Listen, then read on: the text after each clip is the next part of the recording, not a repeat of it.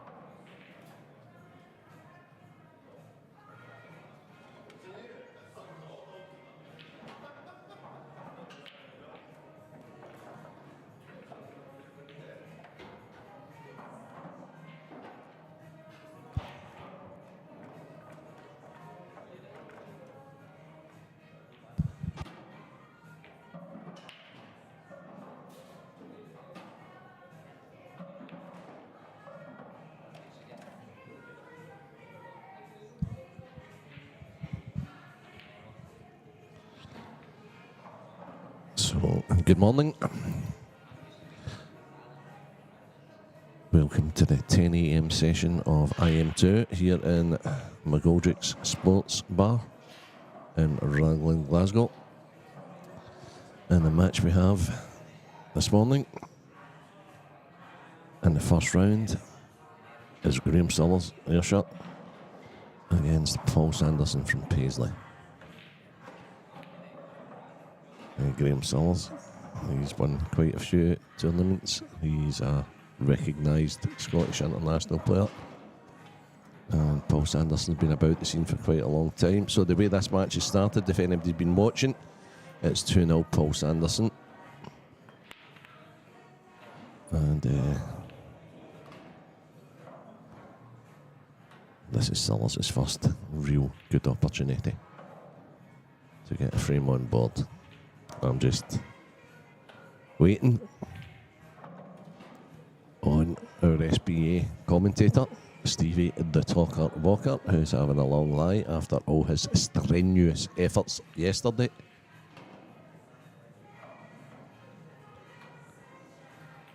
And I'm sure he will get the chat going.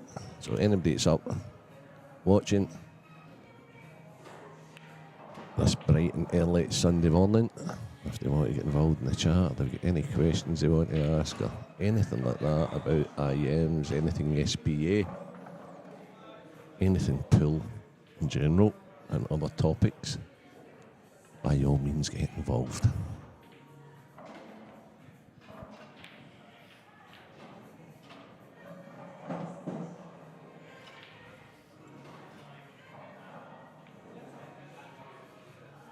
Great day's pool yesterday, culminating in Gibbsy, Scott Gillespie, 6-2 down to the in-form wee steed, Stephen Campbell, and the miraculous comeback from Gibbsy, who was really, really solid.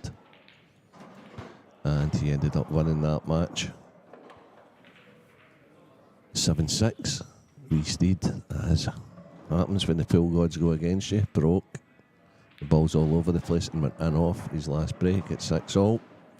Had a couple of half chances to win the match, though. But that sets up a mouth-watering clash in the last 8. Gibbsy plays the in-form Gio the Edge Egger. And that'll be coming up, I've no doubt, at 3 o'clock this afternoon.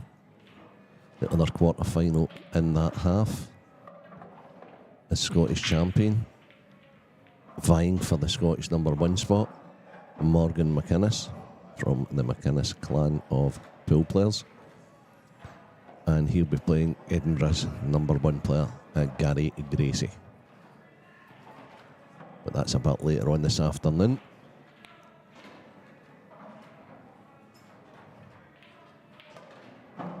At the minute, we've got Big Graham Sullers. Has he came a little unstuck there? Is he too close to that red to be able to play the yellow off the red into the right middle?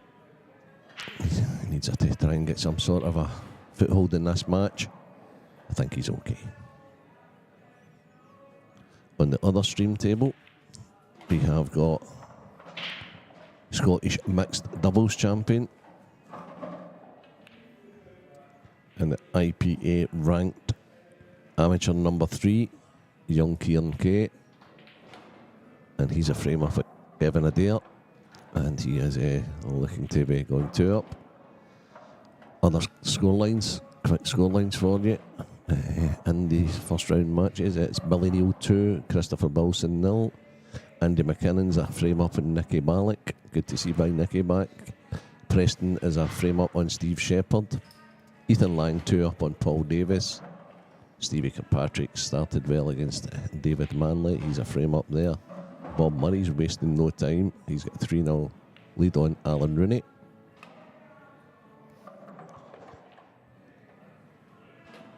And then obviously our TV matches, we have Kieran Kay, who's just about to go 2-0 up, and we have Paul Sanderson 2-0 up. And Brian Allen's a frame up and Graham Hardy. So that's us up to date with the scores. All those scores are Q score.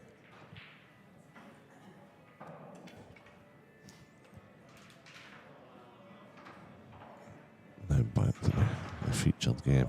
And that's a nice little shot for Graham. He looks up a little dismayed, but I think he's ideal here. I think he can just float this in low with the left hand. Oh no, maybe he's looking the gap.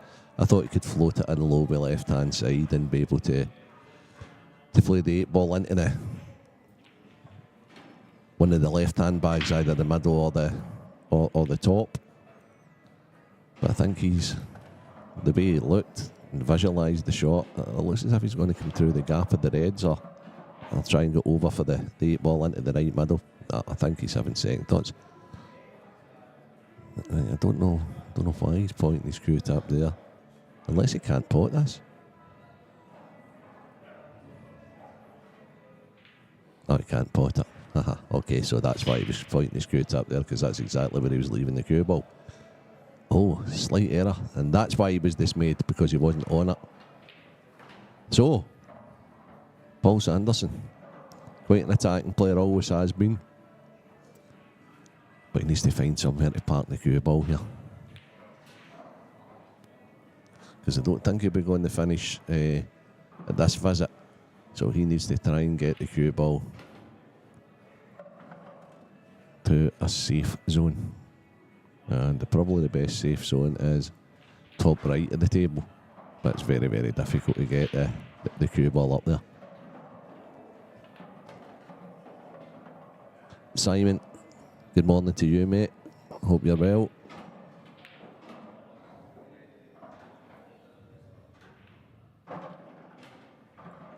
Good shot.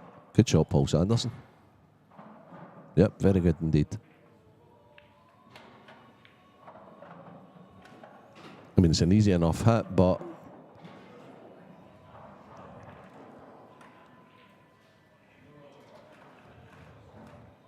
now there's a chance. So Paul's done well there, because Paul's now given himself a chance to finish this. And that was the only problem with Graham Sillers' shot there. It needed to be a little slower than that, because he didn't want to leave Paul Sanderson on the red to the bottom left. And now that he has, it's just a matter of holding himself together. And it could be 3-0 here. And that's just about perfect.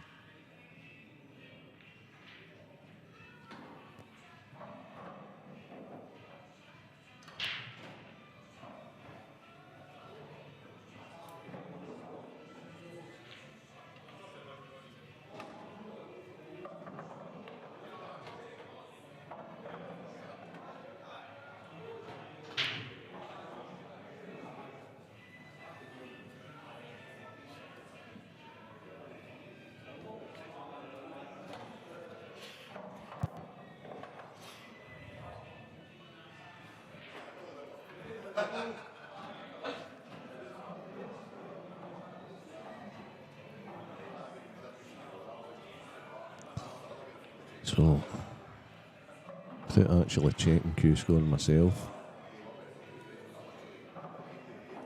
I know that so 3 of the quarterfinal matches are at 3 PM today.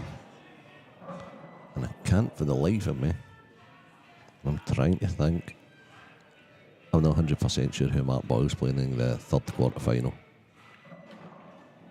And I don't want to do a disservice to the person that he's playing, who's actually must have played well yesterday. So can anybody help me out? I know it's Morgan McInnes, Gary Gracie. The winner of that plays Scott Gillespie or The Edge, Gio Eggert. Davy Forrest. Thanks so much, Simon. Of course, I was having a laugh with him last night as he was noising up his pal Keith Robertson, saying just you get your engine ready for tomorrow morning and all that sort of a thing. At the two of them are, as anybody knows, are like a duo. I think they have the prize money and all that sort of thing, and they're like lifelong pals. So thanks very much. That's the Davy's always at the business end. So Mark Boyle, Davy Forrest, and then we have all these guys competing for the last 2 slots.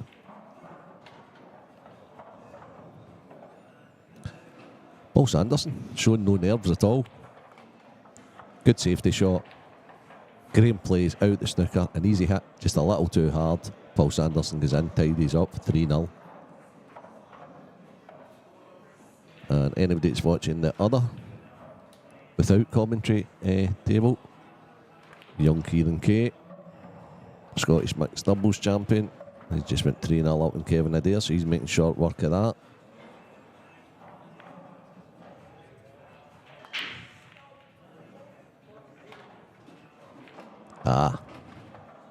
The first mini mistake.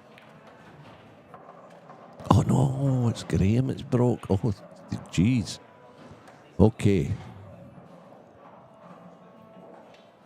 So, Paul Sanderson licking his lip.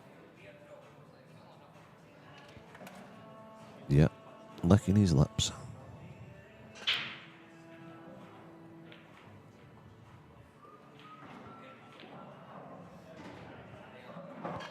All about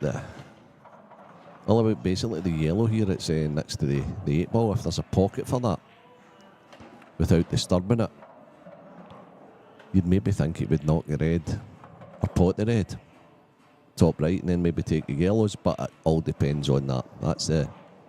That's the key to the finish.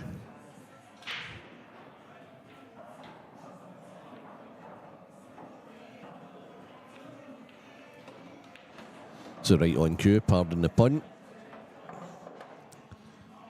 Paul pots the ball that I just discussed. No part the fight particularly well, but I still think he's got the yellow into the top right bag that he's just potted the red in. So I think we'll see him going for that one.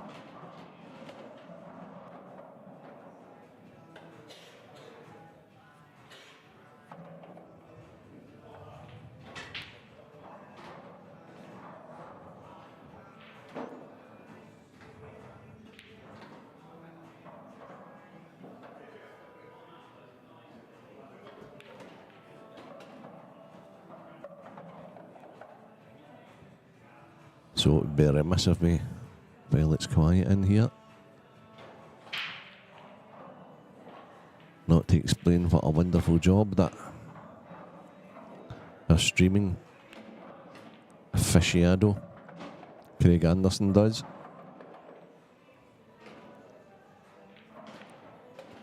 I don't think there's a stream like it in the UK.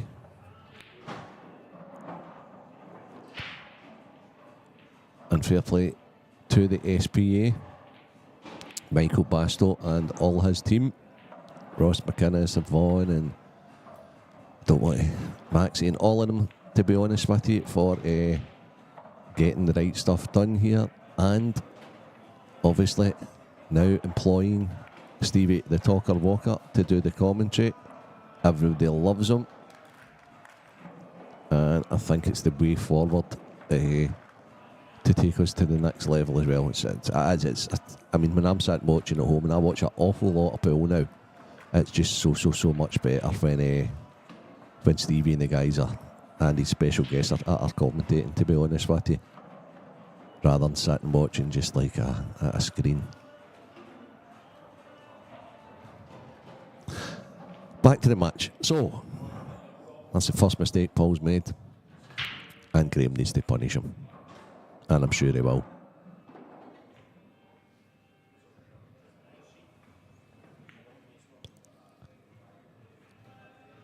Seemed to turn out a little. Didn't play it with total conviction. So I think he allowed it to turn out. I just think he needed to commit much more to the pot.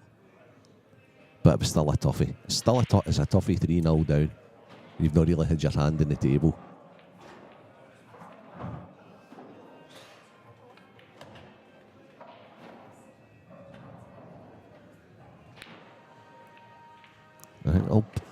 There's no safe here per ball. What he's got to do here is, like, they call this like a low percentage finish or a backs to the wall finish, and pretty much I think he needs to go the pot in the top right. Maybe run through an inch or two, play the double, and just take his chance. There's no hiding place. I don't see any hiding place at all that Graham can't have an easy chance. So I think we'll see Paul going for this.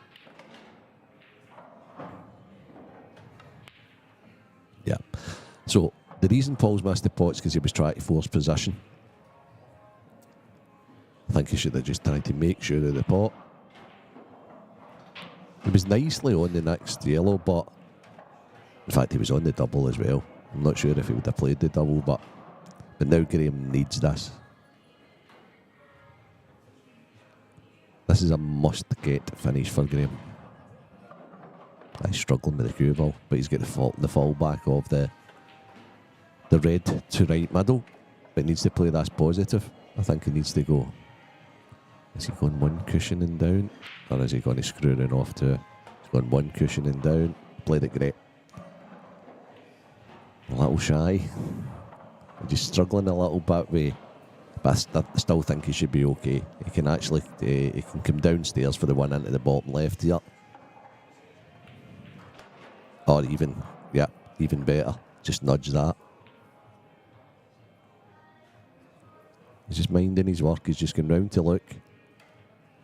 Again, when you're struggling a wee bit and you've not had your hand on the table, you always seem to be that wee bit off straight.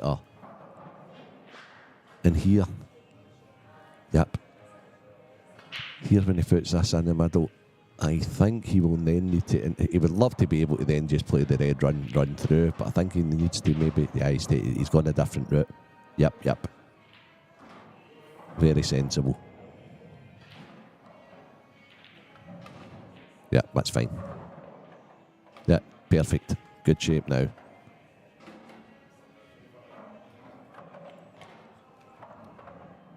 So, that little overplaying position from Paul. Decisions like that early in the match, they might just play on his mind a little bit. Because obviously Graham Sellers would have been big favourite to win this match. Paul started fantastic. But 3-1 game on, race to 7.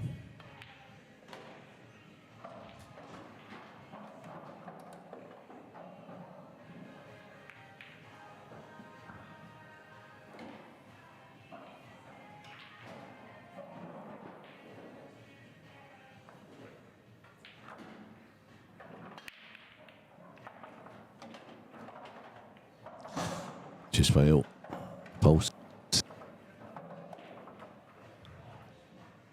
setting the balls up there.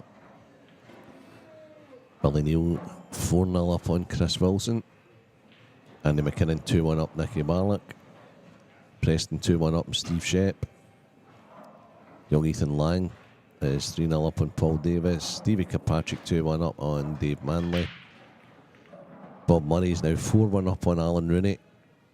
Mark Guhilly's 1-0 down to Terry Skirka. Kieran Kay on the other feature table is 4-1 up Kevin Adair.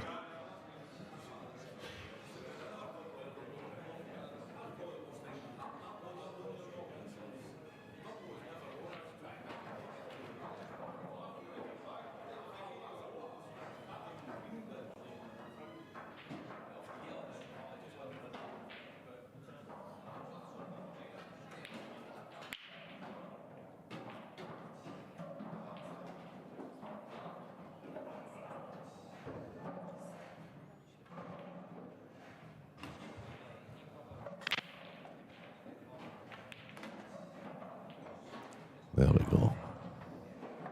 Always the aggressor. Big Graham. Always good when you land on the kick-out ball right away. That's the 8-ball into play. I mean, his fight's not...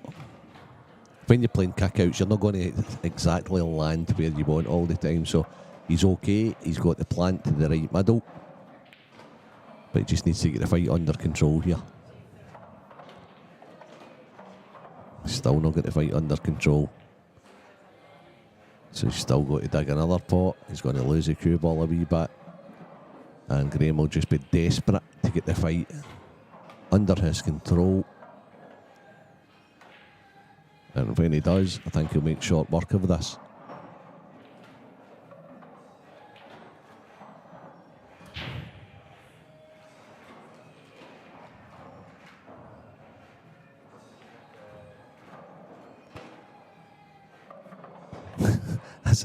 It's an amazing game when you're chasing.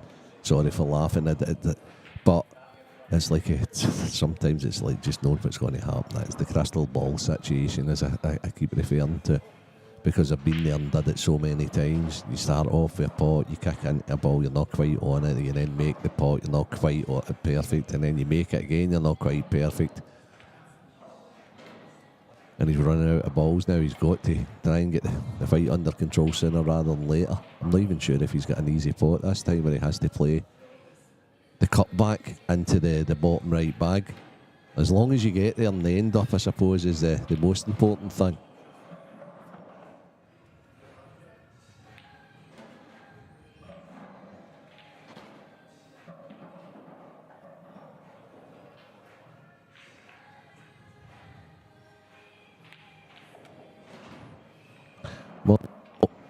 Morning, Joe. Bright and early for you this morning, mate.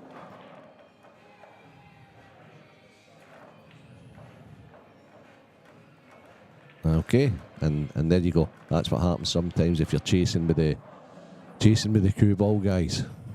However, Graham, and funnily enough, the shot he misses, that's when he's actually perfect. So he's turned the table over to Paul.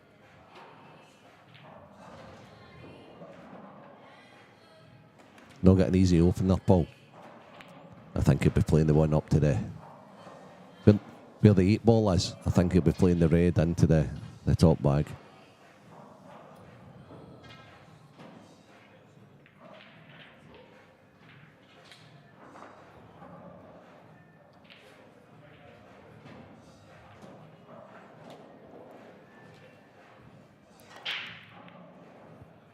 The youngin was playing well yesterday, Joe.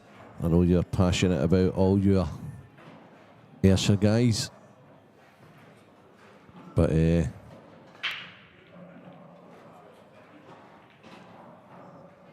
teenager, he'll be playing the very experienced Scott Gillespie, Gibbsy, today, and that will be a cracker, a really cracking match, to be honest with you. I'm looking forward to that one.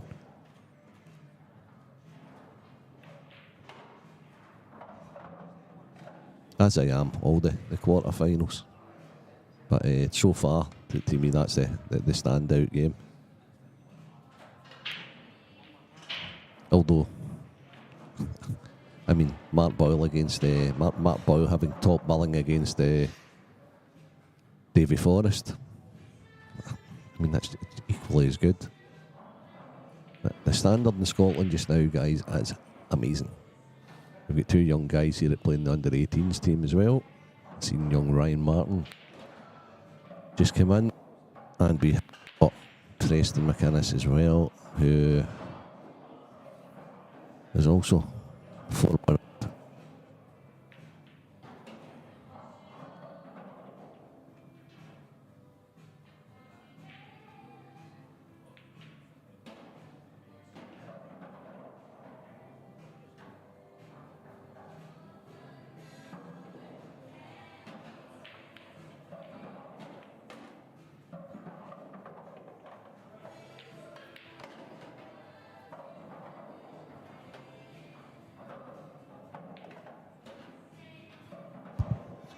Sorry about that, I've just changed all our microphones. A wee bit of a problem with mic number 1. So I'll let that do Stevie Walker's head in when he comes in.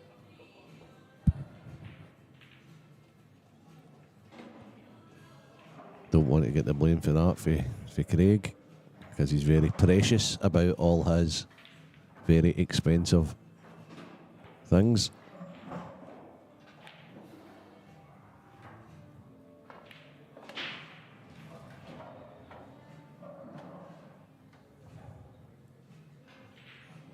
Yeah, it's a little hotbed just now, Joe, to be honest with you. There's Big Sellers, fantastic. The Edge, Newegger, fantastic. You've still got Stuart McCulloch there, who's just like different class. Martin Fisher, the old head. You've got guys coming through like Campbell Dunlop. So, yeah, yep.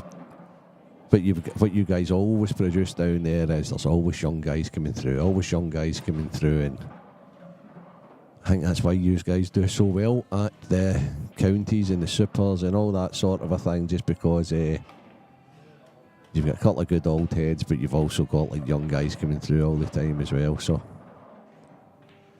whether that's Kilmarnock, Central Ayrshire, I know if they had I'm not sure if you guys played the last time there was now then. It was like a super counties thing, so it was basically like Glasgow against like Falkirk and Clackmannanshire joined forces. Dundee joined forces with Arbroath, I think. So it was like a regional. I think that was the description of it, a regional. It would be good to see that back. My man Craig's in now to sort out microphone number 1.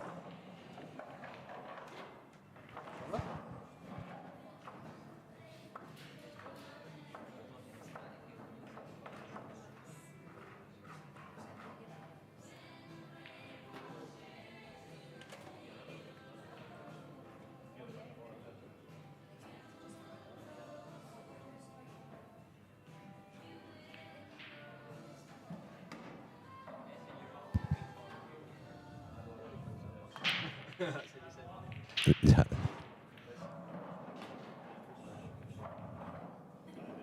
No, I'm surprised at that. Well, you have.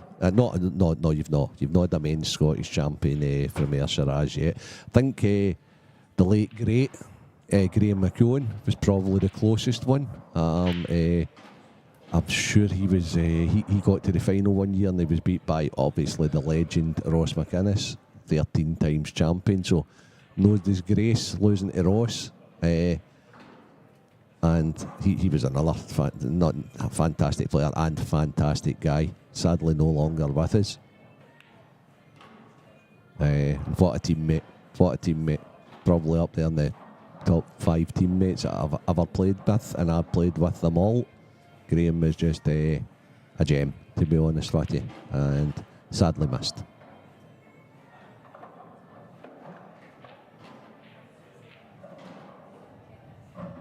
Oh, sorry, and Gio, obviously.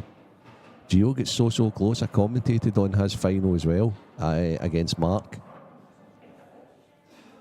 And I think maybe the Gio now, compared to Gio a couple of years ago, could have possibly taken Mark out in that situation, but he was I think he was only 17 years old or 18 years old, and in the final of the Scottish, it's just like phenomenal. Central won the first regional. Central who, Kev? But it wasn't Sticks, I remember that.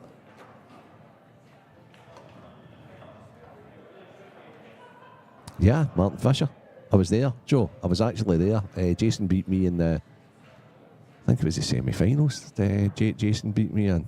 And Martin Fisher beat, I'm sure it was David Driggins in the semi-final, and it was like Hill.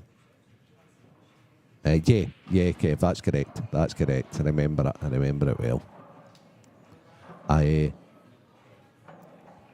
And Martin had a wee sherry or two, and took the best drunk finish I have ever seen in my life against David Driggins.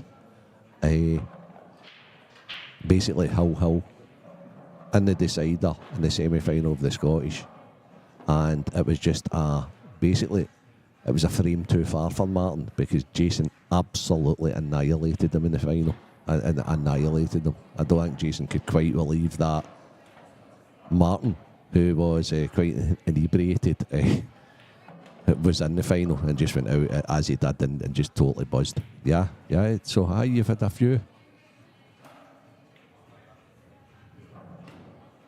Yeah, Clacks, Falkirk and Cumbernauld all together. That's correct. It was a good cracking tournament. Kev.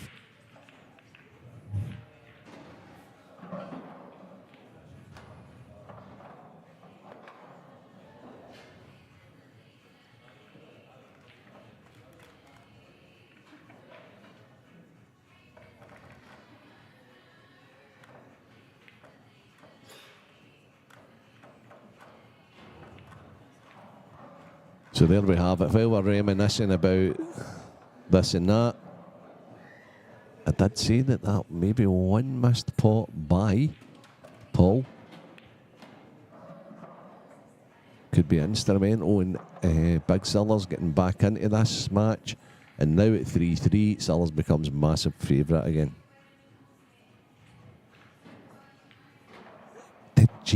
Well, Joe, I'll tell you what, you are a historian of Ayrshire Pool. Thank you, mate. I remember James well. I played in one of the Scotland B teams with him. He's a cracking player. Yeah, Big Charlie won the Scottish twice, and there we go. We've got 4 finalists from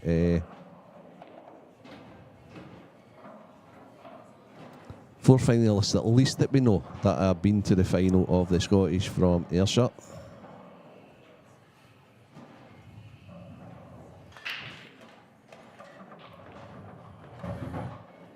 You have the half category knowledge, Joe. That's good.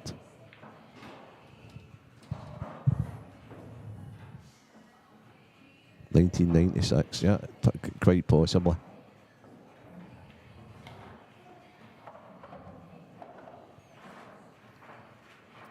They were the old school, Joe. Wee Tammy, Big Neil Gillespie.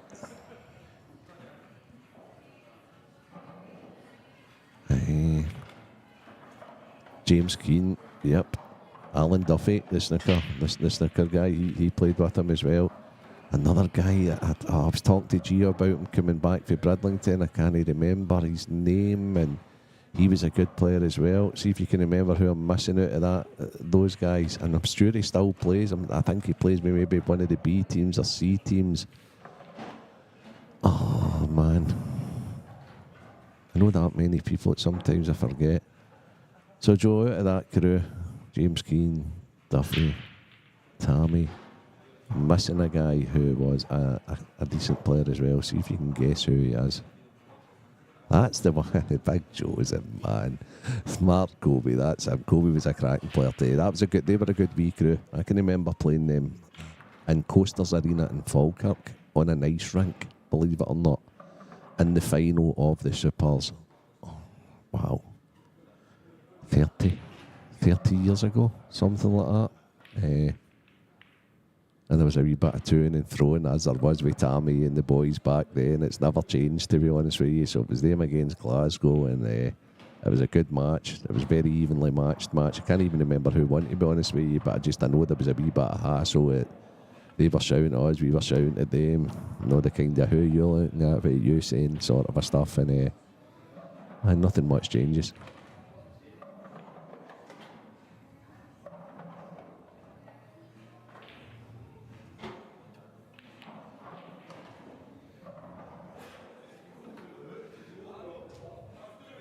It's probably over 30 years ago. Wow.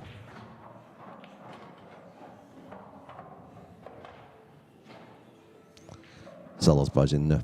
Sellers buzzing now, guys. Paul's let him off the hook. Big Sellers is gradually gaining momentum and speed as he plays. And there's a classic for all you guys. Especially all you young guys maybe watching these streams and try to learn the game. As early as 3-0 to Paul Sanderson, he's got a chance to go 4. Plays, it wasn't an easy chance, plays a slightly loose positional shot. But what he does is he misses the pot because he's trying to get a position, and all of a sudden he's 4-3 down.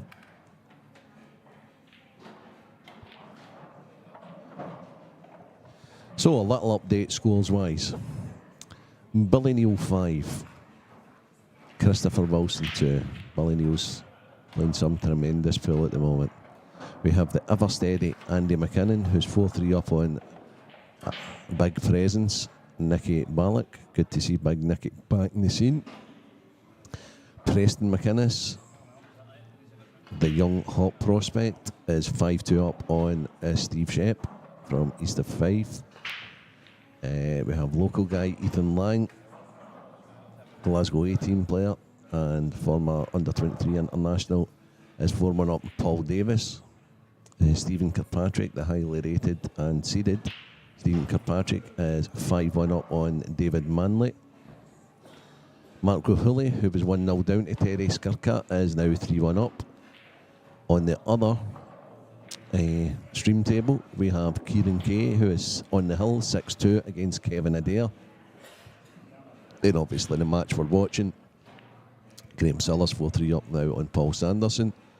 And the last match at this stage is Brian Allen's 4-1 up on Graham Hardy. I beg your pardon.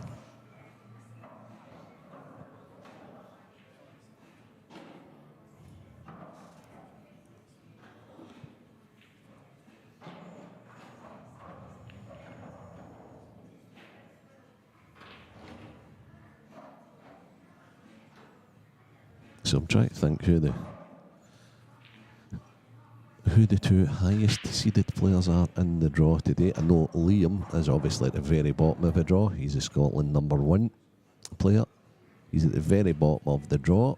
I'm trying to think who the top 16 player is or the top 8 player is rather, that he would be seeded to play in the last 8.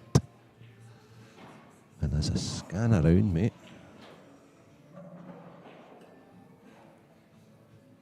I'm wondering if it's Sellers. I'm wondering if it's Sellers. Who is the top 8 player?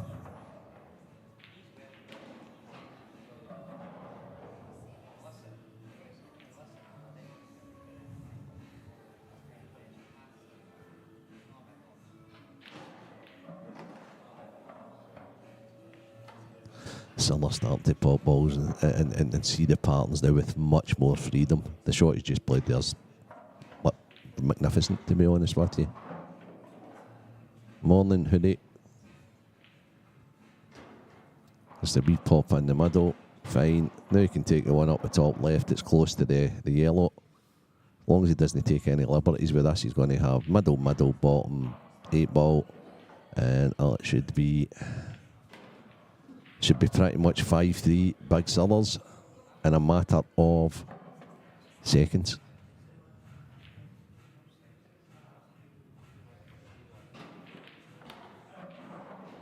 Oh, he's a little shy. That shot, there's nothing for shot. He'll be kicking himself.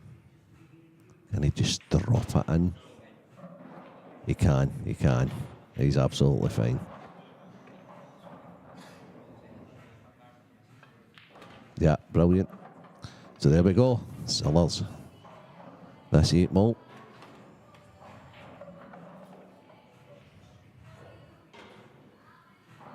And there we have it. Graham Sellers 5, Paul Sanderson 3. 2 more to progress to the next round. Billy Neal's now in the hill. Preston McInnes on the hill, 6-2. Billy Neal 6-2. Kieran Kay 6-2. I think it may be 6-3 Kieran Kay now.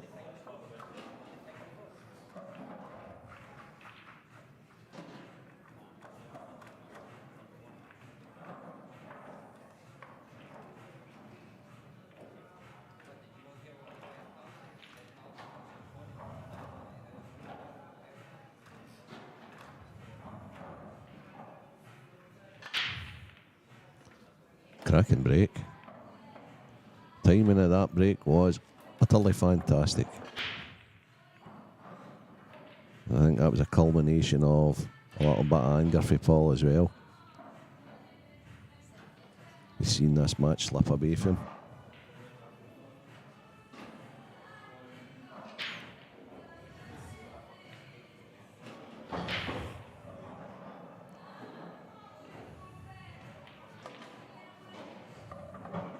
Yeah, Pablo. Yeah, pretty much Pablo. That's right. It's against these top guys. You get buried for errors. You get buried for, and you're right. He didn't take advantage of it, and it's come home to roost. And he really needs to get these. He's actually hitting the ball sweet. Sweet as a nut, but he needs to get these to try and get back into this. He's not going to change his style, that's for sure. He likes to attack, and listen, the modern day game is just all about attack. It's actually brilliant to watch and commentate on. Yeah, he's played that pretty good. Okay, so it's just finding a bag for everything.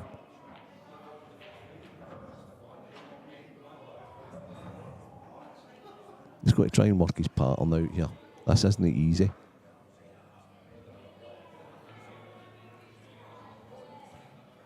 I like what he's looking at. I'm missing. You're right, okay. I mean, this looks like the basic pot you're on. That's fine. He can actually stunt at a lovely little gap that he's on both here now. So what he wants to be is on the left-hand side of the table. Quite close to where the red is down there. So the bottom half of the table, where the red is, it's closest to the left cushion. He wants to be in that vicinity there. And then he's got a shot at both yellows. Nothing for short here. Oh no, Paul, where are you going? Nah. Trying to be too neat instead of just taking his medicine and going longer. And I think if he watches this back, listens to what I was saying about where he should be there, he'll be kicking himself now. Because he's pretty much no shot at anything now. I'm not so sure that goes.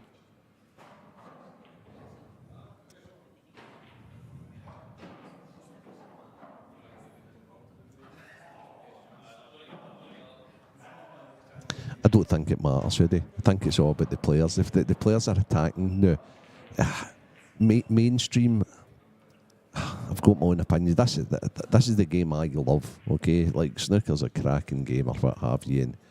And, but this is the game I love. But I'm just not sure that the game's been getting played for about 50 years now, okay? And if it was going to make it mainstream, I think it would have made it by now.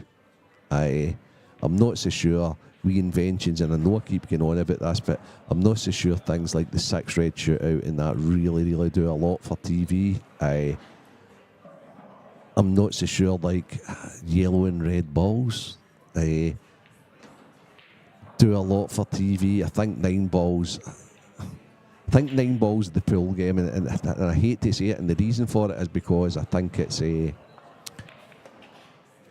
I think the Americans get things right. They like high scoring, can be over in one shot kind of things. So I hope I'm wrong.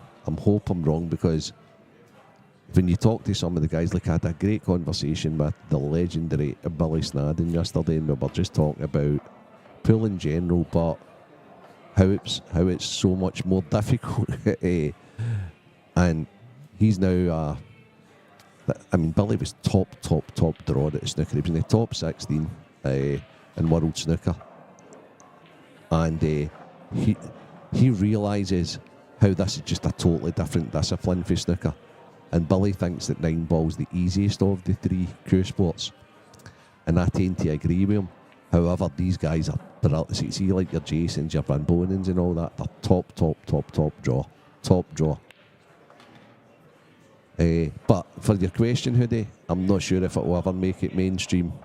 I think it's got a better chance than ever because everybody attacks all the time now. But I don't think one rule set is better than the other. I just think that it's all about the players. If you've got Chris Melling playing against Scott Gillespie or Mark Boyle or Tom Cousins against like Gio Egger or Morgan McInnes, the game's just going to be boom, boom, boom. It's going to be great to watch if you're a pool player. And for me, this game, UK pool, we'll call it, small ball, has the most participation rather than snooker and 9 ball in the UK. So there is a fan base there, but I'm not sure if it's a world fan base. So, yep, that's the answer to that. That's the prolonged answer to that question, in my opinion.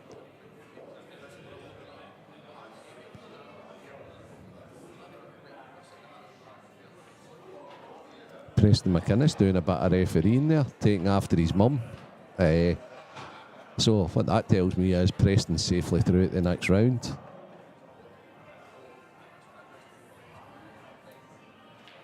As is Billy Neal. Kieran Kay is stuttering a little to get over the line. I think he was 6-1, it's now 6-3. Andy McKinnon's turned it round against Nicky Ballack. He was 3-2 down. He's now 5-3 up. Ethan Lang 5-3 up. Mark Gahuli 4-1 up. Sillers, as we see here, 5-3 up. And Brian Allen's 5-1 up on Graham Hardy. So there's a couple of matches now finished. Quick fire. So some of these matches have been finished well before the deadline. The next round scheduled for 11:15. So we're way ahead. Now, second chance here for Paul. Needs this. Just one good pot. Oh, he's okay. He's okay. He's actually played it fine. And just a wee drag in. Just a wee drag through. Don't think he'll stun this. I think he'll just play a wee slow drag in. Yep, and he's got this 8 ball to get back in the match, and it's game on again.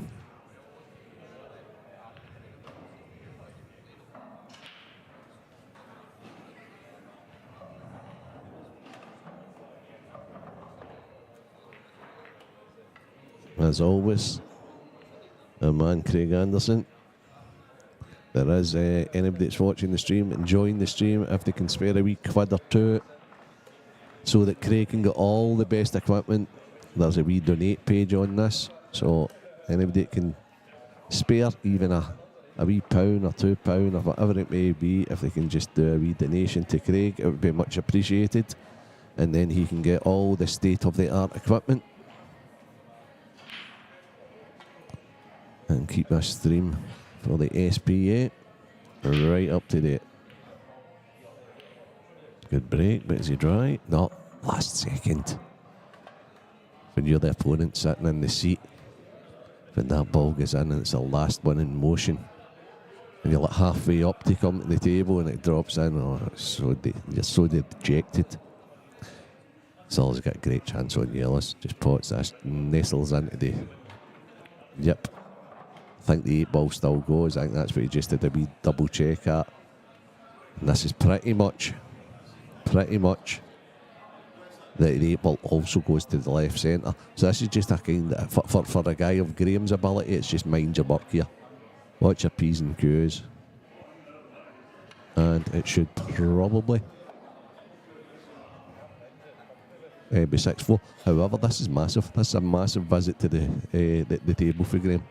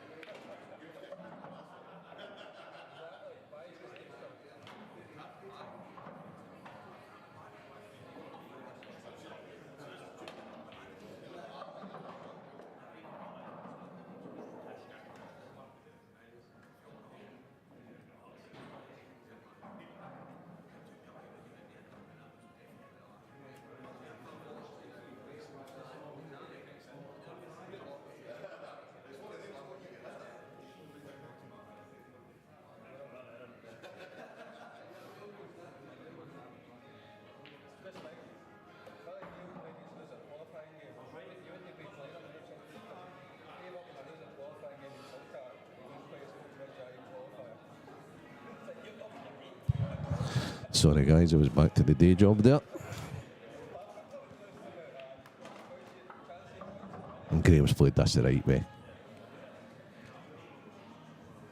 Graham's pattern plays pretty impressive. So, the big question here is, how good does he end up on the 8 ball? Because I think he's going to play into the bottom left here. Right middle. and it's how good he gets on that last yellow. It will dictate where the 8 ball's going. And right on cue, and with two, not just one drink, but 2 drinks, his early morning drinks, the person you've all been waiting for, Stevie, the talker, Walker. So I'm going to get out of here, back to the day job, guys, and I'm going to pass straight over to our man Stevie. Stevie, there's been quite a lot of chat and all that already. I've lubed them up for you. And it's time for you to take over, mate.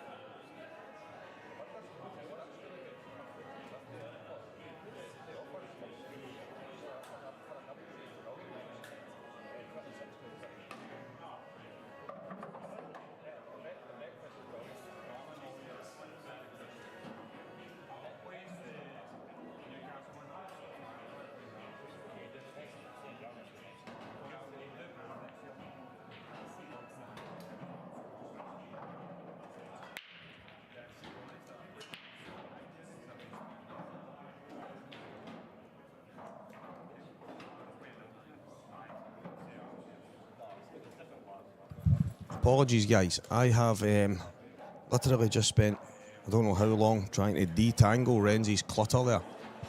He has managed to do what my daughter does with her chain that she wears around her neck every day. She says, "Dad, can you untangle this?" And Renzi did that with 2 microphones, 2 sets of earphones, and a few other wires in here. And he was only, I think, what, half an hour or something he was in here. So either that, or we've had some kind of tangle wind-up merchant in here last night through the night, setting this up for me to come in. I had young Kieran sitting watching me, trying to detangle spaghetti wires for the last 15 minutes or something. So I heard that Paul was 3-0 up here, and all of a sudden he's 6-4 down, so well, he's got a chance here. You joining me here, Kieran? I've got Kieran sitting next to me. He might pull on the earphones. He's going to go to the toilet and that first, and he'll be back. He'll join us for the next wee while.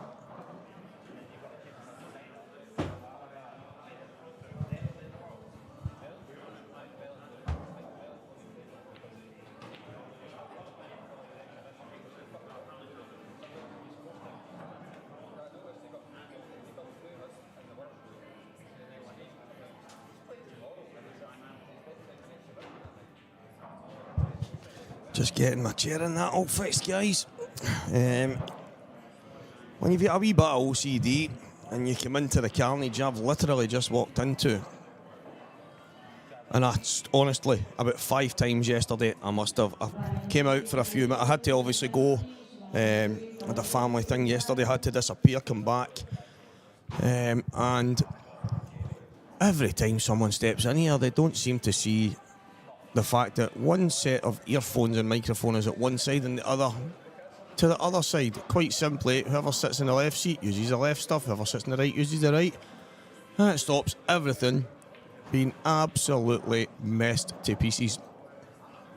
Just sitting down trying to lift a headset and everything's moving at the one time. It was carnage. Spaghetti Junction is an understatement, but we're all organised now, and I see that the chat function is already full of hustle and bustle. So in this match, guys, fill me in a bit. Fill me in. Renzi said it was 3-0 to Paul, but he seems to have had some kind of collapse, or has Graham just been so good that there's nothing he could do? Answers on a postcard, please. Well, he's given him a chance here. That's criminal. You cannot leave him on that ball. I mean, and the Reds look quite good as well. I wonder, do you be brave there and have a go? He's tried to contain. It hasn't worked. And all of a sudden, I mean, he's looking at it like he might not have enough of the yellow. It looks on the camera like he does.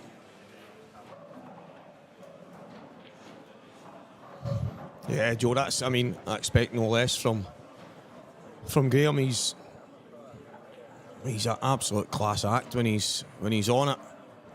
He's actually as good as anybody. That's it in a nutshell. And obviously, if Paul has given him a few gifts, it's very rare that Graham Sullers will refuse them. There's been a couple of matches over the weekend so far where someone shot into a lead but hasn't managed to continue the vein of form or at least stay in the match for a bit longer. But this match is about to be over. There's no worry about the bottom corner. It's quite simply pot the black. There's no danger here.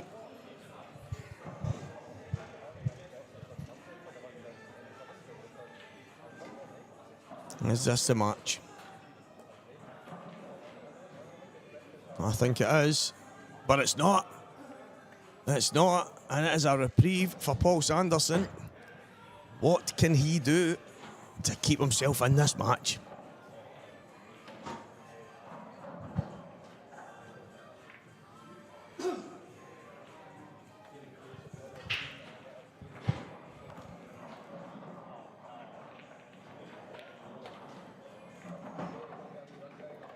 Yeah, I think he has to be positive here. I don't think you want to be. You could be forgiven for playing a snooker on the red up the top, but on the position that the black is in, I would be being brave. He can play the red like a shot to nothing, knowing if he doesn't pot it, he's going to play the snooker. He's going up to play a snooker. I think you go and play this as a shot to nothing, cutting it into the top, taking the white over to the left side. If it goes, you've got roll-ins. If it doesn't, well, Sillars has to pull out some kind of monster fluke or absolute worldie on the black. And for me, I had a feeling Paul would do this. Oh, he's had a go to double. Fantastic. I mean, he's actually did what I was saying. He's played it as a shot to nothing over to the left side, except he's played it a bit different. I was thinking and cutting it up the cushion. He's played it as a double. I like it. He's got a bit of cue action needed here, though. Absolutely pumped that in.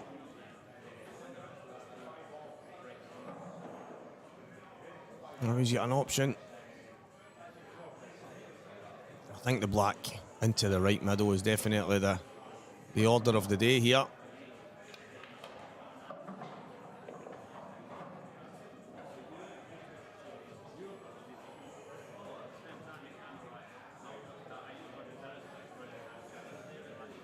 Now he's not come up far enough. I think if he screwed up past the black cushion side there, he's just got a drop in and another drop. He's going to have to go top rail now, up off the top cushion and work his way back down. Oh, he's opted to just drop it in. This is tough now.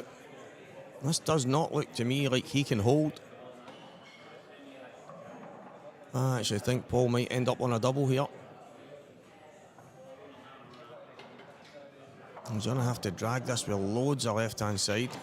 Oh, he's tried to pump it in. He's got away with this. He's got away. Oh, no, he's not. He's on a double. I had a feeling he was going to end up in a double, but let's be honest, that was a bit radio rental.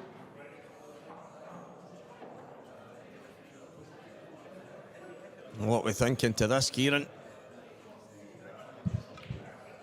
We're thinking it's done. Guys, that is as unorthodox as you're going to see. But there is more than one way to skin a cat, as they say. Paul can swagger away from the table thinking he's taking a monster, but that was absolutely berserk.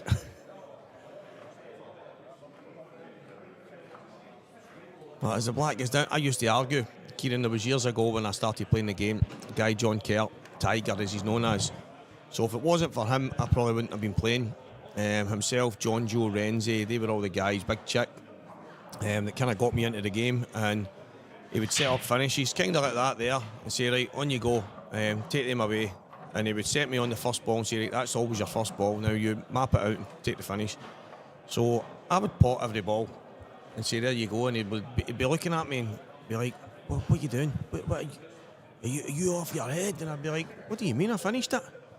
He's like, doesn't matter, you're all over the place. You've got a bungee rope for that cue ball. You need a sheepdog to round up that white. He would go crazy. And I used to think, but I finished it, what's the problem? And he did say to me, it's only so often your potting's going to pull you out of trouble, because eventually you're going to keep getting caught. And then I would go to tournaments. And each tournament I went to, I played Alec McDowell, I get beat 6-0. I played Maxi, I get beat 6-0. And it just seemed to be the thing that was happening. Every tournament I was getting destroyed, 6-0, 6-0, 5-0, whatever it was. I'm going, how is this? But on a Tuesday night I was winning a frame. I'm thinking, I'm brilliant because I won a frame of pool with this crazy finish. That was very similar to some of the crazy finishes, but they don't always work. Getting coached for Renzi always calls it there's only so much you can get for the get out of jail free card. Yep. There's only so much you can do that until it really starts to catch you up. And eventually it will. But Aye, that's a good way of putting it. Renzi's he's quite good with his words. I mean, he's probably the one guy. He didn't actually coach me years ago. Although he wasn't actually coaching, but he was just such a good kind of man manager, if you want. He was he made you feel 10 feet tall without telling you how to play the game. He made you walk onto the table thinking you were Stephen Hendry or Ronnie O'Sullivan. He just had a way it wouldn't matter who you were playing, you felt like you could beat anybody. And I think it was only kind of fitting that he ended up becoming arguably the best coach in pool. He's just his way of words, how he makes you feel good, but he also teaches you at the same time. And there's a lot of times you don't actually realise that he is teaching you something just because of the way he comes across. But aye, Renzi's he's definitely a good guy to have in your corner, that's for sure. It's the wee subtle things that Renzi says that really make the impact that you're not aware of. It's the wee things that he says, and it's not until you have it in a match and you're like, it's actually working. Then you'll find it when you've had that at once in that match. It's going to continue and continue. And the stuff that he's taught me is, you think that some of the stuff that he teaches me, you think it's never got to get brought up, or it's how's that going to work? But then eventually it comes up in the match and you play it and it plays it the same right. And it's even worse when he's at the event, you play the shot and he's just got that smug face look-wise. He did. I was playing in singles in Bridlington a long time ago. It was when I first started kind of getting into the Scotland setup, and I took an absolute monster finish, and there's loads and loads of the Scottish guys watching up in the gallery above and all around the table, and I was flying. I played great this full week, but I've basically treacled a black down the cushion, kind of cutting it back into the bag, but I just kind of thought I'll just roll this in, and I've left it hanging over the pocket, and I look round and Renzi's coming running through the table screaming to me, "Get that pumped in, get that," and I'm like, and I knew right away the minute I played it, and I went, no, and honestly I looked over my shoulder because I knew he was coming, and there he was, and I went, I know, he went, "You don't know, you would have done it," and I'm like, okay. But they wee things that, as I say, you did when we played years ago, didn't realise that he was actually coaching you and helping you, because it would be like maybe after a game he would go over some stuff with you. Maybe I used to practice with him quite a lot, and see if you didn't ask Renzi for any help years ago, he wouldn't give you it. I could get in practice with Renzi and some kind of say, right, moment of races to 10, and he could beat me 10-0, 10-0, 10-0, and I could be making the same mistakes over and over, and unless you asked Renzi, what am I doing here? He wouldn't help you. And I says to him one time after, I went, "Renzi, I thought you would maybe stop me and help me a wee bit," and he went, "Well, you never asked." And I'm like, ruthless, man, absolute ruthless, just hammering me over and over and over. But I mean, I probably learnt more in the hammerings than I would have done if it didn't happen, if I was just in there potting balls myself. So there's always a lesson, no matter what with Renzi. That's the one thing I've always took with it. It's the old saying, you need to learn how to lose before you win first, innit? And that's exactly what you do with Renzi, innit? Definitely. Does Graham play the pot kick here, or does he sneak that inside the red? We're about to see the answer. It looks like he's going to try and go cushion first here. Slack took a finish yesterday. I mean, it was world class. Wasn't it the best game? Slack and Keith Robertson. Keith did kind of edge it. Keith had a few, I think it was maybe 3 dishes off his Slack getting off. So with the 2 shots, he's managed to get over the line, but one of the finish Slack took. I was saying to him last night, I went, you tried to hang the top pocket in the first shot. He's like, "What? It flew straight in," and I went, "Can't, you never went for that." And it was some finish. It was one of them. I felt like he stumbled onto it, but it was world class. It was a typical Slack finish, but the rest of the match, I'm sure he'll want to forget about, because it was one of the. As I said, Keith wasn't even in kind of top flow either, but he just had a wee bit more, and obviously Slack getting off 3 times on the break. That's massive. Very similar shot that Sillers just played there, cushion first. Slack's one was halfway up, and it's hit the one. It's some shot. He's ghosted it in perfect, and they're hard shots to judge. But I actually fancied Graham for that one. I think one of the best one-frame pool players I think I've ever seen, Slack, because the finishes that he takes is bonkers. I remember the one in the semi-final last year, in the Nations and the men. He's actually called it. He's just pointed his cue. I think 4 cushions, he's pointed it, and he's absolutely nailed it. Absolutely nailed it. Absolutely just ridiculous. It's the fact he's called it as well. is what makes it even more special. Is the fact he's called it. It's not just he's battered it, because Aye. everyone in the pub league just goes, "Oh, he's a basher." Aye, exactly. But he's actually called it and he's nailed it.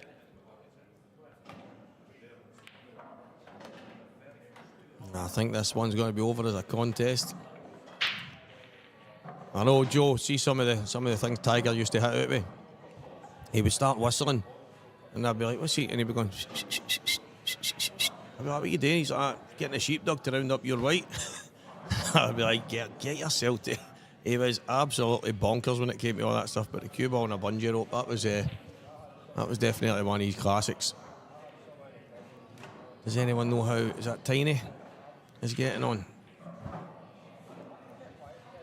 That big love heart on that screen was always right in front of the words.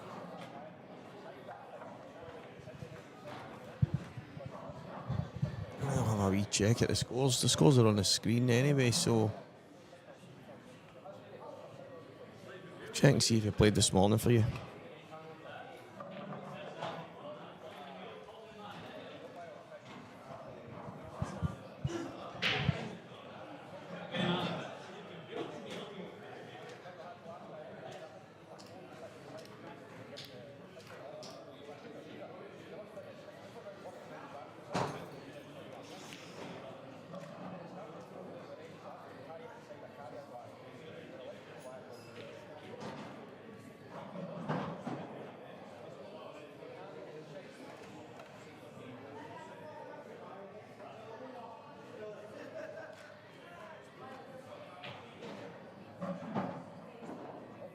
Was he playing the day? That's what that says, isn't it? Does anyone? Is he trying to get that heart out the way?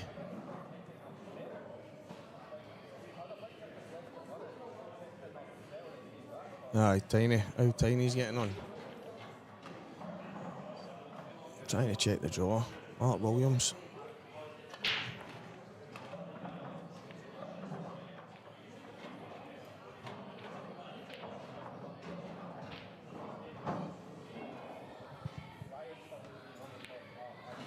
There's Keith there. Talk about Keith, and he's right on cue.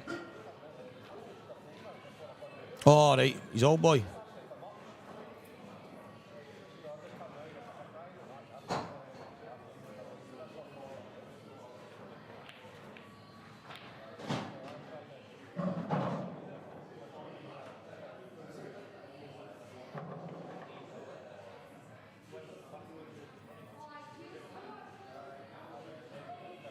Graham Sellers is through. Well done, Paul. Made it a match. In the end, it just wasn't enough. But Graham Sellers is into the next round, and I am trying to find Big Tiny's 10 a.m. match. She was on at 10 a.m. this morning.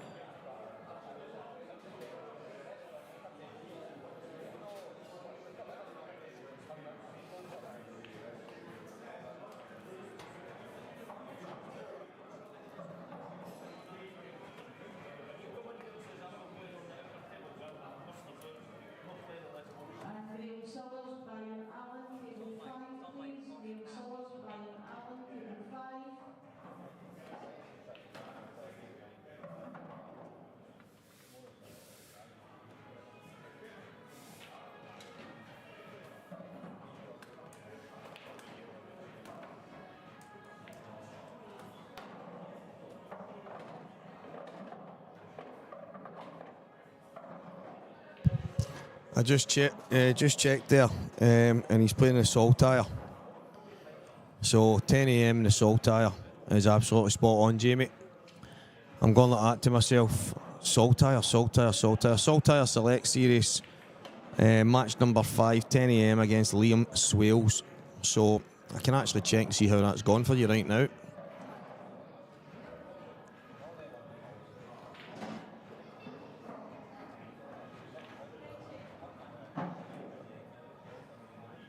He is 4-2 down against Liam Swales in the Saltire Select Series right now in the Players Lounge.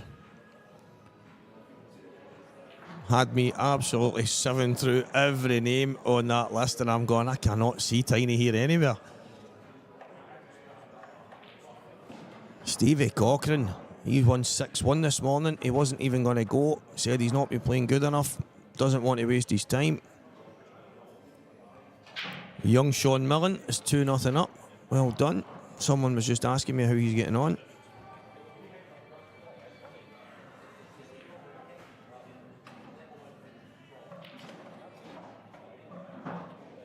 Yeah, that's good. Good stuff. Well, we're back here. And this is the Scottish Individual Membership. It is event number 2, and it's Mark Gilhooley and young Kieran Kay. And I think a happy birthday is in order. Is it Mark's birthday today, Jamie? Yep.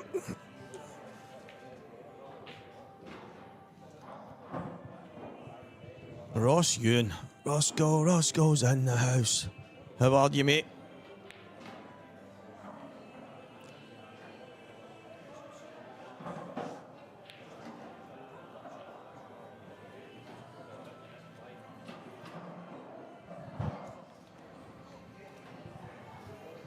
Keith, how did the rest of the day go yesterday? I was winding slack up. I said, Keith absolutely destroyed you. And he's like, destroyed me, the twos were rotten. I went, mate, you got destroyed. The guy who just said far too much for you. You should have seen him. He was going off his nut. And he's like, what about the finish I took? I says, your finish was world class, I'll give you that.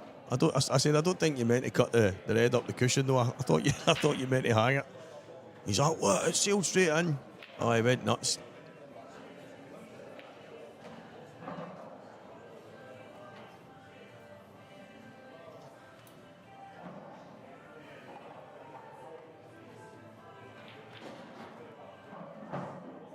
Quality, mate. I just seen some of the scores there. Seen VJJ was 3-0 down. He probably get the toughest draw he could get for somebody that doesn't play any pool. So, but he's digging in.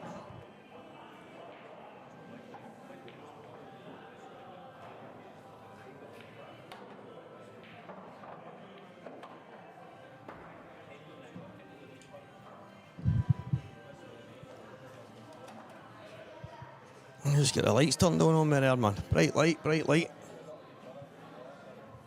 Having a look at the other stream table. Ryan Davey and Billy Neal, that's at 1 each right now. Scottish Q Sports live streaming. Stevie Walker the Talker, aka McCoy's from Wish. And we're in McGoldricks. What a place. I know everybody says it. I seen Angus Coburn. He was on yesterday, he was in here.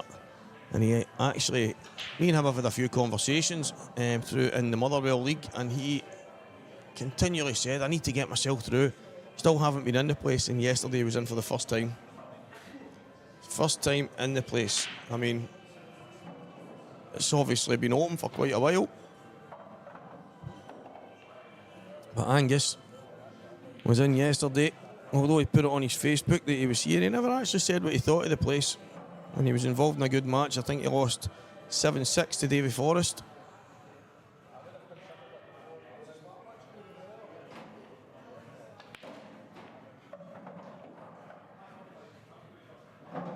Oh, mate, I was actually, I could see through the commentary windows.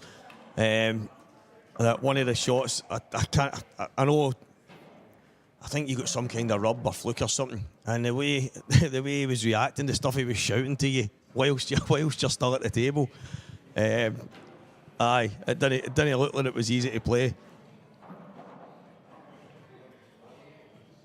a charity football match. I tried to come out of retirement no long ago just to go and help my mate's Saturday morning amateur team, and 4 training sessions in, I blew my calf muscle right off a tendon. So I think hanging up the boots was definitely the right thing to do, but we're always tempted to go back and try and play. I'd maybe be tempted to a charity match at some point, right enough.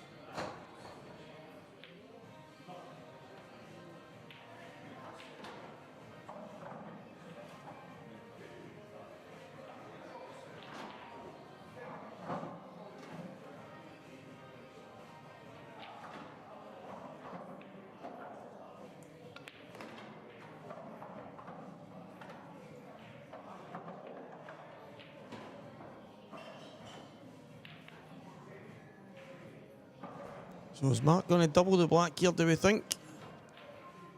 Or is he going to try and drop on it and play it down the left cushion?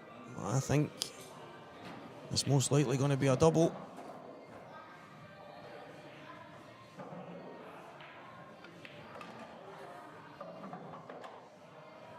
Yeah, he's perfect now to drop high side. Make the double a bit easier.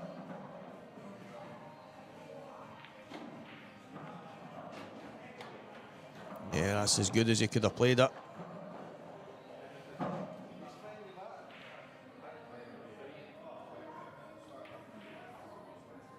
And it's 1-0 Mark Gilhooly.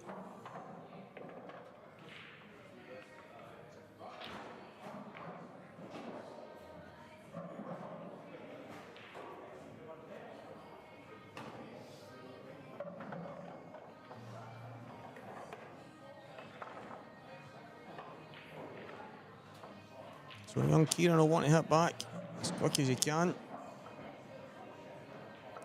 He won't want to let Mark get ahead of steam here.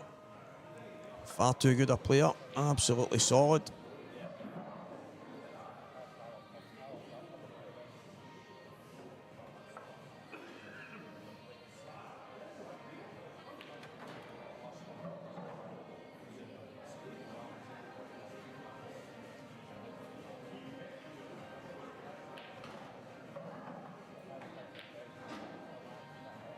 A big break needed.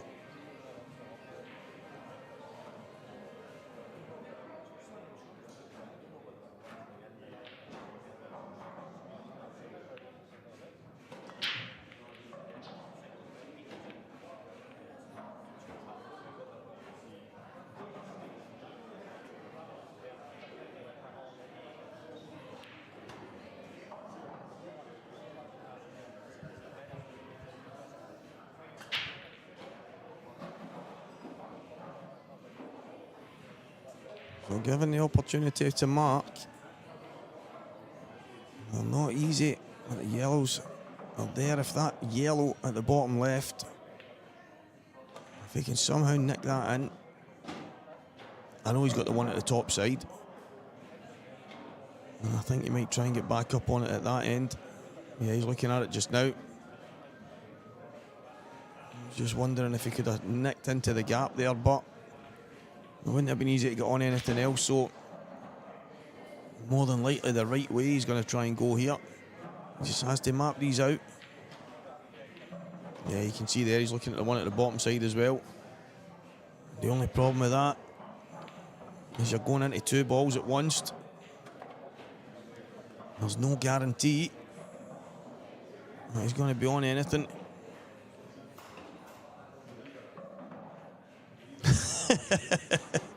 On ability alone, he should be 6-0 up. Oh my God. He's absolutely mental. Absolutely crazy. I could see so many times, Keith, when you were at the table, and obviously on the camera, you get to see a kind of smirk or something off you, and I'd be looking through the gaps in the TVs in the commentary box trying to see what's going on, and I would see him muttering to himself and shaking his head and the arms in the air, and I knew I'm saying he must be doing Keith's absolute head in. He's he's crazy, absolutely crazy. He walked out the toilet. I was talking to Steed, and I says, "Oh, that game there, that would drive you to retirement." And He's like, what? And I was just laughing away. I seen him walking out and he went, who should retire? And I says, you. And he's like, what? I went, you get destroyed, you get absolutely destroyed. But I was only winding him up, it was only a joke. And he went crazy. He's like, what? The two of us were absolutely rotten. He was just as rotten as me. But like you said, apart from when he dished my brakes. I says, I think he went run off a couple of times. I says, but Keith went run off as well. And he's like, two of us were rotten. He was going crazy. His facial expressions, I was in stitches. Oh, he's some boy. The thing is, I wouldn't change him. I wouldn't change Slack. I've known him far too long. We've been mates far too long. He's absolutely bonkers, but he is. I mean, I could see yesterday an absolute nightmare to play against.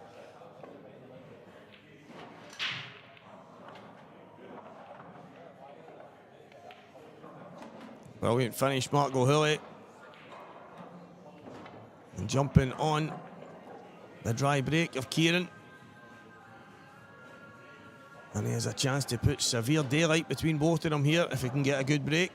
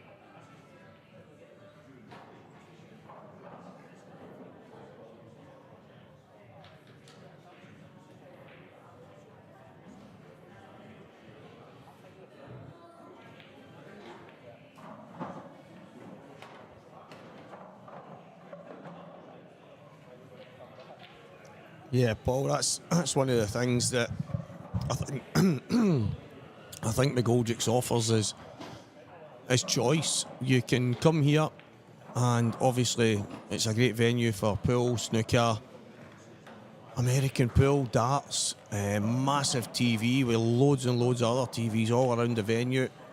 It really has got a bit of everything, and the food is absolutely top drawer.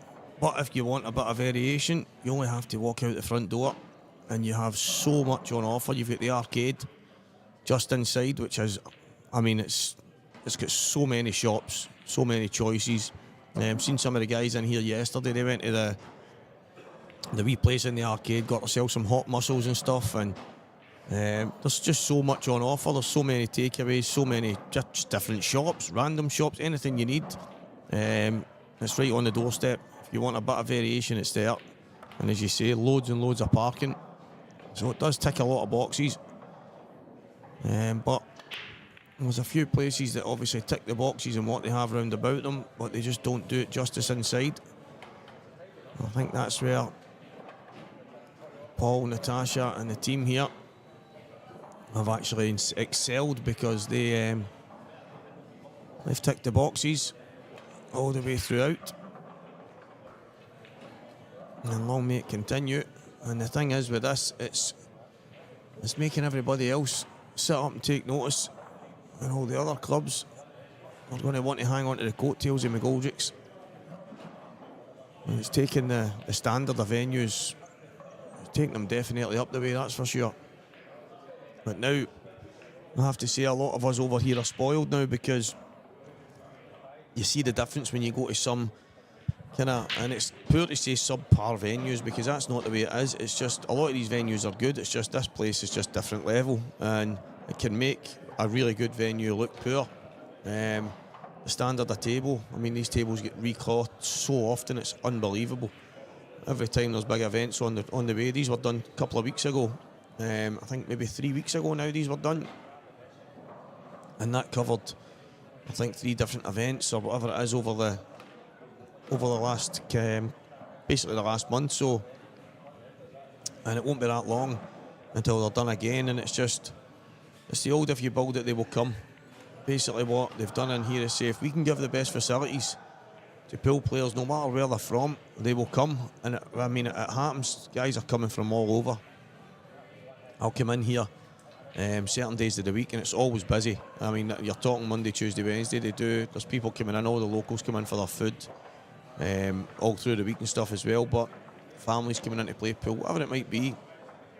But there's guys I see that have maybe passed 3 different pool halls to come here and play a session. It just seems to be levels to every game, and it's just, I just think it's first class. It really is. Paul, there's quite a few places round about. I know a lot of the guys that come up here for different tournaments, so or maybe muck together and get an Airbnb as close as they can. Makes life easy for them if they're in a house or whatever. There is a couple of hotels not far away from here as well. You're just basically, I think it's one cut off in the motorway. If you cut onto the motorway just down from here, and you're the next cut off and you're at a Premier Inn. You're also 2 minutes from here, the Kings Park Hotel. There's I think the Burnside Hotel. Now, I don't know all the kind of costs, but I know in the area there's a few. And as I say, most of the guys do Airbnbs. And I mean, I'm 15 minutes from here, but it would seem like it's a lot further than that. But I'm just on the motorway and off the motorway, and I'm at my house. But it takes me 15 minutes roughly to get from my bit to Rulliglin. Maybe another 5 minutes to come through the lights and stuff. But 15-20 minutes at its most, and I'm here. So I know some of the guys that were up a while ago were actually staying in Cumbernauld, which is about half an hour. And it was because that was where they got the best deal on a house for them to stay in. I think it was some of the Welsh guys one of the time they were up. So, I mean, there's loads and loads within good reason, but obviously some of them it's ideal for driving distance, and then other ones if obviously you want to stay a lot closer, maybe for taxis and walking. Then there is a couple not too far. I think Airbnbs are probably the way to go round about this area now.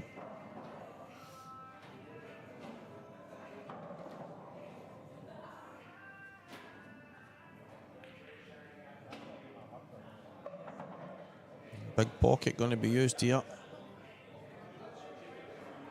The only real work.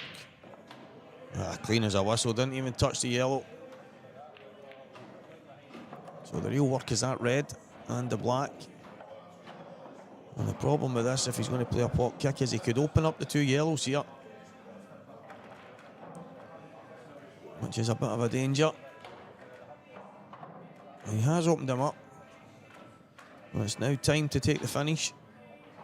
He has to get these now, because I assure you guys, Mark will take the yellows out if it gets to the table.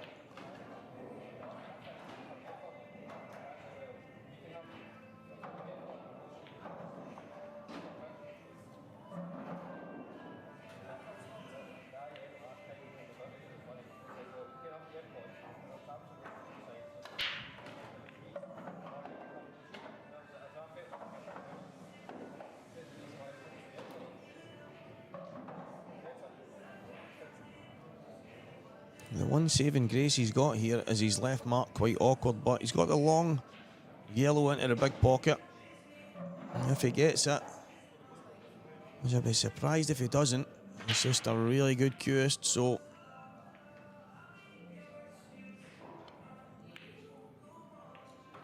yeah, he's got it thick. He's made it too far up the cushion. The black ball's still a problem for Kieran, but he's got 4 reds to try and get it into play. And the sooner the better. You can't help but think he's going to have to do it soon. You don't want to be leaving it to last, that's for sure.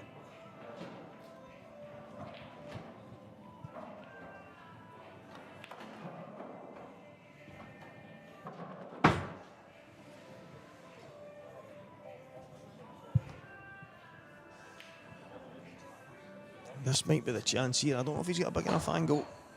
Maybe if he digs down. No, he was too straight. See the angle of the cue ball there. Is he maybe going to just drop behind the black and play in the top right hand corner? At the end of the day, it has a pocket.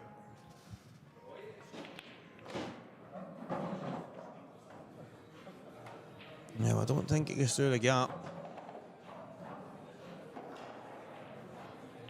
So talking about the break, it's actually a very good question these days, because there's not too many guys that I see working on their break, but there is a few. And the few are definitely guys that are at the top end of the game. So I think the break is so important these days. And for me, what a black this is if it goes. I mean, it shouldn't go, he's missed it, but so I think the break can be skill if you work on it. I think most of us play it though as a lucky shot, and that includes me. I try and hit the same point every single time, but the evidence is that I obviously don't, because my break is very, very different every time. Although what I will say is there is so many times where it's quite similar, and that's me obviously catching the right bit. Massive mistake from Mark there. Massive mistake. He could have went upstairs and taken the hang up, the one hanging over the top pocket, but unfortunately he hasn't done it. Yeah, the break, I mean, I've seen guys working. I think Mark Boyle works on his break. Well, at least I know he used to. I don't know if he still does, but I know he used to. But he has got one, if not the best cut break in the world of pool. He absolutely leathers it, and to have that much control and timing on that break, that takes a bit of work. So I would say the break is probably, for most of us, quite lucky. If we get a good break, brilliant. If we don't, then it is what it is. We're playing it as a kind of 50-50 coin toss, not knowing what's going to happen. But there's definitely a few guys that work on it. You see how Liam Dunster, his break, it's so precise in the way he sets it up, the way he kind of pre-shot routine he's got on, kind of slides the top of the cue on the cue ball, kind of gets them lined up perfectly. And so I think to some guys there'll still be an element of luck in it, but the guys that have worked on it, for me, a lot of it will be skill. But definitely in my case, it's something I've never worked on, so I'm kind of hoping to be lucky every time I hit it.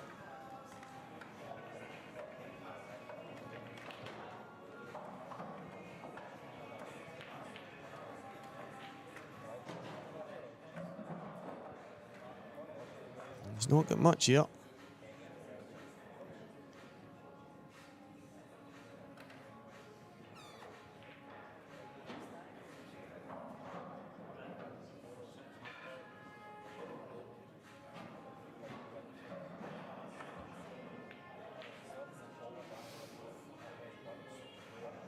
This is good a second prize as he could have got after missing that, because putting the yellow on the side cushion.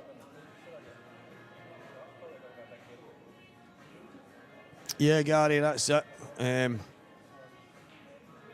You're the first guy I've ever heard that says they want to take the break out of the game. Everyone listening and watching, guys, Gary Robertson has said to me he would prefer if you got to put your hand on the balls and just scatter them and see what happens. I just don't know how that would change the game.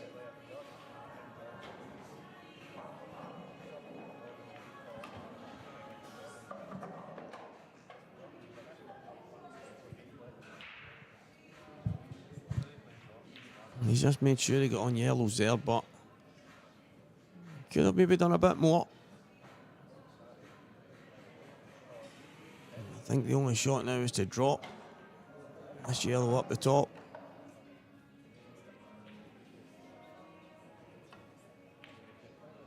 Cross double, and it's two shots. The one free shot, one visit has now come into play, but it's not easy. There's definite work to do. That yellow staying over the top pocket. Again, a good second prize.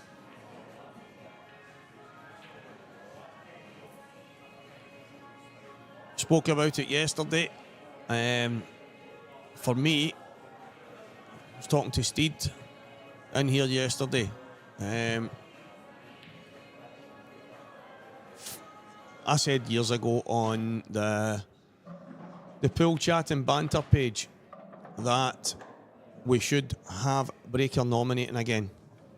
That's the only rule I think I would change, because I don't see the break being that big an advantage unless it's going for you. I honestly believe that the nomination rule should be brought back in. If you are going to use the break as an advantage, it needs to be an advantage on your serve. So many times you can break, even if you go in off and you're leaving absolute roll-ins, or you can break a monster break but you're left touching a ball. That means you can't pot the balls that are the good ones. You're having to go for a hard finish. There's no advantage in that. There's absolutely no advantage whatsoever. The only thing you're getting is to swing your arm at a cue and hope for the best 90% of the time. So for me, Breaker nominating, I think that should 100% be brought back into the game. It would make such a difference, in my opinion. But for me, I mean, it's so many times you're coming away from the table and you could have had, just say, 4 or 5 dry breaks and you've lost the match to 0. Maybe been beat 5-0, 6-0, 7-0, whatever it is, and you've been dished every single time. And although it maybe doesn't happen all the time, it can happen a lot. I was dished 3 times on my own break last week in the IPA. That match is so different. If I get to nominate, I'll probably go on and win that match. The amount of times it's happening for me, and I honestly believe Breaker nominating should 100% be brought back into the game. I thought that was a great rule, an absolutely brilliant rule. How many withdrawals over the weekend? Oof.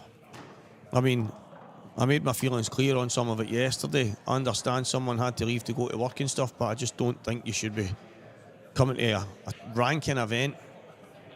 I mean, you know it's on. You've got the dates. I just don't think you should be walking out on a ranking event mid-event. But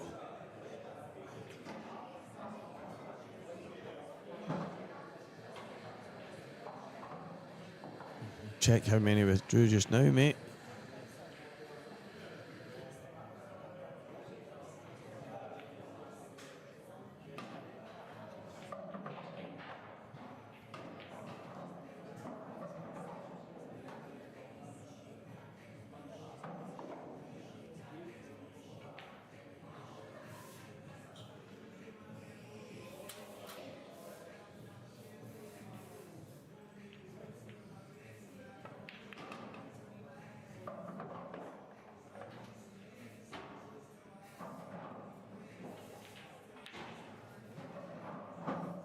So 15 withdrawals, and one guy who pulled out in the middle of the tournament after playing a couple of matches, beating a couple of people. Now, someone actually wrote yesterday, well, the simple thing to do is beat him.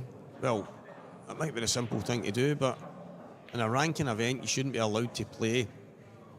Not even allowed to play, but you should not get your ranking points if you pull out in the middle of the tournament.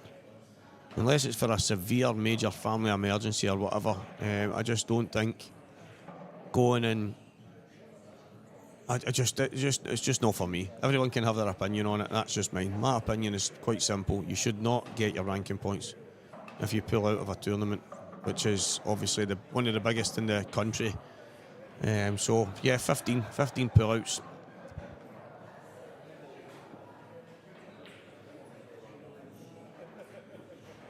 Black ball off the break would even up the incentive of winning the break.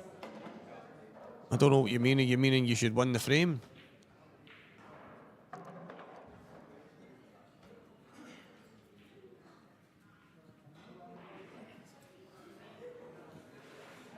If you win the break, if you win the frame by potting the black on the break, I mean, we're talking about the break being lucky here. that just becomes even more luck. Oh, the break right now is already a lottery 90% of the time, so to throw in, you get the frame. The only way to balance that out would be if the black and the white go in, then you lose a frame. But I don't know. I mean, that's already in another set of rules, and it kind of gets ridiculed to a point by a lot of people. But then they say things like it's only on TV because it's exciting. But I don't know. I mean, that's definitely another thing to throw in. But I think the break you're nominating is trying to take the element of luck away from the break, and say, so even if you get a ball, or if you don't, you break dry, or whatever it might be, you still get a chance to at least affect the frame.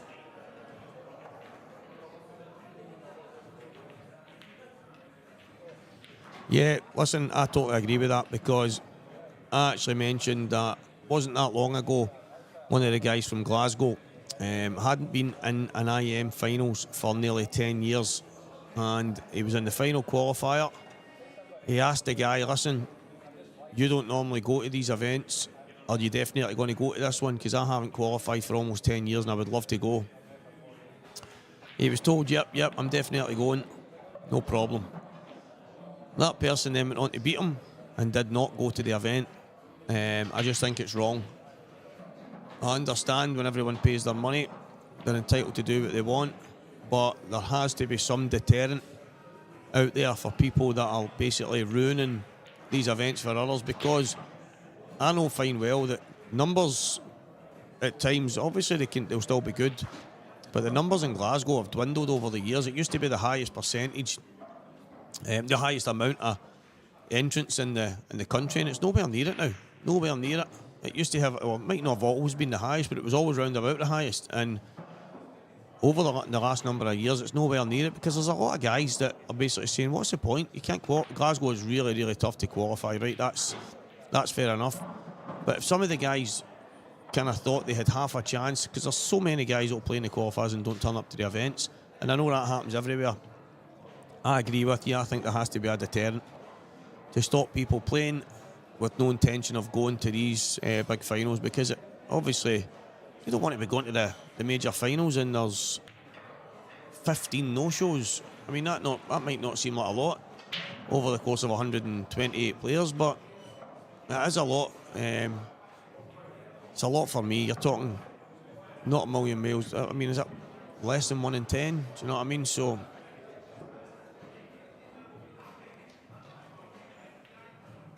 yeah, for me, there has to be a deterrent. Totally agree.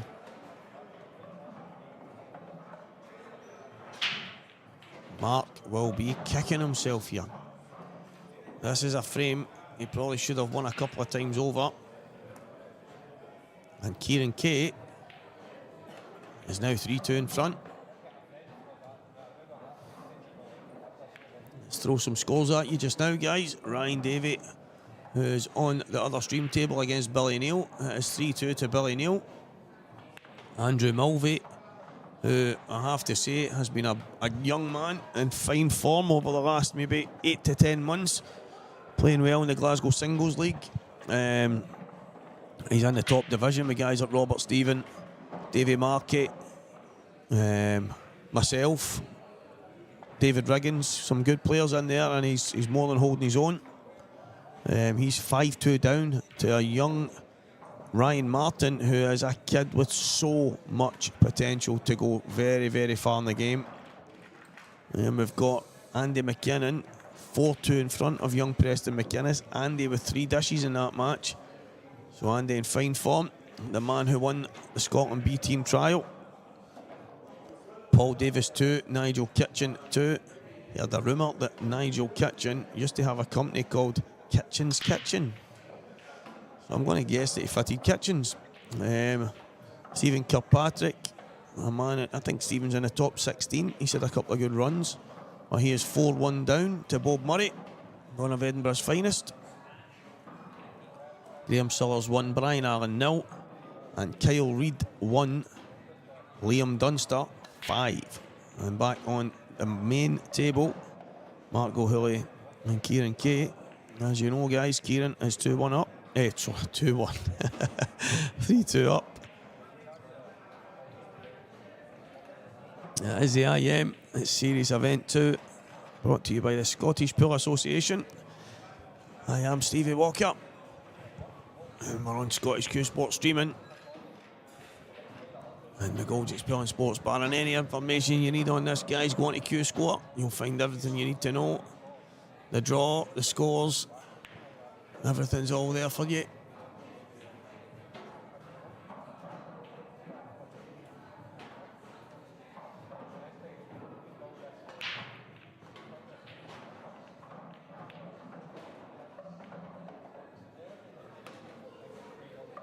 Yeah, well, Al, that's exactly why I think that maybe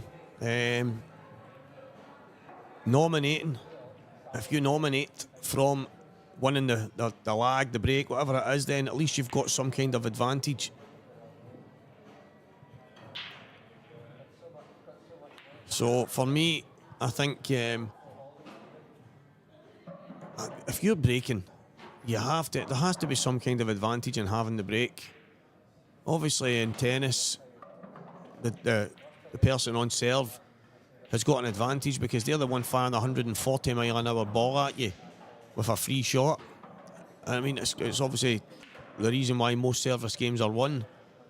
In pool, you're only getting to smash the balls and hope for the best. It's a bit different. So I think for me that the one big thing that could really remedy that would be just nominate a breaker nominates, and I think that would basically change the game completely. I think it would make such a difference, and it would definitely make the match and the games so much more competitive because, well, you're going to have to dig in to win a frame on your opponent's break, and I think that's the way it should be. You shouldn't be getting gifted frames just because you've been unfortunate to have a monster break, but unfortunately nothing's went in. A couple of balls have hit each other on the way in, a couple of balls have hit a knuckle, or things are flying all over the table, but unfortunately for you, nothing goes, and your opponent gets to just go and mop up. There's too much luck involved in that and no advantage. So for me, breaker nominates is the one change I would make to the rules, but we'll just need to see how that pans out down the line. Yes, Struan, that's the way the rules used to be. Before blackball, you would always nominate. Obviously the rules were different back then. You didn't have to hit a cushion and all that kind of stuff, but no matter what, when you broke the balls, whether it's dry or whether you get a ball, you had to nominate before you played a shot.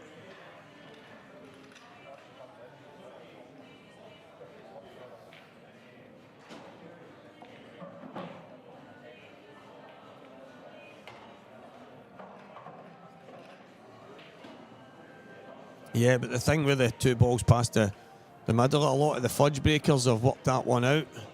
A lot of them just they go off the back and the back cushion, and two balls come up past the back come back past the middle bags, and nothing really opens in the pack. So they found ways round about it. Obviously in the IPA you need to get 3 balls. It's a 3-point rule. You need to get 3 balls up the top of the table, and technically the only rule that really there is in the IPA is you need to smash them open. So I think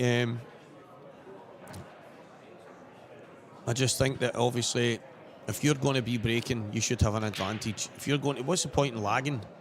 You're only lagging so that you can get the luxury of just smashing and hoping. There's no advantage to that for me. So the rules are absolutely perfect for me. I love black ball rules. I think they're absolutely spot on. I would just like to see that if it's on your serve, on your break, that you get some kind of advantage out of it. And for me, breaker nominating, bringing that rule back would be a massive step forward. It's not going backwards if you're only going back to correct something. So then it would actually mean so often that if you are on, you would have to actually work your socks off to win a frame on your opponent's break.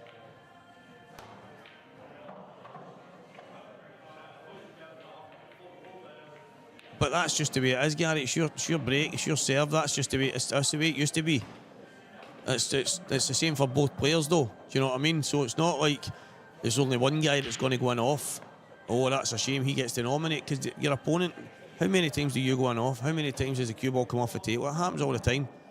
It's just the luxury of having the break. You should get an advantage from it. I mean, you could arguably put in there. At the end of the day, you've given your opponent a foul. He's got 2 shots. So with the 2 shots, get yourself back in the frame.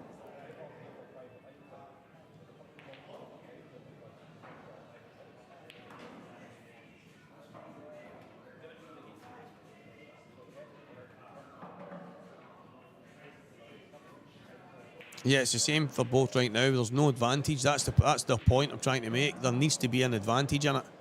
So right now we're basically, it's just a lottery. So the break's just a lottery, and if they go in, great. If they don't, but no matter what, if you get to nominate, it's not a lottery anymore. You're getting to choose the balls you think's the best, and your opponent has to dig in. So you're taking that element of luck out of it, rather than you've not got an advantage having the break. That's not an advantage winning the lag anymore. You're basically you're getting to swing your cue at it and hope for the best, but there's no advantage. And saying it's the same for both, it's the same for both. So both are trying to get lucky. That's the thing for me that just means it's pointless. What's the point in lagging? What's the point? And it's just I just think if you add nominating the balls in again, that you take the element of luck out of it, and that's the way it should be. We're talking about a game that's supposed to be about skill. Well, there you go. Take the element of luck away, and then it is really all about skill. So you have to really work your socks off to win frames of pool. That's the way it should be. You shouldn't be getting gifts. But everyone's going to have their opinion on it, and there's going to be people that are against stuff like that because, well, without getting the lucky frames and stuff like that, they couldn't probably win frames of pool. They maybe wouldn't know what shot to play when they have to go and dig in a frame. So I understand, I really do. But for me, it's quite simple. If you want to take the element of luck out of the game and base it on skill, I spoke about it with Steed yesterday, and straight away, without me even opening my mouth, Steed went, the game's a nightmare the way it is. You need to bring breaker nominates back in. He's like, that's the only thing that'll make the game better. And straight away, I was like, man after my own heart. That's exactly what they need to bring back into the game. And Mark Gohully, after a monster lucky break, has just dished up. 4-3 Mark. What a match this is. It's going back and forth. It was a very good break. Mark nominating reds and taking them away.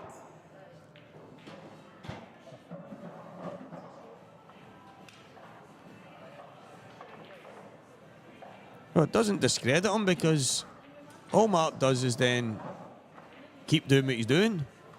It just means that his opponent can break the balls and not just gift Mark tap-ins every time.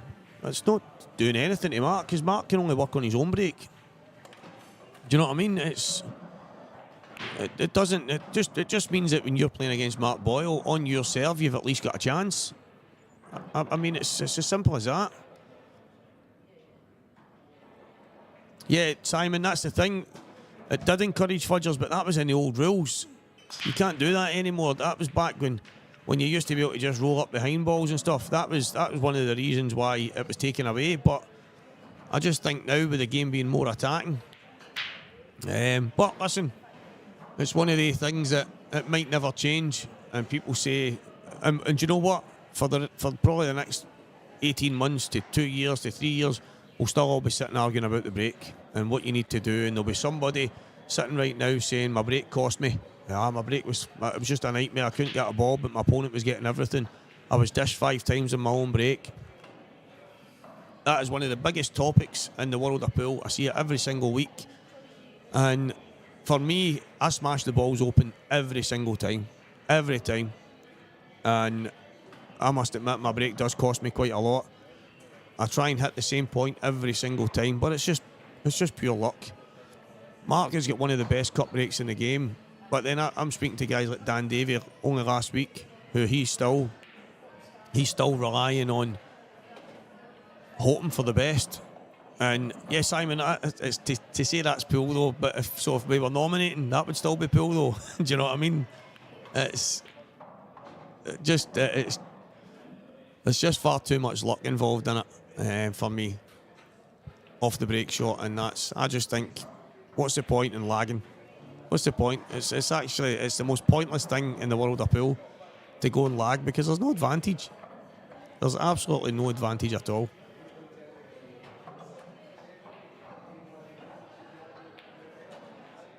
But like I said, guys, that's just my opinion.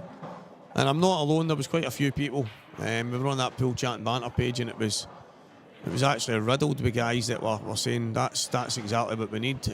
Because I see more people complaining about their breaks than I do being happy with them. But as you say, maybe we all need to work on it. Maybe we all need to go and spend a wee hour or two every single week working on our break. And who knows?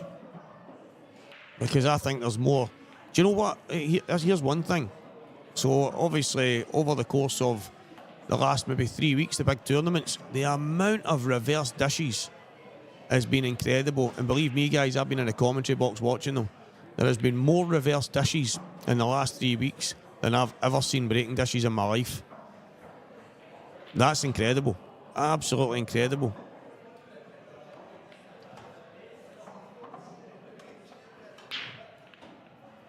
Yes, Drew, and it would still be who breaks best.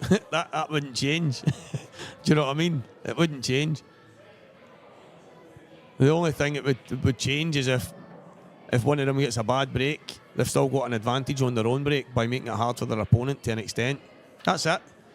It's no changing the game. It's not changing the game and making it hard for anybody and stuff like that. It's just giving you an advantage on your break. It's as simple as that. It's people will overcomplicate what's trying to be said. As I say, I was having a conversation with Steed about it yesterday. There's no point in overcomplicating. It's just pure and simple. It's to give the breaker an advantage. What's the point in winning the lag if you've got no advantage? But listen, it's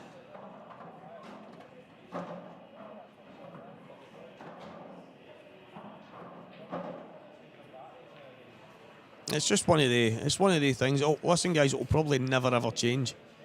And there's so many things that people talk about that should be added to the game. Like I heard someone talking a couple of weeks ago about there should be so many balls past the baulk line now. And you think, so the only people that helps, if you have to smash the balls open and get as many past the baulk line as possible, let's be serious, it's only helping the best players. It's not helping Tom, Dick and Harry that's playing in the local Tuesday league, who, yeah, they love playing pool and they can pot one or two balls in a row, but they're going to go and dish. So anytime they come up against a good player and they smash them wide open, and they're leaving their opponent a tap in because they can't finish. Drew, well, not really. It's not gained at all, because I only need to go into details about one of my matches last week where I broke probably arguably one of my best breaks ever. And the yellows are absolute roll-ins and I'm stuck to a yellow. Can't play a shot and the reds are a nightmare. But I'm on a red that's hanging over a bottom pocket and no other reds. Then 3 of them are on cushions and dead. And all the yellows are roll-ins and I can't play one. I had no advantage and it was a cracking break I've had. And if I've got any shot on yellows, I've got roll-ins. I didn't have. I had to go for the reds. I had to go for a nightmare finish, which I didn't get, and that was my advantage of having a good break. So, not necessarily. Do you know what I mean? It's still, even if you get a ball, even if you get 2 or 3 balls, there's no guarantee that you're still going to have the finish and whatever it is. Yeah, you might still be able to affect the frame, but there is times you can't. But listen, it's. I love the fact that there's a good debate on it. That's brilliant. Yeah, Simon, so many times. It's actually mad how many times that I've had almost every ball to the top end of the table and nothing goes in. It's absolutely crazy.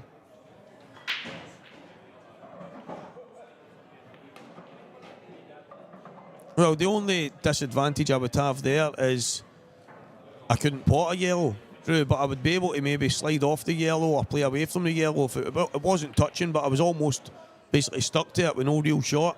So I could slide off it and say, right, on you go, fill your boots, you take the reds, the same reds that I had to take away. So I would have had an advantage by calling yellows, because my opponent would have then had to take out the hard reds. So it's basically, it's just one of the things for me. It just takes that. It would have gave me a chance. I mean, as I say, I get dished 5 times, 3 of them were reverse dishes in that match. I just can't help but thinking that it just gives you an advantage on your break. It doesn't take anything away from your opponent. It doesn't really change the nature of the game. Guys are still going to go for finishes. Guys are still going to attack. It just gives you a slight advantage on your break.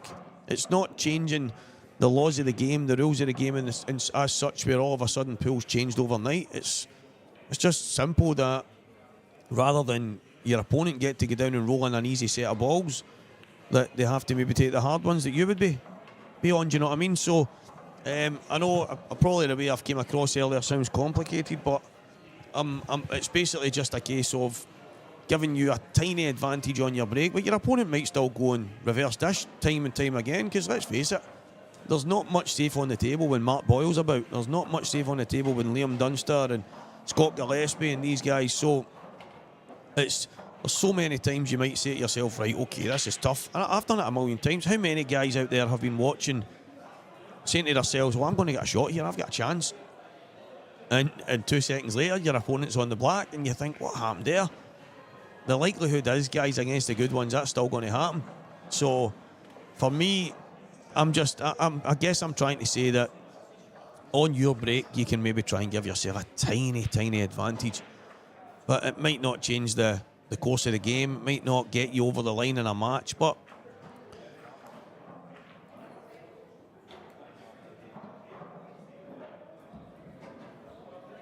I quite like that, James. I quite like that. It's actually quite a similar idea. You're getting that as a free shot, and then after that you're getting to choose what you do. It's very similar, but slightly different. So I like that, Simon. I've said that for so long. Why are we setting the balls back up? Put the black back in the spot. It just seems such a simple thing to do. We talk about overcomplicating certain parts of the game. I don't mind that. I actually quite like the idea of that, and the game just continues for there. I like that. I mean, there's probably numerous times when you're playing against your opponent and he breaks an absolute monster, and you go, oh, here we go, and the black is in, and you go, oh yes, he needs to at least break again. But no, I quite like that. Especially when you're talking about having, there you go, so your opponent actually ends up with the advantage there. So you're taking that away from the breaker. And I agree with you, Simon. I actually think when you're on your break, there should be some type of advantage. And yeah, I've always said that. I've always been kind of, I mean, you probably do it in practice when you're playing against one of your mates or whatever it might be. You never set them up again. You always just put the black back in the spot and play away. So I like that. Yeah, I've noticed that. I don't know what it is. He's obviously got the chalk on the table next to him right now. Well, he doesn't put it in his pocket anymore. I don't know what the reason for that is. Maybe he doesn't like the feeling of it, digging into his leg or something like that.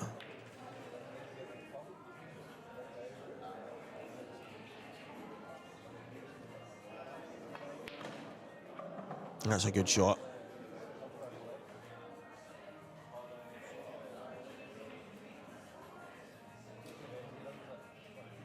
You would have to be really comfortable with a cue to be playing with your chalk in your hand at the same time.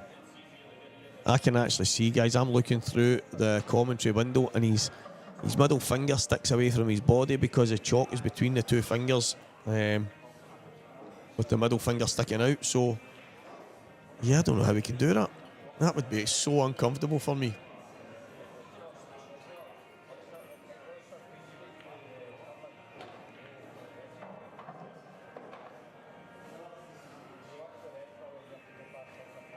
What is his plan for this yellow?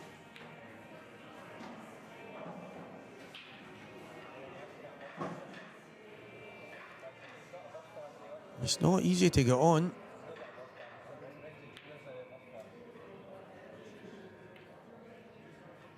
Yeah, mate, I think it must be so uncomfortable. Oh, there's a long bridge hand here. He's cued that super well because the cue ball was so far away from his hand there that there was so much margin for error.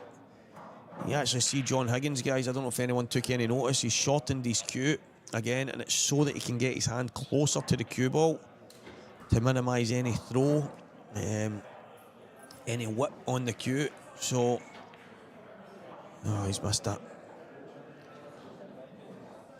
Now he goes and pots an absolute class shot into the top left corner.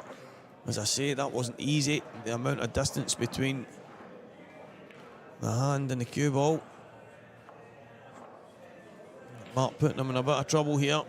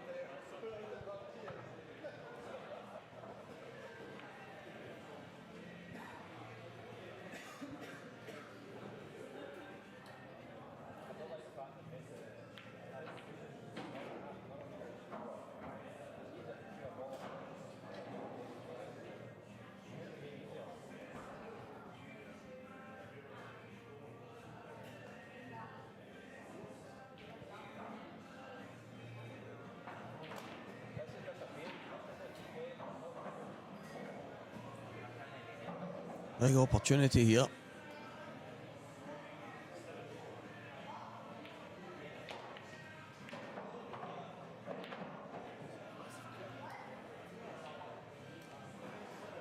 Mark will be mapping this out. Even though before he played his first shot, he would have had an idea in his head. Now, it looks to me like there's a bit of indecision now. He's not sure. I think his hope was he was going to be taking these two reds away down here first. He's going to come back this time, yeah.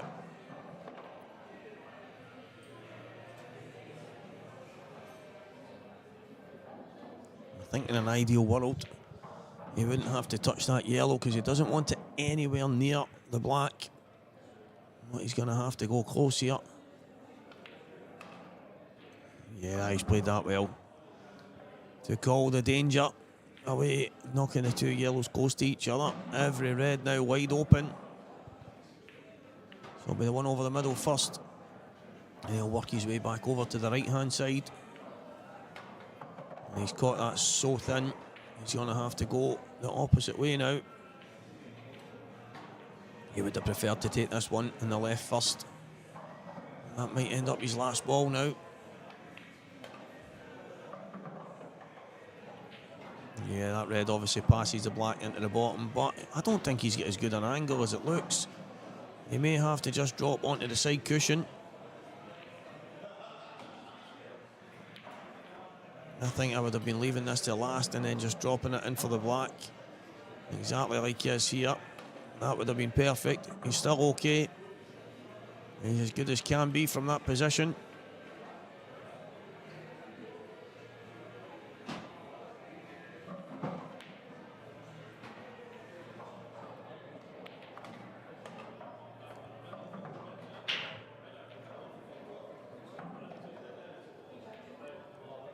And Mark Gohilly is 5 frames to 4 in front here. Guys, that was absolutely brilliant. I loved that wee debate. There must be something else out there we can change in these rules.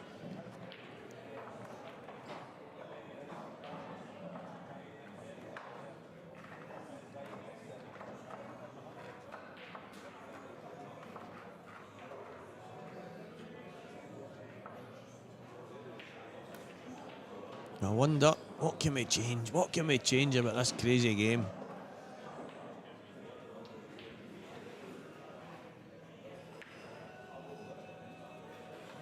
Colour of the balls.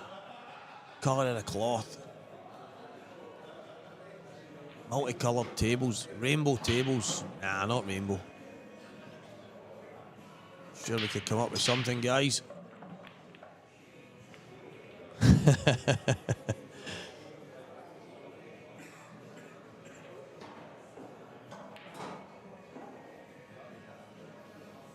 Players must play the ball they play for. That would be a start.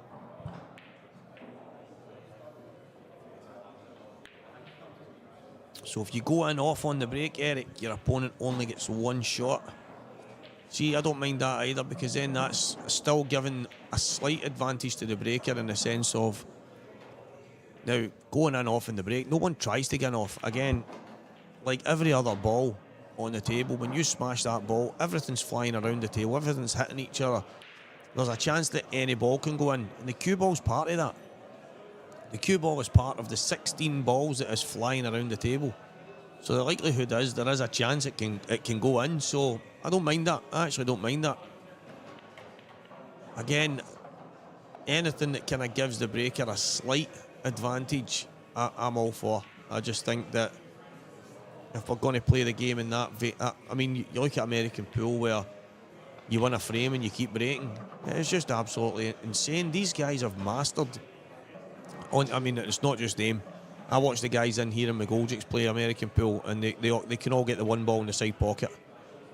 That game is actually geared towards just potting the balls from the break to finish. It's not a game that's got any element of, I'm not saying it's one ball position. It is incredible the skill level that these guys have got, but for me, the likelihood is at the top level they just break and run, break and run, break and run.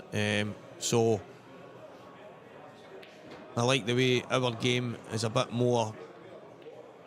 Yeah, I mean, there's a bit more thinking to be done. There's a bit more traffic in the table, all that kind of stuff. So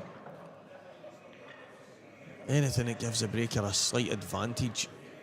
But one thing that I think is mental is that the guy that wins the frame just keeps breaking. That has to be the most ruthless, bonkers rule in the world of sport.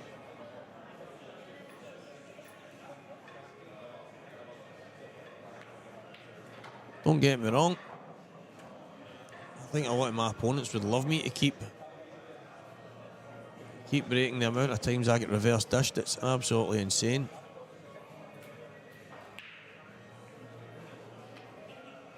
Now Billy Neal 4-3 up on Ryan Davey. Andrew Mulvey 4 up, Ryan Martin 6. Fantastic game. Two cracking players in young Ryan on his way. One frame to go to get to victory. Paul Davis 4, Nigel Kitchen 3, Graham Sellers 4, Brian Allen 1. Green cloth. I must admit, I do miss playing on a green cloth, and it's nothing to do with, it's all I was ever used to when I started playing the game, started playing snooker as a kid. I knew nothing else, going to the pub with my dad. My family had the local pub in the area, and I think that I just wish, I'm not dead against this blue cloth, as much as obviously I prefer the green. Hainsworth match for me is one of the best on the Strachan 6811 gold as well, is one of the top cloths I've always liked. But I think that it should just be everyone uses the same. If we're playing this game, if it's pool, we use the same cloth. If it's American pool, use the same cloth. If it's snooker, I just see when you go to so many different venues and it's different cloths, it is an absolute nightmare.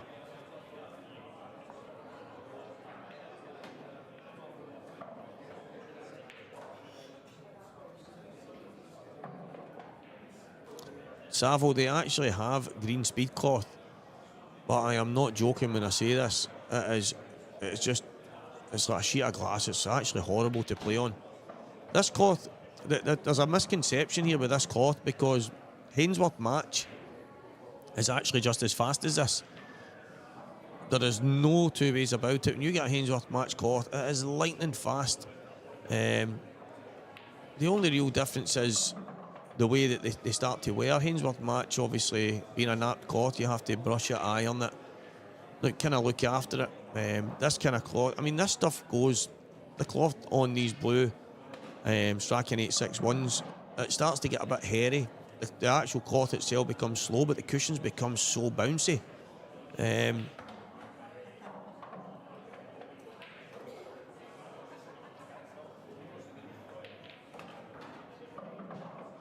Mate, I'll give you a message and I'll tell you how to at least keep it in good condition.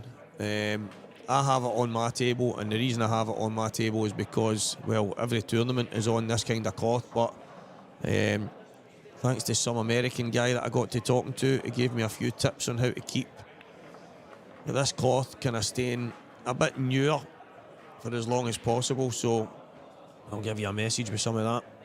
But it's yeah, for me, Hainsworth match is, it's just as simple as that for me. Everyone should be using it. Unfortunately, we don't.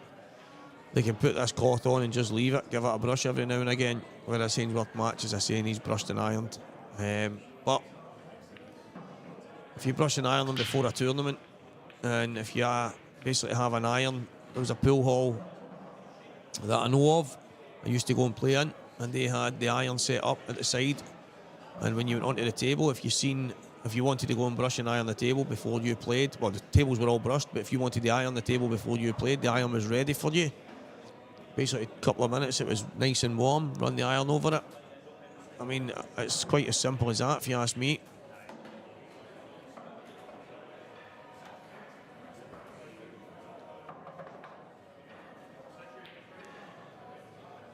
Yeah, Jerry, this is actually 861 that's on this right now.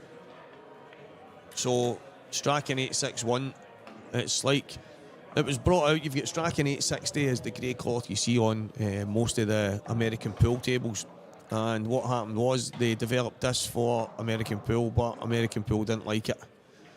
So they ended up with loads of it, and next thing you know, a deal was made. And we've ended up with it in the pool world. So, and a lot of places have just stuck to it, and it's just became more and more and more. And for some reason, it doesn't seem to be going anywhere, which is, listen, I've got no problem with it if everyone uses it. But my problem is, you go from one venue to the next and they're all different.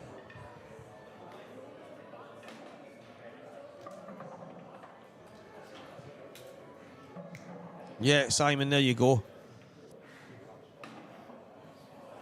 It's as good an example as can be given. Well, now, Mark is staring down the barrel of defeat after nailing an absolute monster break but not getting a ball. But listen, it's not even.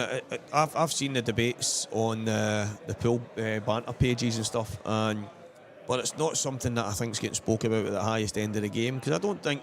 Listen, I'll probably leave here this weekend and not mention it again until a couple of weeks later when something happens and somebody says to me about it, and then it just kind of goes. Yeah, Hoodie, Simonise 861. It's Strachan 861 Simonised cloth. So that's what this is, Strachan 861.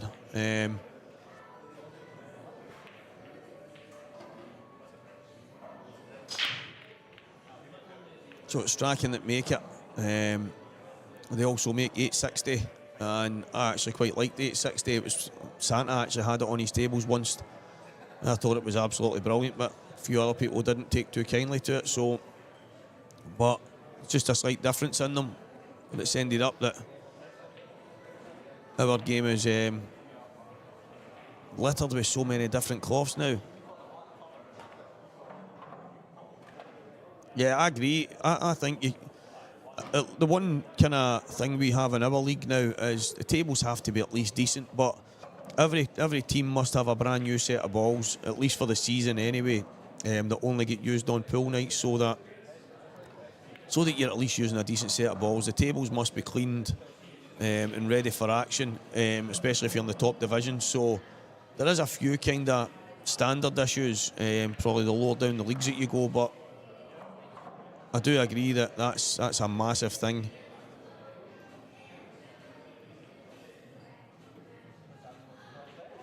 Yeah, you can, Jerry. Jerry, you can get 860, which comes in dark blue, grey. It comes in a few different colours. Yeah, mate, get the grey. Jerry, get grey 860. I would be the same as you, mate. I would be the same as you. My brother-in-law has a Celtic man cave, and he got his table recovered, and they were going to put this on it, and he went, whoa, whoa, whoa, that's not getting in my that's not getting in my cave. Just put a green cloth on it.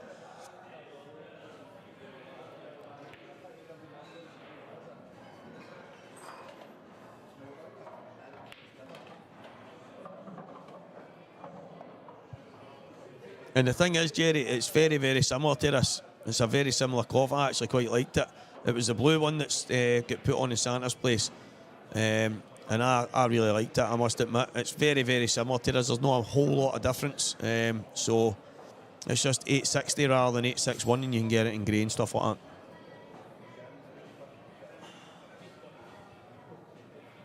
Yeah, it's true, and that's it. It's not even, obviously, and it's not going to, you look at the Reds aren't an absolute nightmare. It's just to try and at least give yourself a tiny advantage, because your opponent might still finish anyway. But basically what's happened in the last two frames is the kind of thing that gives me the argument going forward for it. So, but it'll probably never change. But at least people can see with the last two frames, the point I'm obviously trying to get across is exactly that. So all of a sudden, it's all square here, but both of the guys, maybe just that's an example there.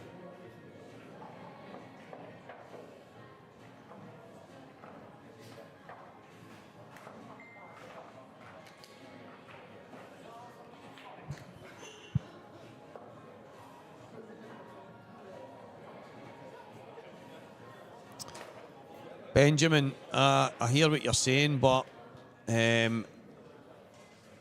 it's nothing crazy. I mean, you're buying a set of Pro Cups at the start of the season. Most people, if they look after them, if they only get used once a week, and like a venue like McGoldricks, people can bring their balls here and they put them in the cleaner. They keep their balls in good condition. So as long as they're not getting absolutely destroyed, but the Glasgow League, I have to admit, and a lot of people tell you, it's got a few divisions and the standard is incredible.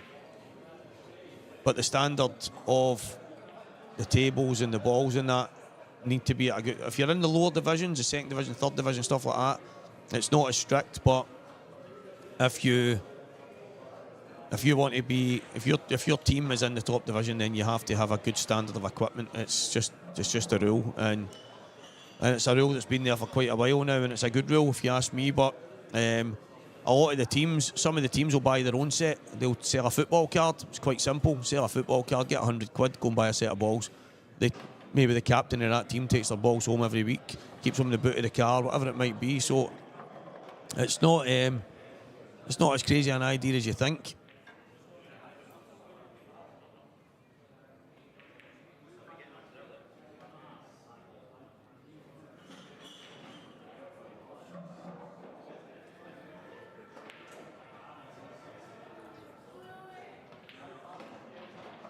And that's exactly it.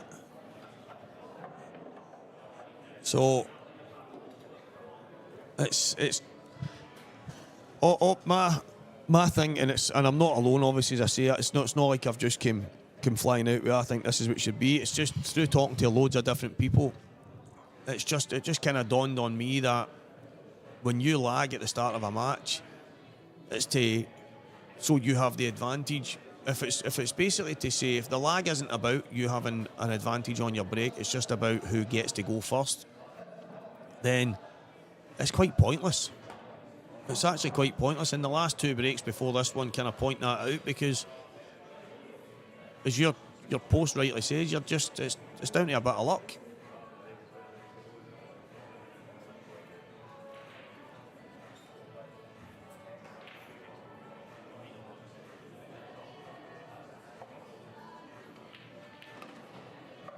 Benjamin, the thing with home advantage is a lot of places still get home advantage, because, for instance, there's 10 teams in here in McGoldricks. They're not all in the first division, but there's a bunch of teams in here. They all play on a Supreme. When they come and play against us, they're on a black ball elite table. And let me be serious, a lot of them have absolute nightmares on it.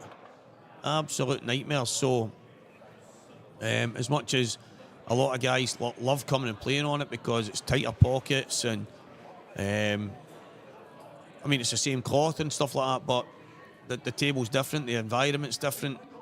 It's just, no matter where you go and play, it's never the same as your own place. So, but the standard of the equipment does have to be better than it used to be, and I've never actually heard anyone complain about it, to be fair. Can he get this? Yes, he can. And there you go, guys. What a match that was. In some instances, you see how different things could have been. But Mark, in the end, it comes down to one lucky break. Did it go for him or did it not? It did go for him.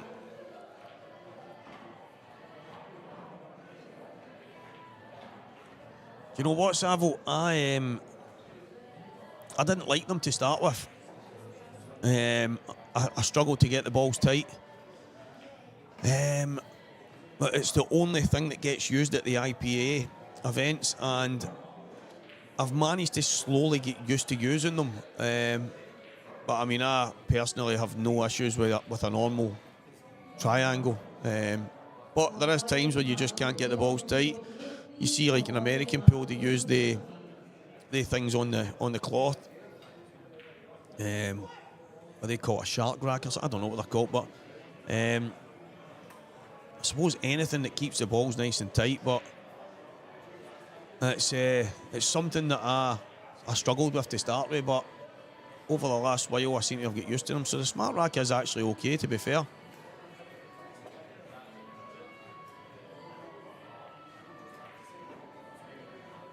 You actually, in here not long ago, you had the choice as well. They actually had that might have just been at the IPA events that they had on the TV tables. They had the smart rack because they've got their little kind of hooks to put them on. And it seems now that it's just the normal triangles that's at the table. I don't see any smart racks lying around.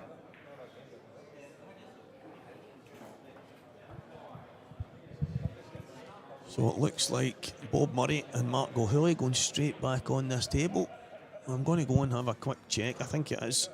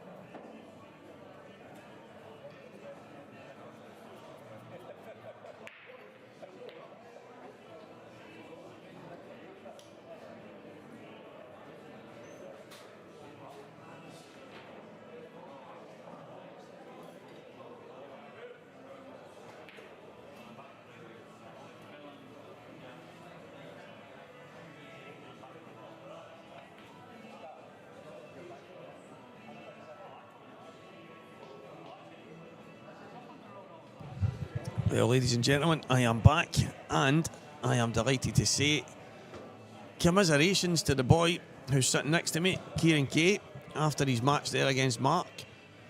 And he can settle the debate on the chalk in the hand. He was saying to me there about something to do with speed pool and stuff like that, so I'll let him fill you in. I seen a lot of comments as I was playing about as he got his shot in the hat, especially with people from my area. I think Simon and Jerry mentioned it a wee bit. But I just started it in Catalonia last year because I was in a shootout against Chris Mellon. I never had time to put it in my pocket because I think it was like a 15, 20-second shot clock. So I thought, I can't put it in my pocket, not enough time. They want to drop it, go looking for it because there was no extension, no nothing. And I didn't want to put it on the table in case I was an idiot and dropped it. So I just decided to keep it in my hand. Liked how it felt, went to Malta, finished top of the stats, then stopped using it. I don't know why, but I think I'm going to start using it again. I can actually cue a ball now, Stevie, honestly. Tell Kieran his chips are ready. Brad. That's Kieran's brother on the chat telling him his chips are ready. We actually had a 2-minute conversation on the way round as I went for a quick break to the toilet.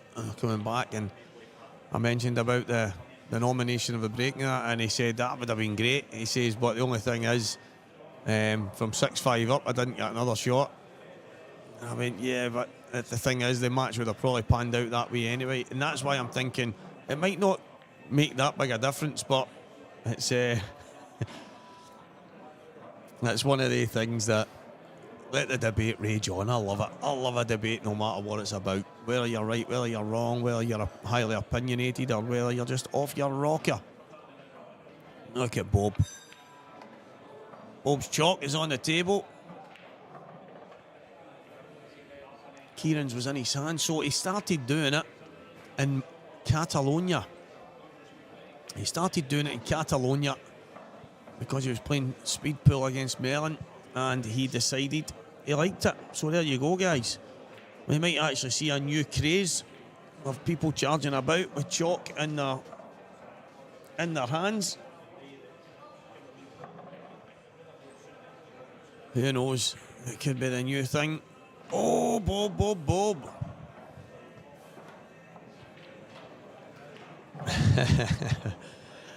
Well, Brad's had a 3-courser, so he wasn't going to steal any chips today.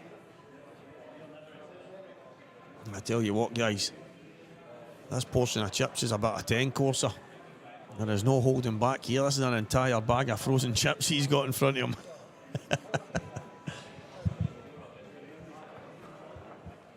Well, Bob Murray, it's been a long time coming for Bob over the last while. He's been playing some great pool. I mind a long time ago, the last time I played him was up in the Chieftain Hotel in Edinburgh, and Bob won that match in a decider, but it was a good match.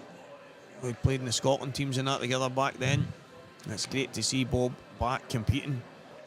I mean, it's easy for me to say I didn't see him for a while because for about 10 years, well, 7 years, and then COVID came, I wasn't really playing a lot of pool myself, so I don't know if Bob was constant during that time, but since I came back, started playing, I didn't see much of him.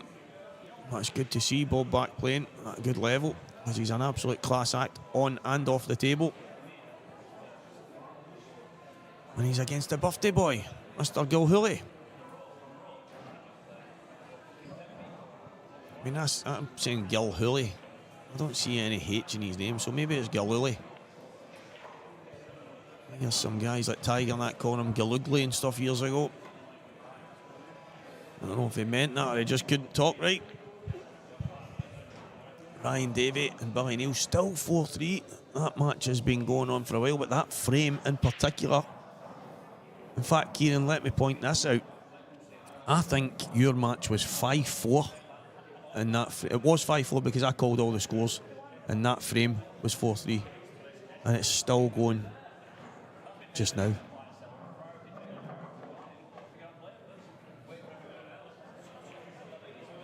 Is he giving Billy a chance in that frame? Keep you posted in that one, guys.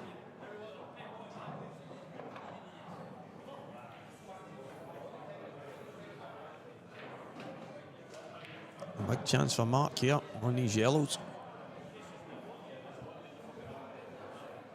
Billy's one of the players, though. He's got a very, very, very attacking game. He'll play some outrageous shots to open up the balls, but he's very happy to sit there for an hour and play a fudge frame. That's it. And he's one of the ones as well where Billy plays in these breaking disc challenges, and he plays in them constantly. So he's going to have that attacking game, but as you say, he doesn't get flustered when the game gets tight. He'll just happily sit there, and it is what it is. But you know, the minute there's a slight opportunity, he's going to have a go. He's actually quite good to watch, Billy. A bit crazy. We were in Malta, guys, and Billy decided to pot all his open balls and left like this crazy 3-ball plant. But in this 3-ball plant, the black had to be kicked out. There was so many variables to this shot, and he said, I said to him, Billy, why did you not just pot the top one, come down, pot one in the middle, pot one in the bottom, then come out and get the black? And he said, yeah, Stevie, but see if I get the 3-ball plant perfect, I'm absolutely perfect. And I said, you've just said perfect so many times there, but you had to get lucky. He went, but see, if I got perfect, it would have been perfect. And I'm like, Billy, are you really, are you serious here? Are you kidding me on? And he was like, oh, if that came out perfect, it would have been perfect. And I'm like, obviously, if it came out perfect, it would be perfect, but it didn't. And he's like, I know, but if it did. And he just kept saying, if it did, he would not see. And the fact is, Kieran, at the time, the finish was there. He had the ball into the middle, a ball into the bottom, so he didn't have to play the 3-ball plant, but he landed high. He'd won in there, and he played the 3-ball plant. He had so many options. But that's the way Billy plays, and I think it's because of these breaking disc things that he plays in, that he's just always got to try and see, no matter how tough it is, he's got to try and get the finish. And I mean, it's probably not a bad thing, because you see right now, he's 4-3 up in Ryan Davies, so he's doing something right, but he's definitely mad at times. Talking about break disc challenges, Bob Murray's been in a few. I tell you, he must buy about 45 numbers out of the 46. I tell you, at the Shandon thing on a Monday. I was saying to Paul yesterday, I'm gonna need to get through. So what do? Do you take a number and you need to get drawn out? Not a clue. Not a clue. Oh no, is he gonna? Is he? Yes. He is. He's gas cookered them. Didn't have Bob doing as a fudger like, but I do now. He was telling me Chris Ferry had won $3,000 a couple of weeks ago or something. And it's up to nearly $3,000 just now. I mean, there's Billy finished that. Craig McGoldricks.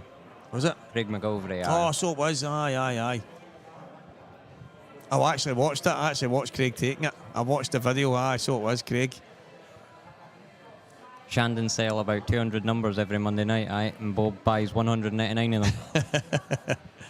Well, 198. I think Stevie Slater might buy the next two. How much is the numbers? £1? I think so, aye. £1, £2, something like that. I said to him, I'm definitely going to take a run through one of these Monday nights. It looks a good laugh. Craig's some man. He was actually, first time I went to play for Scotland, he was in the other team, I'm sure. And he was in my team. He was in my team with Kenny Donald, I'm sure. What a laugh. What a madman. He used to say, like, a delivery, a McGoldricks. He used to go, what? Is that my name? He just, and then he had these teeth and all that. He had all these mad things with him. He'd walk about with these big teeth and all that, and what a man. He's a class act. Some snooker player. Stevie Slater, it's easy to do. I tell you what, put him into a depression. But I might mention his name. I don't know if I might end up chucked out. I'll never spoke to again in Midlothian. But if you're going to talk about if it's easy to do, I tell you, you need to speak to the boy that's missed 2 chances to win over. I think maybe they'll be able to tell you. I didn't really see it, but I think it's $2,000 or something. Martin Rogan missed two big opportunities to get that. That would genuinely put you in. That would be soul destroying. But he took a monster, didn't he? And then missed a straight black. He just went down and missed the roll in black. He literally put his hand on the table and swung his cue, because I asked about it yesterday. And there you go, Martin Rogan's black. He just went, it was insane. I couldn't believe it when I was watching it. I really hope that guy that's commented Martin's know him, because I didn't think he'll be watching this again. Yeah, Jerry, I wouldn't expect to just go through and and be called out to do the breaking disc. But I fancy going through and enjoying the buzz. Maybe once I've done a few of them, take the cash back to Glasgow. All you Edinburgh guys happy? They should be travelling through to the best city in Scotland, Stevie. The only city. The big city, let's go.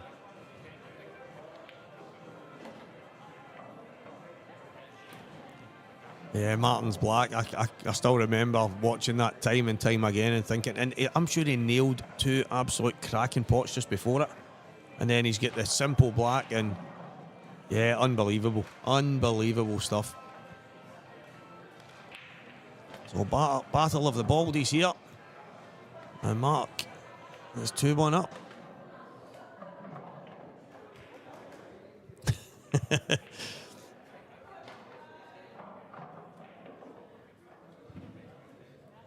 Tell you something, if that was me missing balls like that, no missing the ball like that, No. but for that amount of money with that, I would never pick up a cue. I don't know how that cue's still in one piece. That's incredible.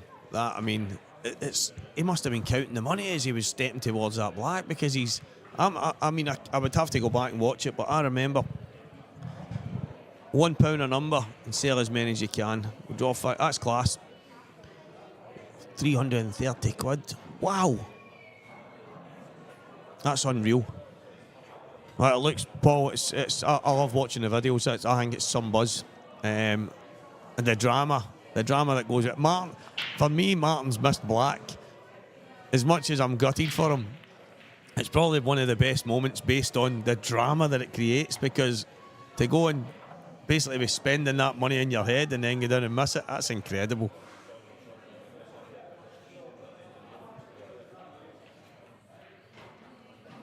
I'm definitely going to head through. Over the next 3-4 weeks, I'm going to get myself through on the Monday night. Get a wee dash in the flyer and start throwing some entries into the breaking disc thing, and then over the next while, maybe I get drawn out. That would be handy.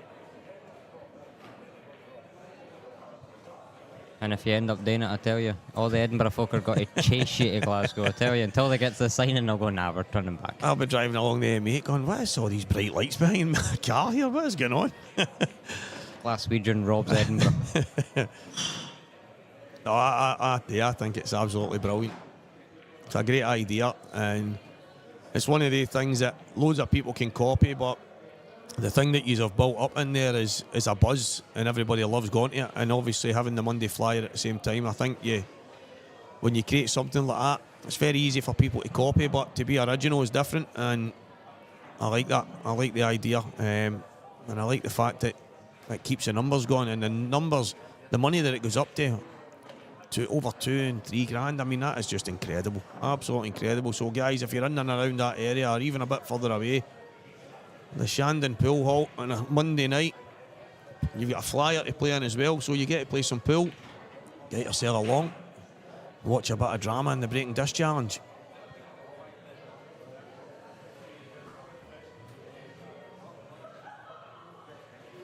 Oh, Simon, imagine that at Super League event. Bloody hell.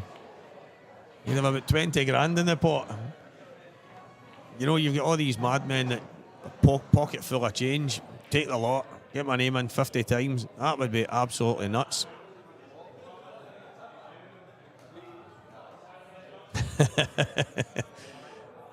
The reserve pot's good enough for me.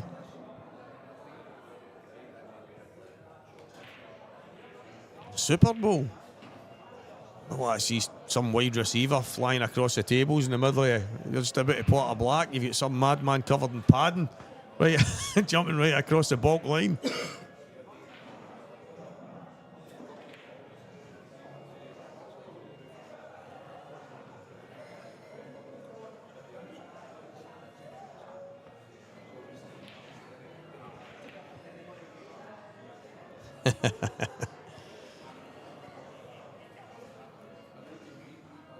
No, that's definitely class. Definitely something that I'm 100% going to get through and enjoy watching someone try and take down the big cash prize. Maybe head home with a flyer prize myself.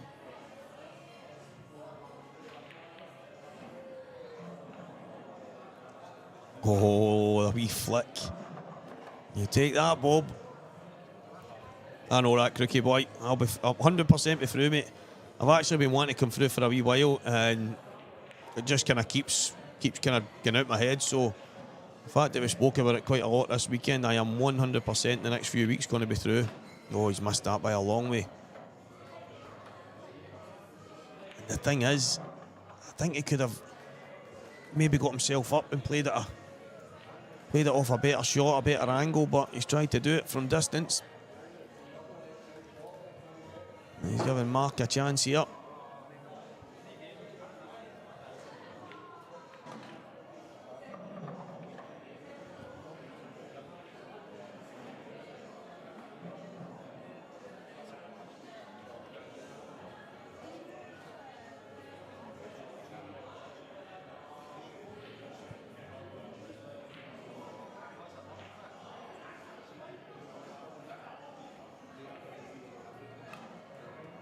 Good shot.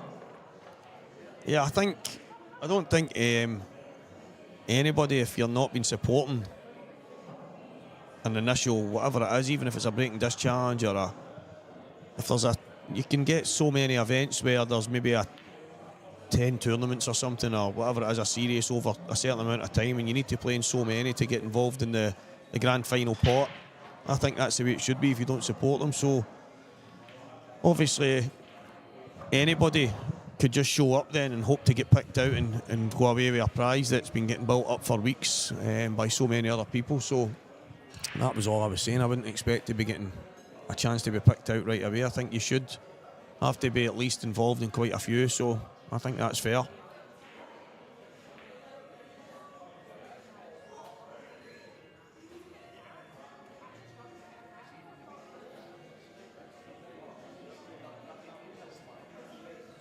The thing is, that's probably one of my biggest practice things as well. I know loads of people do it. You break and you try and take one colour, then the other, and then the black, but it isn't as easy as people think.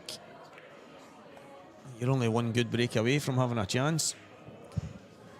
Just ask Mr. Brogan. When I used to do coaching with Renzi, he used to do the thing, beat the ghost or beat the table. People might be, and honestly. Playing the ghost, I do that quite a lot. And again, that's Renzi. Play against the table or play the ghost, same thing. But I said to him, it was getting too easy. And he went, what do you mean it was getting easy? And I said, because I was doing a race to 5. I said, it was. So I said, so I'll do a race to 10. And he went, oh, right. I said, I never win. And he's like, really? And I went, it's just, actually, when I was doing the races to 10, what I started to do was 2 points for the breaking dish, 1 for a reverse, and a half a point if I clear up after I've missed one of the sets of balls on the race to 10. And it was just so I wasn't bringing the balls in and starting again, so I could still at least try and take out a finish, because there's going to be times when you play against your opponent and he misses and you need to go mop up whatever set of balls is left. So it was just to keep me potting, and he says to me, I actually quite like that. He's like, but I'd maybe take the half a point away and just take the finish for the sake of taking the finish and just keep playing the right kind of vein against the table. But I think if you practice it a lot, it can actually be quite, because I was practicing it quite a bit when I was practicing. And I was doing that, and I was getting, I was playing that, and I was playing really well, and it was like getting to the stage where I was end up beating the table like 15-5, because you're constantly at the table. There's no pressure, you're constantly at the table, and basically it's you get a good break, you're going to clear up because you're warm, you're like that. But you're playing players that could be slow, and you're not going to get that. You're not going to get that shot. They take 7 minutes to pot opens. Exactly. And you're got to be sitting there, and then you're going to be cold, and then it could have been your break, you've missed, they take 7 minutes or something to clear up, then they break, then they've potted, then they've got to do that. Wow. Wow. He's absolutely nailed the cross double. The cue ball goes round the back of the yellow, comes up, hits the black, and is in the right middle. That's incredible, Bob Murray. Oh, Kieran, I get exactly that. I think you can be sitting in a match. There was me last week. There was 1 or 2 shots where my opponent took so long. It was absolutely incredible. And obviously people say things like, you just don't let it get to you. Just you play your game when you're at the table. But a lot of people's game is about having a bit of rhythm, getting that kind of flow. And if your opponent is taking so long and kind of, as you say, sitting there cold and just itching to get back to the table, it can definitely make a difference. So, as you say, when you're playing that game and you're just kind of constantly potting balls, it can be a bit easier. This is a calamity of errors here. Is he going to go up and down and try and pot it? Is he going to try and make it awkward? I mean, if he puts the cue ball just above the middle pocket, it's not an easy cut. I would fancy him to get it, but cue ball will be travelling. I don't really see anywhere safe. Might be an outrageous one, but I think he might look at coming off the black thin, a wee bit top right, and he'll go 2-3 cushions and try and lay the white behind the yellow. That's what I'd try. I like the snooker shots, the outrageous snooker coming off a 100 cushion shot. Simon, I played Dan Davey in the IPA last week, and we played on the 30-second shot clock on the TV table, and I absolutely loved it. I won the match 8-4. I played, arguably, I mean, Yvonne said it was the best she's ever seen me, but I know I've played some good matches over the last while against some top players. But it was definitely a good match for me, and I took to the shot clock like a duck to water. I absolutely loved it. A quick glance over my shoulder just to see where I was. I knew that most times when you go to the table, if you're playing at a decent level, you know the shots. It's just at times you talk yourself off a shot by indecision, and playing to that shot clock meant that I didn't have any time to change my mind. I only had the 30 seconds, and once I'd made my decision, I had to just kind of commit to it, and it made all the difference in the world to me. I would love to see, I've actually said if there's any software designers out there to give me a shout, because I have got a brilliant idea to try and get a shot clock on every single table, but I've not got a clue where to start. For me, I would need an egg timer or something to sit. So, if anyone out there that can make some software that we can add to a scoring app, it would maybe make all the difference in the world.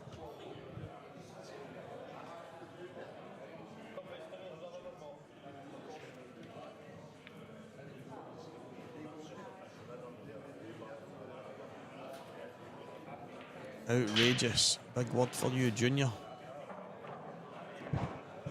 Just ignore him.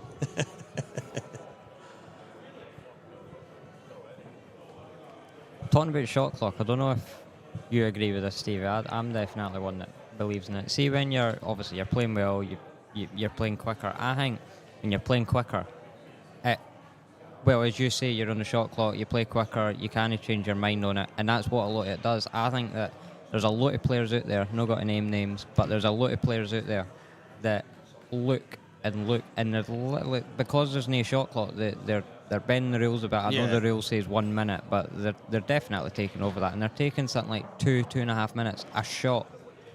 To me, I couldn't do that, because I'd just create problems.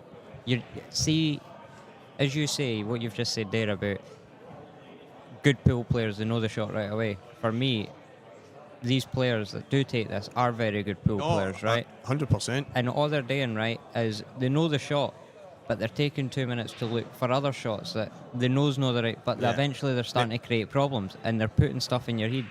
And then with the shot clock, how many players do you see that are incredible on the shot clock that are used to it because they don't have to overthink? Yeah, exactly. It's mental. Yeah, I fully agree. I think that there's so many times, there's actually been a few instances over the last while where I've seen people actually straight away they see the right shot. You think, right, okay, that's what they're going to play. But then they'll spend another few minutes, and it literally is. I always play with my watch on. I've always got my watch when I play the game. And I'm looking at my watch and thinking, over 3 minutes has passed here. And they'll go round the table, look at this, look at that, and then go down and play the very first shot they looked at. And it baffles the life out of me. I mean, I understand that you want to maybe make sure, but you can have a little bit of indecision here and there, but that's just... And it happens so often, and you can call it bending the rules, but I just think that it's hard to police it, but something has to be done in such a way that the game's a bit faster. I mean, 30 seconds. I didn't realise there was a Lola's pool party was in here, and there was 3 tables on, and the middle one had a big giant score timer at it, So I didn't know that the two referees at the other tables were doing the shot clock as well. I didn't know they were doing it in their watch. I just thought they were just there as part of the show kind of thing. So I had been on quite a few times. My number was getting called out more and more and more. I ended up getting beaten in the final that night, but I had done pretty well. And only one time I knew I was on the shot clock was when Kevin Chalmers said to me, 10 seconds, Stevie. And I looked at him and I was like, what? And I went down and played my shot and I went over to him and I said, what do you mean, 10 seconds? I went, is there a shot clock here? So I had played about 10 frames that night and I didn't know there was a shot clock at all. So I was obviously playing every single shot under 20 seconds with no idea. So I know over the last while, I've actually thought to myself that I've been playing a bit slower than usual, maybe on the odd shot. But that night and then on the shot clock last week, I actually play a lot quicker than I would have guessed, because as I say, over the last while, Big Chick said to me, I've never seen you play so slow. I think I used to play the game 100 mile an hour. I mean, I literally used to run round the table, so I can maybe see what he means in the demeanour, but no, I definitely prefer the shot. I'd take the shot clock every day of the week on every match. Last week, I know McGiff and Harkey were playing, and I know Harkey got put on a shot clock. And I think he rattled something like four or five frames that were clearances in a row, and he was absolutely incredible. It just shows you, see, when you've not got that opportunity to think, to overthink, well, you've got Gary there that basically says the opponent wants to keep them far away. See if that player continues all the time to do it, even if they do it in practice, because there is players that play like that definitely. in practice, right? And you see them and they're class anyway, and they still play like that in tournaments and they still play like that in practice. But then you see them speed up more in practice. Obviously that's natural. They speed up more because they've got less carry of that, and they're absolutely flying. Aye, it's a massive thing. Like that match, my match at the time was on for ages. Now I played Dan Davey, and our match took 59 minutes. The only reason I know that is because I went home and watched it the next morning. Just before I took the kids to football, I watched the match. I said, I want to watch that back. I felt like I played well, so I wanted to see. And 59 minutes and whatever it was seconds. And I thought, well, that's incredible. 8-4, 12 frames in under an hour. And then my match the next day, which I lost 8-6, 2 extra frames, and the match took nearly 3 hours. There was no need for it. It's just the way it is. And my opponent played great, by the way.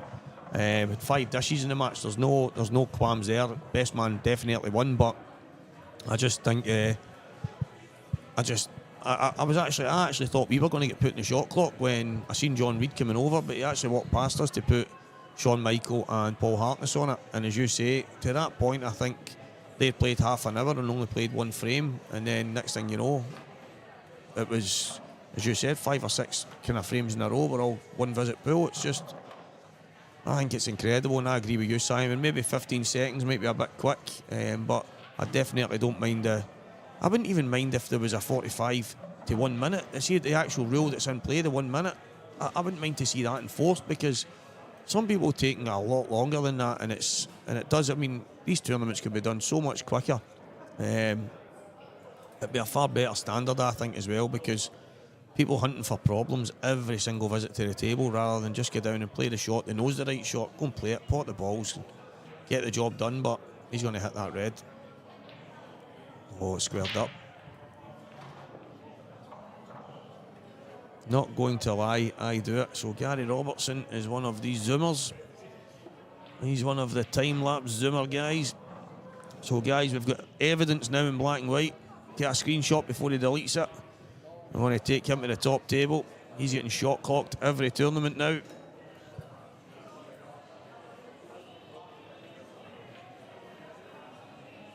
The thing is, are you saying you deliberately do it, Gary? Because I think that would take you out of your rhythm. What about you, Kieran? If you're playing, all of a sudden you say, I'm going to just start taking ages here over shots, I think that would take you... No, I would... that would ruin my game. See lately, right, I've not been the most confident player in the world, like, at all lately. And I know exactly what I do wrong, because I'm quite fortunate where I get to play on stream quite a wee bit, and I I look back and I'm like, right, if I'm struggling, I'll look back at what I'm doing right, what am I doing wrong. And 9 times out of 10, it's that I'm taking too long. Yeah. And I know I'm doing it, and I'm creating problems for myself. I'm looking at the right option, doubt myself with the right option, and then looking at all different options and doubting them and all. So it's totally, that's probably the most confident I've felt probably since Newcastle. The IPA in Newcastle, that's probably the most confident I've felt. Last week was an absolute write-off. The Saltara was a write-off. Aye. But as I say, Newcastle's probably for here, this is probably the most confident and probably the most I've enjoyed pool since Newcastle. And it's because I look back and I was going quick, I wasn't doubting myself. Aye. That's the right shot, get down and play it. Oh, there's the right shot, get down and play it. None of this thinking to create problems. Aye. So no, I couldn't take 2 minutes a shot. It would do my nut. And I was playing my brother last night, and there was stages where I was going too quick, and then just no thinking, and then there was stages where I was just totally creating the most absurd problems, Aye. like thinking 4 shots ahead about a problem when you didn't even have to worry about that. Yeah, that's, I mean, I guess that the word rhythm comes into it a wee bit, because we all want to we talk about being in the zone, and to be in the zone, I think you need to have a kind of rhythm to your play. You need to be in that systematically things have to be going your way, in the sense that you're going round and maybe cueing the same, you're walking in the same, everything's just in that kind of rhythm. But if you are stop, start, slow, fast, everything, there's no way that when you step to the table everything's going to be the same. Because if everything else round about it's different, then I just think that there's a lot to be said about trying to keep a rhythm in the game. And I mean, I don't know. There's probably certain shots where I've been in the outside table without a shot clock, and I've maybe been absolutely baffled and standing there going, whoa, what do I do here? And you may take a couple of minutes over it, and there's no doubting that I've done that. But I often wonder what would I do in that situation if I had the 30-second shot clock. You'd probably find that you would play the same shot you ended up playing in the first place anyway. So it's definitely, after Friday night, as I say, I've obviously been playing a bit quicker than I thought I was anyway, but it's actually in my head now to try and get that rhythm a bit more, because the way I played against Dan is definitely that's the level I know I can play at. It's as good. I mean, it would have been tough for anybody to beat me that night. I was brilliant. So but that rhythm, that's something that's in my head now, to try and keep that going as much as possible.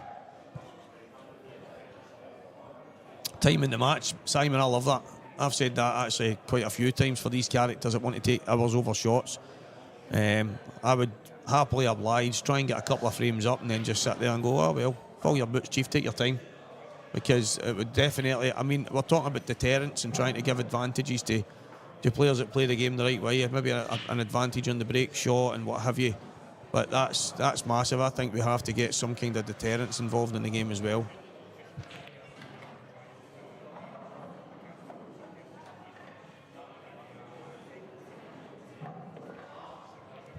Yeah, Stephen, I mean, obviously it can drive your opponent nuts. I mean, it does bother me at times, but the reason it bothers me is I might be playing against a good player who I know can maybe take finishes for fun and can play every shot in the book, and yet they're taking 5 and 6 minutes over shots. That stuff like that, I mean, I don't see that as a tactic. I just think that's absolutely bonkers. But listen, each to their own. I must admit, it does bother me ever so slightly. It shouldn't, but I have been assured by tournament directors now that if any of that happens, all you have to do is go and have a word with them, and your opponent will be warned and then put on a shot clock. So it's one of the things that would suit me fine. I'd be happy to be on a shot clock in every match. And if my opponent's taking 5, 6, 7 minutes over a shot, then if they're on a shot clock and they play well, then it just goes to show that they're just at it.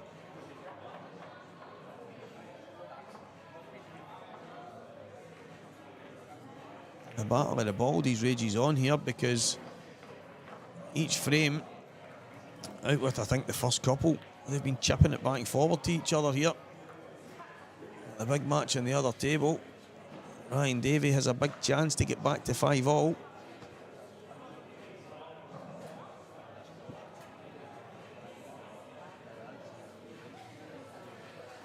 Remember, guys, that's on the other stream table. If you want to listen to me and Kieran talking nonsense, stay on this one.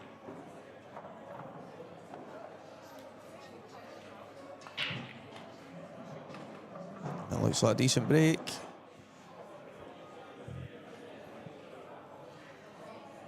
That yellow coming down on the left-hand side has made it a bit awkward.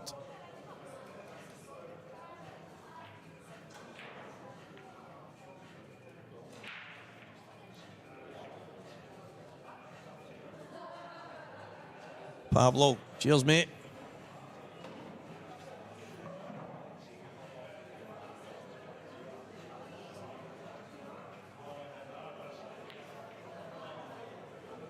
I think Paul has to, Mark actually has to take the yellow over the pocket, which is going to open the entire match up. So he's going to leave it. So he's not confident in getting this finish from here. And he's just made life a bit more difficult. I wonder if he can screw into it right away. I think he can, but you're now needing an element of luck. If he can screw inside it, that would be better. Quite a stabby shot there from Mark. Didn't really cue through the ball. But one thing's for sure, the ball I said that he should have potted first is the one keeping him in the frame now.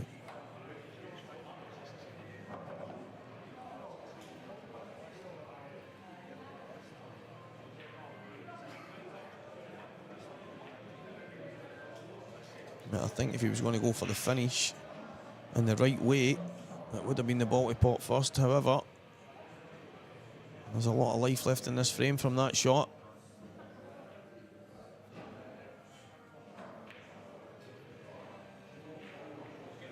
Can both pot this? He's tried to kill the black. He's not succeeded. And this frame should be done. I have to say that's a mistake.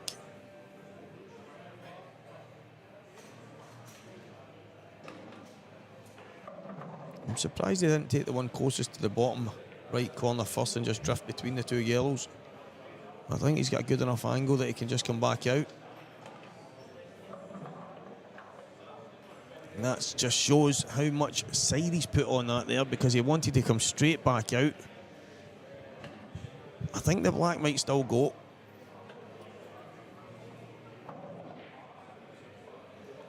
He's got to avoid the red on the left-hand side and the two reds up the top. So a little bit of traffic to avoid. He'd be really unlucky not to be on the yellow. And he's found a gap. He's found it well. Loads and loads of check side on that there. It looks to me like that red maybe doesn't go. He's going to drop behind it for the black into the left middle.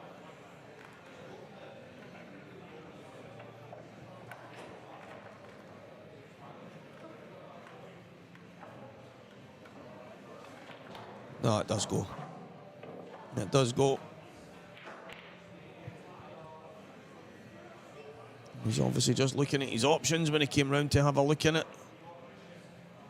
He ghosted it in there like it was tight, but it didn't even touch the sides there. You see it a lot. I think that frame there will make Mark kick on for now. I wouldn't be surprised to see him probably rattle off another 2 frames with dishes. I think it's one of the frames though, innit, that was tight. He had the chance to clear it, and Bob made the mistake, and obviously he's just been able to punish it. But I think now he's obviously he's looked quite jabby. Yeah, he's looked quite jabby, and he's looking quite. He looks as if he's doubting himself quite a bit. But I think with that frame there, I think he'll kick on for now. Yeah, he looks the better of the two right now, and he looks the most likely to take the chances when they come. But Bob, if he's going to reply, you feel he has to do it now. And he's got one. And he's got a chance. The reds are there for the taking. In fact, so the yellows, although they're a bit more difficult. There's not major work to be done on them, but it has to be reds for me.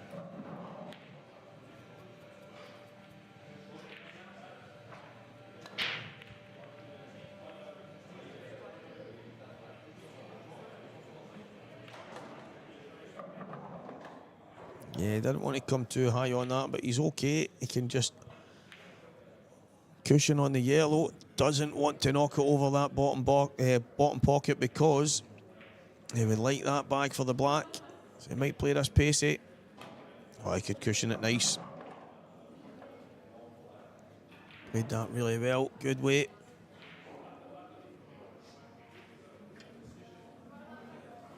Ryan Davey, Billy Neal, 5 frames all. What a match that is, guys. Preston McInnes, the son of Ross McInnes, against Paul Davis, the son of Steve Davis. 2 legends in Q Sport.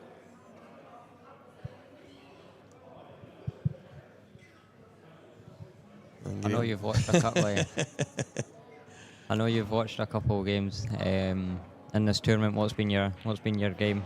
What's been your top game so far? Of this tournament so far, do you know what? There was a good one we started on yesterday, and as much as it was the standard of pool was absolute quality, I think the game I enjoyed the best was probably Keith Robertson and Slack. Just because, I mean, Keith was actually on the chat earlier saying that he was a nightmare to play against. Some of the things he was saying to him, he says to Keith at one point in the match, on ability alone, I should be 6-0 up on you. And he's just absolutely bonkers. But, I mean, there's been a few. I watched a couple. I was kind of keeping a keen eye on the Craig Martin, Rab Allen match. I know that wasn't on the stream, but that was 7-6 to Craigie Martin. And Rab was 6-5 up. Craigie had 2 dishes to win it. But from what I seen, they were on table 1, so I could see it from here. It was some standard of match. 2 of the guys played great. So there's been some good stuff so far. And there's obviously still some big names to play throughout this day. So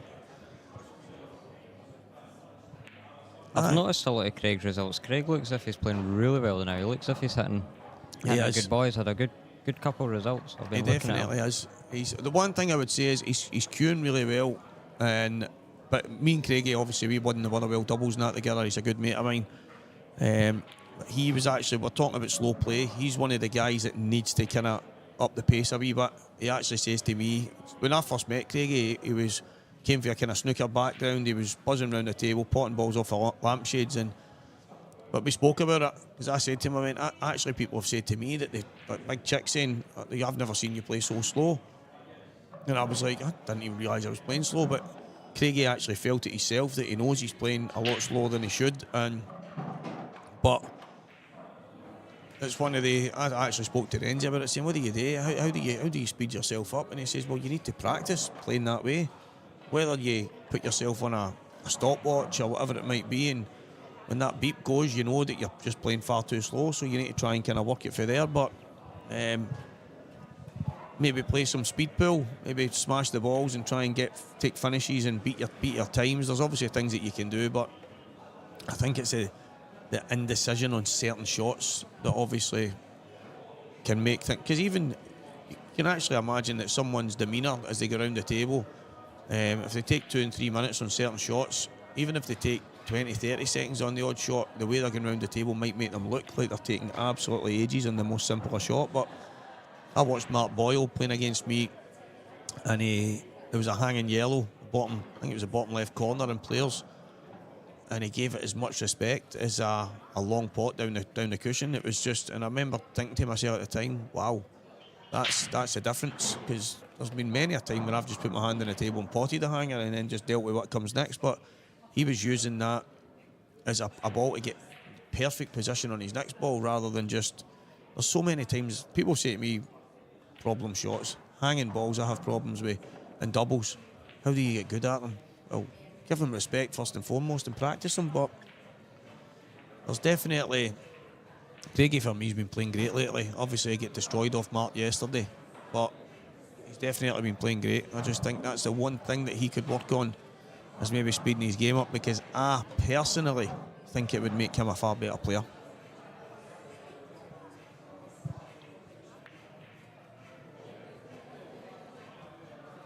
Gary, you might be right. Obviously but what do you do? For instance, yourself, if you end up on the shot clock, you're on a 30-second shot clock, and if you don't see the shot quick, you're just going to hand the shot to your opponent. You're not going to just sit there. So, again, I don't expect everybody to play in 30 seconds. Of course I don't. I understand that's not the way the game is, but I do think that there has to be an element of speed to the game. The black ball rules state that it's a minute rule, and after 30 seconds you're warned of the 30 seconds, and then at 10 seconds you get your countdown. So that is in the actual rules. So even if that was adhered to, it would be better than what we see most of the time. But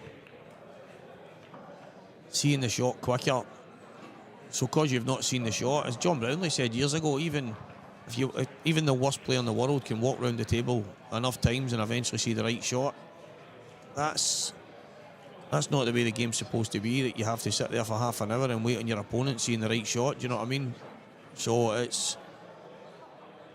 Simon's absolutely spot on. It needs to be quicker.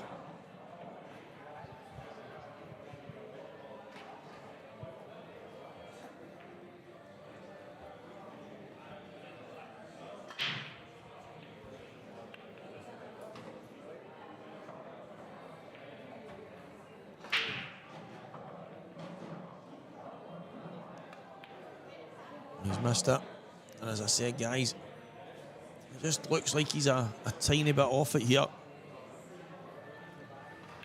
Although that red wasn't easy and there was work to be done, it wasn't. It just didn't look. It just didn't look like he was going to get that. Marty, that's the thing. Most of the time, the first shot you see, your first instinct is generally the right one, because I would say myself that there's many a time where I've walked to the table and I initially see the shot that I think's right. I can then have a few walks around the table and look at so many different variables, so many other shots, but most of the time I end up back at the same shot that I thought in the first place. Generally your first instinct is right to an extent, and I 100% agree with that. I think you probably find that most people, even if they go around the table 10 times after that and take 4 and 5 minutes, they probably end up playing the first shot they thought of. So there is obviously the odd time where you maybe stumble onto the shot and you go, oh, wait a minute. Obviously that happens, but it's not something that happens all the time. So I agree. I think instincts take over quite a lot, and you play the right shot more than you attempt to play the right shot. I think that's a big thing. We obviously don't all execute them right. We don't get it right every time, but knowing the right shot and attempting to play it is obviously,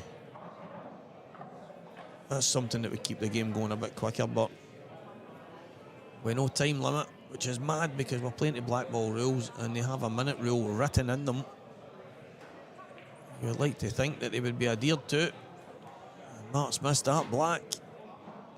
These two guys are chipping frames back and forward. It is so surprising.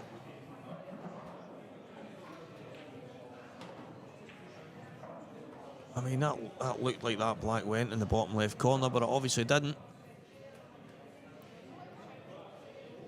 If it did, Mark would have played it. But I have to wonder what he was doing with the cue ball if it didn't go in that corner. So for me, he must have been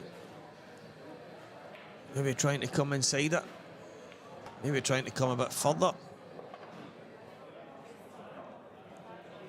and take it into the middle pocket, but he just didn't get it right.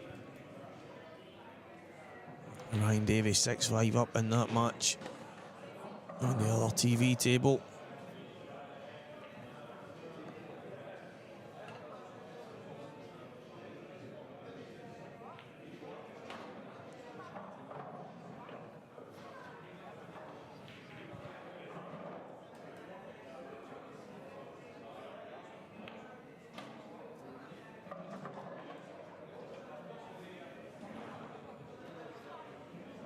And it is all square here. I quite like the idea of that, Simon, because a race to 7, if you consider that match I played against Dan was on the 30-second shot clock, and obviously we had an extension each frame, but it's finished 8-4 and it took 59 minutes, and we had a couple of toilet breaks involved in that as well, so 59 minutes for 12 frames, 75 minutes, even if it was 90 minutes, even if you had a 90-minute match for a race to 7, that's probably, I mean, a lot of the matches last week in the races to 8 were taking 2.5 hours because there wasn't a shot clock on the outer table, so now the tournament still got finished in decent time when it came to the Sunday, but for me, I don't actually mind that idea. I think even if you did the 1 minute rule and a 90-minute shot clock and a race to 75 minutes, I mean, it's not far away for me. I don't mind it.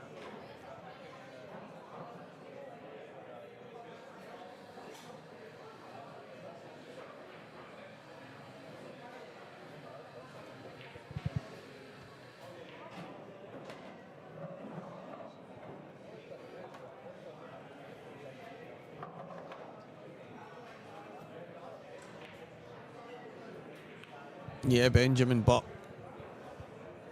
when guys play chess and they have a timer on the table which they press after every shot, now something as simple, if we could have it that you play your shot and then you press the button and it resets to 60 seconds, and then you play your shot and you press the button, it resets to 60 seconds. It's only going to take you a split second to walk and press that button and then sit down, and it allows your opponent to go, and I'm pretty sure something like that could be sorted out. I'd be surprised if it wasn't possible. Like setting a timer, setting a 60-second timer, and then every time you press the button it resets, and if you run out of time it'll beep and you lose your shot. Do you know what I mean? I think something as simple as that could work, but maybe the simple ideas are the ones that are the hardest to get across.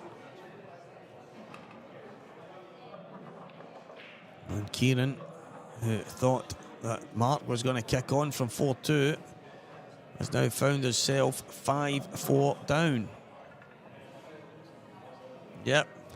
So Kieran's prediction has gone well wrong here. I need to mind when I'm behind in a match that Kieran tips my opponent to kick on. I might come flying back into it.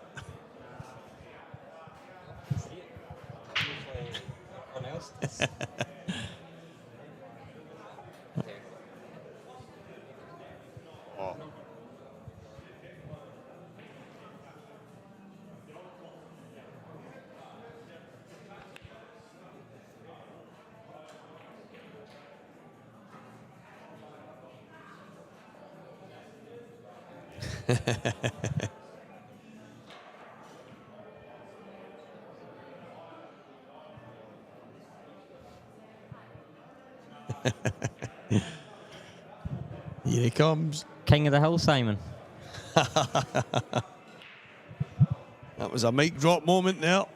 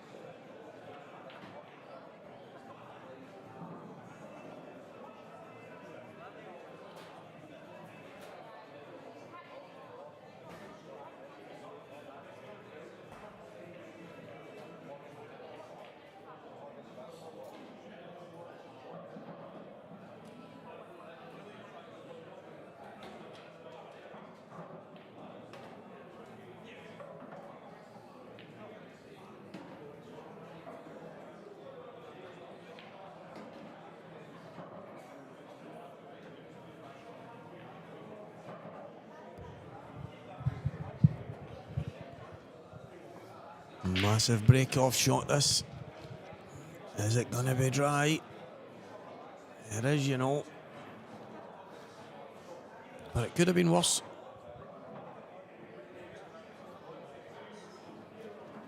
Oh, oh, oh, oh, oh, oh, oh, oh, oh.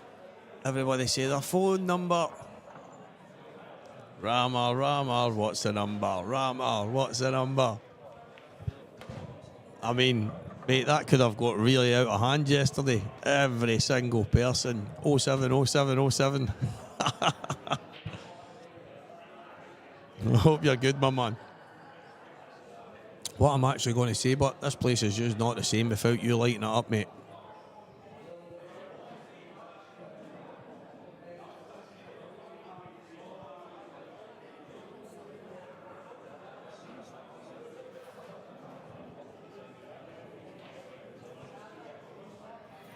Maybe that's how they call me Steve-O at times. What's happening, Steve-O? Yeah, maybe.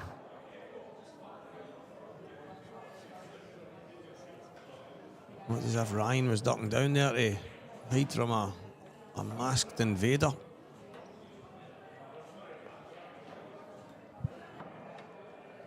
So is Bob going to continue the kick on here?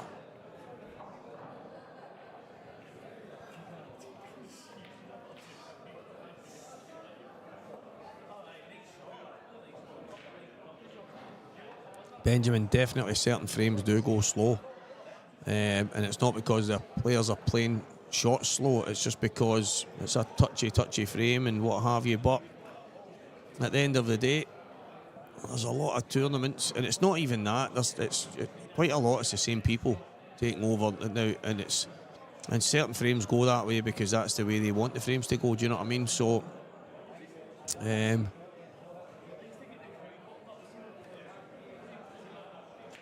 it's tough, mate. It's tough to get it right, but if you've got 75 minutes in a match, for instance, like Simon said, I think that is a lot of time.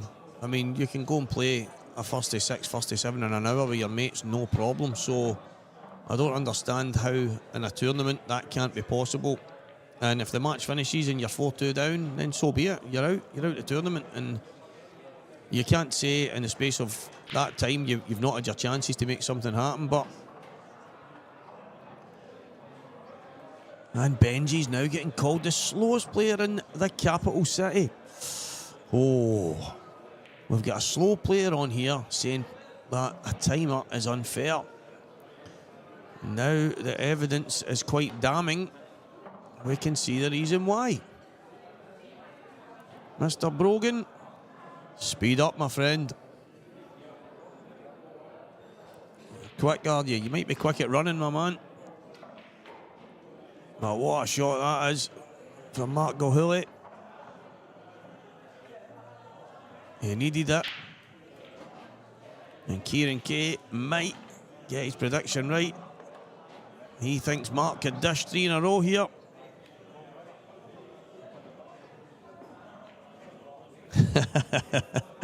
Defo not quick at running either.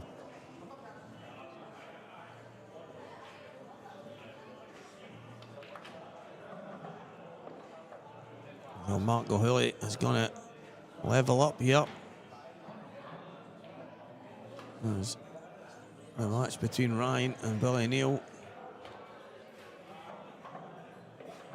is drawing to a close.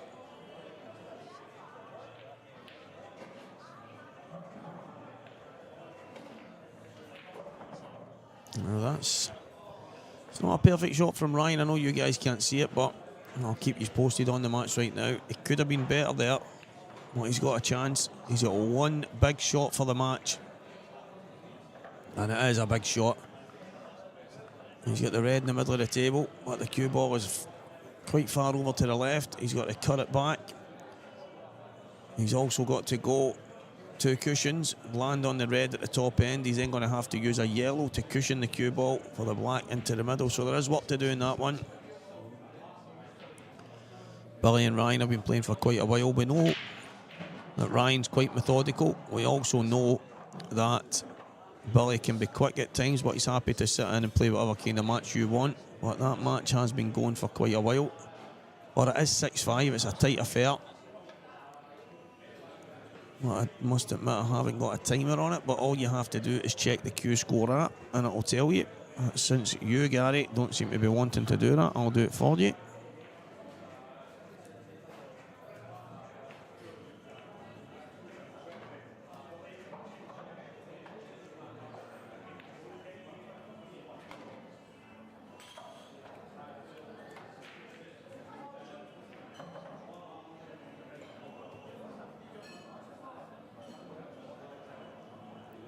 So we are looking for Ryan and Billy. Let's get down to the live games right now. I'll tell you how long this match has been going. It started, guys, at 11:10. It is almost 2 o'clock, so Ryan Davey and Billy Neal match is only 14 minutes away from being 3 hours. Started at 11:10, and it's almost, I mean, it's 2 o'clock right now, so it's been a bit of a long drawn out battle, but I mean, that's an advert for a shot clock if you ask me. Now, Ryan is almost over the line. You're talking, guys, that's going to be 12 frames in 3 hours. I haven't seen enough of it to know what's been happening in it. I have no idea. I do know that a couple of times myself and Kieran looked round, there was some fudgy frames. But it is going to be Ryan, I think, that gets over the line here. And he is, he's bang on the black. He's bang on the black. And Ryan Davey is in the next round after a 3-hour match against Billy Neal. Billy gave a good account of himself. He dug in, but it is Ryan Davey who is through to the next round. 2 mates of mine. Ryan is a lad I've known for a long time, since he was a pup. He's a class act. And Billy is an absolute maniac on the table. What a diamond of a guy who I work with quite a lot these days, Mr. Plumber guy. So, commiserations, Billy. And good luck to Ryan in the next round.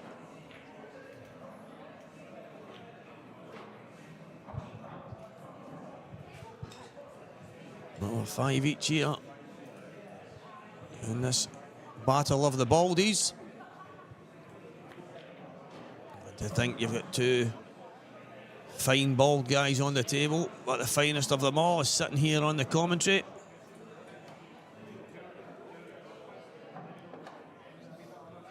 You see a big chance here. He wanted to go 2 and flick the yellow, he's unlucky. I just don't think he had enough pace on that. I think you've got to zip that in, really dig into it. And the thing as well, guys, if he just came round, he could have potted the red in the left middle and then taken the red in the top left-hand corner. It's a good shot. It's a good shot from Mark.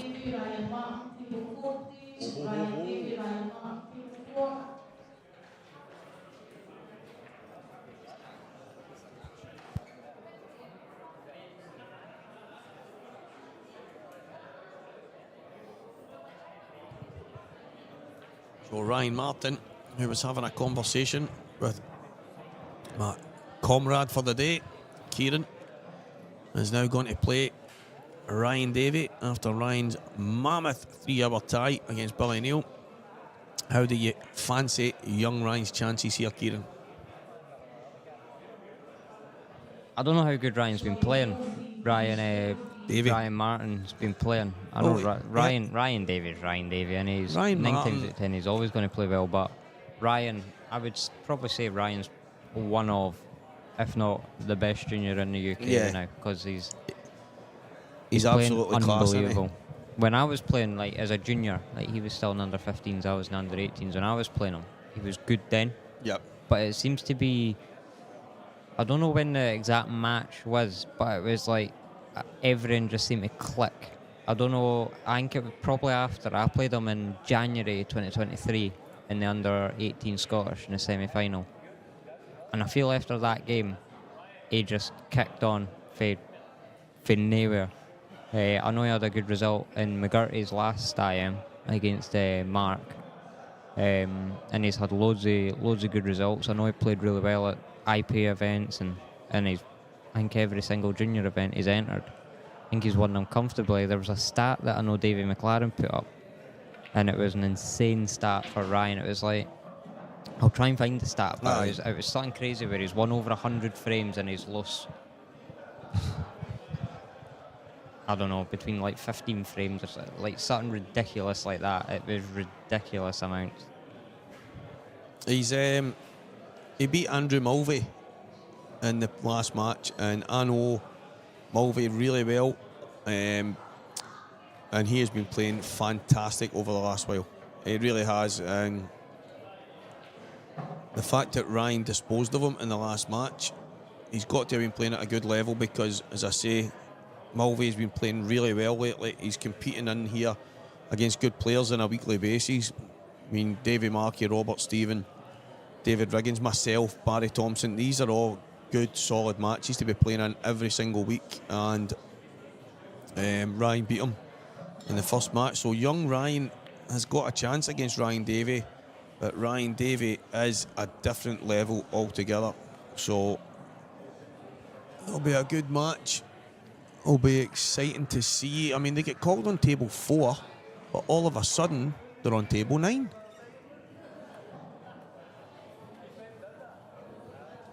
So there you go, guys. They are on the other stream table, and maybe it's been by request. Maybe Ryan versus Ryan just had a better ring to it than whoever they were going to put on. Well, if you don't fancy listening to me talk nonsense and you want to see Rido versus young Rido, pop over to the other table.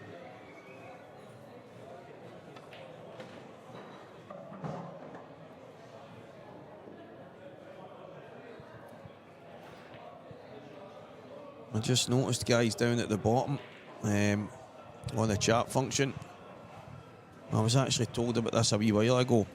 A lot of people might not have known. For a good while I have been doing so much commentary and not getting a single penny for it.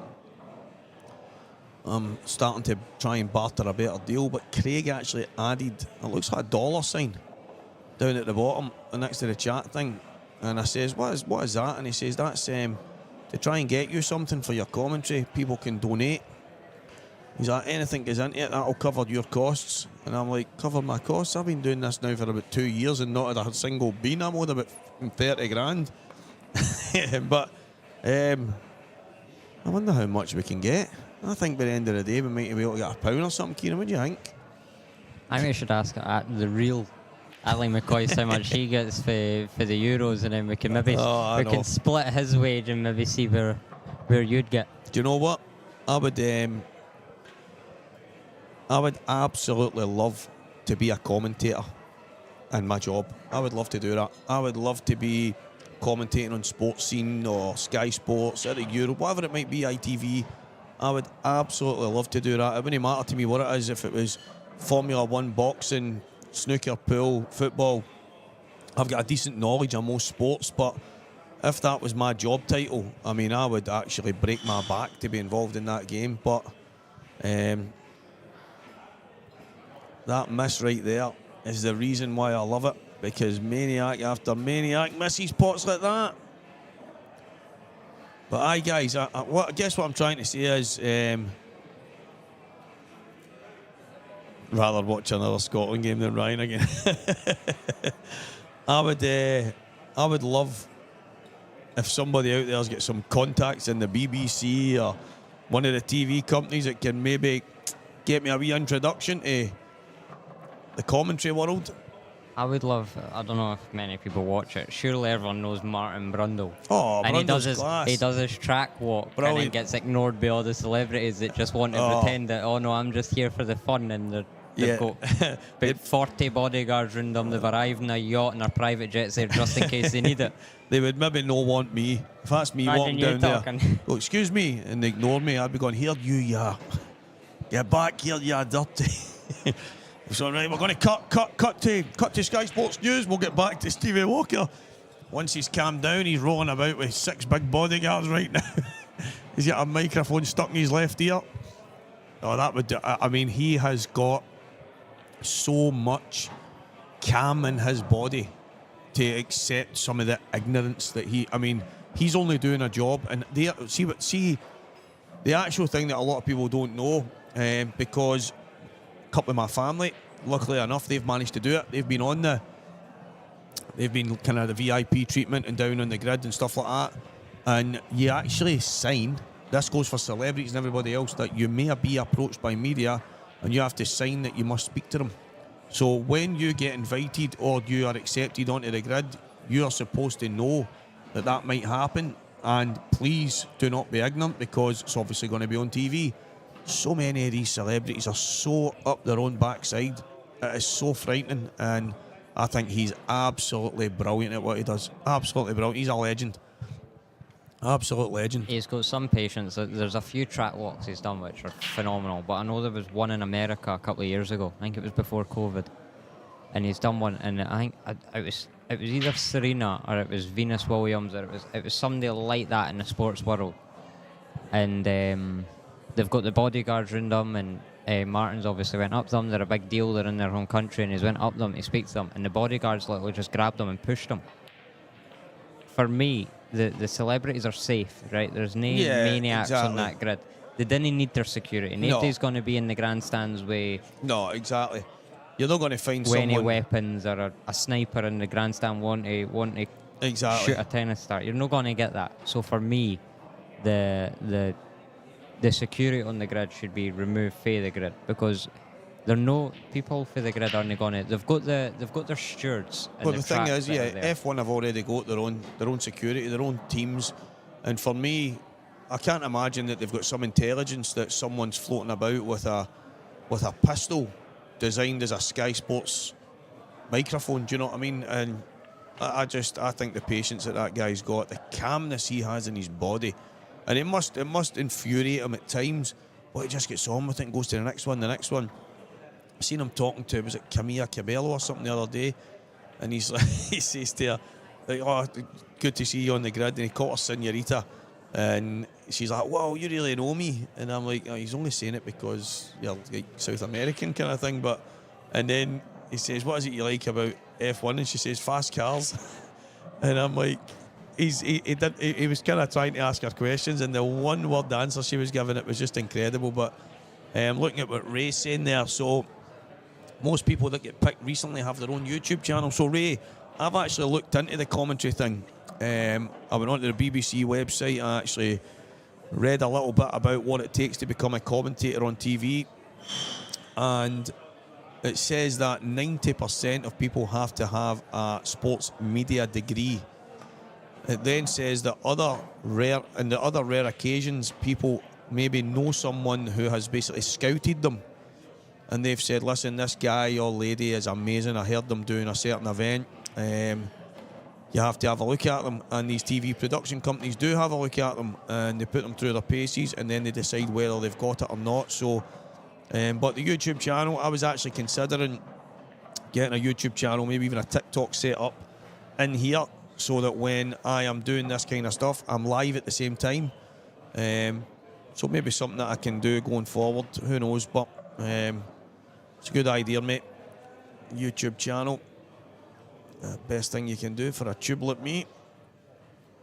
Alan Reynolds, Renzi Jr. Oh, unless your father stole the phone to the... Is he no refereeing? Is he over there on his phone? That better be Junior. No, I think old Renzi's over there probably talking about golf or something. Yep. Well, he's retired from golf. Couldn't believe it. Is he retired from He's golf? retired. You no play golf anywhere at all? He's saying he's retired from golf, so I'm hoping that means that he actually turns up on a Tuesday night to pool now. He says to me that he'd retired for pool and smashed me at that a few months ago, so I'm not buying any. Well, I heard a rumour, Junior. I heard a rumour that you've signed with Paddy's team. You would rather have fun with Paddy's team than play for mine, so I'm good with that, mate. As long as you make sure you come down with your father. Ray, thank you very much, mate. It's something over the last few while that's become a bit of a passion of mine, so hopefully I have to congratulate Mr. Gohuli here, because that was as scrappy a match as you're likely to see, but he stayed true. He dug in, he made so many mistakes himself, so did Bob. Both of these guys just weren't at it, but you were spot on, Kieran. From 4-2 up, you thought Mark was going to kick on. He didn't. Bob went 5-4 up, but Mark did win the next 3 frames, young man. What do you think of that? He's fell asleep. Sorry, I was trying to find the stat. He's hunting for the stat on Ryan. We've got our own stato here.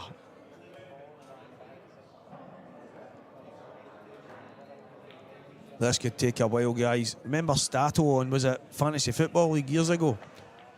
He was quite quick when he used to hunt for the stats. Kieran's taking his time here.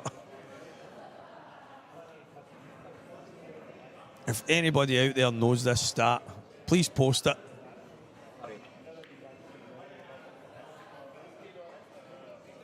So, young Ryan Martin, a stat was posted about him that he'd won so many frames and only lost so many. Was that in the youths and juniors kind of tours? So if anybody out there knows that stat, please post it, because it's driving this young man crazy here. He's pulling one hair out at a time, and by the time he finds it, he's going to have a hairdo like me. So please hurry up and post it, guys.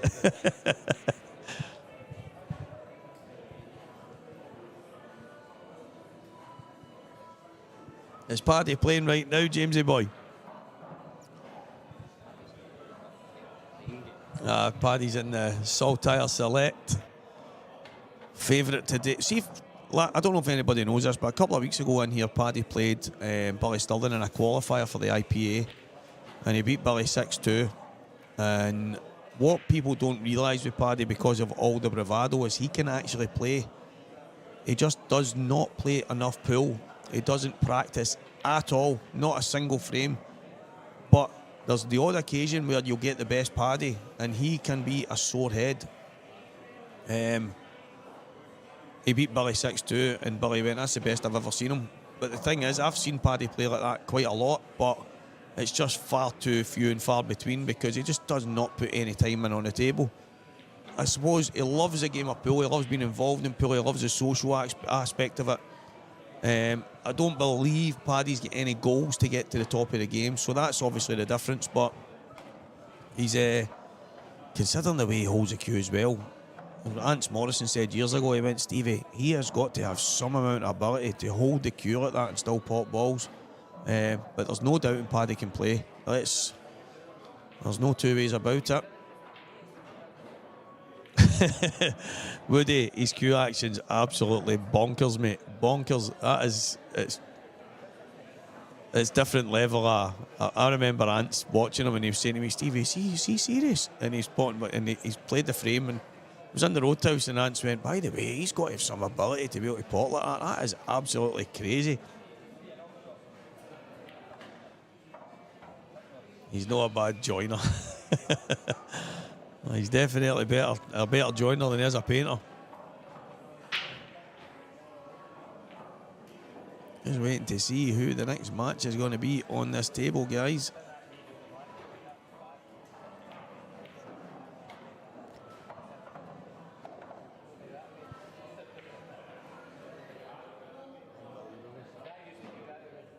Wow. That's unbelievable. 3-3 with Big Steph. That's good. That's a good, as I say, Paddy can...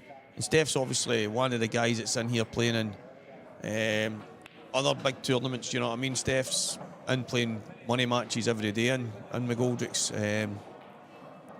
Although I would say there isn't much between the two of them when they're at their best. You would say Steph plays a lot more pool than Paddy, so it's a good result so far. 3 each. What is the races? Is it races to 6 in the Saltaire Select, guys? Or is it still 7?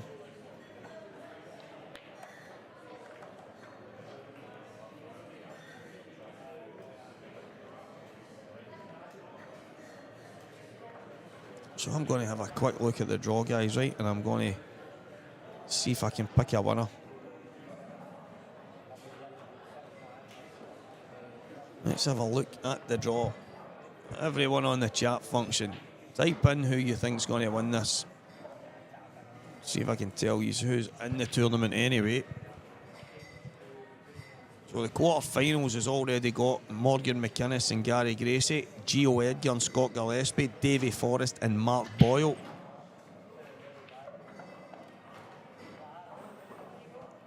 So the other matches that are playing down, Mark Gohuli is in the last 16. He's awaiting, which is going to be looking to me like it's going to be Liam Dunstop. And then it's going to be Ryan Martin, who's 2-0 in front of Ryan Davey right now. Ryan will play probably Preston McInnes or Paul Davis. So the two last 16 ties that need to get down to the quarters. One of the ties will be on the TV soon, but we need these other matches to finish. Well, the likelihood is young Preston McInnes. Imagine Preston McInnes and Ryan Martin were in the quarterfinals of an IM, two young kids. I mean, I don't know what kind of draws they've had, but you've still got a lot of pool to be played. You've got guys you've got to beat time and time again. And these two kids are absolutely flying right now. But Ryan Martin has to get to 7 against Ryan Davey, and that will not be easy. I've just found one of Ryan's junior stats where it is an 82.98% win rate in every tournament. 47 frames he's won. 47 frames he's played, he's only lost 8 frames. That's some going, isn't it? Some going. Yeah, well, do you know what? I'm going to pick Mark Boyle as well. I'm going to go Boyle to win the event. So I'm saying that to the guys. So we're still waiting on to see who the final four guys that are going to play down. Good to see Gary Gracie back in there. Brilliant. I'll go Gio. Right. Gio. I think if I qualified and Billy Stirling didn't flick me off the table, I'd have won this. I'm just looking at the amount of dumplings that's in this tournament. You've got one beside you talking a lot of rubbish and playing rubbish. So. I don't think I'd have got a better chance than this weekend. When I look at that quarter-final draw, I mean, it doesn't get any easier. And where am I? Sitting in the commentary booth. I mean, absolutely gutted. Just goes to show, guys, when it's going against you. I mean, I could have had a tap-in draw. Gibbsy or Gio, I mean, come on. They've no chance against me. But it just goes to show.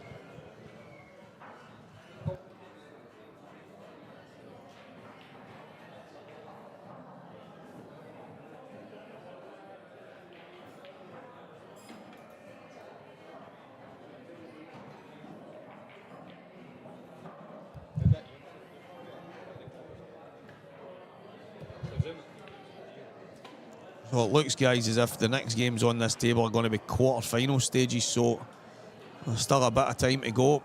Unless they put a last 16 game on, but it might be unlikely. But I'm going to go and order some food right now, and I'll come back and talk nonsense to you guys. I'll be back here in a few minutes, guys. I can maybe keep the conversation flowing.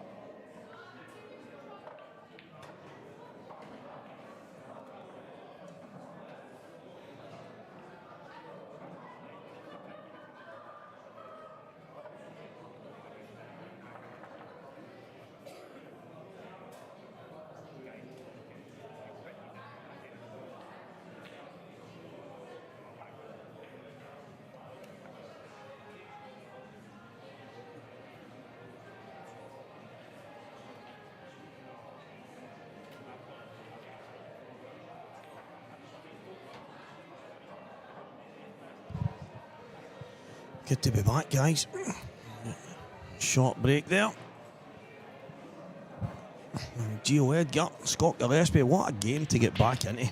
What a game to get back involved in. Don't know what's going on in here. He was out for a couple of minutes, come back in, and someone's went mental with a bit of paper and a pen. Yeah, no got a clue what any of that says. Doesn't affect me. Gio Edgar. This yellow and black away from going 1-0 up on Scott Gibbsy Gillespie.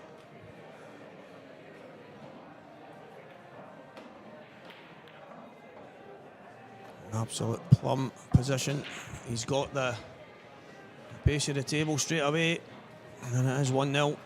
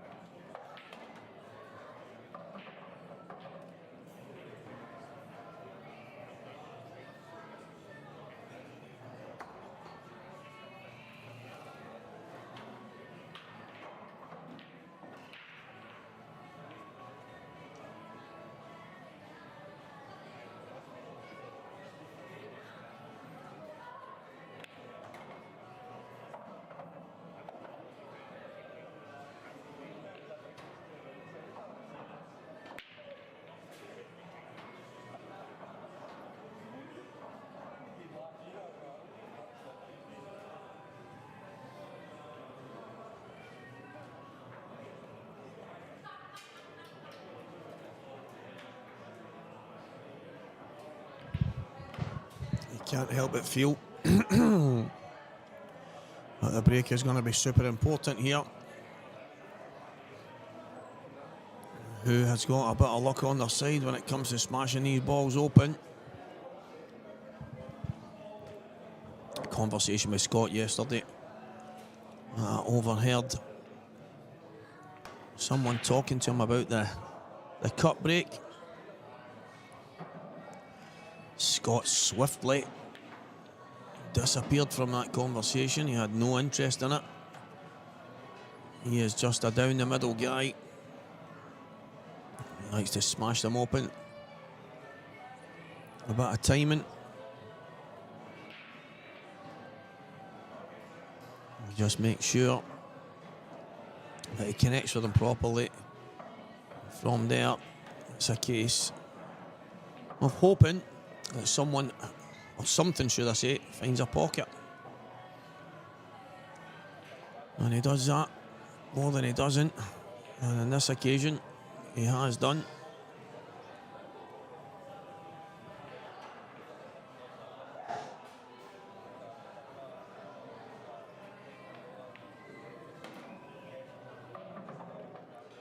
He would have liked to be back a touch more here.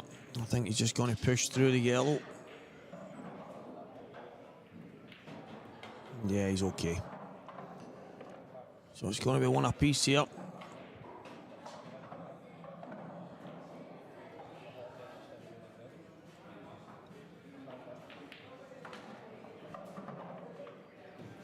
And no surprise from these first two break-off shots. It is 1-1. And we've got two guys here that don't touch The break and run out. So everyone can look on and keep their eyes peeled, because this is frame number 3, and will it be dish number 3?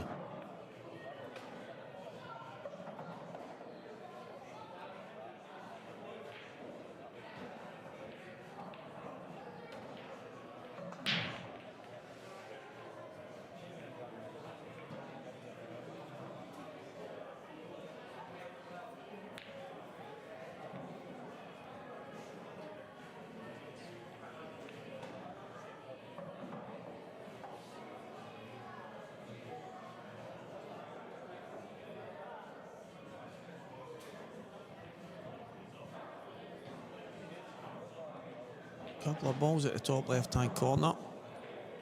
Doesn't look like the yellow goes. I wonder if you could cut that yellow into the middle. Nice and thin, maybe cut it thin off the bottom jaw of the middle pocket. Opening up the top end. I don't know if that's what he's looking at right now, but that would be the aggressive shot here.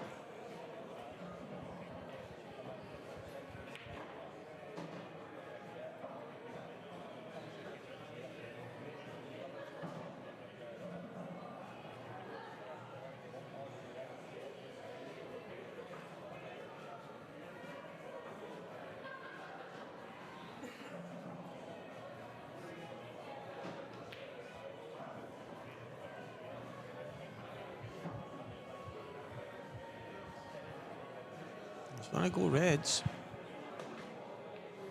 So he feels there's a better option at the top end to get into. The red and yellow at the top left-hand corner.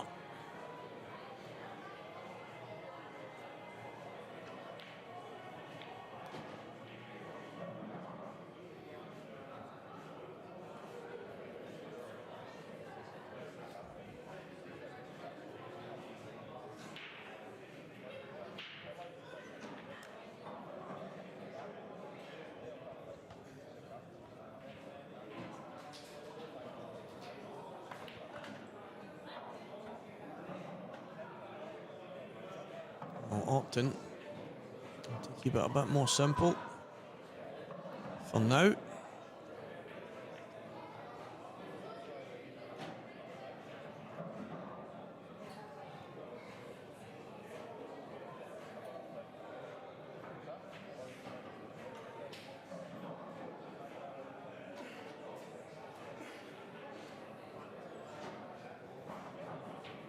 So when I come back with a bit of check side, try and put the yellow over the opposite side. He's done it okay. Forces the hand here of Gibbsy a little.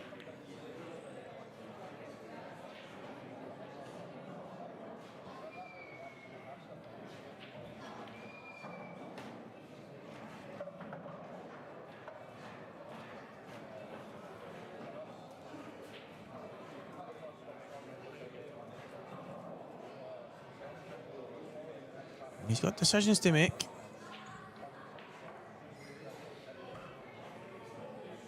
Can he jab it in the top right-hand corner?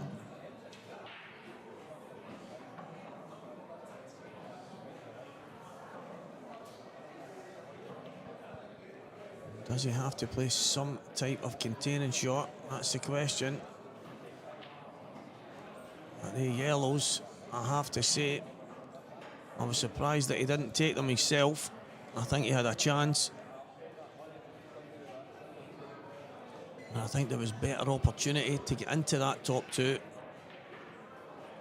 off the yellows.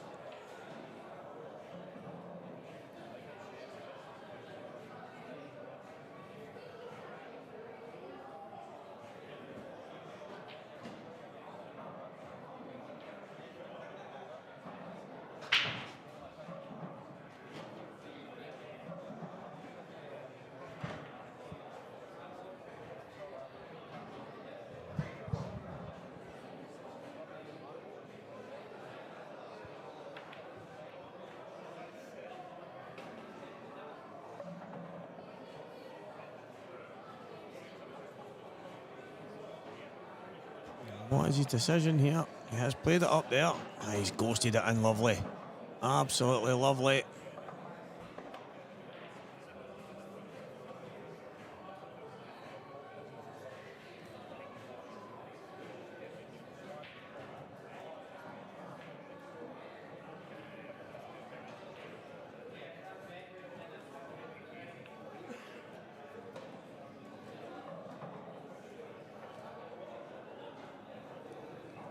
He's gonna have to get that. That top side of the table is always going to be the problem here.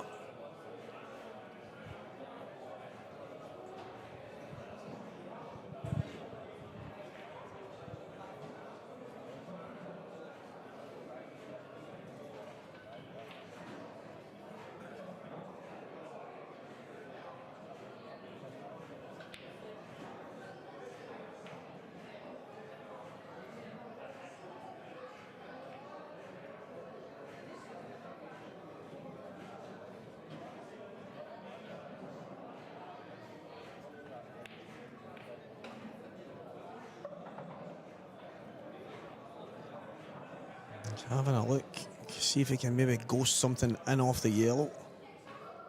We're in a bit of a stalemate here in this frame.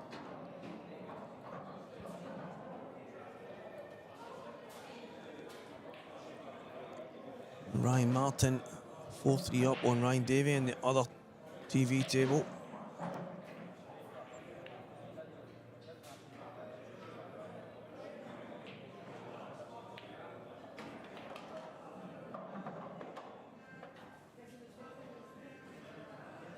Gary Gracie 1-0 in front of Morgan McInnes. Mark Boyle 1-0 in front of Davy Forrest. And in the last 16 tie between Mark O'Hilly and Liam Dunster, it's 2-0 to Liam.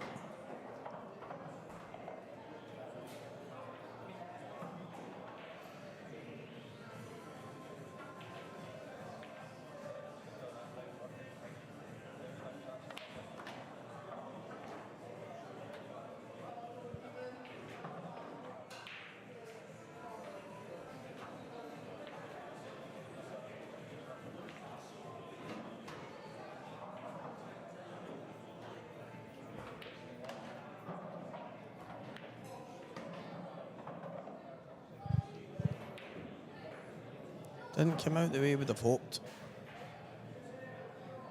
But it has a pocket now. Can he stun off the right-hand cushion?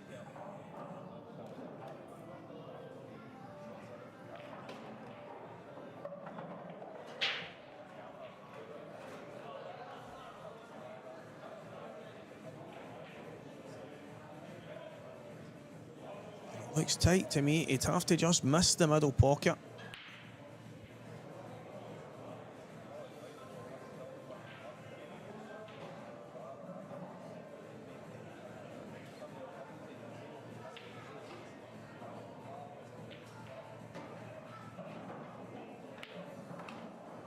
He's came round the back of it. What a shot. He's unlucky.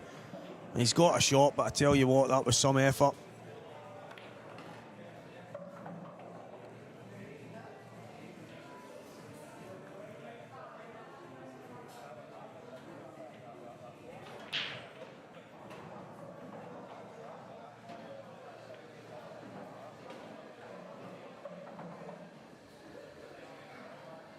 The problem here is, where do you put the black?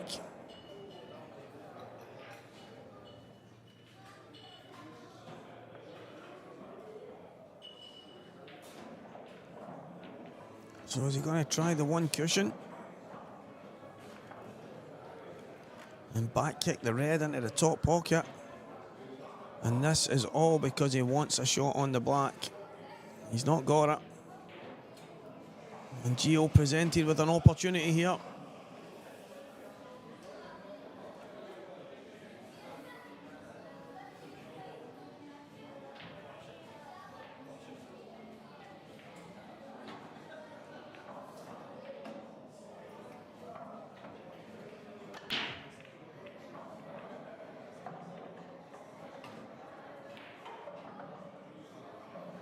You have to fancy Gio to take these now.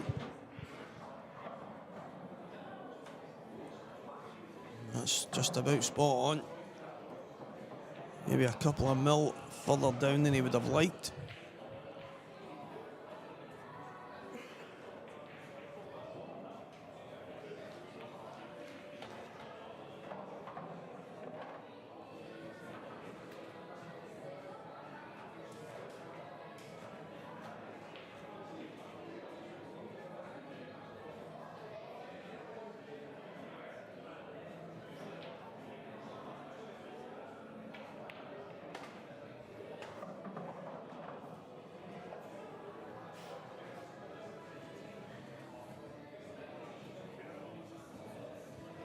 It would be a monumental error if Gio didn't take these. I just can't see anywhere that he makes a mistake here. He's just going to push through here. Maybe just an inch or two. Now it's a bit further than he would have liked, but he's okay.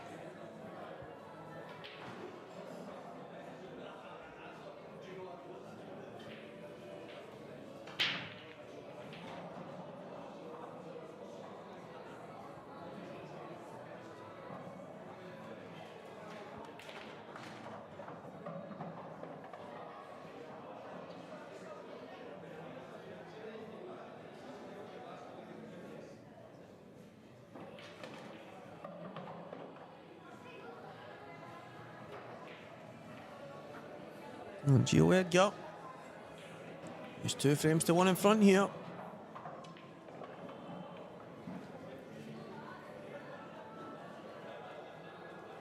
I think the decision in the last frame not to go yellows has ended up causing Scott the problems. Now I know he's a top baller, that is not in question here. He is an absolute machine. I just felt looking at the screen that there was better options to open those balls up at the top. I think that would have came and taken the yellows. Scott decided to go reds. It didn't work out. But he did play a cracking shot to try and come around the back of the red. He's unlucky. He's judged it pretty well. But unfortunately, it left him in a bit of no man's land when it came to getting on the black. And now he's down the barrel, 2-1 behind, and a big break needed.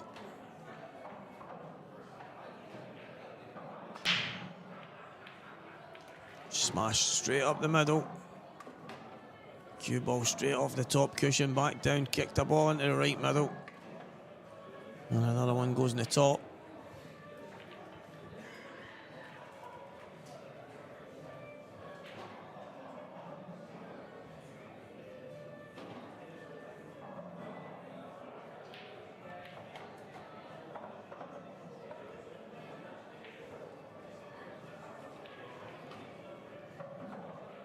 It's not going to be anything but yellows here. There isn't really any option to take a red. I don't know if he's on the red, the thin cut at the bottom. He might well be on that. I'm just not sure that the red is closest to right now goes anywhere. So I think that's the problem. There's work to be done on both sets of balls, but I think it's a simple plant at the top end.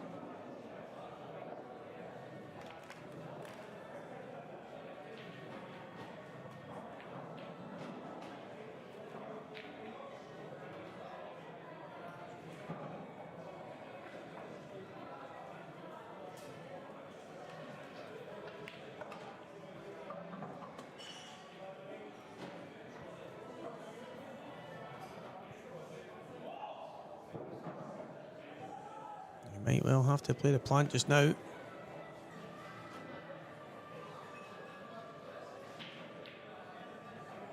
Now, Gary Gracie is 2-1 down against Morgan McInnes just now.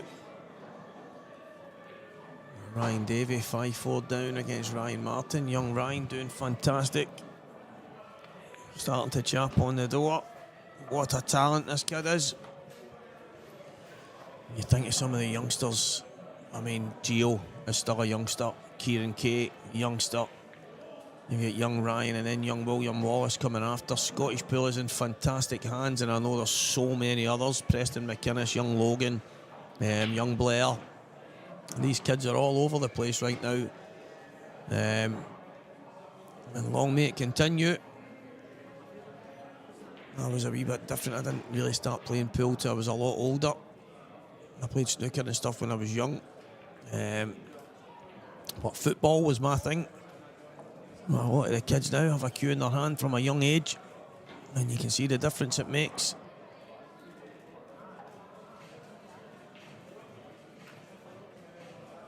Getting that comfort and that feel on the table from such a young age, it really does make all the difference.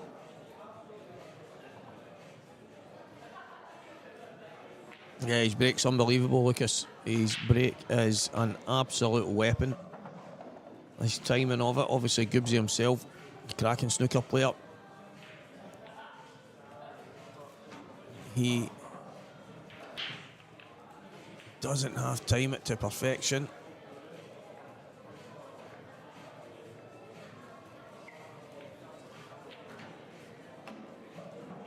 It looks like he's going to come across and take the yellow into the bottom left corner. Yeah, you can see the position there he's pointing at.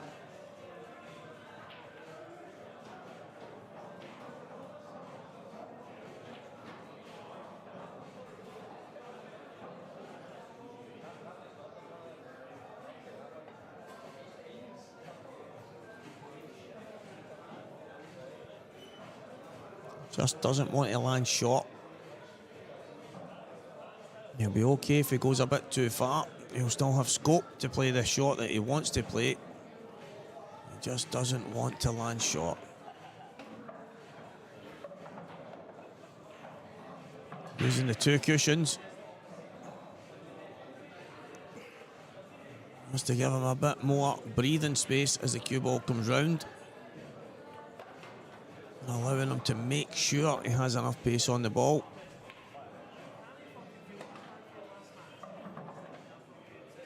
Has he left himself enough angle here to push through for the ball into the left middle? I don't know if he stopped that white a bit too quickly.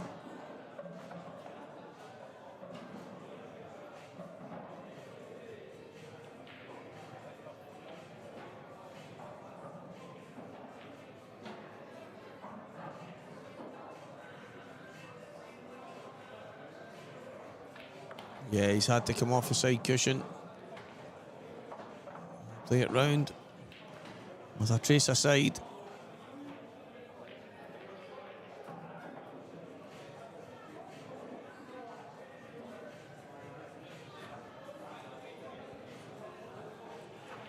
Well, it's not the easiest black in the world. And you have to fancy a guy of Gibbsy's calibre to put it away.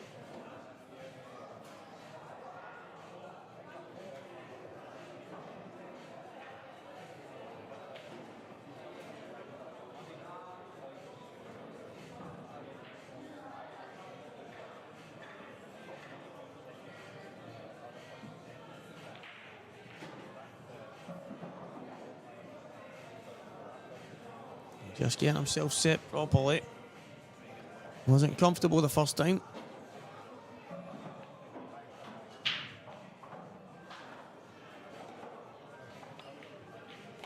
He is now. And it's 2 frames all here. And we're on serve at the moment.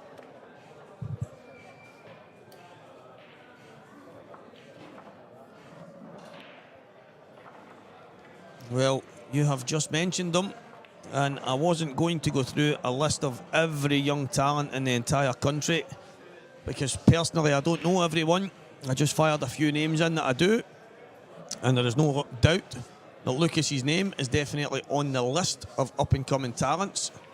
But as I say, I don't have a book in front of me with every single name on it, so I can't just fire every single name of the up-and-coming talent in the country, because I know there's tons of them. I only have to look through the list of all the Scotland teams and all the youths and juniors and all the kids that are going to all the academies and the stuff that's happening going forward. So I can only go with certain names that I know, and I was just off the cuff throwing a couple of names out there. So I apologise if that doesn't cut the mustard with yourself, but that's just the way it is. Some of the older ones coming through, guys that have taken the game up at a later age. I mean, one in particular, Sean McMahon. Similar story to myself, didn't start playing the game till his mid to late 20s. Walked into a pub, could actually hold a queue, and all of a sudden, in the space of a few years, things have kicked on for him in a good way. He's had a couple of trials for the Scotland teams. So you don't have to be a young pup to come through in this game. You can just take it up at any age, and if you've got something about you, you have a chance. So I hope that's an advert for everyone out there that isn't too sure. It's not a game that's ever too late. If you're willing to learn, you're willing to try that bit harder than the other guy next to you, you've always got a chance. Well, here's a young kid right now on the table who has to be inspiring a lot of people at what hard work and effort can give you. He is as dedicated as they come. He is willing to go wherever it takes and play whoever it takes and chase off his goal to become one of the best in the business. He's definitely chapping on the door. He's got a couple of good victories over the last while, Gio. So he's definitely already in the mix, competing against the very best now. And none more so than Mr. Scott Gillespie right now.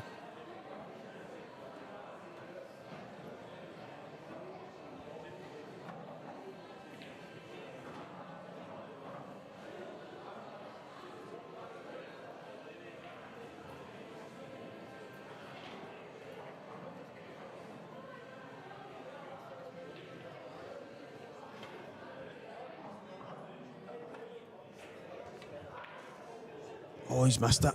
He's missed it.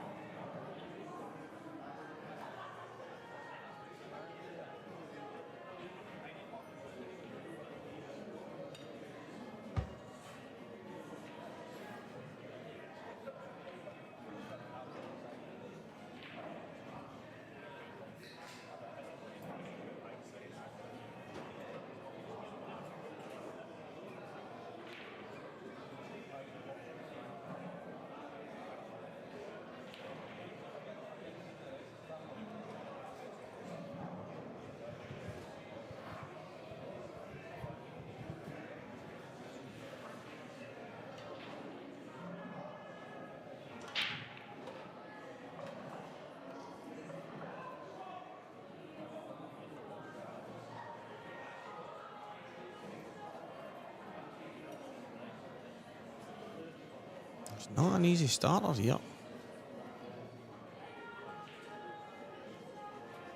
Is he looking to try and hide the cue ball? He might well be.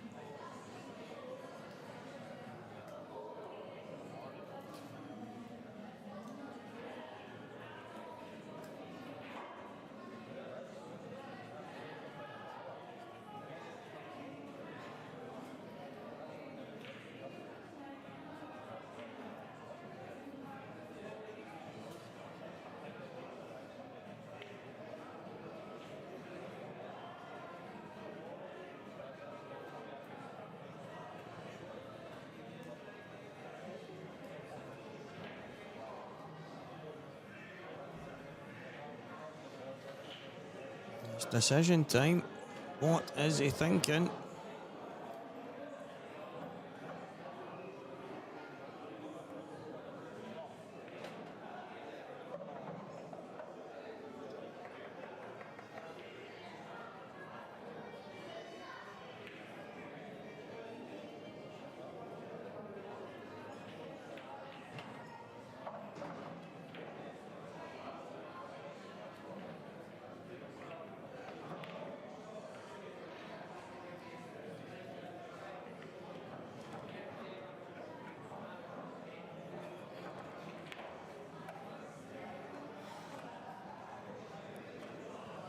So it looks like Gio's going to get over the frame, over the line in this frame.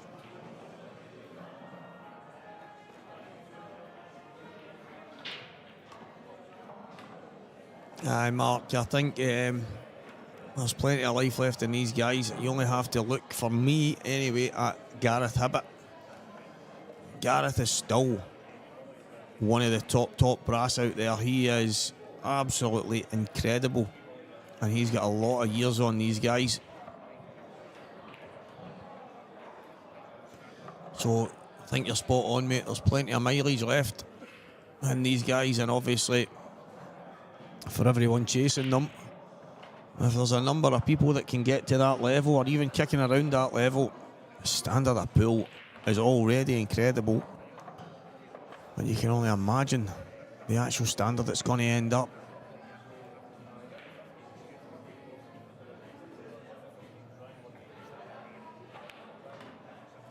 And it's 3-2 Gio here.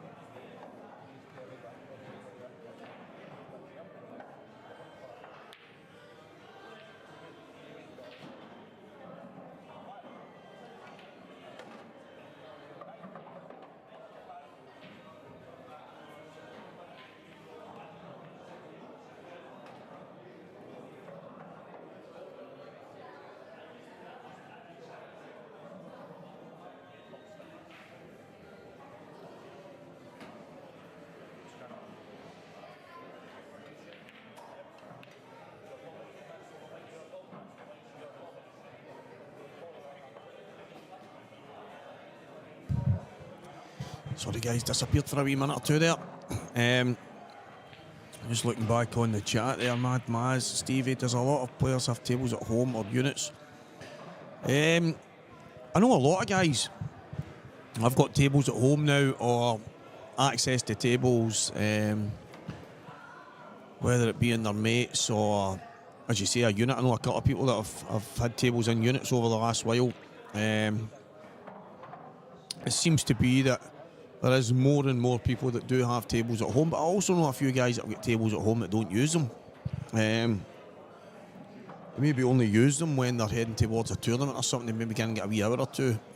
You'll mostly see them when they're at pool on a league night or something like that, and they maybe have a few frames when they're there with some of the guys. But then there's guys, obviously, that do have the tables and do put the time in, and they're the ones that probably get the biggest reward. But I have a table. It's in the Gartcraig pub. It's in the lounge. Nobody gets to use it. My team use it on a Tuesday, but out with that, it's only really me unless someone comes with me for a game. But it's been a while since I've managed to get down. I've been that busy. Normally, if I had a quiet day at work or something like that, I could nick in for a few hours and go and pick the kids up from school. But as Gio goes 4-2 up.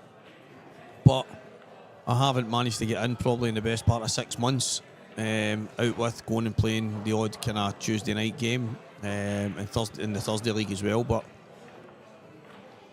I think I'm trying to get a bit of work done round my back just now so that I can get the man cave, if you want to call it that, the hut built, so that I can get the pool table in there, and I'll see how different I am to everyone else. Obviously, I've said that when I come in from work, I will basically get myself showered, changed, and then put my dinner in and go down and play maybe for half an hour while my dinner's in the oven or whatever it is I'm having, and then go have some food, then do whatever it is I need to do. Then maybe at night time in my house, most people are in their bed quite early out with me, and I usually sit about watching a bit of TV. Maybe I'll jump in the pool table. I don't know, but there you go. Jerry saying there he's got a table out his back and he struggles to find the time, and it's at his house. So Jerry, having kids, it's massive. And my missus Claire would say that she does 90% of the stuff with the kids, and that's 100% true. I come in from work, and then I take the wee man to football. I coach the team as well, so I'm there coaching Monday and Friday. Sometimes I go to help out at Football for All, which is a community programme. That's a Tuesday and Thursday. I've also got pool Monday night, Tuesday night, Wednesday night, Thursday night. I don't make it to every one of them, but on occasion I go to maybe 2 out of the 4, or sometimes 3 out of the 4. My daughters get dancing, theatre school. Then you've got tournaments at weekend, football at weekend, dance shows at weekend. So many things happening in real life, and it's hard to even find half an hour. So I feel your pain, mate. If I had the table out of the house, I'm saying I would try and find a half an hour here and there, maybe a wee 45 minutes, but I don't know how much difference it would make. But the fact that the table that I've got is in the pub, it's hard for me to get there. By the time I get there, to try and get a half an hour in, it'd be time for me to come home. Favourite for this tournament, Lucas, you know, the summies have been talking about it in the venue, and there's actually a consensus building from what has been witnessed so far that Liam Dunster has got the bit between his teeth. He looks like a man possessed, and I've noticed it myself watching some of his matches, and especially some of his frames over the last while. He is absolutely flying, and he's just got that look. And I've just managed to notice the scoreboard right now. Mark Gohuli is not an easy match for anyone, but Liam is 6-0 up. So I must admit, in the venue, there's quite a few people on Liam, but you only need to look at Gio and Scott here. Mark Boyle playing Davy Forrest, who's always at the business end, and then Morgan, who multiple winner last year. There's a few names in there, but you know, I said Boyle earlier, and I'm going to stick with Boyle, although most people in the venue right now are all thinking Liam, because they're watching more than I am. I'm in here looking at one game. But I'm going to stick with Mark. But as I say, in the venue, there's maybe a handful of people that think that Liam is the favourite.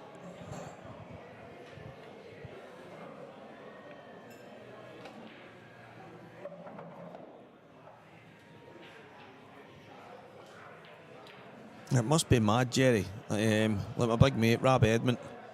Rab actually, he has a pub out his back. It's the only way I can describe it. When you walk into a boozer, you've got maybe some of them have got a bar and a lounge and stuff. Rab's is like the equivalent of a bar. It's got the actual big bar in it. It's got a full seating area with a big TV. It's got a corner that's just catered to for poker. It's got the pool table where you could actually fit.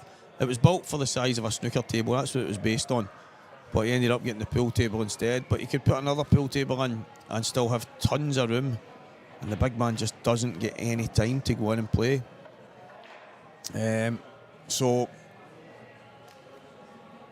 it must be the maddest thing, because I'm assuming that if I get what I'm expecting to get done over this summer, that I'm going to get the time to go out and play some pool. But Jerry, see, in the beginning, when you started and you got the man cave done and you had the pool table, did you get out in the beginning, and did eventually time just kind of drift away, and slowly but surely you were spending less and less time in there?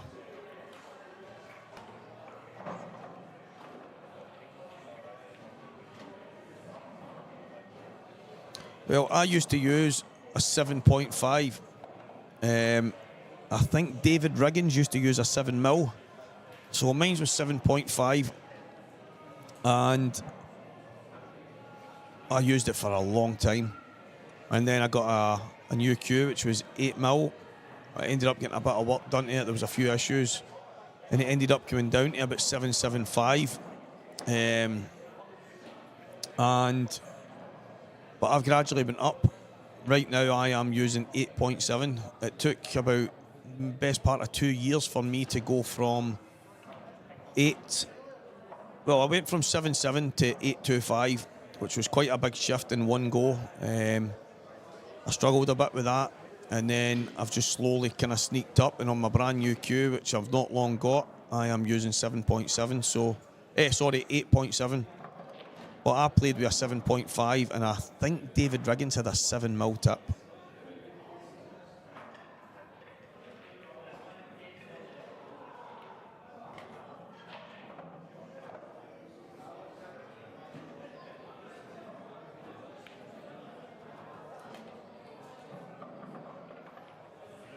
Niven plays snooker with a 6mm. Surely not, man. That's like playing with a toothpick. Great finish for Gibbsy there. Wasn't the easiest of blacks. Slightly bridging. 6mm. Wow.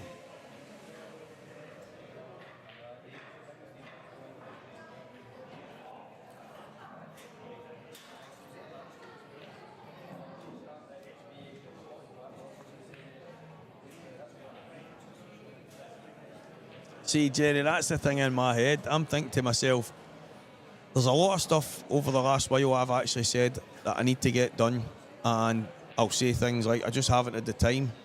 But for some reason, I can go into work the next day and speak about the 3 episodes of Chicago PD, Med and Fire that I've watched. I can talk about the fact that I'm rewatching Suits and Criminal Minds, and it's mad how you find time for the wrong things in it.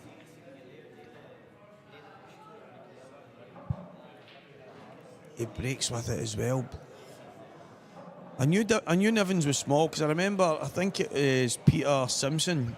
I don't think he uses the same cue now, but Peter used to use a cue. It was the smallest cue I've ever seen in my life, as in Peter's about 6'2", and his cue must have been, I don't know, 4 foot. I mean, I know that's going to sound mad, but it was like a kid's cue. And the tip size on it was absolutely tiny, but I think he's using a slightly different cue now, Peter, but he is in his late 60s, I think. I think he's must be heading towards the 70 mark. He's been about a long time, but that's incredible. 6mm. 6mm tip playing snooker.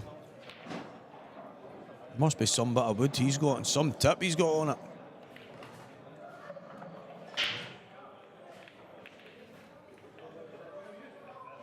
That ferrule must be stuck on me.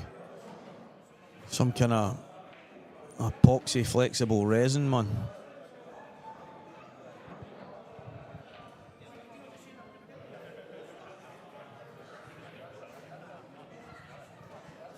Niven's class as well, isn't he? Some player. Cracking guy.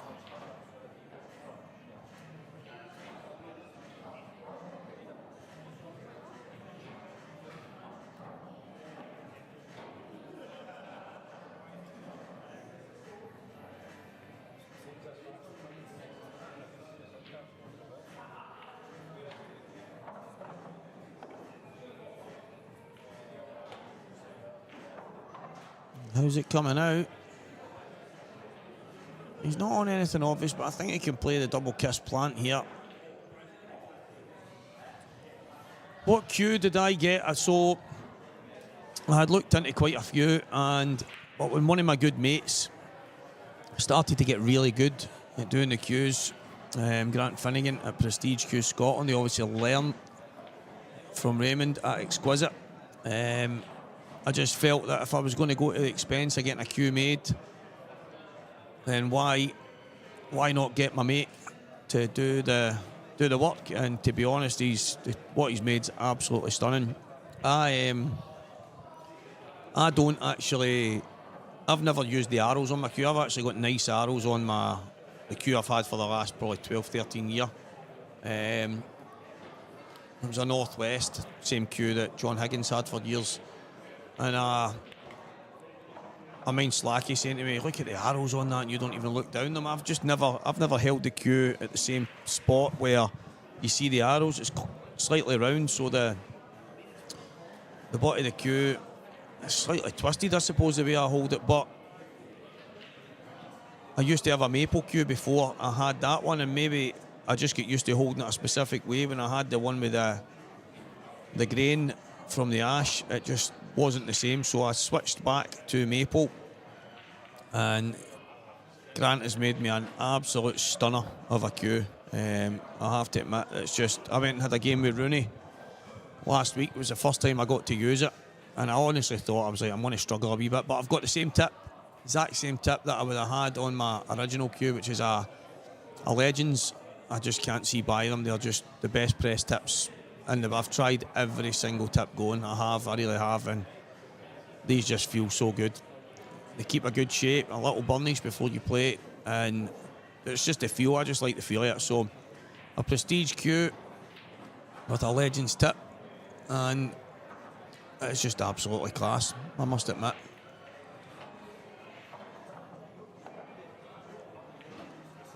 Got 134 break with a 6mm tip. Me and Niven Adams need to be having words. I think I need him as my coach.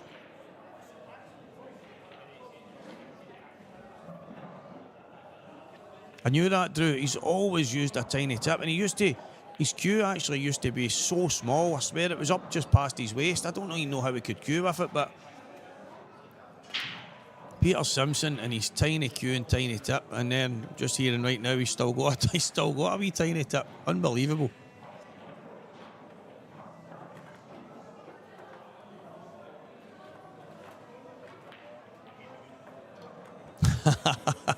Getting to a final with a ferrule protector on your cue instead of a tip.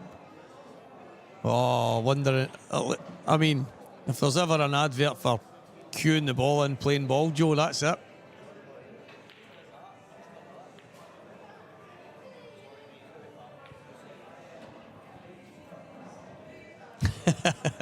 I know.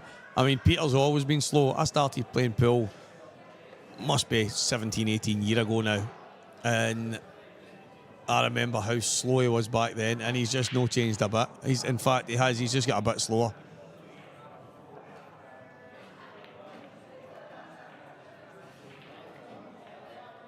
Oh, that red was in. It's turned at the end. That was in. That was going to drop.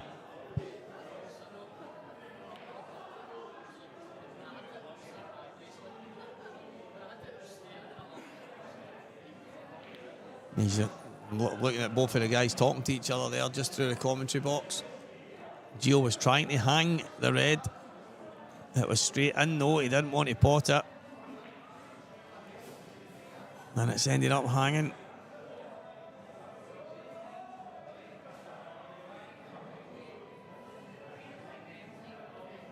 Alan McTaggart. I was talking to Alan in here a couple of weeks ago. Alan's made a couple of really good cues. He was telling me that he's just not had the time to go and commit to making cues on a more regular basis. So it's something he's not done in a while, Paul. But he's there's no doubt in his workmanship's class, because I actually asked him to make me a cue a couple of years ago. But he was telling me it's just something he's just not had the time to do. So 58-inch 6.2. I loved the small tip for as long as I used it, but I've ended up looking at the top guys as well as I've gradually sneaked back up. It's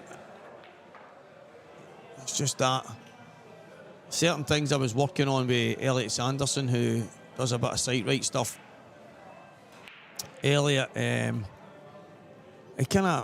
quite a few things that kind of stood out, and it's, I mean, like how much side you need to put on the ball, how much throw that you get from certain shots, and it kind of opened my eyes to the fact that the small tip, as much as I liked seeing a lot of the cue ball when I was playing the shot, I started to kind of figure things out a wee bit more. And obviously there's certain shots where you can put a bit of unwanted side on it, so I've decided to creep back up, similar to the tip size to most of the guys that are at the top end of the game. So, and that wasn't the reason. The reason just was I just felt that there was maybe one or two things that weren't really working out for me, and my cue had already been chopped down. As I say, guys, it was down at 7.5 mil, so I was losing quite a bit of wood every time it was going up, and it was sitting at 8.25, but I had lost the best part of 1.5 inches off the end of my cue. So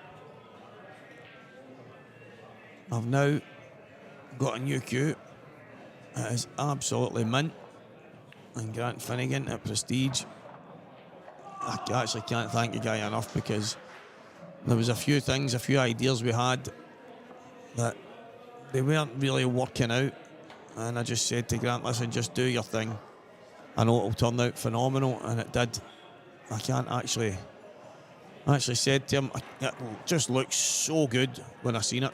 He actually put a photo or a picture or a video of it up on Facebook when it was made, but the pictures didn't do it justice. It is an absolute stunner of a cue.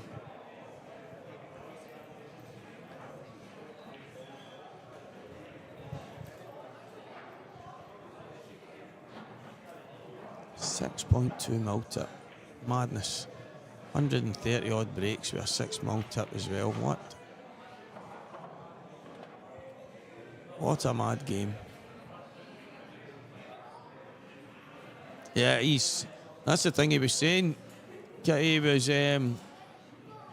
he's not actually had time to make any break cues just now, because he's getting orders from Hong Kong and stuff on his playing cues, and he's like, these bits of wood that he can use to make a playing cue out of, he's not wanting to waste it on a break cue that maybe you only get 150 quid for, when you can get 10 times that to send a playing cue to Hong Kong. Obviously there's extra work involved in it, of course there is, but he's definitely grown arms and legs, the way, the quality work that he's doing, and he's just going to get bigger and better.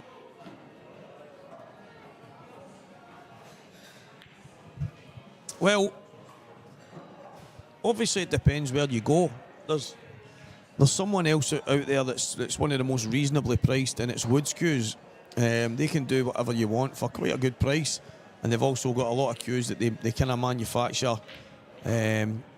Loads of them at the one time, not at the one time, but they do loads of kind of, call them rack cues if you want, all different shapes, sizes, weights, and you can just pick what you feel. But for Grant's, I mean, I know my cue is obviously, it's a bit Celtic based, right? So it's got a bit of green, white and yellow on it, and so the green plate matched that to perfection. But I think you're heading upwards.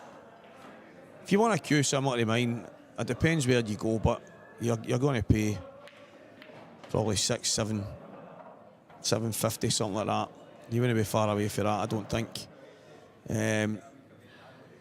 But it just depends what you want. I mean, you can get something very similar to mine as a red plate, and wouldn't be a million miles out, and it maybe cost you 500, something along these lines. But if anyone was going to jump in and get something from Prestige, I would be doing it pretty soon, because Grant is blowing up. The orders he's getting, how popular they're getting.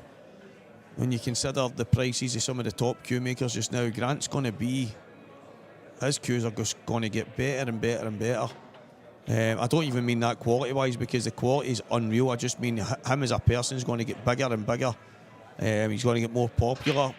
And if he gets anywhere near the way Raymond does with his exquisite handmade queues, and they are exceptional, then yeah, I would be getting in right now. But as I say, for the best value queues at a half decent price, I mean, I'm just going with David Kadir. David's wood queues are absolutely lovely, and there's just so many options out there. But me personally, I thought if I'm going to spend money and give it to someone to make me a queue, I would rather give it to someone I know. So even if I could get one cheaper somewhere else, I would still rather give someone I know the wage than elsewhere. But that's just the way I am.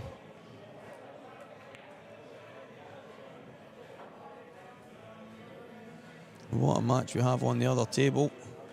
It's about to come to an end. Ryan Davey on the black. At 6-all. It's all over. Ryan Davey has put young Ryan Martin out. Ryan was 6-5 up. He was always in front, Ryan Martin. The youngster was always ahead. But Ryan Davey has caught him at the last. And it is now Ryan Davey who goes through to play Liam Dunster in the last of the quarter-final ties.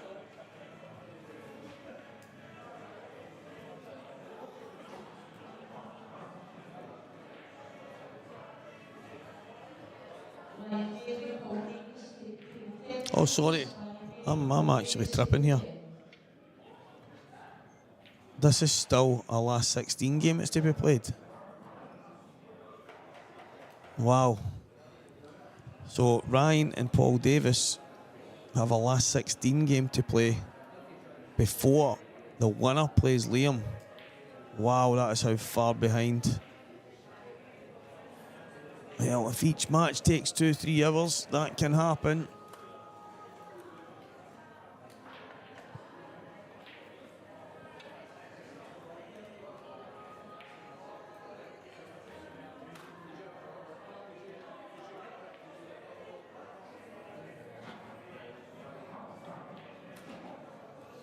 Young Ryan Martin champing on the door. And you'll be back, young man, that's for sure.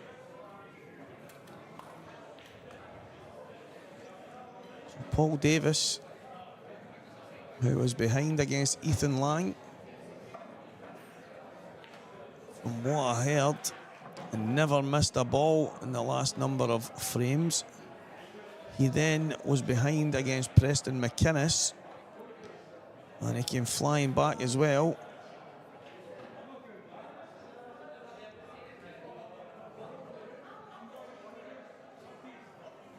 However, he's now got the tough task of beating Ryan Davey.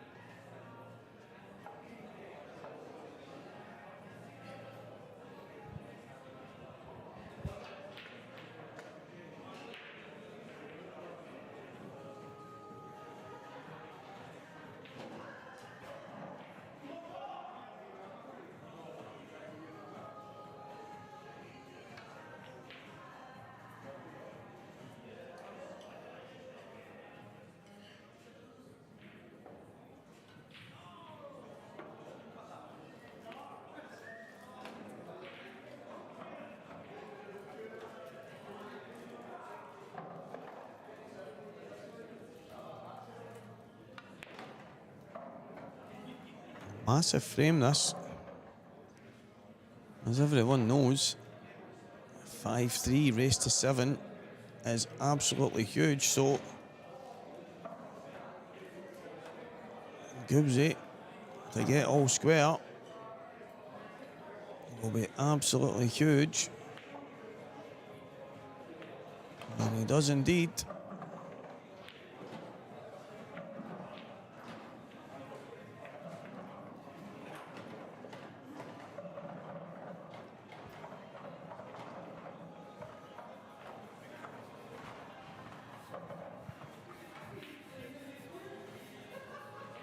So Ryan and Paul Davis. Yeah, Martin, you did tell us. It's just hard to take notice when you're in the venue or me in the box, kind of watching to see what's happening. But young Ryan Martin was in front for most of that match there. Ryan Davies managed to rein him in. Game against Paul Davis. Someone says Paul's got a bit of a snooker background. I don't actually know him that well. I made a joke earlier that he was Steve Davis's boy, but apparently he's got a snooker background. And I was told a minute ago, well, no, more than a minute ago, from Renzi. He says, by the way, came right over to him. He said, by the way, mate, this guy's a player. I don't know where he's came from. I have not got a clue who he is, but his exact words were, this guy is a player, Stevie. He can play. Believe me, this guy can play. So maybe something and someone that we can, maybe someone on the chat has got half a clue who he is. There's a couple of bodies in here with him. Don't know where he's qualified from or what it is, but does anyone out there know Paul Davis? And as usual, answers in a postcard.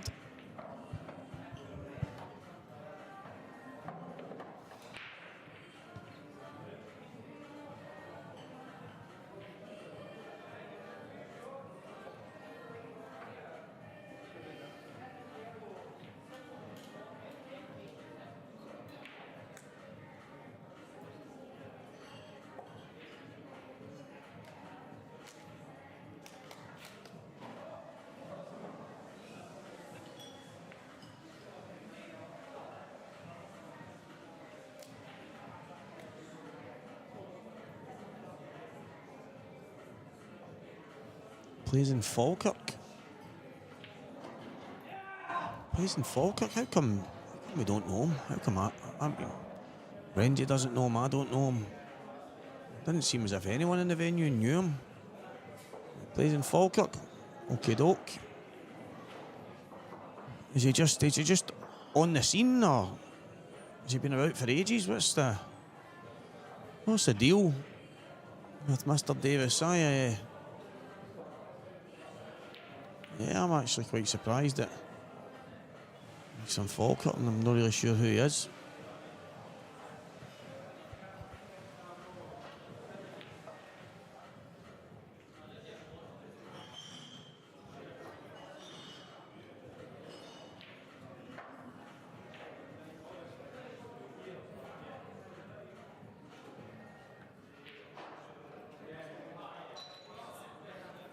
One of the guys that can turn his hand.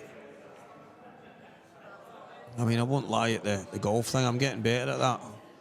I've done plenty of boxing when I was younger. And your best mate's Willie Lemond.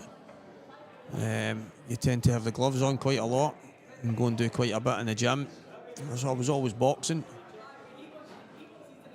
I can throw a dart, snooker. Yeah, I kind of am really good at football. I kind of took to most things, so sounds a bit like myself.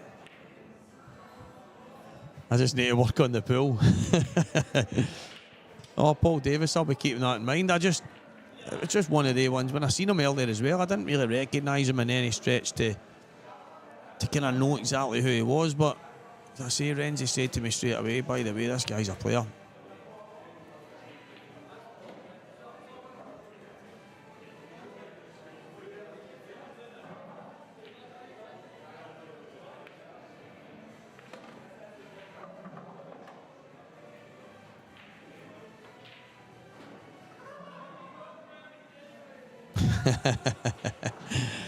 He doesn't sound like Super Ali though.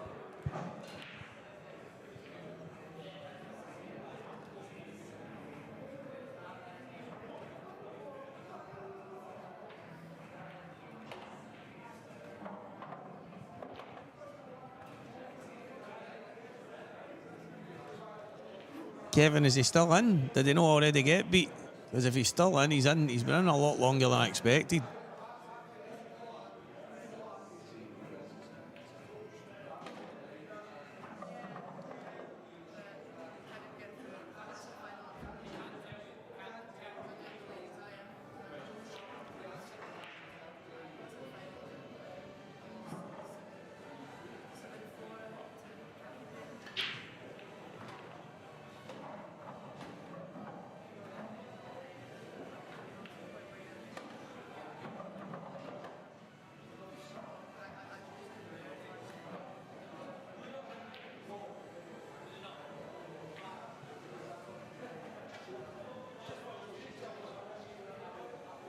A wee bit of controversy, guys. Looked like a contentious foul there between Morgan and Gary Gracie. They're laughing and joking now. And they had Renzi over there, keeping an eye on proceedings. And Renzi shouted foul. Gary was shocked.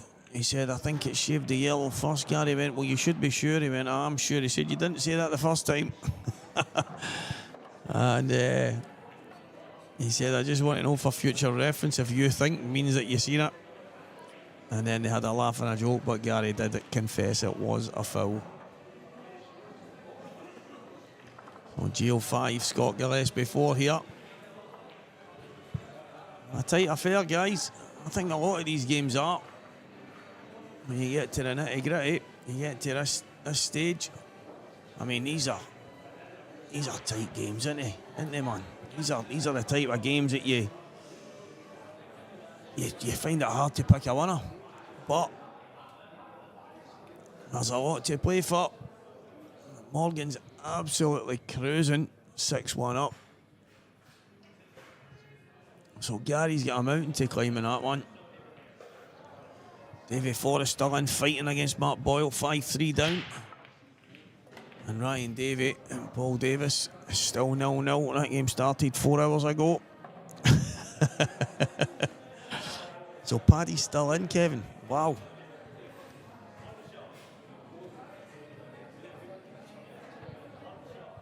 Paddy's won again. I don't know about the dream draw, mate, but I'd be getting him checked. I'd be getting him in the toilet for a swab.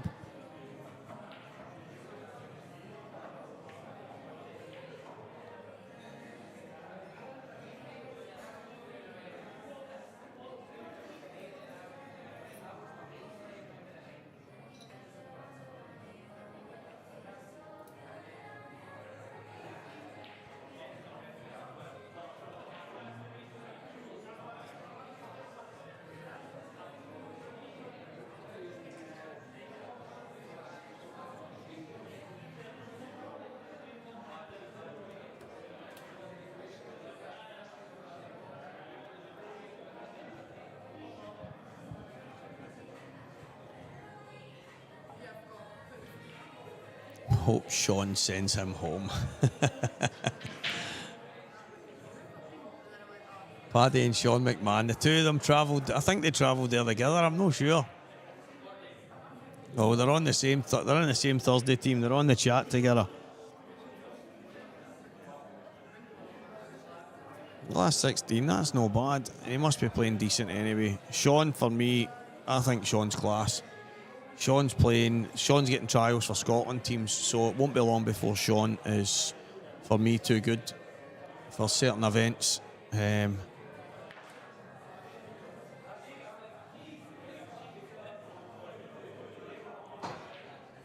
He's obviously going to bear me a chance of winning that, Sean.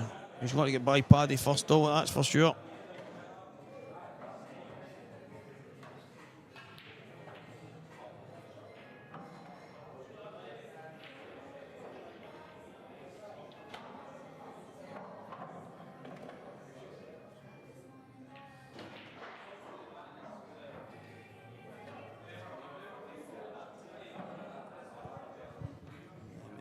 Having a look here.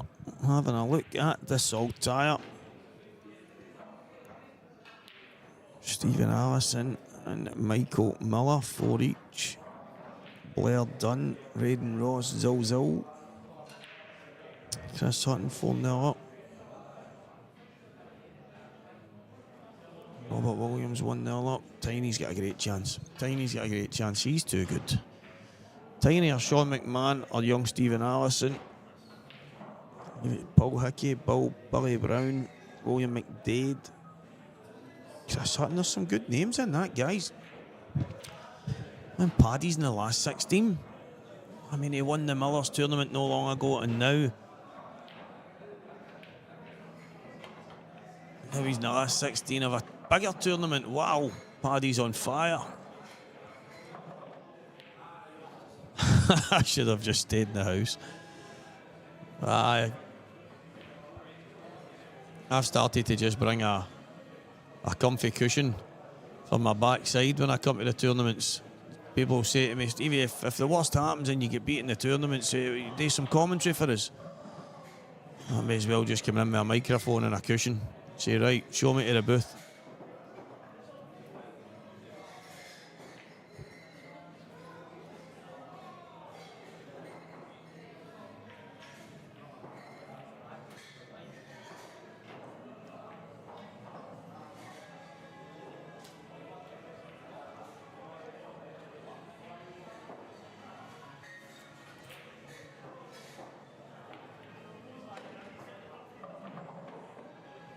It's a fantastic pot.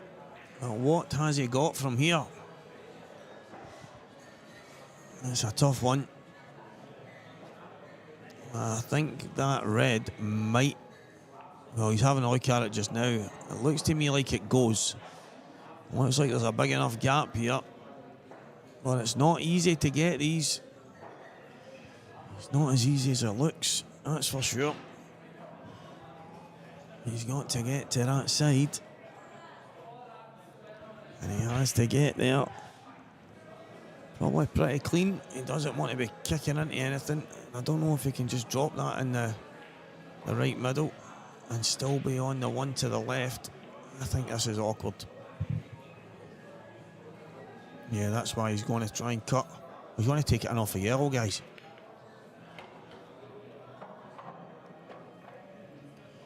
He's going to take it off the yellow. And Scott Gillespie. This could be a fantastic finish.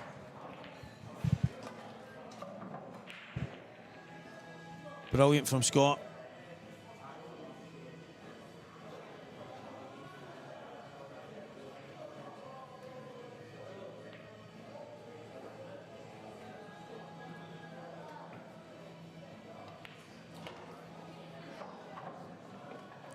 Keeping it simple, didn't want to force it in there. Just giving himself just enough. Yeah, the cue ball off the cushion.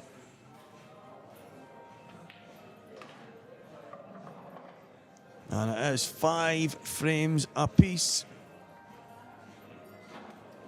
That's the big thing right now, guys. There's Ryan Davey, 0. Paul Davis, 0.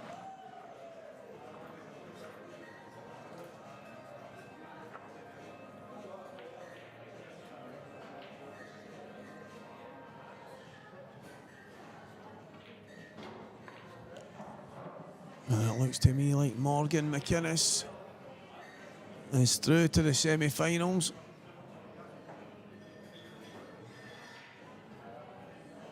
It looked to me like he was putting his cue away and he's on the phone. So I think he's through. He's just not marked the scoreboard. Gio and Scott 5-all. And Mark 5-3 up on David Forrest. However, these matches are getting towards the business end. But we still have a last 16 tie. That is sitting at 0-0. With Liam Dunster awaiting the winner of that. before we can even get that quarter-final tie played. Guys, I don't know if that's an argument for a shot clock. I see no reason why an extra referee can't be here to have people on the shot clock. There is one referee in the entire building. I don't know. Maybe they could ask for a volunteer to sit at the side just to man the shot clock. A referee can keep an eye on the match, as well as if anyone needs them, they can maybe go and have a quick squiz at whatever is happening on the other tables, and then back to concentrate on what needs to be on a shot clock match. But and what I will say is they have been super tight affairs the last few matches, and I would bet my bottom dollar, because I know Ryan far too well, he would rather be on a 7-0 drubbing against someone than dragging it on.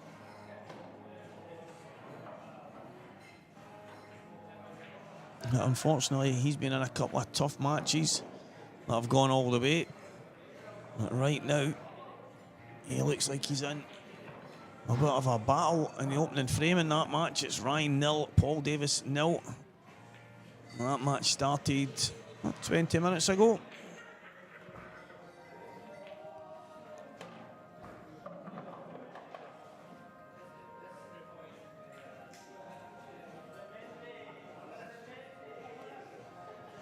Shot clock for the quarter-final.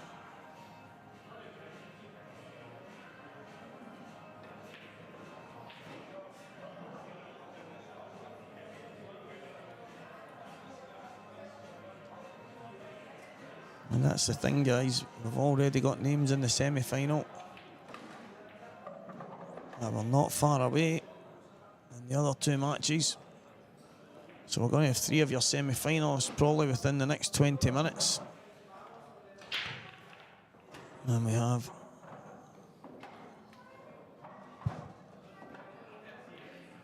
the last 16 ties still being played. But that's the nature of these events, guys. I don't know if anyone's played in them before. I know most of you have. But they are split into 2 days, and I think most of the players, if I'm right, play on the Saturday, and then was it 2/3 or something, and then a third on the next day or something along those lines anyway. But it gets played down to quarterfinals, so you've got six quarterfinalists on day 1, and on day 2 it's, so I'm sure Davy Forrest, Mark, Morgan, all of them were all here yesterday, Gary, what have you. So all these quarterfinalists are all from yesterday. So the guys from today have to obviously play down to get to that point where the timing is hopeful that they hit exactly that point. So obviously at the moment that's not been the case. It's not a million miles away. It's duct tape you need for Paddy's mouth, and you know what? You need to get extra strength. Gorilla duct tape, double it up, treble it up, then get some kind of padlock and chain and dip them into resin, then into liquid something, anything, metal, aluminium, and then drop them in the bottom of the ocean, and you would still hear Paddy screaming and shouting, "Monu! Monu!" Absolute pest. Now, Paddy's my cousin, guys, for anyone that doesn't know. His mother and my father are brother and sister. So he's a full-blooded cousin of mine. Hard work, the boy. Hard work. You know the mad thing is, he actually says to me at times, "You're hard work. You're hard work, by the way." Yep, Paddy boy, it's me that's hard work. As Goobsy Gillespie goes 6-5 in front in a mouth-watering semi-final, a wannabe tie. I wonder if this will be through.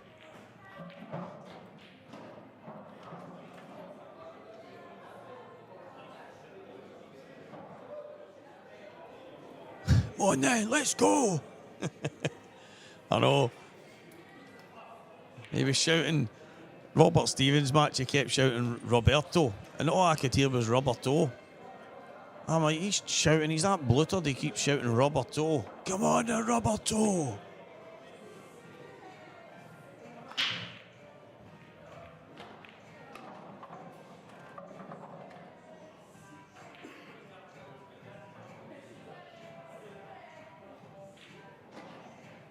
And there's an opportunity here for Mr. Gillespie.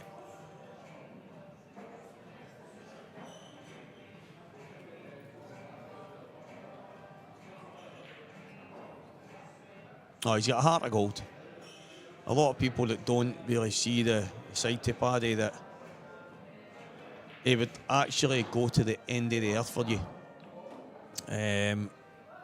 He would actually go all the way, no matter how. I mean, he would go over hot coals for you. He really would do anything for anybody. It's just sometimes when he's got a drink in him and when he's away on one, he can be hard work. And listen, I've had him his full life. He can be an absolute pest, but he's got a heart of gold. And honestly, whether he knows you, whether he doesn't, he would actually go to the end of the earth for anybody that needed him. That's just the way he is.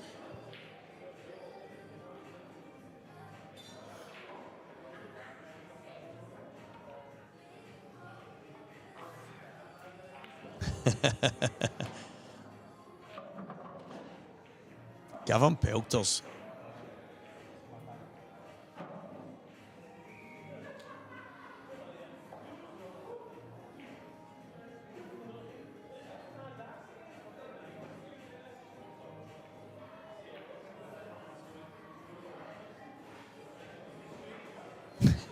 That's the thing. It's like you hear Paddy before you see him, and you don't. I mean, Big Steed was talking about it at the match with Johnny and Young Steed, and he was trying to explain to some of the guys that didn't really know him that well. Listen, Paddy's actually one of us. He's one of the boys. We've known him for years.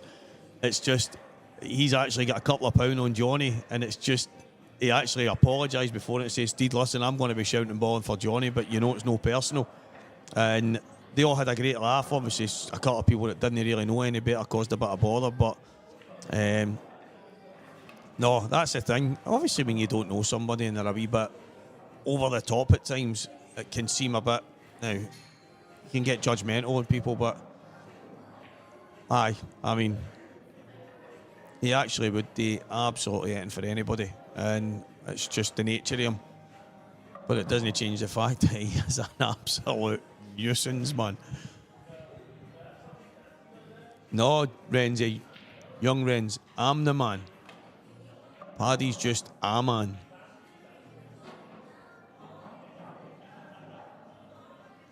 Scott Gillespie, is he about to send the young whiz kid home? And the answer's yes. And young Gio can't break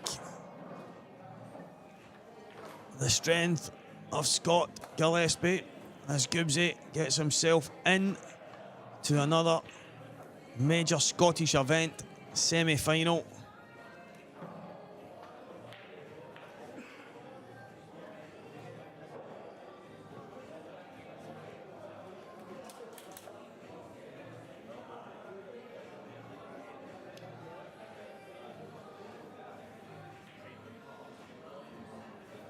Scott Grady, I mentioned that in a singles event when you're supporting someone, it's still needed, but you need to.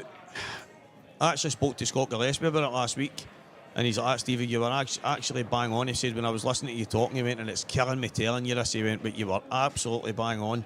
He went, it's just about timing your shouts right, timing your support, because when there's an individual playing in a tournament, they want to be as relaxed and as at ease as they can be, but sometimes these shouts can get you a bit rattled, it can get you a bit overly, I mean, don't even say overly fired up, it's not that, but it can kind of get to you a wee bit. You might be looking at the table, not really sure what to do, and you've got some maniac screaming at you, come on, do this, do that, now whatever it might be.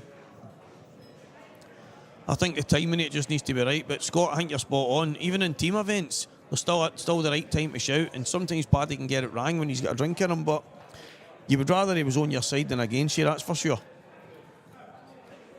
Scott Gillespie is in the semi-finals. Mark Boyle is in the semi-finals. Morgan McInnes is in the semi-final. Is it going to be Paul Davis, Ryan Davey or Liam Dunster? Guys, that's going to take a bit of time. We're not sure if one of the semi-finals will be on here quite sharp or if we'll be waiting. But I'm going to go and find out what I can. And I'll be back in to have a chat with you guys in the next couple of minutes.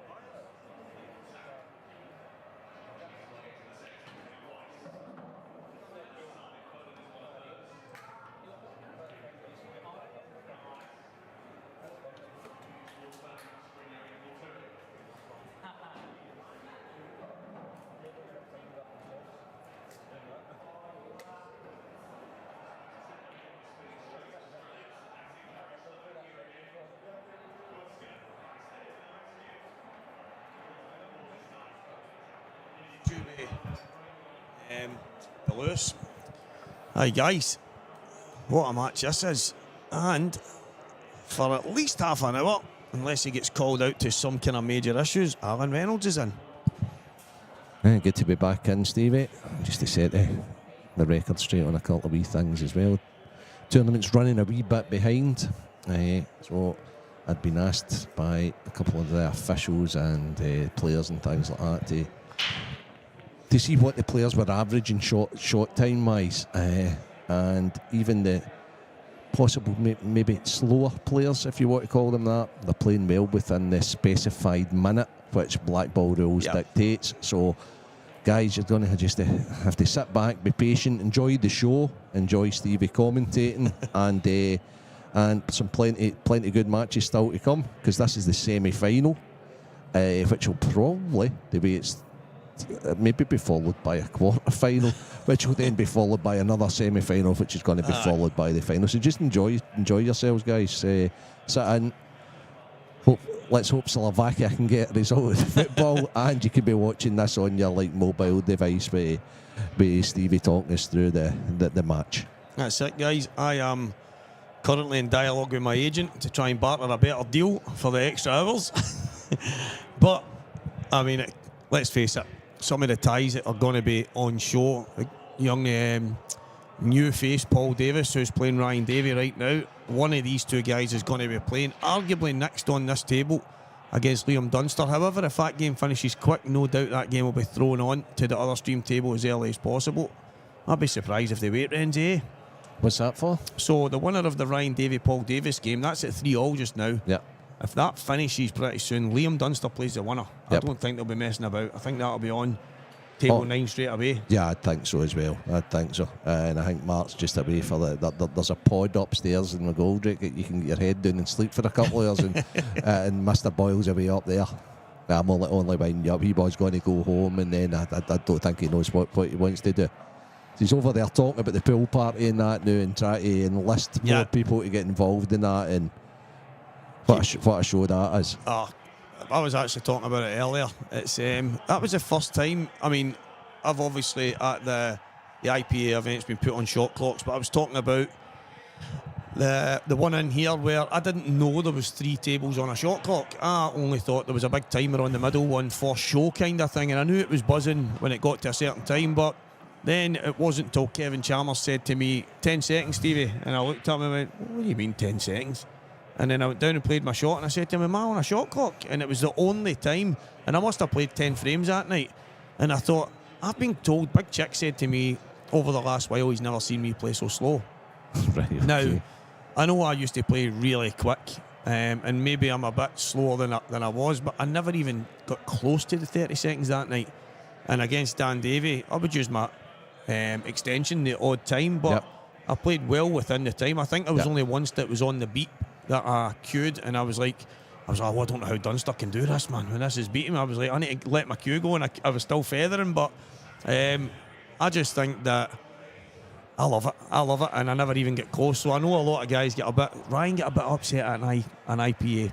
He got put on a shot clock, and he was 2 sets. Ryan Davey. Yeah, he was 2 sets up against the big Bulgarian guy. Can't mind his name, but they get put in the shot clock. The match was miles behind, and Ryan kind of lost his way. He actually wrote on Facebook about it. He wasn't pleased about it, and you know what? It was probably wrong the way it happened, but I knew it was coming.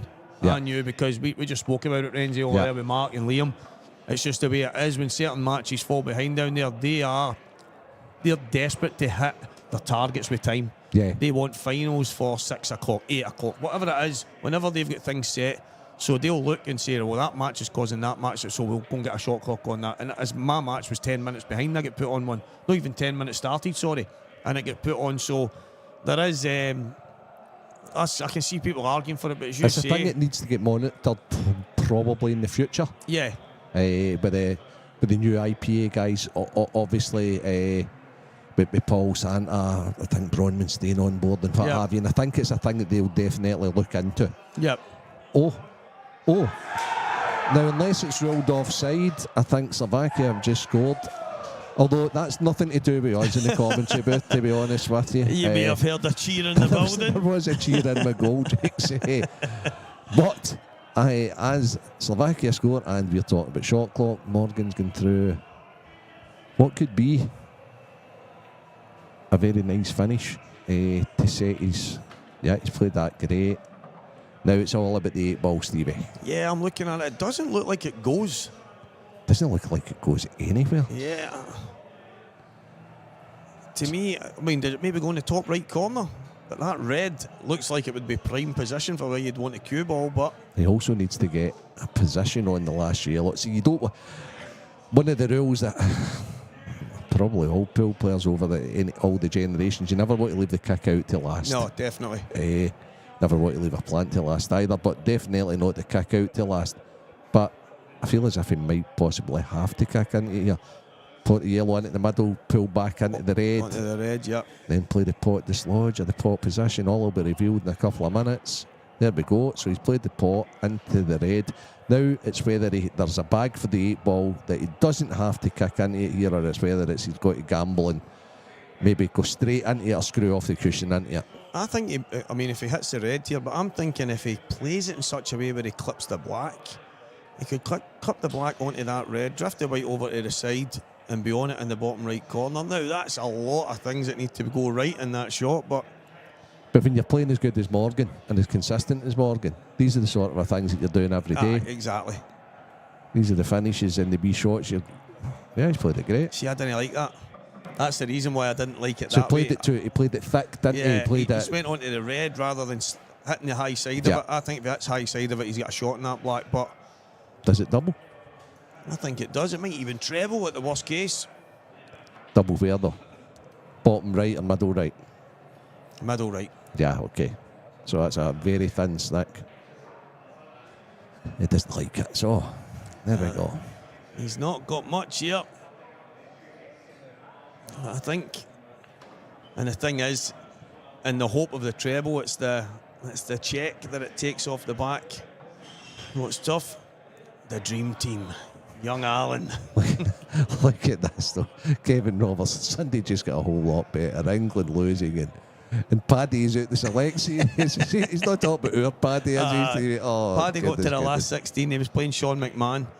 So he's done well. Okay. He has done well. He beat Steph Donachie in the first round. And he's got have been as well just playing that in Glasgow. It seems to be Glasgow guy. So. Treble middle left, Jamie, that's what I says, but I just think the way it checks, he needs to be high on it then, because it does check off the second cushion. Let's see what he plays. And it is a treble, and it is 2 shots. Or the 1 free shot, 1 visit, as the referees would tell you. Yeah. Can't have me in here beside you and you're not using the official refereeing lingo, Stevie. I usually say, so it's 2 shots, it will give him 1 free shot and 1 visit. Well, that's okay. So I get it all thrown in there, Renzi, don't worry about that. So this should be 1-0, Scott. Scott's been really solid. He was 6-2 down to Wee Steed last night. Yep. And he obviously won that game. And then, did you commentate in the last game between Scott and Gio? Yes, I did. That was a high quality game. Oh, it was class. Absolutely class. Standard there was a couple of kind of iffy things early doors, and this is me splitting hairs because of the standard of these two guys, but some of the finishes they took, some of the shots they played were absolutely class. There's a shot in the match that Scott played, and the guys, maybe if they're on will remember it, there was nearly 300 watching at that time. We've got 95 on just now, but hopefully that'll grow. And Scott played a shot to stun off the side cushion just above the middle bag and go top cushion and round the back of the ball for it in the right top corner. Now, this was a tough shot. I didn't think he could get close. I thought he had to go 1 cushion and over. And he's managed to cue it with such power that it's went top, side, top, and it's on its way round. It's just clipped the red. So it's ended up, and he's so unlucky. But just the innovation to play the shot he played. As I say, Renzi, I looked and went, right, if he can stun 1 cushion and out, he's going to have a shot here. Scott's he's not scared of the big shot. He's certainly not scared to play the right shot, even if it is the big shot. Yep. And that's why he's probably, arguably, the second most successful player ever to play in the country. based on what he's won Yep. over like a period of time. Maybe only Ross is ahead of him. Yep. So, I mean, Scott's just a top player. Now, I think somebody's trying to get us to argue here, Stevie, right? I think Kevin Robertson's at it, right? Was that the chair or a bank? So he's wanting me to say that so that you say, I'm not having that again. No, Kevin, I'm not doing it. I'm calling it a double for now on. You know I've been warned Stevie's going to just throw me out the commentary box if I use the Americanisms. I actually heard myself say real earlier. Yes. And I went, and if I goes up there, and I went, cushion right after it.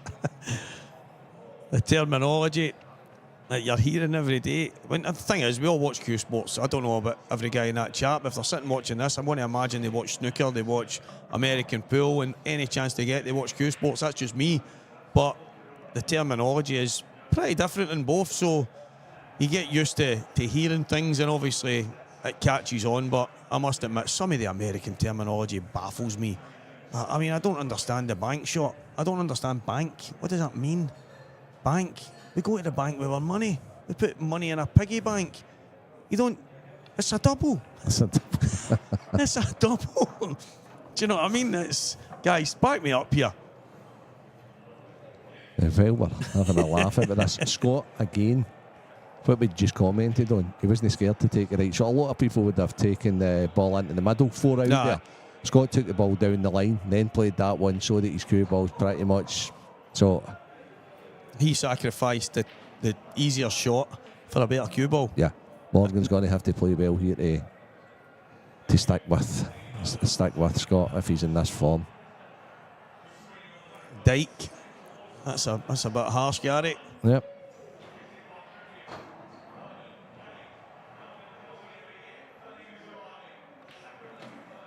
I wondered there if he would come out for it in the bottom or if he would just drop it in the middle, but that's a shot every day. That's a confident shot, Renzi, isn't it? Yeah. You can see Scott's starting to get confident now. He's feeling it. And that last match, I mean, obviously at 5 each, super tight with the two guys. Two of them were absolutely class. And for Scott to dish in reverse, or whatever way it was, if it was reverse then dish, was just... You leave your opponent, a Geo standard, sitting in his seat from 5 each when he's sitting hoping he's the man that can maybe do that. And Gary, I know you're a snooker guy.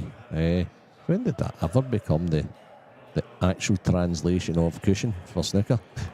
Joe Davis would turn in his grave if you used that terminology instead of cushion. Can't remember hearing Alan McManus say, great effort as it swung round the dikes. But I do remember hearing Dyke every now and again in the old snooker club with Steve Davis, just along the road from where we are right now, or maybe even Reardon's, down at the Trongate. That was a good haunt of mine. Passed my driving test. This is maybe something different to everyone else, but I passed my driving test and went to Reardon's and got bluttered to celebrate. Most normal people went home. Most normal people went and got a shot of their parents' car. Not me. I got my mates and we went and get smashed. Absolutely. And then get a taxi home, actually. There we go. Playing with check side or inside English. I'm not biting. I'm not biting to it. Inside English. Listen, I don't get it. I really don't. I do. I love it. I need an explanation when they say inside English, and it's like, did some random English guy turn up someday and play this shot, and they went, oh, look at that. It's the English guy played it just on the inside, so let's call it inside English. I mean, there must be a reason. The long grass. Means the bottom cousin. Okay. Whatever you say. No, I don't. I would doubt it meant cousin, Gary. Maybe cushion, yeah. The terminology. Love it. Absolutely love it.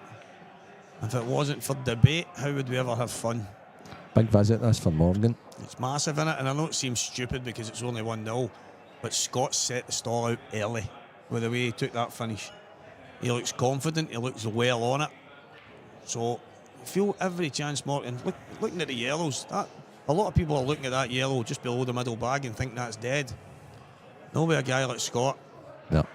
Oh, no, this is like must get pull. Yeah, exactly. If the guys are going for it, there's like no hiding place. It's get or beat.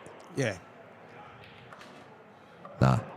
And that's come out okay. I'm not sure he played that like that. No, he's fortunate. Do you think he there. tried to avoid the yellow? Yeah, you could actually see his reaction there. He wasn't happy, and then obviously it came out in the end. But has he a pot? He's not played. I think he's on the red to the top right corner. Or the one closest to the 8 ball? Yes. Or the zebra, or whatever you want me to call that. The black. I've been calling it. I called it the zebra a couple of weeks ago, and there was a few people on the chat having a laugh. The zebra. Big stripy. The vice versa. Whatever you want. I think he is, by the looks of things, that he's going round to look where the cue ball's gone. So, yeah, it looks as if that goes. It's just, I wonder if the red, the one in the middle of the 3 at the left-hand side here, I wonder if that goes in the bottom right or even the right middle.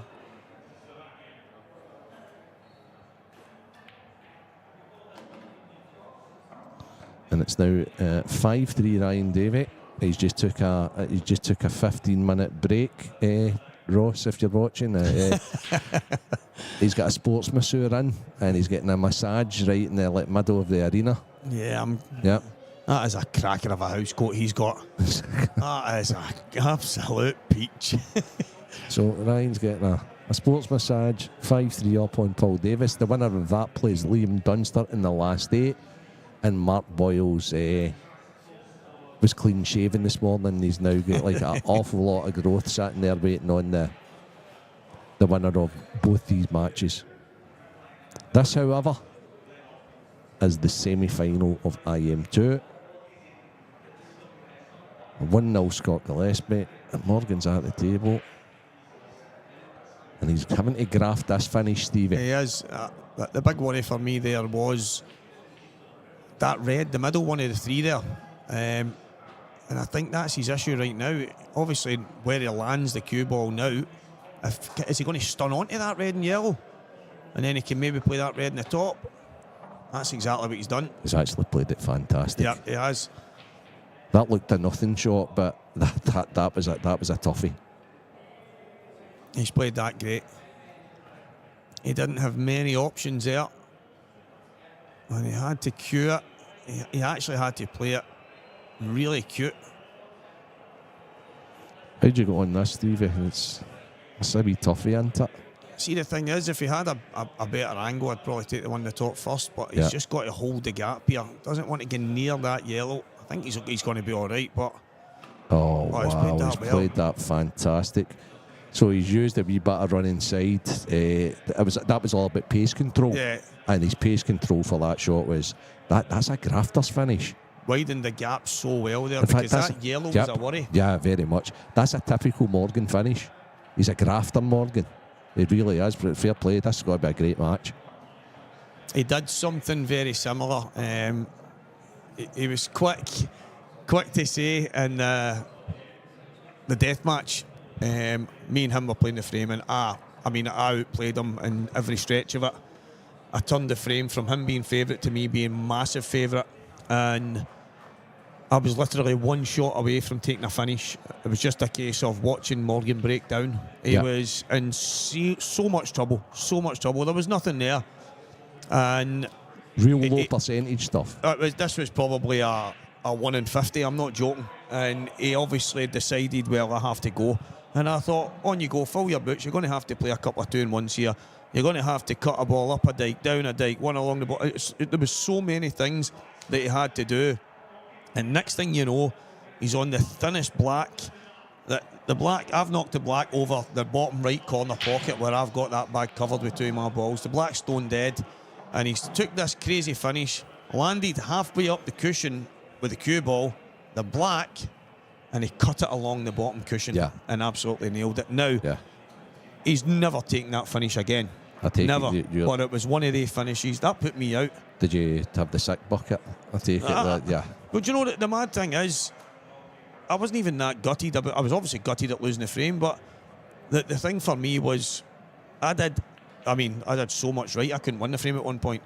And I walked away going, I've literally just took him to school. Yep. And he's had to pull out a 1 Yep. and probably a 50 or 100 finish to beat me. And got it. Sometimes you just need to hold your hands Yeah. up, but the black alone, Renzi, was worth winning any frame. You've took the thing is, Stevie, we've all been in that situation. We've all missed them, but we've all taken them at some stage. No, so exactly. you've just got to take your hat off and Definitely. say, "Listen, well done, mate," and then tell him how lucky he is to get such a low percentage finish, but in the nicest possible way. He actually said to me, and Preston as well, both of them were there that day, and he said, "Look, Stevie, I had no chance there." He went, "And I'll be honest with you, I didn't fancy getting him. I just, after I potted the first one, and then I thought, I need to just try and pot every ball, and however I pot them, if I can just hopefully get some kind of shot on each one, I'll just need to see where the white lands." And it just seemed to be over and over and over, next thing you know. But the black, listen, you could probably have 100 attempts at this black and maybe only get it 15, 20 times if you're lucky. This was a really low percentage black, never mind the finish. Yeah. And as you say, if that is, you'll know, obviously I see him in a lot of tournaments and stuff, but I've not been around about him as much as you have. If that's a kind of Morgan Grafters finish, then the one he took against me was, I mean, that real was Grafters finish. Yeah. that was serious stuff. So when he's in trouble and things are going against him, he seems to pull it out of the hat. Aye, and that's the biggest. That's his biggest improvement. Morgan could do it, can do all the basics very well. His cue ball's very, very good. Unlike Scott's shots there, however, but you know, Scott's cue ball should have been a lot better there. Now he's having to kick into balls. There you go. He actually misses the initial pot he goes for. Right now, he's got fortunate because if his cue ball had been better off the last shot, and I think that's the difference with Scott and practice. That if that's Liam, Gio, Morgan or Mark playing that, they're good on that and don't have to then lose the cue ball. However, it's all about getting it done in the end up. Whereas Morgan's getting a lot better at getting the lower percentage finishes. The finish you shouldn't get, he's starting to get them more. And that's massive because it's a big part of the game as well. Well, that's, I don't know if you remember, not that long ago, me speaking to you and saying, Renzi, I miss the side to me that would go and take the mad finish, that would maybe go and smash in a 2-1 and come through, smash the pack up and cut them up and down the cushions and just have people like Michael Caven, I remember in Bridlington. I took a finish where 5 of the balls that I had were on the cushion. Scott Gillespie. Sorry, Stevie. No, that's all right. The black was in the bottom cushion and my 4 balls were on the basically left, right, above and below the middle bags, and I cut them all up the cushions, cut the black in and walked off the table like it was normal, and he ran at me and went, "That was some finish." And the way he looked in his face, and I was kind of like, I do that all the time, yeah. It was nothing, but Renzi, and I know people will say, you've said it to me, it's because you're better now. Oh, absolutely, Stevie. You never get. See, the thing is, what I will say to you, and I can see how troubled you are sitting here and saying, but so no. First of all, nobody can turn the clock back. You're much better than that now, right? And you don't need to go for those finishes because it's the art of the game is making the game easier for yourself. It's still being able to take them though when you have to take them. And that's, you know, and the only way I suppose you can take them when you have to take them is knowing that you can get them, which you know from back then. And then it's just trying to get the easy stuff right as well. So it's, listen, this is it's a crazy game. It's mad. It's actually mad because I went home and watched the match with me and Dan Davey, and I was like, right, so I've said that's the best I've ever seen you play, and a couple other people are going, wow, Stevie, and Billy Stirling, unbelievable, mate, all that kind of stuff. And I'm thinking, I just beat a guy at pool, it's not a big deal. Yeah. I went up the road and I watched it, and a couple of the finishes were a bit, right, I've got a 30-second shot clock here, I'm no perfect, but if I pot these, I'll be all right. And they were Potter's finishes. Yeah. They were the kind of ones, I just need to get my white in an area, and I can pot the next one. Get it in an area, and I can pot the next one. They weren't kind of perfect ABC stuff. So I suppose, obviously, maybe they're that type of finish where you go, well, you just need to keep potting balls here and eventually get the black. But see, when you watch them all the top guys, and the great thing is, like, you're in the IPA, right? So you play in the IPA, you're doing a lot of commentary as well. You can see so much clearer and sometimes in the commentary booth, and I think it'll improve you. Mark Boyle said that to me. He did. Not a bad guy to be telling you stuff like that. He said, Stevie, you're in. He said, I listen to you. He went, and you call everything brilliant. He's like, that's going to make you a better player. Oh, absolutely. He said, because that's just going to keep painting a mental picture in your mind. Correct. And I was like, all right. And that's what he said. He went, I'm telling you, that's going to make you a better player. Oh, very much so. Because basically, when you're commentating, I mean, there's a lot of people sitting here watching and they're listening to your every word, and it's quite funny because sometimes they want you to get it wrong. They want you to say, he's got to play this one, and you go to it, because that's more fun then. But the more you start picking the right route, you'll do it more so when you're playing. Aye. Undoubtedly. Morgan, as much as he's big favourite here, Renzi. Again, this is the grafter side. Yep, he didn't want to be up there. No, he's played. So Scott's blew it, right? Yep, big time. Morgan's got a great chance, but these are a bit awkward because the 8 ball's stopping these, right? So he's played a good positional shot, a brave positional shot. He's stunned up off of the left side that Scott's missed to, and then the top, but he's came a bit too far, and now he's going to have to play a tough free cut back into the mat. I think he's got to play for the one down low here, unless he goes kissing into balls again, and if you do that, you end up chasing your tail a bit. So let's see. He's avoided it. He's perfect. And now I think he needs to go up and play for both yellows into the bottom right. Would you screw 2 cushions here, or would you go straight up? I think it goes, and I'm a great believer in going off 2, but I think you might play it in too narrow. So I think if you just go 1 cushion and it's just straight up, pace control again. He's played for it long. Oh, he's playing for it at the top. That's fine. I didn't know if he could hold there, but now that I have seen that, that's even better, because he just pushes through and goes forward. I think England will score before half time. Sorry guys, it's watching. I've just got a feeling 2 minutes to go. All the big teams always score at the right time. I'm not even so sure that was a foul, to be honest with you. Oh, it wiped its feet, but it's in. There we go. Scott will be ruining the missed red. He was first at the table, first chance. And again, Morgan showing his mettle, which you would fully expect from the Scottish champion. I just noticed there that it looks like Morgan kind of cues down his left eye. Yeah, the Errol the Peril stuff. Yep. He always has. I just noticed that there. But he's perfected that now. And because I'm left eye dominant. I'm half blind in my right eye, and so I always assumed that I would cure at that. And then when I did my stuff with Elliot, and he took a photo of me, and he went, "No, Stevie, you're curing right down the middle," kind of thing. And yep. And I'm like, I find that mad because I can't see out my right eye. So, but it's obviously what I've done for I was young when I could see better. Yeah, and sure. I'm just stuck in that same kind of. But that's something I need to get fixed, Renzi. My eyes are pretty bad, and I've never worn glasses or nothing. No. Never. So yeah, for me, like I have you been for an eyes test? When I was a kid, I was told I'd have to wear glasses for my entire life. and so I've you're never scared to go. Them. Right, okay.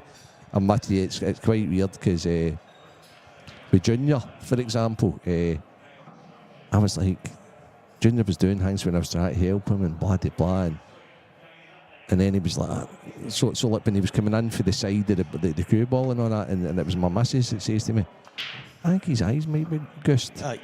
And he's like short-sighted. So I think we're going to be in for a wee shot. But that might not. So Junior doesn't wear them when he plays though. Right. So he's short-sighted, so it's more for longer things rather than right. So when you go, Cheers, senior. No bother, Specky. Whilst he's sitting here with his glasses on. Whereas for me, it's for reading. Right. So is it long-sighted? I'm short-sighted, whatever it may be. Anyway. I've got a really bad stigma in my right eye, but see, the thing is, Renzi, that's a blur. When I've got my left eye closed, it's just a blur. I can see all the colours and stuff, but I couldn't read a single word. That's just white lines. I can only really see out my left eye, and because of years and years of strain, my left eye is not as strong as it was either. So basically, there was no kind of ifs and buts with mine. It was just a case of, look, this isn't going to get better, so we just need to manage it. But there's actual... Go and seek your help, Stevie, because... well, that's the thing. There's a lot of advances now. It might help your pool. Well, If you're looking for any wee edge at all, David Rooney said exactly that. He's had problems with his eyes, as you'll know, for years. Yeah. And he's like, Stevie, get them fixed, because trust me, it'll make a Yeah. difference to you.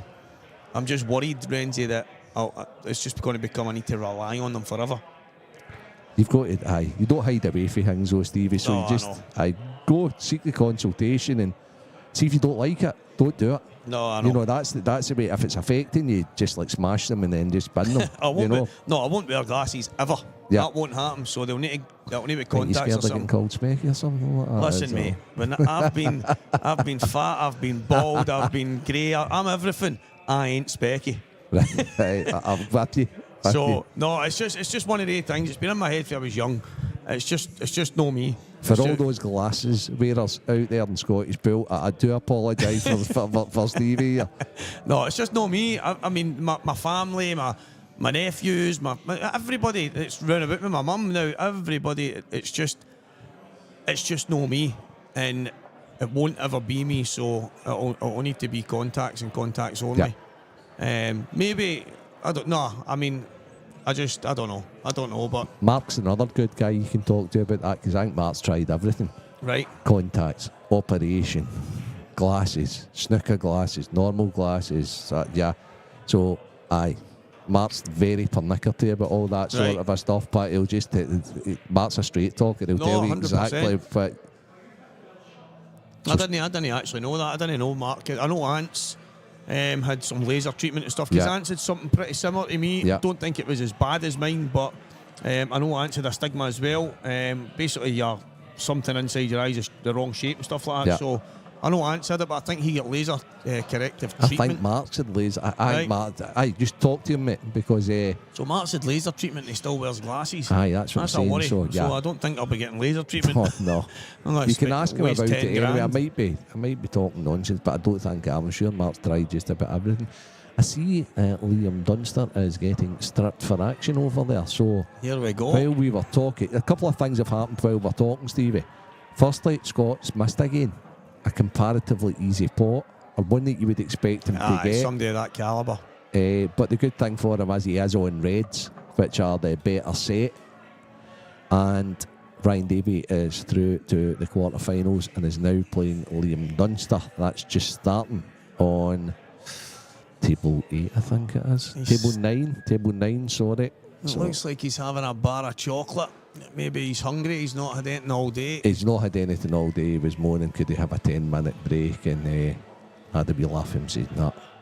I says, you've got 6 minutes. 6 minute break. I says, it used to be me. Used to hold these tournaments up at you. Everybody hates now, Ryan. So. It's a tough thing. I played... there's 2 events. It was the Scottish Seniors that Mr. Boyle beat me in the semi-final. And I had been there from 10 in the morning, and Mark came in, I don't know, about 6 o'clock or something. And me and him ended up, I was just finishing my quarter-final tie, and I hadn't had a single thing. And I was putting my cue away. I thought, yes, I can go and get a bite to eat. Something quick. And I looked round and Mark was ready to lag. Yeah. And I looked at him and he went, oh, you want a break? And I went, nah, it's all right. And next thing you know, I'm 6-1 down and I'm into the toilet. I was fuming. Yeah. Because I'm thinking to myself, no, I should have said, listen, mate, give me 10 Aye, minutes. of And I course. didn't. And I splashed some water in my face and said, look, you just need to dig in here. And I managed to get back to 7-6. And then he dished the last 2 frames. I lost 9-6. But I made a game of it and I was quite chuffed with that. But the last 16 of the Scottish at the end of last year, exact same thing again. All day, my seeing people coming in with sandwiches and that from across the road and everything else.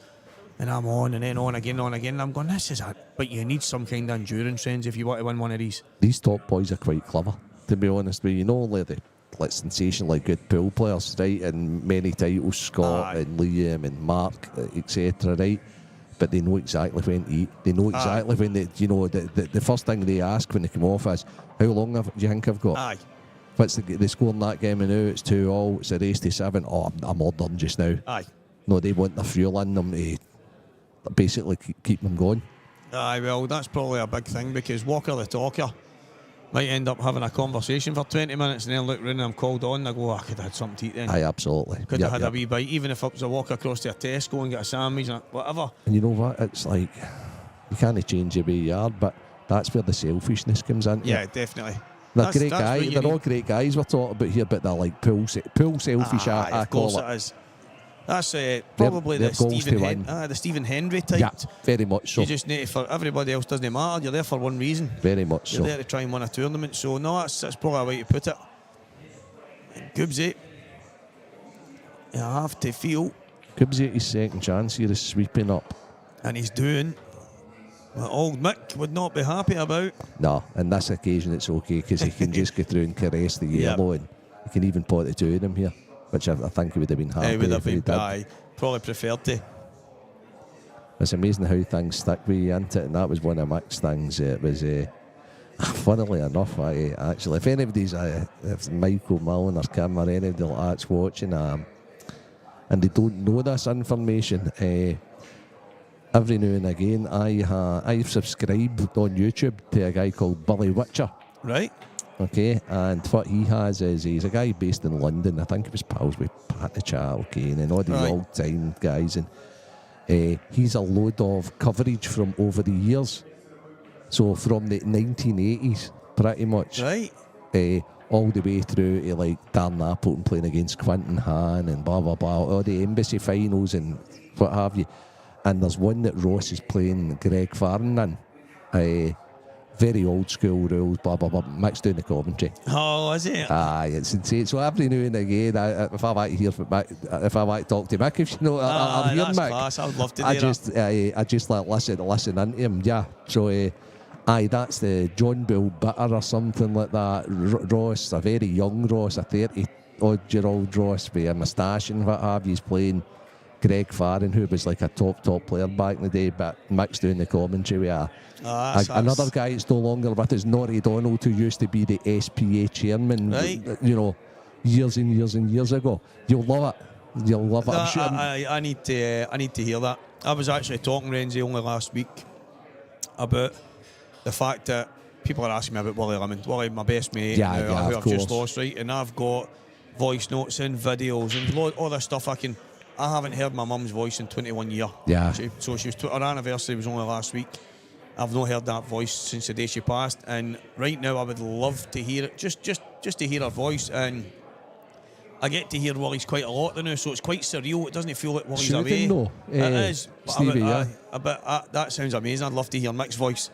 I would And absolutely. the reason I'm that's saying class. that is because I actually meant to message Michael. Right. No, I don't want to trigger anything No, with Kim, of course, but- it's like I know she still misses her dad, as we all do, Oh, I suppose, right? You know, anybody that's lost their dad, right? But the fact that you can still hear him, I know that's and that's the great thing about like doing things like what we do. aye. That you know, in the archives, that's always going to be there. So, aye, if you're listening, Kim, or young Sean, the grandson, or Michael, all that, if you go into YouTube, Billy Witcher, subscribe. It's all the old pool, and then you've just got to search for. I'm sure it was the John Bill Bitter Championship. Ross has played in it a couple of times, and his game with Greg Farren, I know Mick definitely commentates on. So you just search for Ross McInnes versus Greg Farren, and then just take it for there, guys, and you'll be able to hear the old legend again. There you go, man. They can't ask for any more than that. Mick, oh, what a man. He used to, I mind when Paddy used to phone him, Renzi, and he'd go, Paddy, just do whatever you want. I don't want any part of it. I don't care what it is. Just use David you want. He's like, Mick, you've not even heard me yet. He's like, I don't want to hear you. I don't want to he hear was any brilliant. part of it. He was brilliant. Brilliant. A Big lot of check. people used to go, how did that Road to Mob get away with everything? He's like, because I'm not listening to them. I can't be annoyed with any of them. They're all nuts. Oh, he was excellent. Big Chick just noised him up non-stop. He loved Chick. Oh, he was- Chick was his favourite. His favourite. That was he was like last son he never had, wasn't he? Aye, He really was. absolutely. He was. There was what I came back for the Cayman Islands, and we were playing in pockets. I hadn't lifted a queue for ages. I went, okay, I'll come to pool. So we're in, and I'm making stuff up, right? But I've got him, and Chicken are going, go Stephen. They've sent me here. And so that night he's already said to me, you get away from me, you're doing my head right in. So I've went there and I've just tried to start off all serious with him. Aye, Mick, so I'll get some, I've got him hook, line and sinker, and he gets that involved in it. and he looks over his shoulder and everybody's in stitches, and he's looked down to me, see you, and he's went crazy. Oh, yeah, keep him yeah, away yeah. from me, keep him away from me. Aye. Some character. No, but Mick Millen said a wee while ago, he went, Stevie, that night in Pockets, he went, we were talking about that no long ago. What a laugh. He went, that was him at his best, because obviously Mick was shouting to me, get away, but he was loving it. Yeah. The banter and the wind up, and he's like, that night will live with me forever. What a laugh it was. I was travelling home one night, he turned around to me to say, I think it was check me, come back for an IM in Inverness or whatever, and he says, do you know something, son? I've not got a mate the same age as me. He says, all my mates are like 20 years younger than me. And I thought, that's brilliant. That's exactly how I want to be. That's perfect.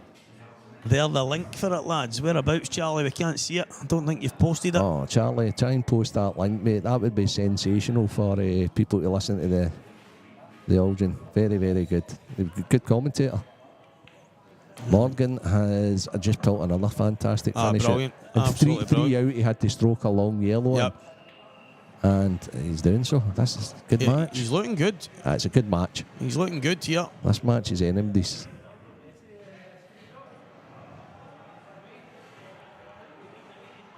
I remember, Renzi, we were in Elders, which was obviously Mick's haunt. And so, all right, Stephen, you're on with Mick. So, obviously, me at the time, the mad kind of finishes that I talk about that I used to take. Yeah. So I says to Mick, right, Mick, I'll just 2-1 that in the tap. I'll double that early. I'll kick into that at the same time, and I'll just get this done. This is before it was alternate Right. shot. And, he was looking right through me, and I'm looking at him, and we were playing against Billy Henderson's team. Aye. And it was Aye, against the pin or what Davy have you, yeah, Riggins, yeah. and somebody was in the team, right? And they're all looking, and he just goes, "You're off your head." Yeah. And I'm like, what do you mean? And he went crazy with me, and Chick and that, they're all howling. Aye. And they're saying, just let him do it, Mick, just let him do it. Just like But Renzi, I did it, right? I took the finish. Did you finish it? Right, and I've turned to shake cons with him, and I looked into him, and he just walked away from me. Yeah. He just walked away, and he walked right out to Chick and Max. Don't ever put him on with me again. I get that. I totally, I do. I understand that was the way Mick was. But and even though he's buzzing, the fact you've taken the finish away, it's like, no way. He just wasn't. It was just the way he said it. You're off. That voice, I can actually hear it right now. I can see his face, Renzi. Yeah. It was, that's. Do you know he's the first person in a long time since my ma passed away that I got emotional about? Yeah, of course. Because he meant the world to a lot of people, but he did to me, and I know he did to tons of people. But that was just the kind of guy he was. How many strangers end up having that kind of effect on you? Do you know what I mean? Yeah. And look at the game, especially in Glasgow right now. He'd have loved this. That's the thing. If he's looking down, he'd have loved this. He'd have just loved the fact that the game's so aggressive. Yep. That we're playing on the best conditions. We're playing in a club in Glasgow. Yep. Right, which arguably good run. The Drilling's Glasgow, as far as I'm concerned. You know, way people that he loved, exactly. like Paul and that, and like, I mean, what a tribute for Paul and Tash and these guys as well, to name the place after him and have the big picture of him and what have you. So no, it's some cracking stories. That's for sure. No link, mate, but hopefully we've gave a big enough shout out and maybe it's popped up, Charlie, on the chat function on the phones and stuff like that, but it's not showing up on our screen here. But it might well be for everybody else. Thanks very much. S2372.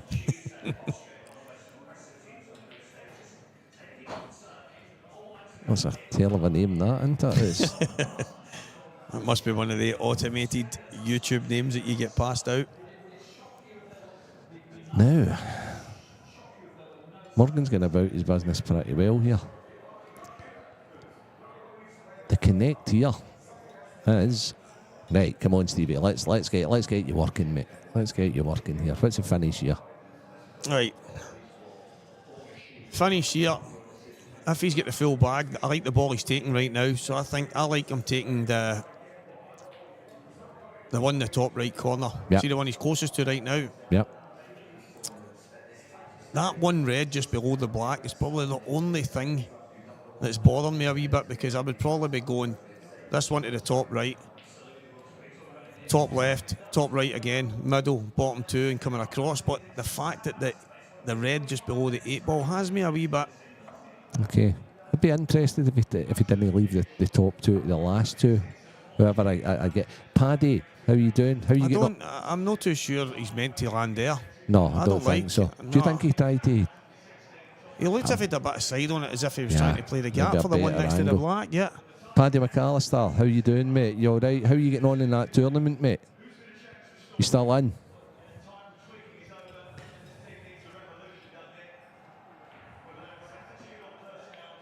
Craig, he was a legend. He was a cracking fella, to be honest with you. Good sense of humour, very nice man. Aye. Not many people have got any, if any, has got a bad word to say against Mick, and you can see the respect he's got with like this IM series named after him, academies named after him, etc.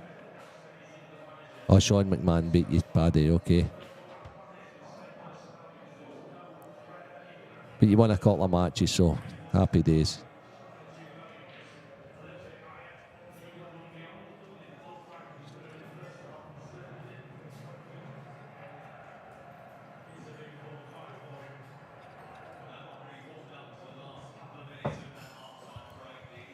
A few quid, Paddy, aye. Paddy's got a few quid. That'll pay for his suppers. Good shot, Morgan's. He's doing all the basic stuff really, really well. I like this because the red closest to the right cushion, that one for me is that's the perfect kind of cushion for the black. You can't really lose the cue ball up there. You know what, Stevie? This is the way I'd have went to finish. Right. But I'm not sure after Morgan's first shot if that's how he'd set out to No, I finish don't it. think he did. No, and I don't either.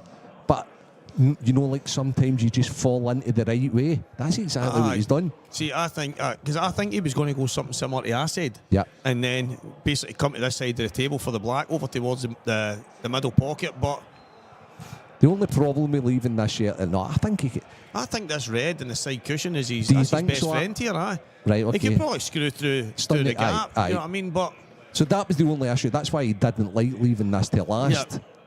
However, as you say, that red could be his friend. But I mean, think even if he's on the one closest to the baulk line as well, he I doesn't think seem to be screwing. I think he's playing beside, low side. He's played it perfect. he's played that. He's a little hampered. Aye. Which isn't easy if he's got a cut. No control of the cue ball. This is all about the pot, guys. He may go in off. Be lucky to be picked, Paddy. Who's the captains? Who's running the teams? Paddy, I'll give you a wee. Think you want, if you want to stay in Glasgow and play, you're about to be in the D team. I think that's the team I'm going to be in, mate. I'll be playing in McGoldricks, hopefully. Ideal. No, I'm going to stay in caravans or anything like that. Right, Morgan, this is. You can get more of the cue ball than it looked like you could.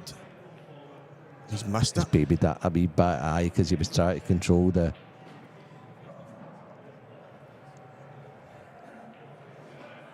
Aye. I think I agree with you. I don't think he was going the way he's went. I think they three reds up there always bothered them, and he didn't want to have them in play. But as we just said there was numerous ways he could have played that last shot to really take them out of the equation. The first IM was won by Jamie Burnett. Yeah, Jazza won it. He beat Keith Robertson in the final. No, that's correct. And these are the ones that Scott just gets. These are the ones that top players just get. They just hope for a chance and then they just get them.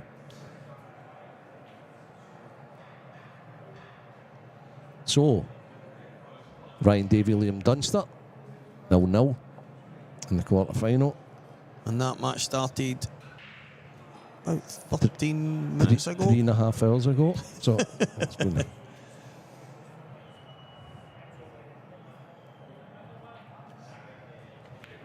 And there's Craig right on cue just to back up what we just said.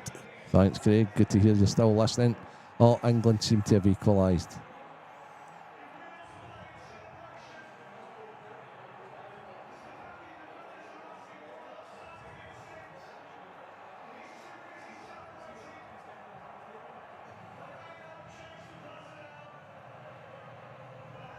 This is all about pace. Yeah, no problem. Just didn't want to go too high with the cue ball. Didn't want to be chasing it all around the table. Are you playing for both of these here, Renzi? Yeah. Are you? I think I'm going cross court here, Stevie. Yeah. So I don't. In this situation, you're playing. You are playing for both. That, you know what? There's not an area in the table that, as long as you're past the halfway line, you're fine. Yeah. But I don't screw down here. He's played it cross court, fine. That's the most. No, he's played it great. He's played it absolutely great, to be honest with you. I think Phil Foden's offside, by the way. Paul And he Bryce. is.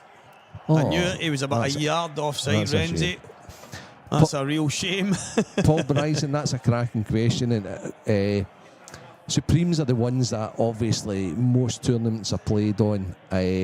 However, the club that I practice in has got black ball tables, and I really like them as well. So for me, the middle bags in the black ball tables are quite a little tighter. The black ball elites, that's what I've got. And I mean, I can't see past it. I love it, but I also don't mind playing on the Supremes. The middle pockets can sometimes bother me when you get the pop-outs, but listen, it's 6 1/2 play on both, and as long as it's a good table and it's looked after, then I've not got any issue playing on both of them. Oh dear.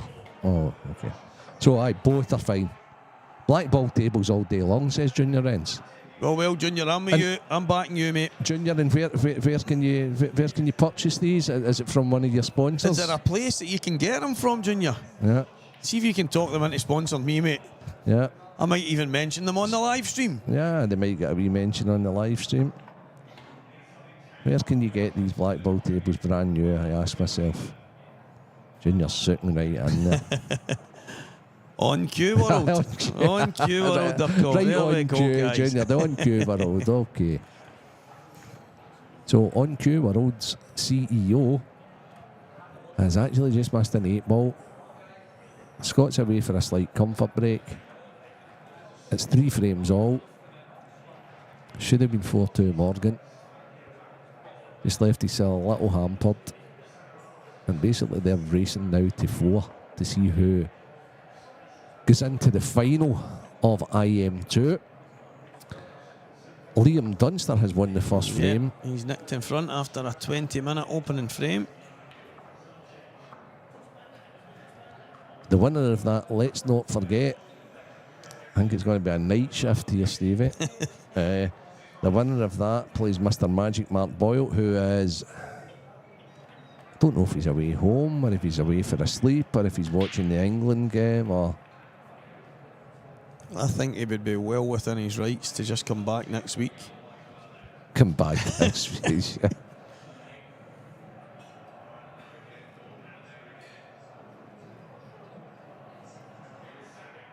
Yeah, I'm actually...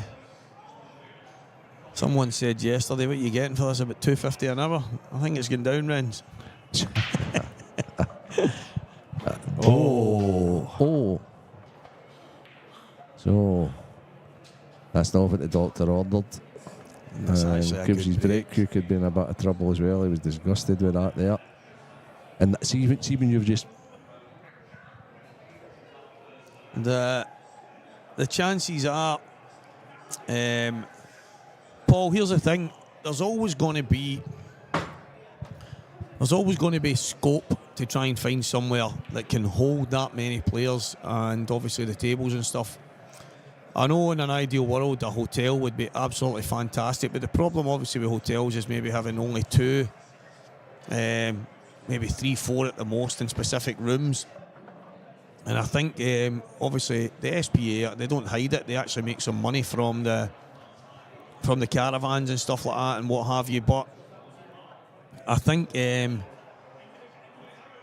whatever the place is has to accommodate the amount of tables, it has to accommodate the amount of players, so I think they're always going to be open. But Craig Tara was obviously that was taking it to another level again. The caravans were absolutely first class. The venue is a lot bigger, whether people liked it or not. I think it was better for the supers to have that involved, but it seems now that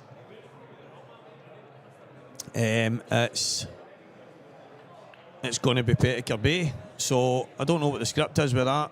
I don't know if it'll be there forever or if somewhere else will end up coming into play, but I'm sure at some point there'll be another option on the table. But for now, it looks like it will be there until other venues come about.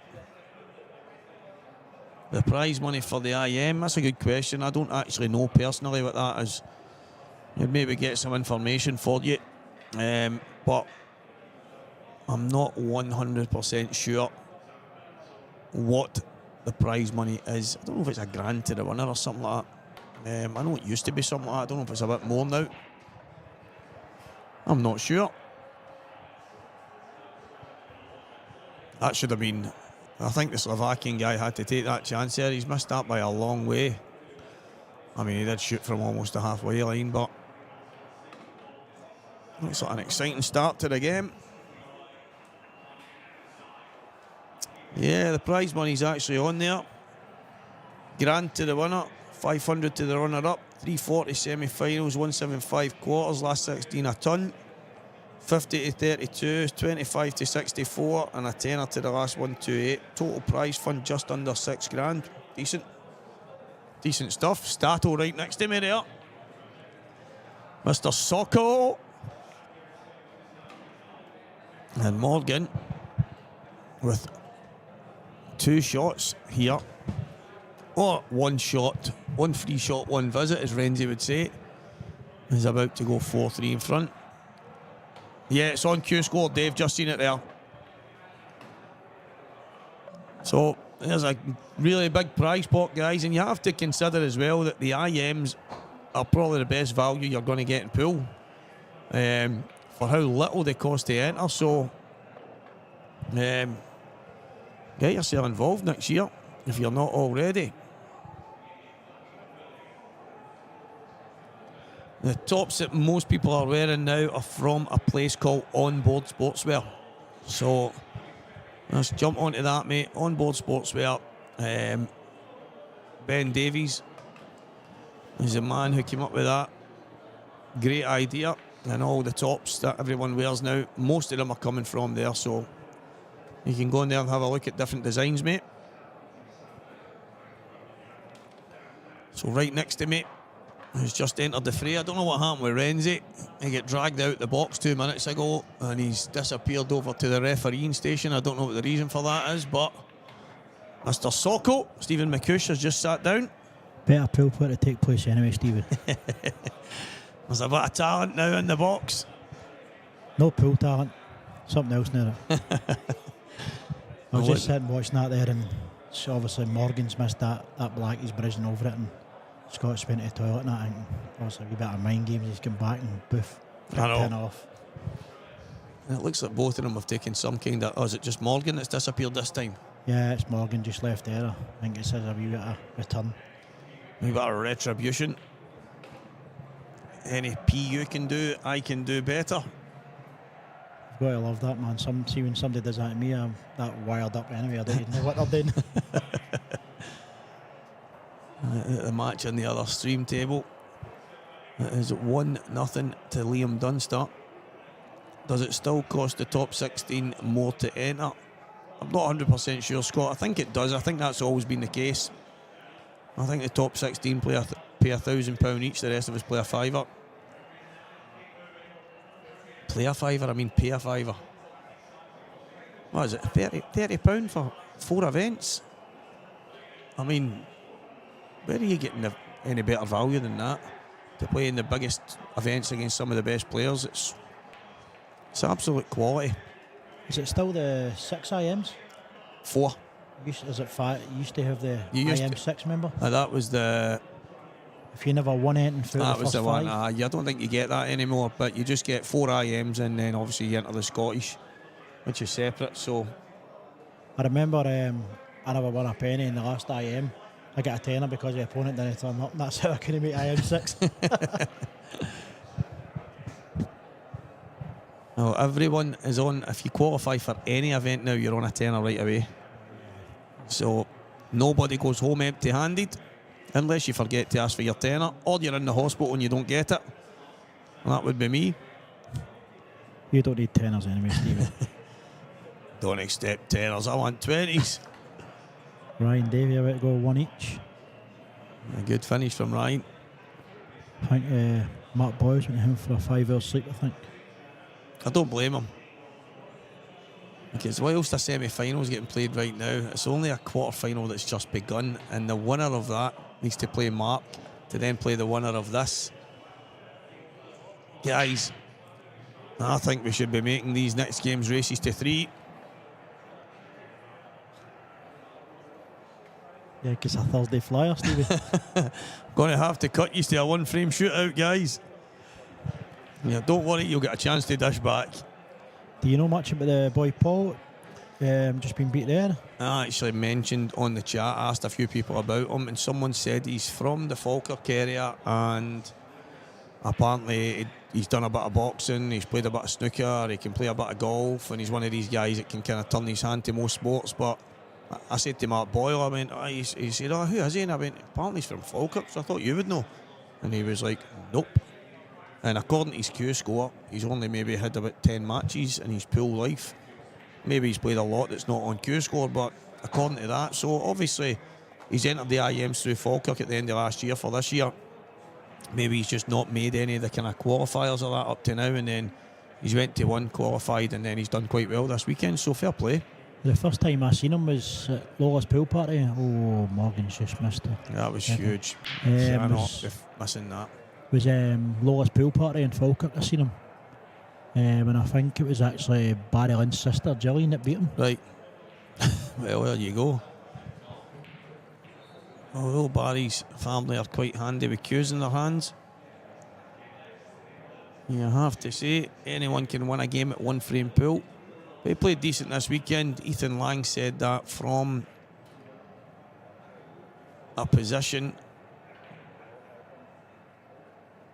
I mean, the individual membership, single series, Kyle, that's not a... I've always wondered, see, when I speak to people down south, they ask me about, they go, what's this individual series thing you have got, or what's this kind of tournament that runs in Scotland? And I say, oh, the IMs. And they look at you like you're mad. The IMs, it seems mad. But obviously it is an individual membership.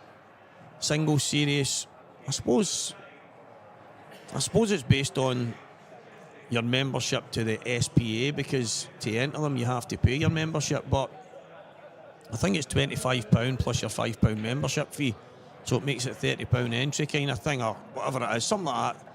I know Dave's on the function there, he might be able to correct me on that, but I mean, the Mick McGoldricks singles series, Mick McGoldricks Scottish singles series maybe sounds better than the individual membership, but it's always been the IM, so I mean, if it's not broke, don't fix it kind of thing. But I understand where you're coming from. It can be hard to explain to people that it's just a series of tournaments when you say the IMs, and they look at you like you're talking in a different language, but most of the time us Scottish are, so... Aye, too. Used to be the MJ Tour hire, that was a good one. Do you remember that, Steve? Aye, that was... Mark Johnson. He sponsored Max's tour, wasn't it? Yeah. And that was good. That was good. A lot of talk. That tour reminded me of the Saltire type tour. It was a lot of the best players that played in that. Mark will be tuning in right now, I'm sure. It's one each, he'll still be sleeping. And his main man, Gibbsy's on. Mark's usually tuning in. MJ Hire. That must be worth some sponsorship, Mark, getting your name plugged in here. The funny thing is, I was talking to Chris Martin, and he was saying that boy was not looking forward to the weekend, he's too tired. Boom, semi-finals of the IM. I won an IM, here he is, Marky boy. I won an individual membership, sounds like you won a membership to a club. I suppose it does, aye. I won one of the individual membership tournaments. Oh, he loves Airdrie, Mark. Oh, listen, mate, I think it's class. Class what you're doing at Airdrie, mate. I'm just hoping that if your manager leaves, you give me a shout and give me the job.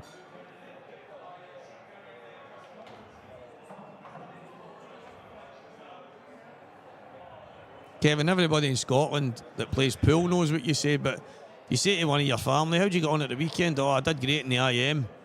they look at you like, you what? You did great in the IM? I mean, these people are then sitting trying to decipher what the hell IM means. But I know what you mean. But if you say to someone, I won one of the Scottish pool series now events or whatever it might be, but at the end of the day, if someone goes, what's an IM? You say it's a major pool tournament in Scotland. So it's quite easy to kind of let them know exactly what it is anyway. So It was funny, I was telling the boys in the work that I qualified for the lowest pool party and they thought it was like a swimming sort of. yeah, is there a bit t-shirt competition at that?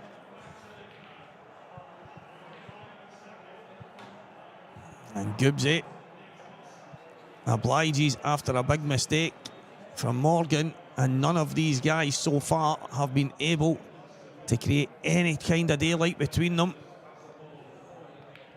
Sometimes you miss a ball like that, Steve, it comes back to bite you, doesn't it? I was watching Ryan Fleming against Gibbsy yesterday, and he's played a shot to go 2 each, and he's just snookered himself behind Gibbsy's ball, and from then on it was just end up 7-1. So sometimes that changes matches, doesn't it? Gibbsy, for me, if Gibbsy goes on to win this, it's probably going to be one of the best wins in maybe even IM history. Now, people might be going, what do you mean? Well, he's played Ryan Fleming. He's played Steed. He was 6-2 down to Steed. He's played Gio. He's playing Morgan. And then he's going to have to play at least another top guy in the final, Mark Boyle, Liam Dunster, Ryan Davey. The list of names he's beat to get to this position is absolutely unreal. And although people say, oh, you're like a tough draw every now and again, each one of the guys he's beat are capable of playing him in a final. Yeah. Do you know what I mean? They're all tournament winners, aren't they?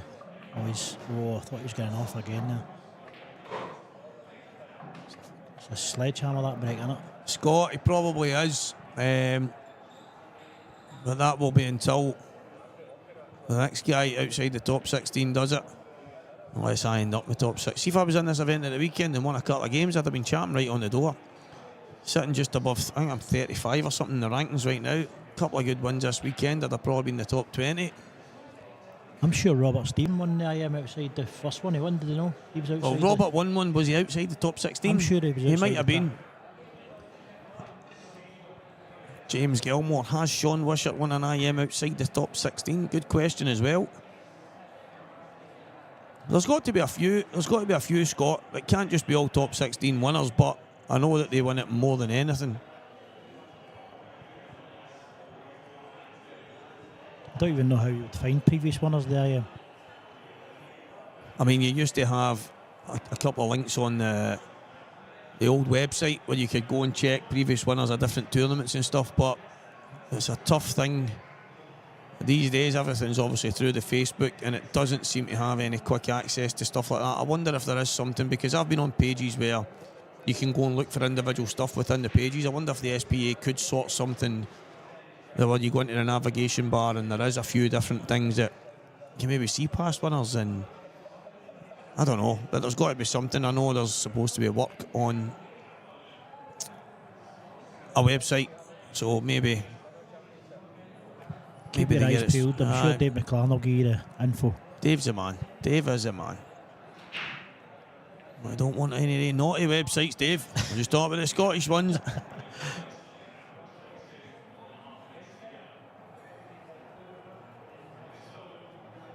Sean Wishart was speaking to him last week. That's him back playing again. So Mr. Money, he just loves playing money matches. Aye. Sean.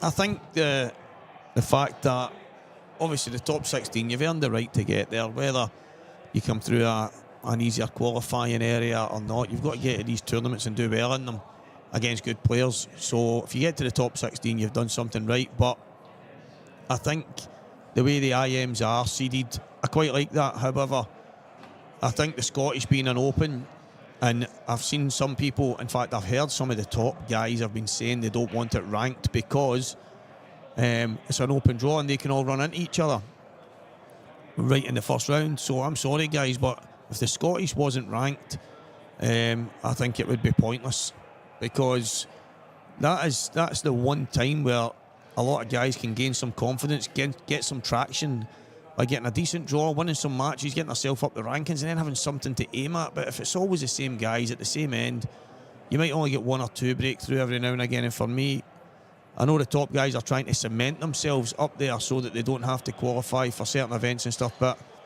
you have to think about the masses and not the few. And for me, I don't mind the fact that everything else is seeded, but the Scottish, I definitely keep that the way it is. That's a good question. Who's the best player not to have won an IM? I'm going to say Stevie Walker. I don't know if I would say Jamie Burnett. I don't know if Jamie's. Jazz has won. Is he Jazz won? He won the first one this year. Oh, did he? Stevie Walker for me, the most talented not to win an IM. Nah, I would say that. The best not to win an IM. I mean, guys like Chick McCaig haven't won an IM. I know a lot of people on there might be going, "Who's that?" Chick's unbelievable. Who is it? Unbelievable. This guy, his name's Charles Anthony McCaig, but he's a talent and a half. I'm sure Gio won plenty, Kevin. Rooney is I'm trying to think. Is Benny won any? Stephen Benny. I know he's been in the final. Has he won one? I mean, there's some talent. Even guys like Barry Lynn, he's capable of winning. I mean, there's just so much talent out there. Is Scott Higgins won one? Higgy's got to be up there. I mean, I don't know if Steed has either. Danny Kinney. I had to look twice at that there. I thought I seen Steak and Kidney, but that's only because you never bought it off him, Scott. Stuart McCulloch, Mark McAllister, and obviously Johnny are coming through. They're going to be hoping to get one. But the best player never to win an IM, Stephen Hendry. I mean, you can't argue with that. He's not won one. The best with a Q and he's on that hasn't won one that I know personally is Big Chick. He just doesn't realise how good he's been, Soko. He doesn't. I think when the Algene passed away, maybe all the belief that he ever had kind of was sucked out of him that day. But even to this day, there's a few guys that didn't really know Chick that well. And over the last while, Johnny McDermott would be one of the perfect kind of candidates. He didn't know Chick that well till he started playing the Glasgow League with us. And you speak to him about it and he just goes, by the way, Chick's class. You just get to see in an instant how good he really is. And James Jack, who's won the most IMs. By the way, James, you were playing well yesterday as well. And you were the subject of a few conversations on the chat function talking about how good you've been playing. So, well done, lad. It's got to be Boyle or Dunster, that. Goobsy. I mean, Jason's won a couple, Ants has won I mean, they've all won a few, but I think Paddy McMullen's won a few. I think Ross McInnes, I don't know if the IMs were about back then, but Ross is probably the most successful. Goobsy, I think Goobsy is probably, and Renzi actually said it earlier, Goobsy's probably the next most successful individual pool player behind Ross. So it's probably Goobsy. It's worth checking out, but I think Goobsy's probably won the most IMs. I know Jason won a few, and he won a few in a row, and I know Ants won a few in a row. But I think over the course of so many years, because obviously Jason left to go to America, I think Jason would have won a bit more, but I mean, there's no doubt he'd have won more. He'd have still been at the top end right now. It's been hard to keep him down. You only see that the way he is in American pool, but I think Goobsy. I think Goobsy's probably won the most. But I'd love, again, I don't know if Dave McLaren or somebody that's on there listening can help us with that. It was a funny one with Jason because he was probably at the time his peak that he was the best tournament player there was, but couldn't win a money match. I know. John Owen, there's a great shout. What a player John Owen is. John's class.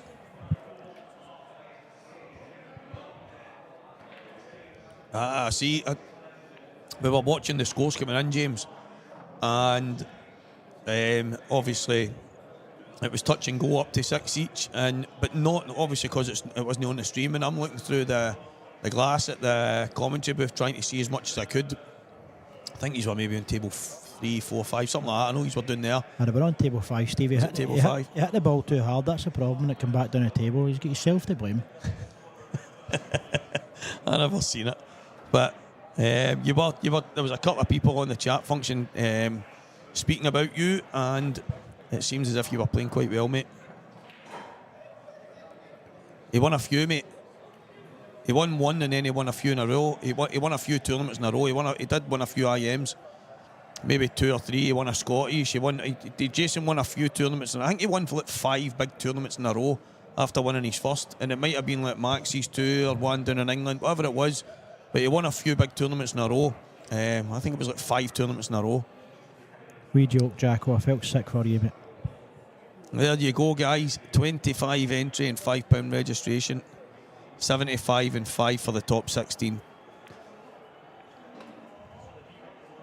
Yeah, Cutchy, I believe that exact. I think it's. I think only Ross McInnes is probably the most successful player in Scotland. I think it's. Then you're only falling back to Gibbsy after that.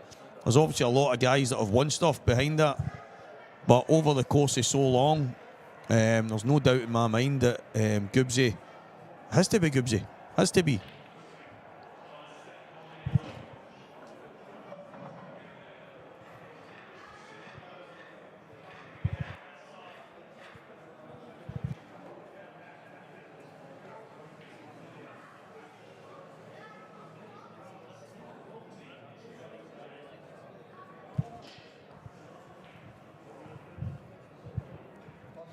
And I tell you what, Kutch, I just mentioned it earlier, you might have heard it.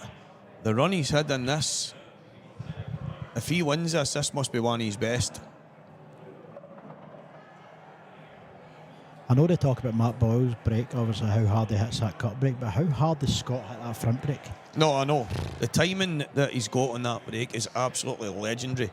And it's the same as Boyle with the cut break. It's just Nice shot for Morgan there. timing it so well.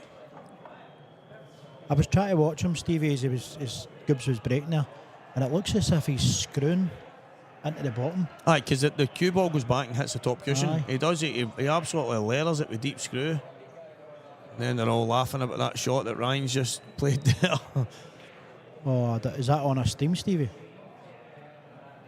Table 9? No, table 10 in it there. It's table 8. Table 8 Scott, and that's on. No, sorry, table 9. This is table 8. 9. This one. Oh, we need to see if we can get Craig to run that back, Stevie. What? Well, they're talking about a bit of water coming from the air conditioning unit, but I'm looking at the time their match started. So I think, as per SPA rules, guys, they only have about 15 minutes for one of these players to be on 3 frames, or their match will be cut. Someone has to be on 3. Also, did they cut the match, Stevie? They put a shot clock on him? Yeah, they'll cut the match. So I think it'll go to a race to 6. Because someone... Basically, if Ryan can get to 3 before the hour mark, so one player has to be on 3. And to me, at 2-1, they only have about 10-15 minutes. That's it. Got to be 6-2 down. 6-2 down. Came back and won the match. It's just looking at the list of guys he's beat just to get to this stage. He's going to have to beat Morgan here, then he's going to have to beat Ryan, Liam or Boyle to win it. If he wins it, the standard of pool this day and age is unreal. I think if Gibbsy wins this, the list of names that he's beat to win it has to be up there with the best. Has to be. Easy run for a minute. I just think it's... You come to these tournaments and let's no tell any lies. There's good draws. There's very good draws. There's guys that have had amazing draws all the way to quarters, semis and finals, and whatever it might be, and they've still got to go and win their games, but there's good draws out there. If you can just kind of keep the head and play the game, take your chances. But Gibbsy's had one tough game after another here, so... Why did you look at me when you says good draws, Stevie? I don't know, mate. I was gravitating towards you. That's a great shot there for Morgan. He had to control that. He didn't want to be greedy. He would have loved the white to be a bit higher up the table, but he didn't want to be too greedy here. He just wanted to give himself a shot. He can just about get his hand on the table. It's been nip and tuck in it. Probably deserves a decider.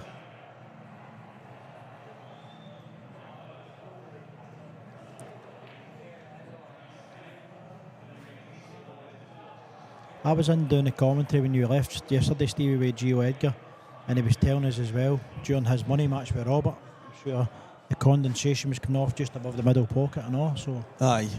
There's a couple of wee drips. What great finish. Nice black from Great Morgan. black.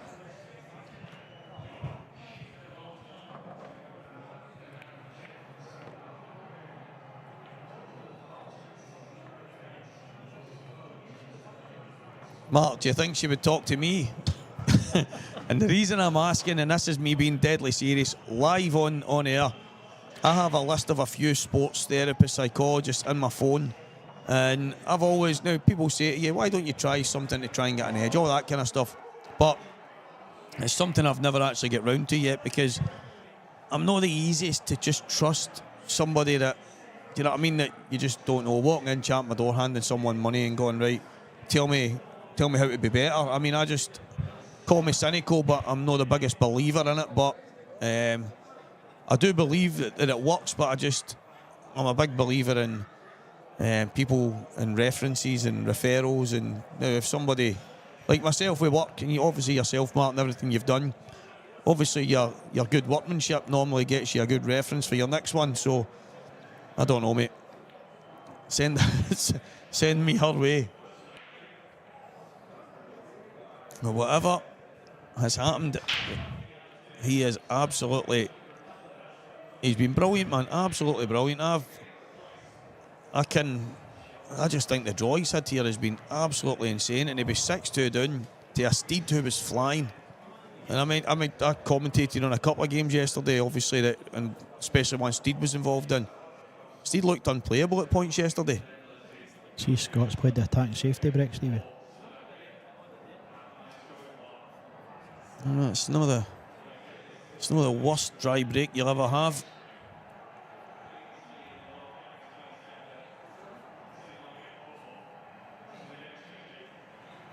What do you do, Stevie? Cut break, front break? Cut break, something I've done for a long, long time. Ever since the D was removed from the game, I've always broke from the side. Nobody showed me it, nobody told me to do it. It was just something I did, and I've kind of stuck with it. But I must admit, over the last while, there was a period about maybe 2-3 months ago, and I was breaking like an absolute dream, and I was dishing, and probably in the last 2 or 3 months my break's been horrendous again, and I don't feel like I'm doing anything different. But someone was saying to me, you've got to think that every table's slightly different, all the balls are slightly different, all the reactions are slightly different. So even if you're hitting the same bit every single time, it doesn't mean the balls are going to go the exact same every single time. So You even look at balls break, but you look at tables are different. I remember him playing in the IPA, and he was playing this table, and he'd think it 3 or 4 off the table. Never. that's right. I don't think I've ever seen him doing it once or twice, maybe. No, it's unheard of with him. He cues it so well that to lose the cue ball off the table was just unheard of for Mark. So it's a rare occasion you see Mark losing the ball, but probably the best cut break in the world of pool.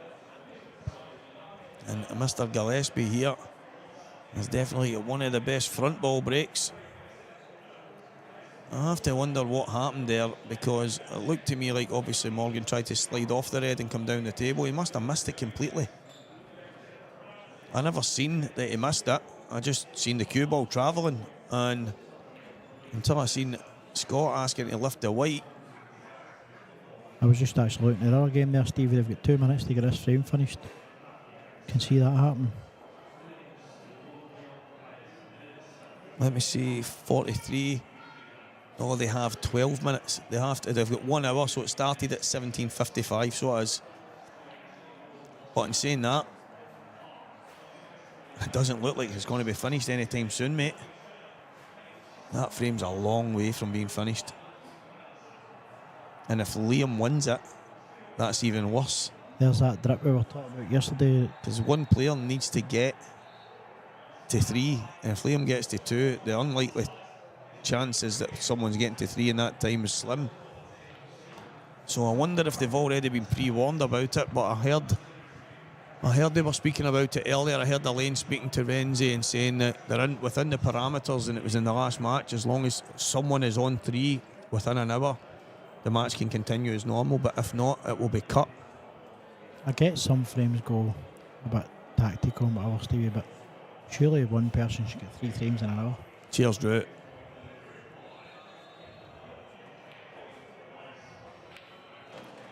See, the thing is, Stevie, a lot of people... I think you're right, Michael. I'm just wondering, that just because of the angle he had there, I wasn't sure if he tried to just slide off the red and take it down there, but just as I looked at the screen, the cue ball was travelling, so I wasn't too sure. It's not on the shot clock, no, but what it is in danger of being cut.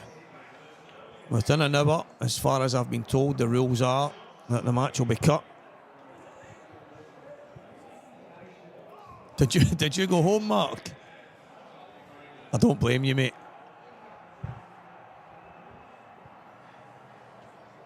You can come back in about 4 hours, mate. Good chance when you come back, I'll be sleeping in the box. By that time, you will get something to eat and that as well. I've been told my dinner's in the dog and the door's locked. I have to just go to sleep with my microphone, she said. There's no chance that they are going to get any player on 3 within the hour, so I am of the impression from what I was told earlier is it's going to be cut. Well, let's wait and see if it does.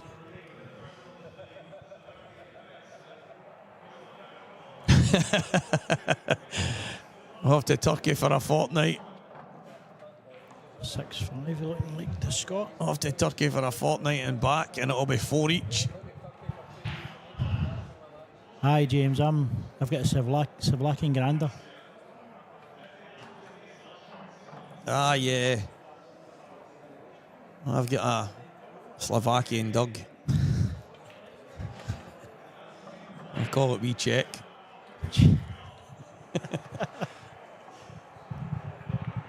Yeah, it's looking like England are going out, huh? Scott Gillespie punishing Morgan McInnes for a monumental error here. And he is 1 away from the final, and one of the toughest runs I have seen in a long, long time. And as I say, guys, if Scott wins this weekend, I am going to say that it's one of the best IM wins I have ever seen. I know Scott's class, I know how good he is, but he has had some task on the way to this final. But he's still got to beat Morgan. Ryan Davey, Liam Dunster, Mr. Magic himself, Mark Boyle. What a task that is to get by any of these guys. That's why we all play the game. That's why we're all involved. Playing against the best guys. Trying to compete against the best guys. And I have to say, I for one absolutely love it. I don't mind commentating either.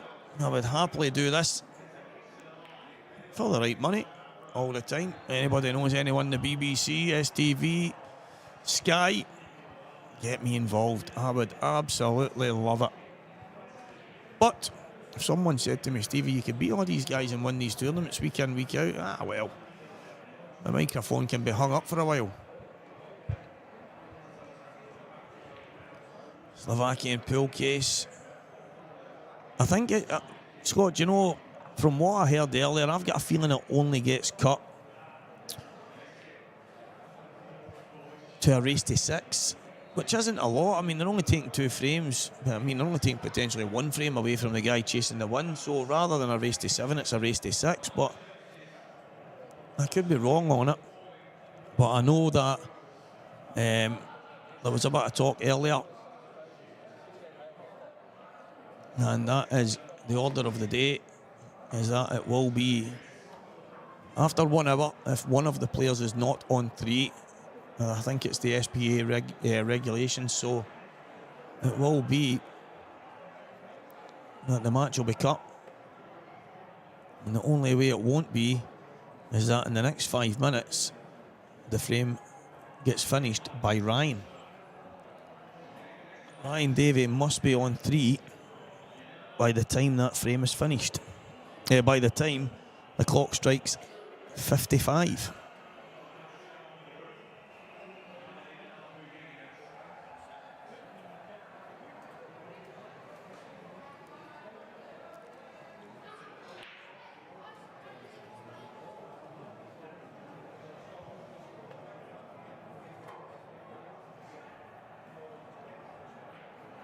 It's 10 minutes to 7 right now. There's a lot.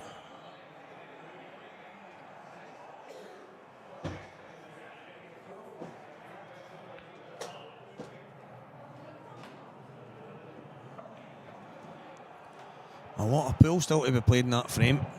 How's that yellow drop, Steve? Did you see that, Morgan? I actually didn't. I was just moving that bottle away. And as I looked round, it was in.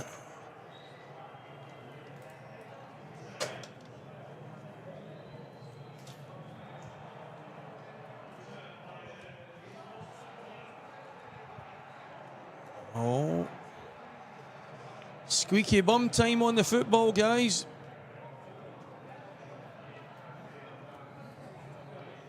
And it's squeaky bum time here as Morgan McInnes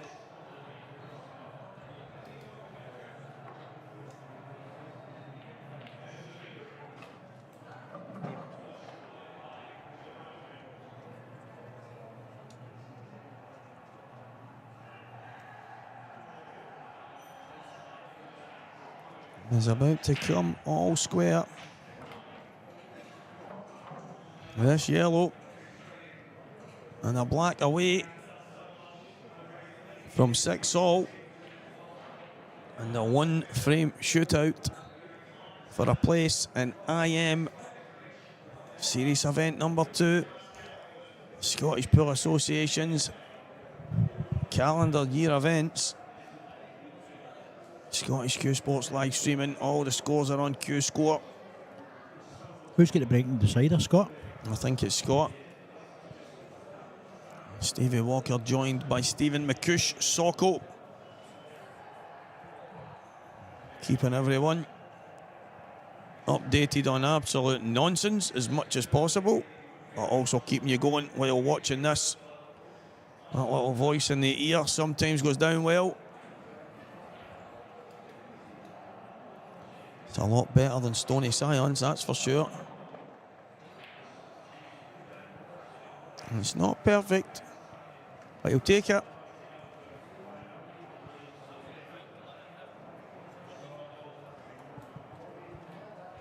Sometimes all you want is a shot. Yeah.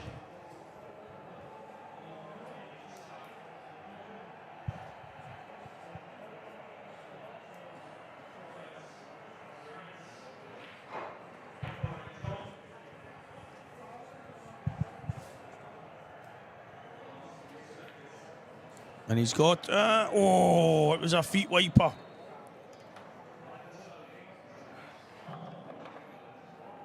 So it is a decider, guys.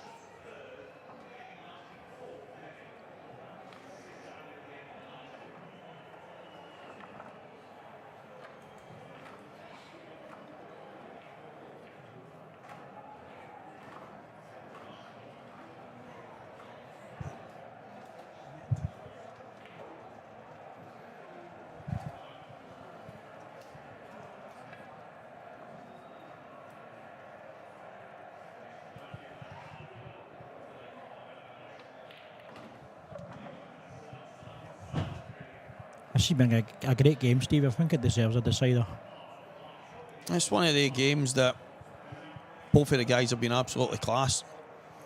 It's one of them where there's only been one or two mistakes either way. Scott's mistakes were probably in the early part of the match. Morgan's... What a break that is. I mean, it's been a match more filled with quality than it has been errors, and that's the standard of the guys. Two absolute titans of the game right now.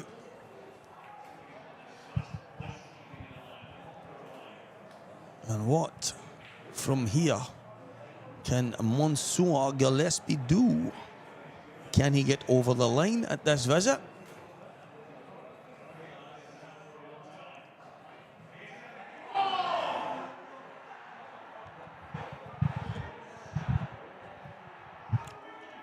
Oh, Jude Bellingham, the mirror want him dropped as well. 95 minutes gone. And Bellingham scores for England.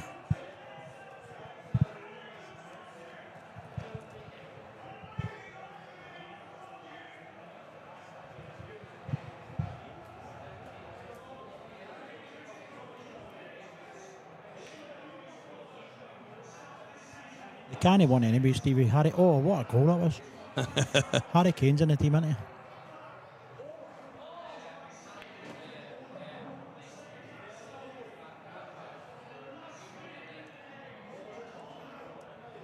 The biggest decision of Scott's pool weekend so far is what set of balls to take here.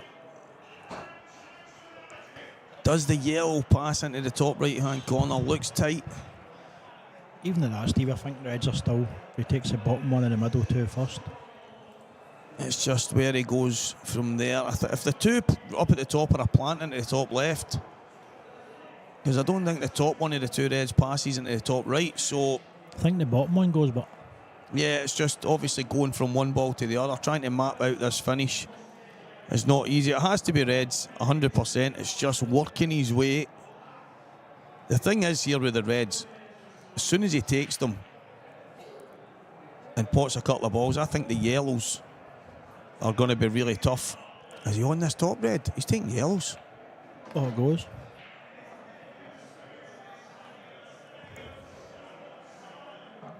So I think he's going to take the yellow between the black and the yellow closest to the left middle.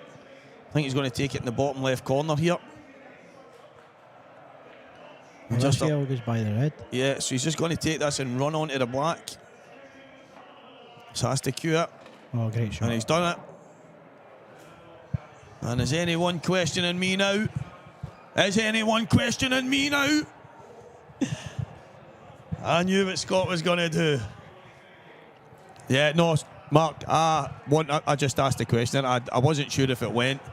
And the fact that it did, but that shot he's just played there to run into that yellow and black, that is some shot. Under the pressure of a deciding frame, to nail that at the pace he's nailed it at. Strong mentality. I think you'll need to send me the phone number of that lady. I'll be at RJFC on Monday morning, mate. She's not that good, Stevie. Well, I'll be the judge of that. To be fair, I mean, I'm actually playing some of my best pool right now, and I think some of the results I've got over the last while would probably tell most people that. But I'm not afraid to say that there's definitely some issues mentally when things aren't going my way. It seems to cause me more problems than I have on the table. So I don't know, Mark. If you have the sports therapist for me, I will piggyback on Scott in there anytime.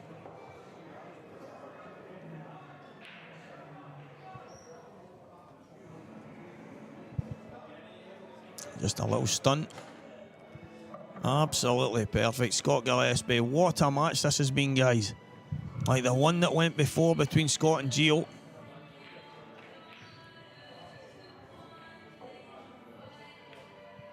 That was Scott Gillespie. a great match.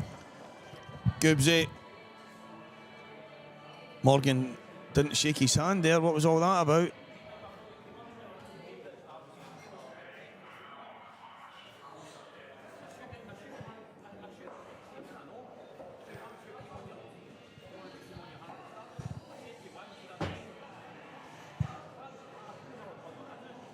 No, there's a few issues, guys.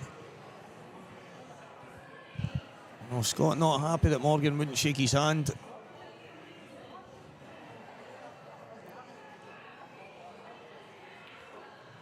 So, no love lost there, guys. As you say, Mark, it is a pity after such a great standard of match, and there's still some words being said.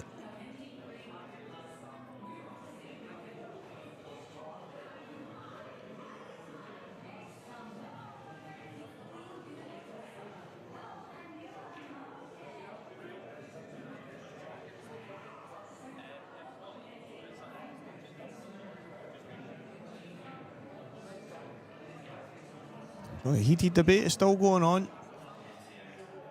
Well, we'll find out what's happened, guys. Don't worry about that. I'm just keeping you posted as I look through the glass. And it's a heated discussion, I will tell you that much. Scott is not happy at all at Morgan not shaking his hand. Morgan saying something about a fist pump, and Scott is... yeah, he's not happy. Not happy at all. He's walked over and shaking his hand now.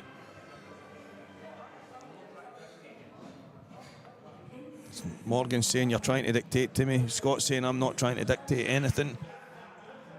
It's a shame because that was some match. The standard in that match was absolutely first class.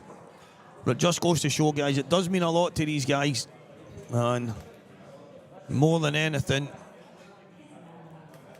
I think a good handshake, guys. I know we went through all that COVID nonsense, right? And I'm a big believer that COVID is obviously it's real. It's killed a lot of people, but see, if you're not really comfortable, shake someone's hand and go and wash your hands.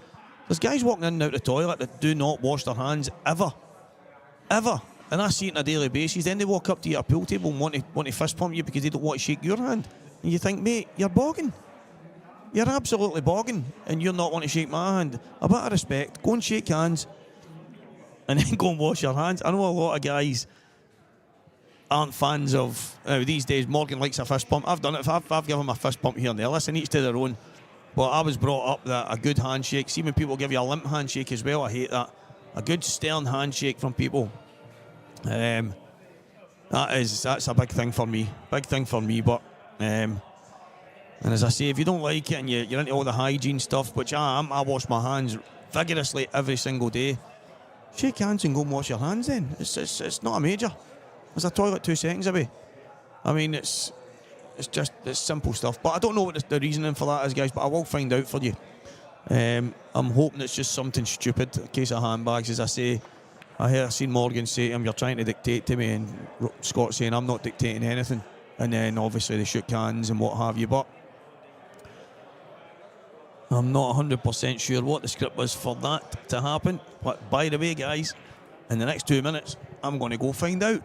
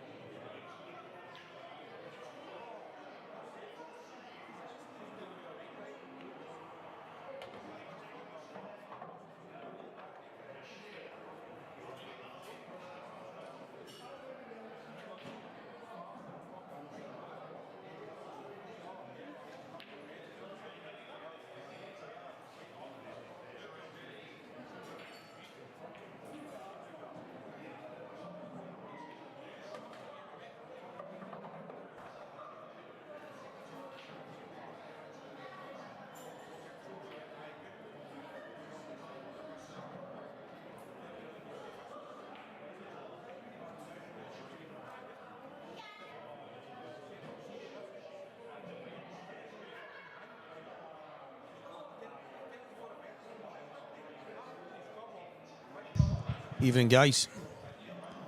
Evening. We were outside, relaxing. We ended up on a couple of sun loungers, lying with the feet up, waiting on the next match getting started. I don't know what happens. Every time I come back in here, someone's messed with the wires. This is what happens when you get a sidekick in here.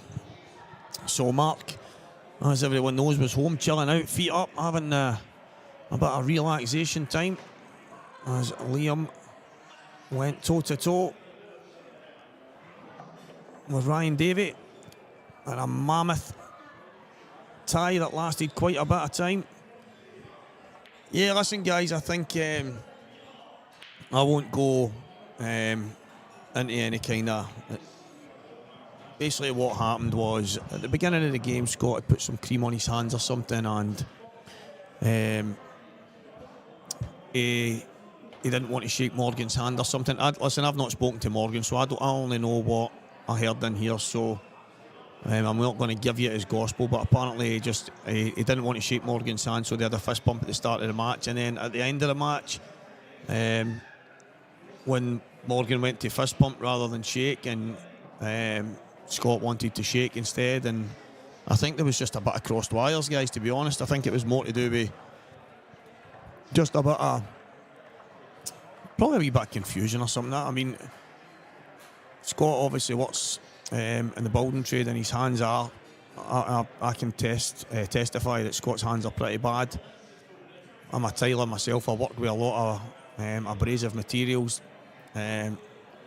Scott struggles with gloves and stuff on, and his hands are constantly wet, and they are in a bit of a mess. And I've been there myself. I've ended up taking it upon myself where I just can't do anything without wearing gloves. So Scott, unfortunately, has some issues that he needs to put cream on constantly, and so before the match he didn't want to get any cream on Morgan or something, and then after the match, when Morgan went to fist pump as Scott went for the handshake, Scott at that time felt that the cream would have dried in and preferred to shake, and I think it was just a simple bit of confusion.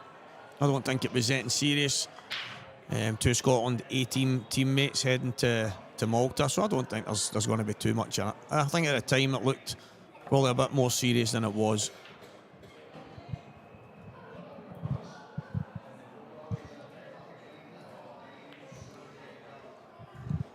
Out there, speaking, some of the guys that's in the building, Santa, he said one of the best bits of commentary he's ever heard earlier was when I was rhyming off some of the top guys, and he said he heard me throwing my own name in there, and I think he's misinterpreted what I was saying when I was mentioning Andrew Mulvey playing against some good players in Glasgow week in, week out.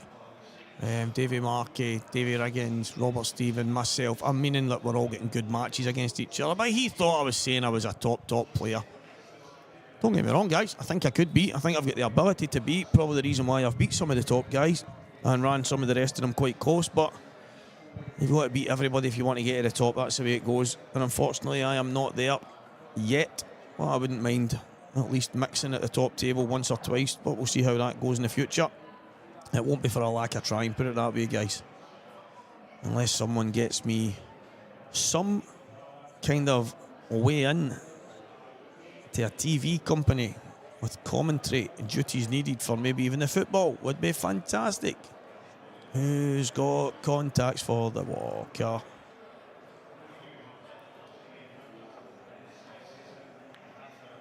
Well, it's an incredibly long day, should I say.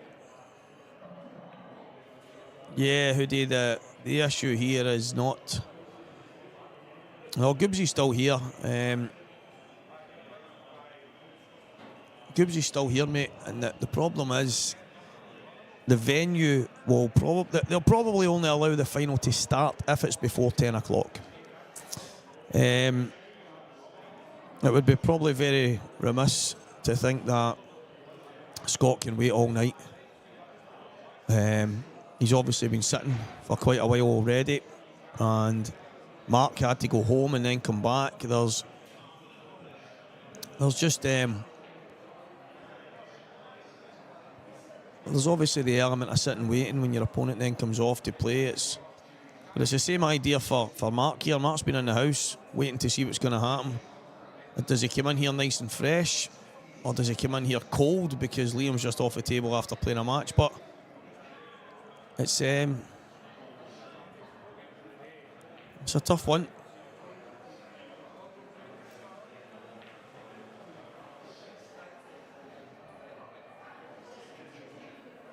But they do have, if the final is not started before 10 o'clock, it won't start. I've been assured of that. The venue closes at 11. I think they will probably just about hang open. If the final begins before 10, I think they will allow it to finish. But if it's not started before 10, it is very unlikely that it will start at all.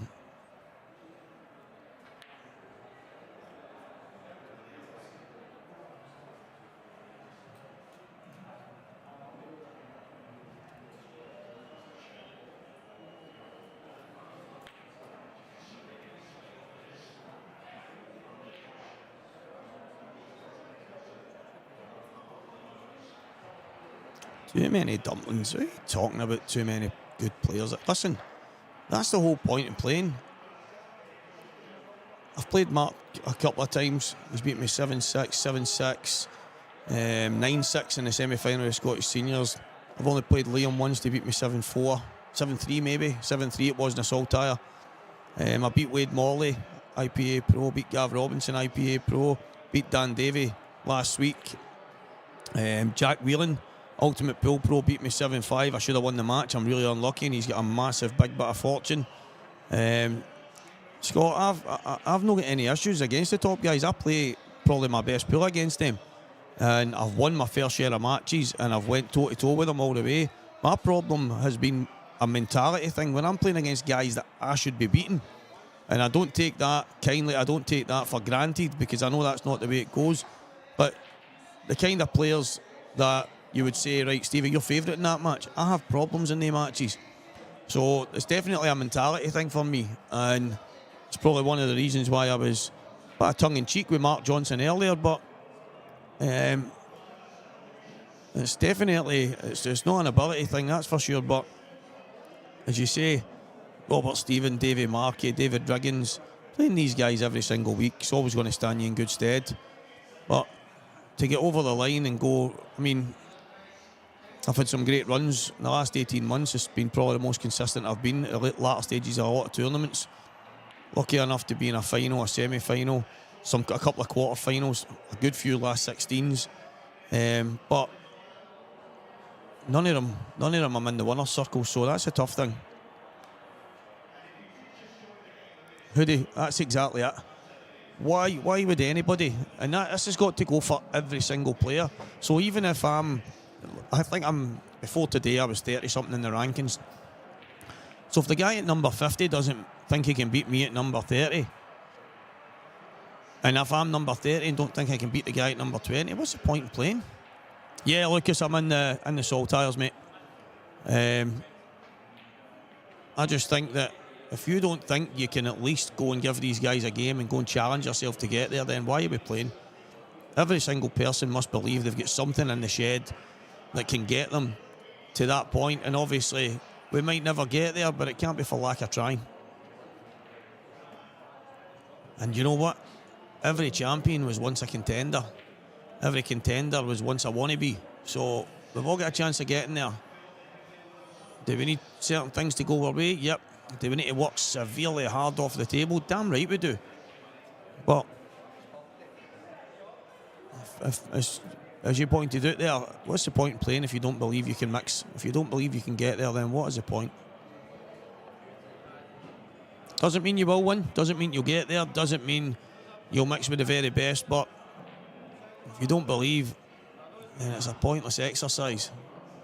Look at John McGinn. I've never known a guy to play as much pool as him in his life, in anybody's lifetime.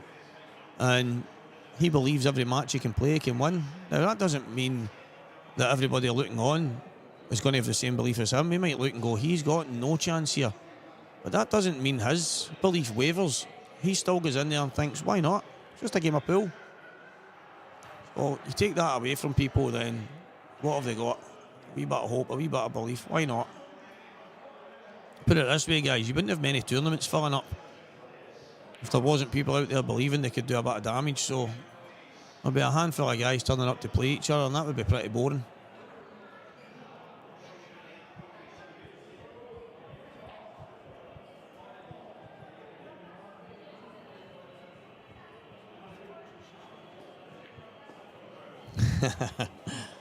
Spreading it from left to right.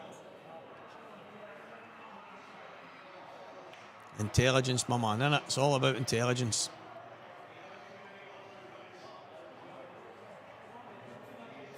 Lucas, there's you, a young up-and-comer who is no doubt in my mind going to do big things in the game. There's no way you would be even interested in playing pool if you didn't think you could do anything. You wouldn't be playing the game if you didn't think you had a chance of going and creating a bit of the magic that some of these guys have already done. Now, I did not start playing pool till a lot later in life. I played football, and obviously when I started playing pool, I never played it serious. I just had a game on a Tuesday night in the local league, and it took a long time for me to really knuckle down and take it. I've probably never took it as serious as I am right now. But I think I just think if you don't believe you can do a bit of damage, then why are you playing the game? Scotland would have been better. They'd have been much better with John McGinn spreading that pool cue from left to right. Simon, if that's it. We all listen. I absolutely love the game. I love going to tournaments. I love getting involved. But I'll be honest. I don't enjoy getting beat. I don't go to tournaments, and I don't come away happy no matter who beats me. Even if like I get beat. Jonesy beat me in the final of the tournament last year, and people were congratulating me for getting to the final. I was fuming. I was absolutely fuming. I did not want congratulations for getting beat. I couldn't understand that. But then maybe my football background has got me desperate to be a winner, and it might have held me back in some stretches. But I just think that as much as I do it because I love the game, I also want to win. I'm in it to try and win.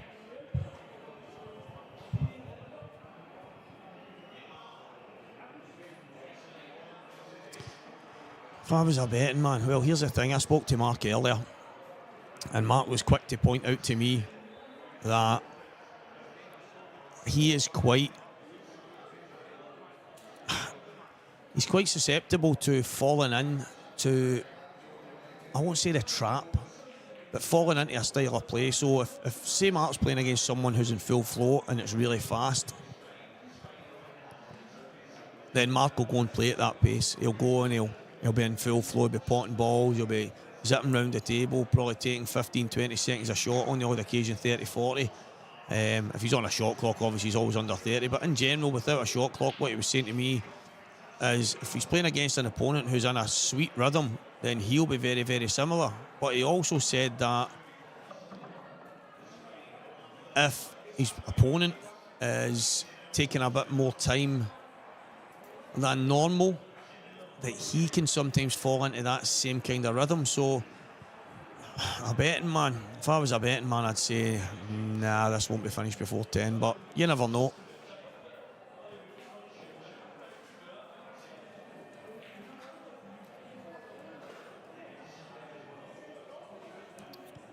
Jamie, the mad thing is, this actually wouldn't have been far away, but you're talking there was 3 games. 3 games, I think, that took roughly 2 hours and 50 minutes, 2 hours and 40 minutes, and I mean, each game was obviously, there was about 9 hours in 3 games, something like that. Maybe 8-9 hours between 3 games. So it was just those games individually, and listen, each game was a really tight game. Each game went all the way. So each match, it was just one of the things that.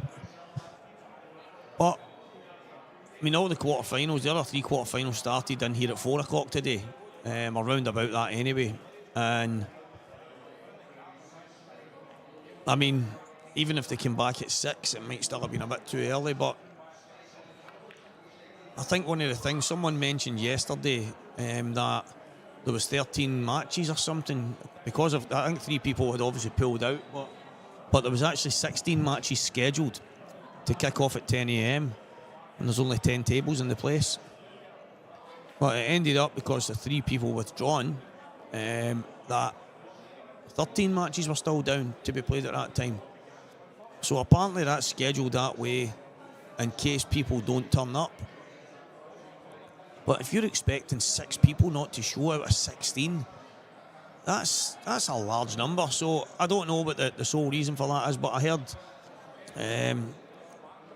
Renzi and Elaine and guys like that talking about it earlier, and obviously maybe something like that could be. I thought yesterday ran quite well. There was obviously it ran behind ever so slightly, but it was finished in good time. So I thought yesterday went quite well. I just think individual matches today ended up dragging it behind, and this tournament could have been well finished by now, but unfortunately it's not. And unfortunately I'm very underpaid. So I'm going to have to get my hourly rate knocked up from 50 to 60 an hour. Jamie, I know the timings are obviously a tiny bit out, but I think that possibly for me, maybe they could have come back about 6 o'clock, but it's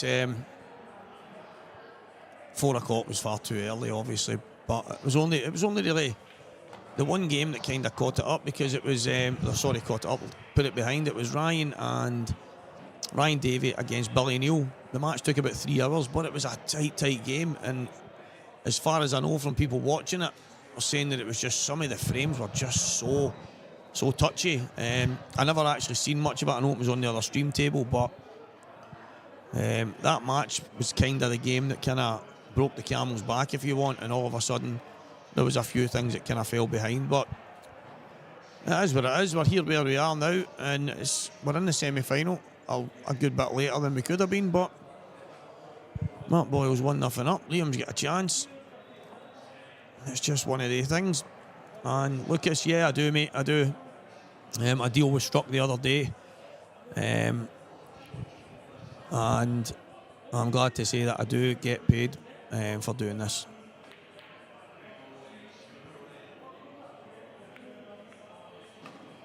Yeah, mate, listen, I agree. You could argue that had that not happened today, Jamie, that the guys could have come in at 6 o'clock to play their quarterfinals, and the other quarterfinals could have been played 2 hours before it, so they'd have been waiting. Or what you could do then is maybe say, right guys, listen, we're going to pencil you in for 6. However, be ready, because we might call you to come at 5. Something like that, and then maybe that works. But no, I hear what you're saying, mate. I'm pretty sure that behind the scenes they're going to be working on getting it right. And obviously, unfortunately, this one's just ran a wee bit behind. But listen, we're all here. We've got 200 people tuning in. And hopefully we get a good semi-final, and if it's done fast enough, we'll get a good final. And I'm pleased to say that joining me again, Stephen McCush, aka Socko. Welcome back, mate. Cheers, Stevie. Good to be back. I was just sitting watching that there, and Mark was complaining about Liam's chalk. He took 3 shots, and it was 3 big massive blotches over the white ball. Do you know what chalk Liam uses? No, but Liam says it's dear. Yeah, I thought Liam, does he maybe use the magic chalk? I know he used to use that Russian chalk, didn't he? Yeah, that's it, Russian magic, but normally that didn't mark. Let me see if we can see it in his hand. It normally doesn't mark the cue ball. I mean, I use Triangle Pro. It doesn't really mark the cue ball or the table, but obviously if you cue really low, it can. But I know, Mikey boy, Big Mad Mick, you know fine well, mate, I'm worth a lot more than 50 an hour. But unfortunately, my agent let things slip when he made the deal, and I've ended up having to agree a fee that just was not up for me.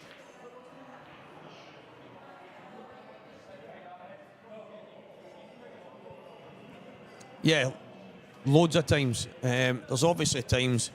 One of the things, and I mentioned Ross Fernie, Mark Boyle as well. These guys they've been brilliant with me since I started doing this. Some of the guys obviously down south as well that kind of watch, and they seem to give me a bit of praise because I get it right quite a lot. And although every single player's got so many different things in their mind about what shots they're going to play, there is so many times I kind of sit there going, well, I did not expect that. But it happens quite a lot. There's a couple of guys. Billy Neal was on the other TV table today, and as I say, I didn't see a whole lot in the match, but Billy's one of the guys. You could call 100 shots and Billy will probably play the 101. It's like you never know what he's going to do next. But what a player he is. So effective. Cracking guy to have in a team, and he always seems to do well in the tournaments. Ryan beat him, I think Ryan maybe beat him 7-5, 7-6 today, something like that. But it happens quite a lot. It really does. Here's this break, Stevie. How did you hit it so hard? So, how does Mark hit this break so hard? I asked him the question not so long ago, and I said, I don't know how you do it, Mark, because when I do it, the cue ball flies off the table. And he says, what size of tip is it?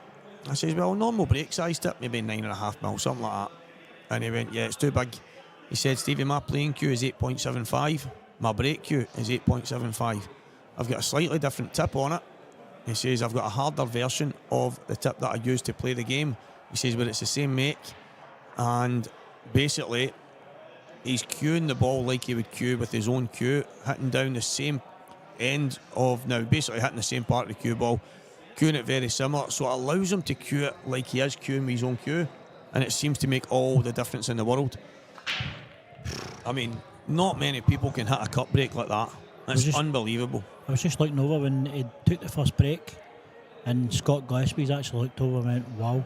And if Scott Gillespie's saying wow with his sledgehammer he's got, it's incredible, that technique. I cut break myself, and I think I've got not a bad cut break. The ball's open well. It's just I'm never guaranteed a ball. Obviously he's got one here, so you can say it's fortunate, but the laws of averages, 16 balls flying around the table, one might go in, one of them, it could be the cue ball goes in, but something's going to get in. But he's just got some break on him. On the reds, look at the reds. What's that? Come funny, or whatever the hell that says. Come funny, come foo or something. Anyway, tip size is 7 mil. That's a small tip. Someone was talking on here earlier, theirs was 6.2, and apparently Niven Adams plays with a 6 mil. That's snooker. Incredible.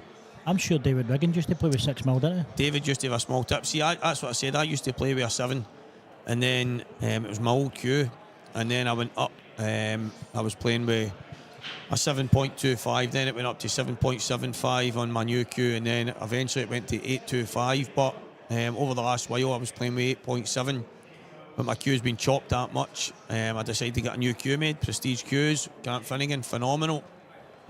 And I'm playing with an 8.75, and the thing is, because I've been playing with the 8.6, it was about 8.66 on my old cue, and at 8.7 I'm playing with now. Even though it feels bigger, it's fatter as it goes up the cue because it's just different altogether. It actually feels okay. I'm using the exact same tip as I've always used, a Legends tip, Legends medium.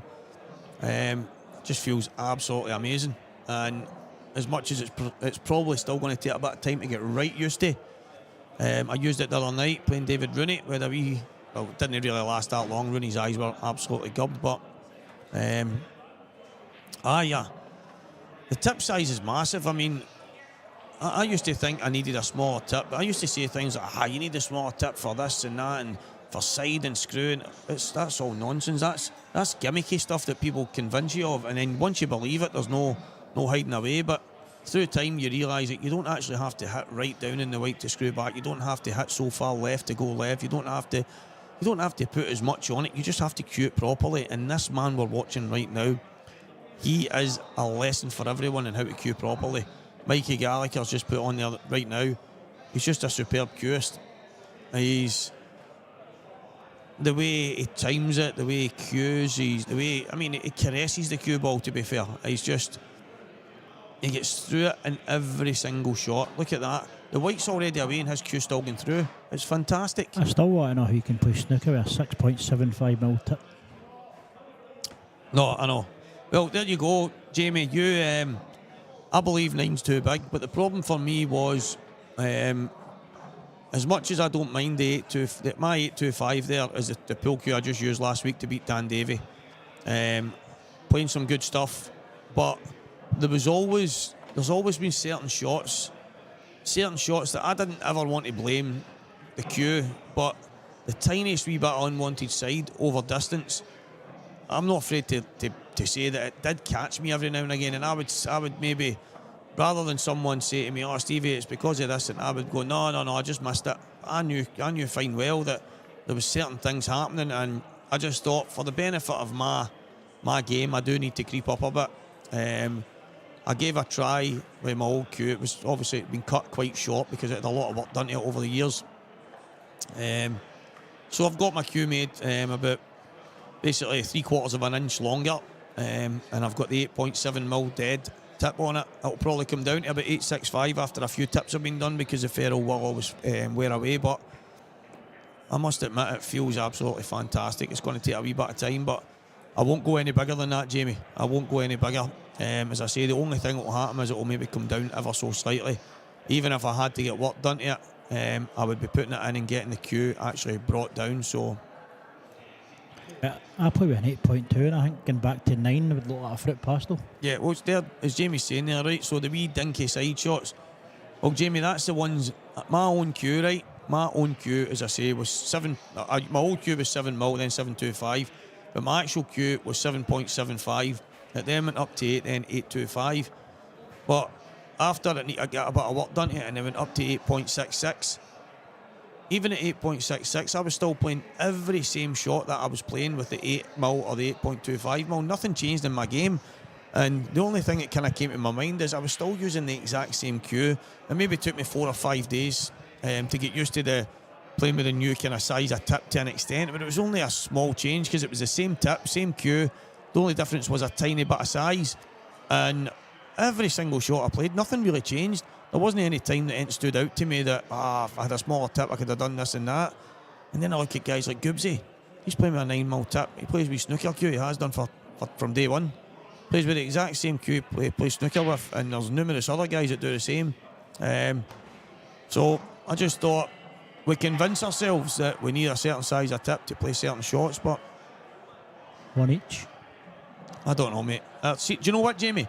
For me, see whatever you're comfortable with, and if it's 8.3, do not change, mate.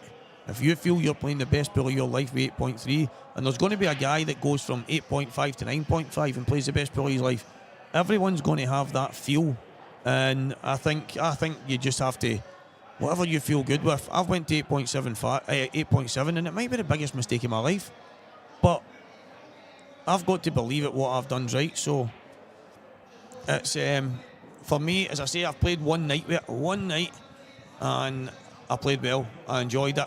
I felt like I was cueing really well for the fact that it was the first time using the cue. So if I felt that good in the first night, I'm looking forward to my time here, I must admit. Even Liam there, look at his cue action. Liam's a non-snooker player. Liam's education is in the game of pool, but he still gets through that ball. See, if you look at Liam's break as well, but he doesn't hit it anywhere near as hard as Mark, no. But he's a great cue, so Liam's break's more technical. Liam hits the exact same point. Liam breaks kind of like a 9-ball player would, trying to hit that same point. Like a 9-ball player tries to get the 1 ball in the middle every time. Liam's pretty similar in how he tries to get, I think he always tries to get the yellow, the second ball down into the left middle. And if it gets close, he's in with a chance, and he's always got a chance of getting the red in the bottom left corner. I think he got it there. And I think he got the yellow in the middle. So Liam's a bit more technically astute when he goes about his break. Mark he sets himself and he cues that second ball. He's basically saying, I'm hitting that and I'm leathering that. But both of them are such good breaks. Mark's cue action is just absolutely unbelievable. It's a joy to watch. Just looking at buzzing, saying there that he's been studying it and it's made a difference to his game. Staying down on the shot, cueing through the ball. I mean, the cue ball's gone and his cue's still going through.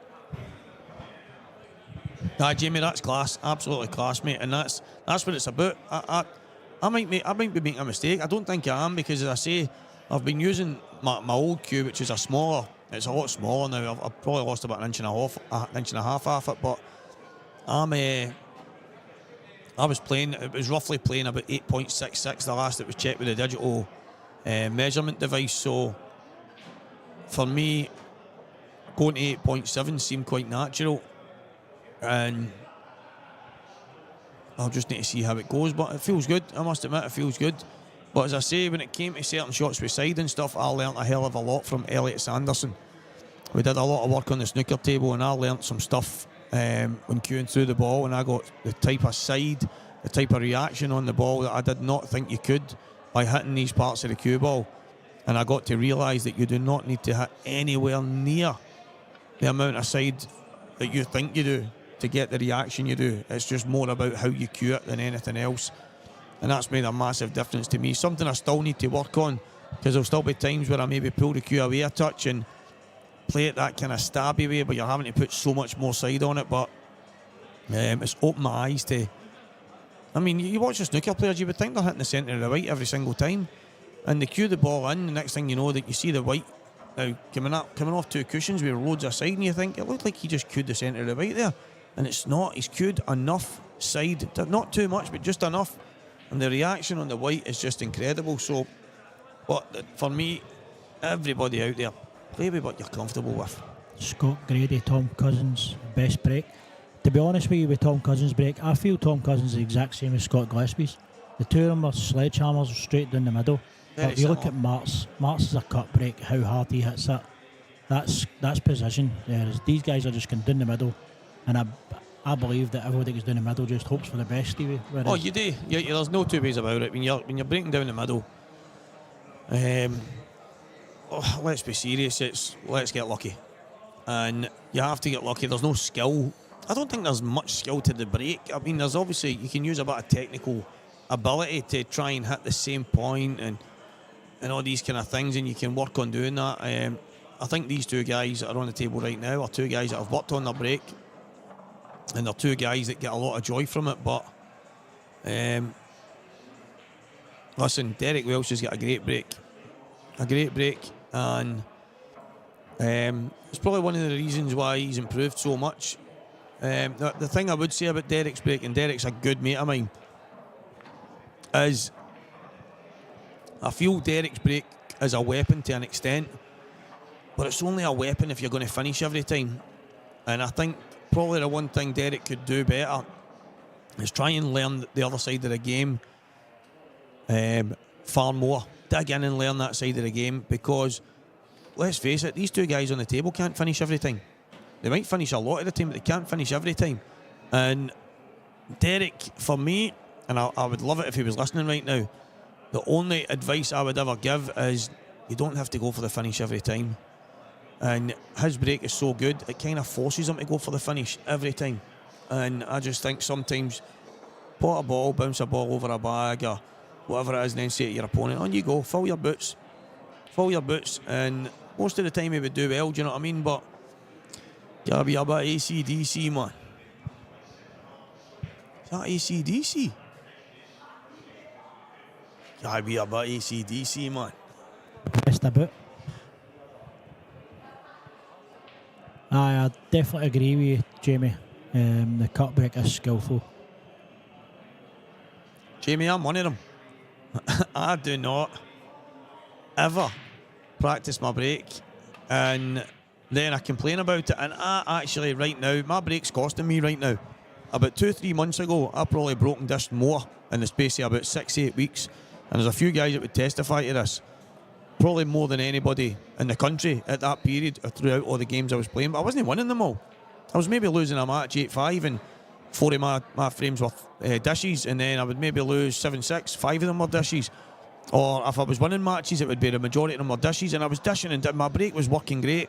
But all of a sudden in the last 2 or 3 months, it's been absolutely crippling. The amount of reverse dishes against me has been unbelievable. So it's definitely something that should be worked on a bit more, but obviously we complain about it, but we don't do anything about it. So these two guys, these are two of the guys that, for me, two of the best breaks in the game. Two of them work on it, The two of them have a bit of AC/DC, man.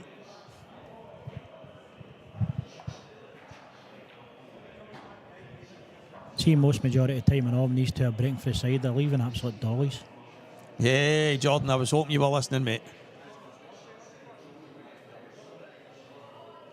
I was actually hoping you and your old boy were listening. There's that sledgehammer he's got to turn that into the weapon that it could be.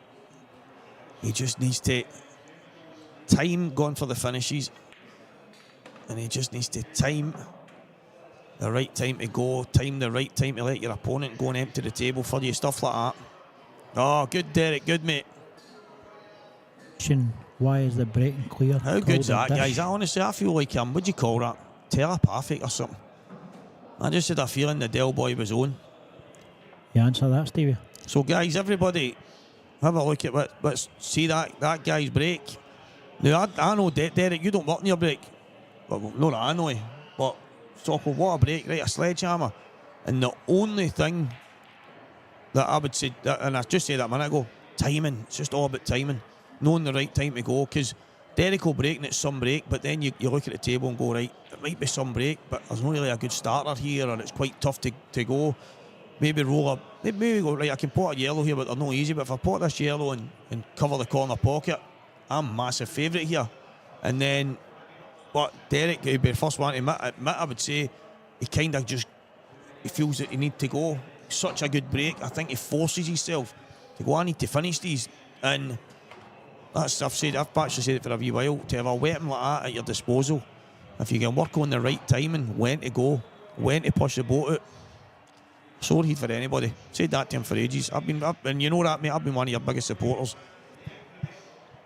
You must have some time here, Hans Michael, 2 or 3 hours for your break. I think what he's meaning 2 or 3 hours break between his work and now sitting down with a couple of sandwiches. Is that your lunch break, you mean? 2 or 3 hours. If I spent that in a break, she would break my nose. I get 2 or 3 hours for my break. I would never get any tiling done.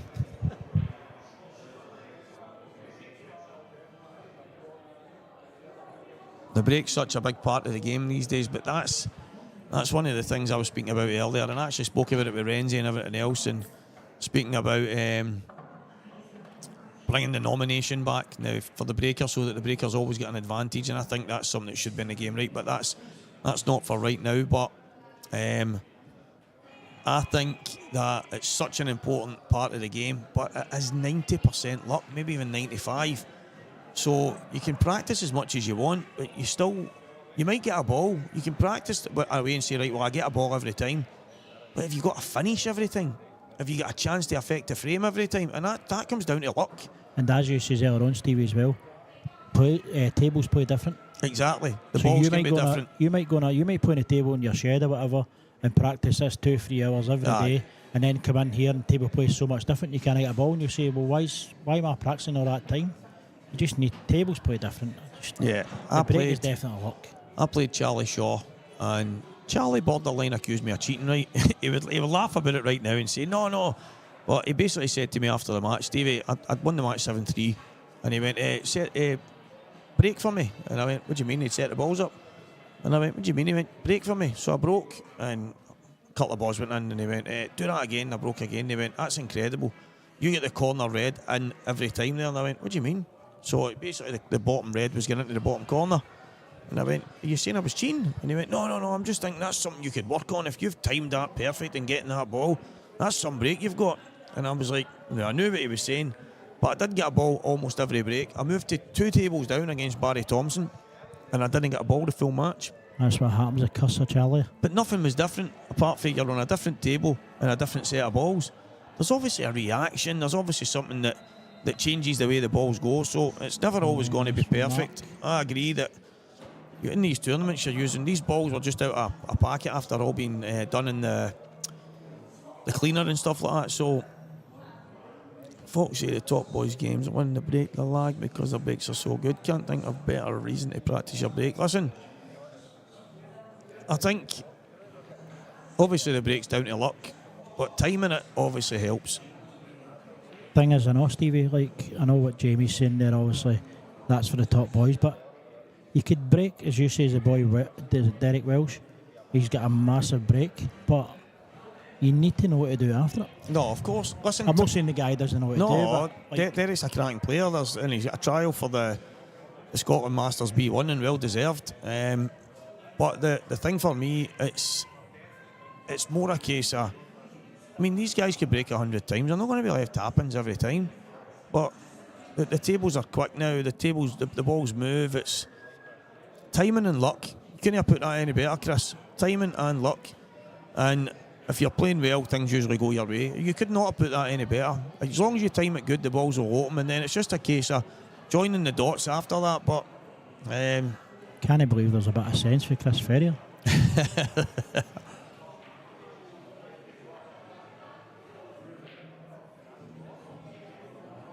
Oh, mate. Oh, that was Big Alec. We were at, it was the Scottish Open, and I'd only just started playing pool, and I was potting balls for fun, thinking I was a superstar.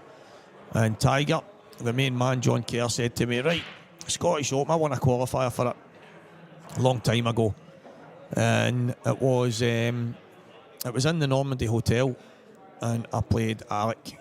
And I was like, and everybody was saying, listen, I've never seen a guy breaking dish as much as this, all that kind of stuff. Me, I'm thinking, no problem at all, man. He's getting it here.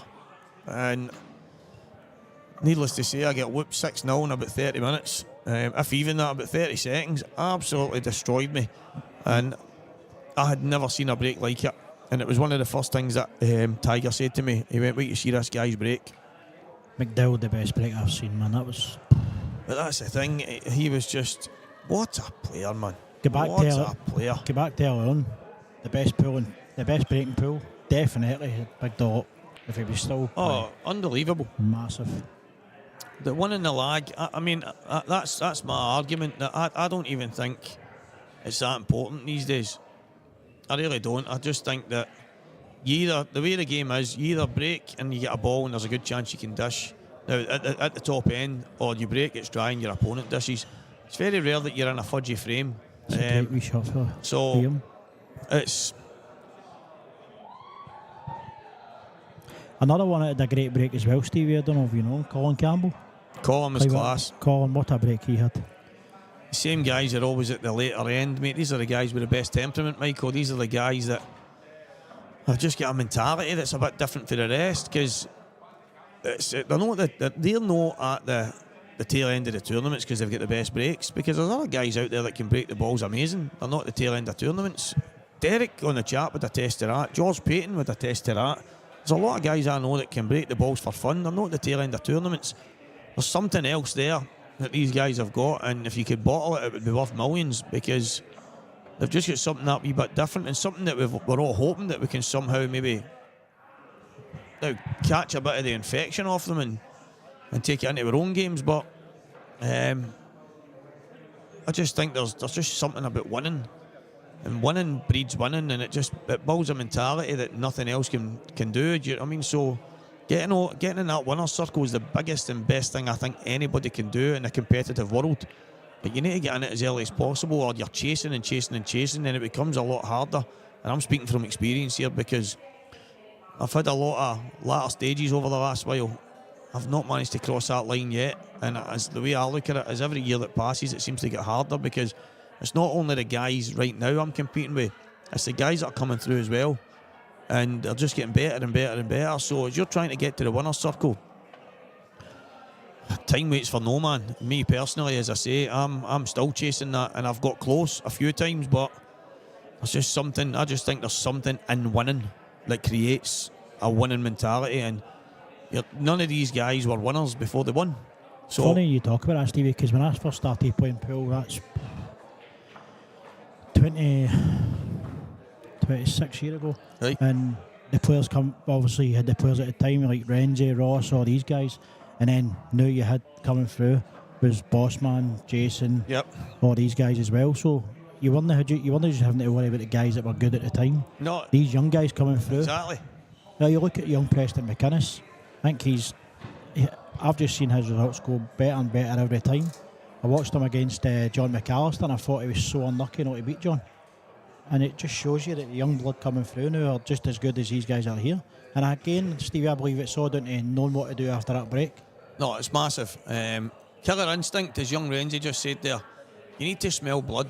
There's no two ways about it. I've seen myself a few times getting into a good position, and then I've been worried that I'm going to blow it from that position. Now, that wasn't me. That wasn't the kind of guy I was. The guy I was years ago was ruthless, but in the decade I was away for the game, now at a decent level, when I came back, the game had changed.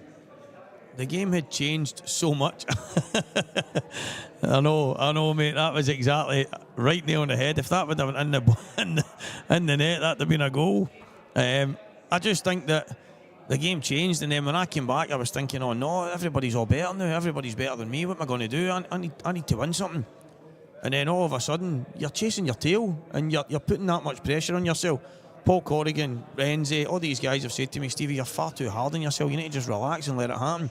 You're good enough. Everybody knows you up. It's just, it's not going to happen. But unless you chill out, because if you're so intense and so hard on yourself and always beating yourself up and always worried about what might be, you've never got any chance. And listen, that advice is amazing. I would give that advice to anybody. I just struggle to take my own advice, never mind somebody else's. I came in here weeks ago and Boyle put me aside and says, I hate watching you playing. It's the most horrible thing ever. He says, you're so hard on yourself. He says, you're beat. He says, you're beat before you even start a match. He says, I was sitting watching you one time, he says, and you're just punching yourself and throwing your cue about. He says, just relax. He says, do you think you should beat me every game you play me? I says, no. He says, well, exactly. He says, just relax. If you get beat, there's another tournament. He says, all you need to do is relax. And I feel I've done that, Stevie. And I was also, when I was getting into matches as well, I was playing the player rather on the table. And I feel I've not done that either. And I've started feeling a bit better about the table. Oh, that's it. It's the white, the most important button. Yeah, of course it is. The cue ball's massive. The cue ball is massive. But, I mean, listen, we all miss. I just think in the game of pool, the right shot at the right time. Timing. How many times do you go for a finish 1 or 2 shots too early? When you know your opponent can't finish, they can't desperately hurt you, but you force the issue, then all of a sudden you're in trouble. I think timing's massive. I think there's a lot of us in a hurry to get things done. A lot of us go, right, this is it, get these done.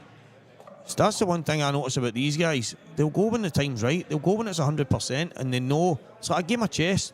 Sometimes they'll sacrifice a pawn just to get themselves in a better position, but I think timing, temperament, obviously cue ball control, that's great, but I don't think anything can beat a good solid mentality when it comes to this game, and that's definitely been my Achilles heel. I don't beat about the bush. As far as I'm concerned, if I had a better temperament in the last few years, I'd have won multiple tournaments, and people can have their own opinions on that, but I know personally that's the case, because ability wise, I'm the man. See, in the past, see if I'm playing Liam Dunster in the past, and I'm breaking I hope the balls. everybody's sitting laughing right now, but I still am the man. I'm looking for a finish. If I'm playing Liam, I'm looking for a finish. I'm not looking to play a safety. I'm on now, I've changed a bit, but if I'm playing him, I'm looking, I need to finish this, because I can't get in a safety battle with him, because he's a safety god, isn't he? There's my man there. There's my main man. No, listen, I get. Look, I'm watching 2 absolute giants of the game, man. And the way they play the game, how calculated they are. I mean, Liam's obviously very robotic and systematic in the way he addresses the game, the way he steps towards the table, the way he walks round the table, his shot choice and everything about it's quite, I mean, you know what to expect from Liam. Everything's quite precise. Mark's obviously got a bit more flow to his game. A bit more, I mean, just one of the flow, a bit more, he's got a bit more flair if you want, but both of them are just absolute giants of the game. And see, if you had half of what they have in their minds, you'd go quite far in this game. You really would. I'm the man. And ladies and gentlemen, Soko's just left there after talking nonsense for at least 45 minutes. And next up, we have Sean Michael McGiff. Welcome to the party. That is a fucking terrible. Excuse my friend. Sorry about that, guys, and my apologies. Still here. He's in here Soko's 2 seconds. So, deepest apologies if anyone's kids are close to the TV. He's taking them off right away. He might have just got me the sack after one event.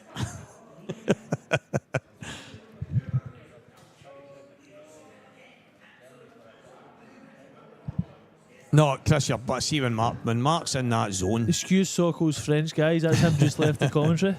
When Mark's in that zone, I would go as far as to say he's unplayable.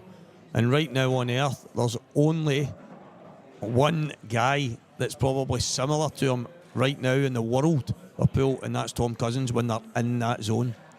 Even the great Mick and everybody else that's out there, Mick Cowan guys, right at this moment in time when they're in that frame of mind, it's just, it's unbelievable. It's unplayable.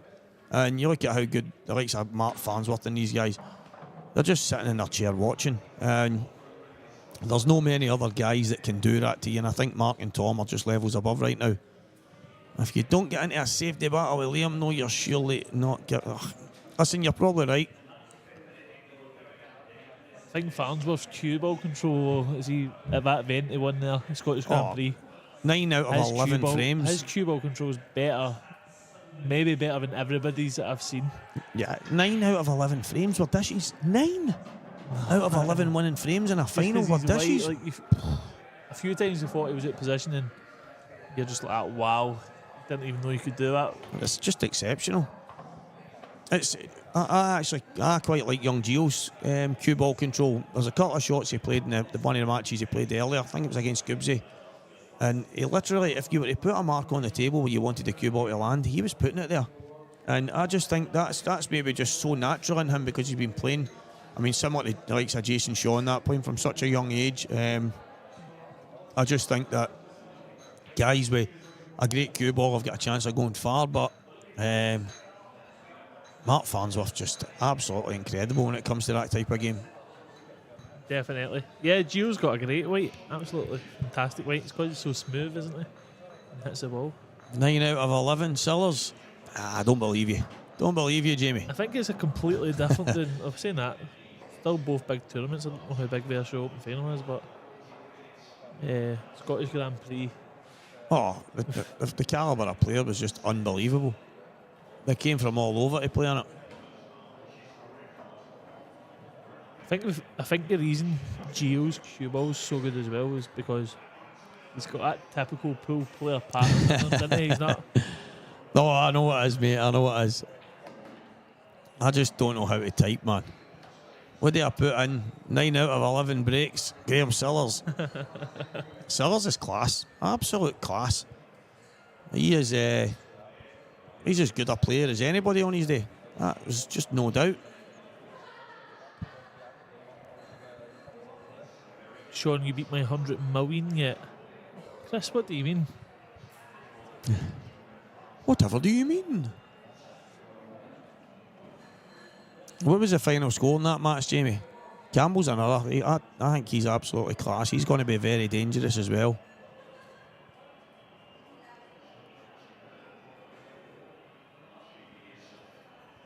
Liam Dunster.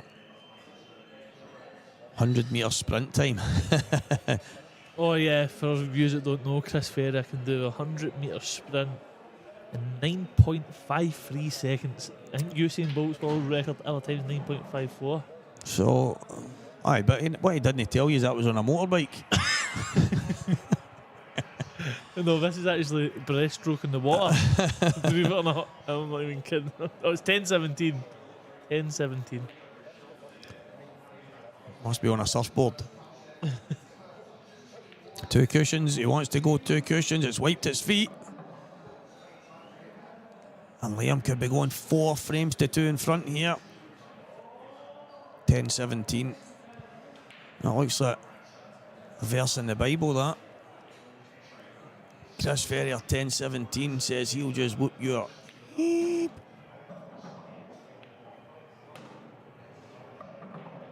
Bristol.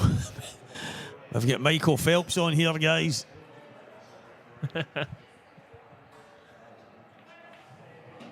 My mate's Adam Peaty. I'm going to get him to come and give you a race. I think Boyle pointing out that that was a feet wiper and a half, that one. 10 minutes, 17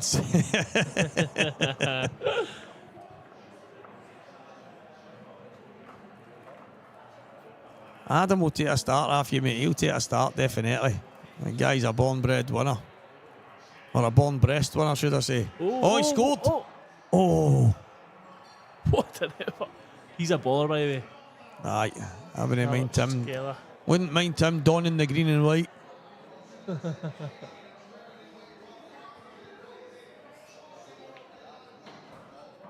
Oh. If the goal was another 5 yards back, that was in. Mark needs a big one here, guys.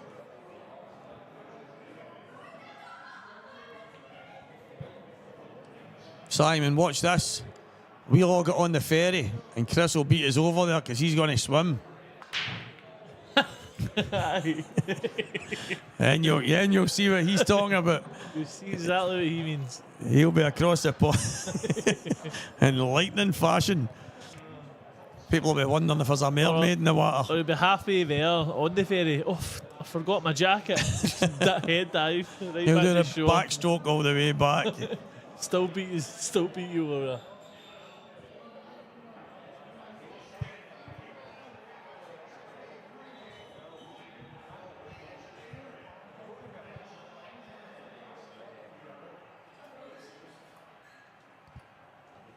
So Scott Gillespie waiting patiently. Yeah, looking at the time just now. How long has he actually been waiting? Well, the thing is, although it's 4-2 to Liam, if Mark wins this frame, we're looking at possibly 50 minutes they will have to finish the match. Yeah. Something tells me they'll have it finished before 10. So it looks like you guys are going to get to put up with me until yonder time tonight. That's because all the water will be in there when he jumps in. Hopefully I can find my keys. Dropped my keys in that ocean. I actually dropped a few. If you do that, I might get the gold bars that I tossed in when the Royal Navy were coming to my speedboat a few years ago, coming back for the Rock of Gibraltar. No, Chris, we have not.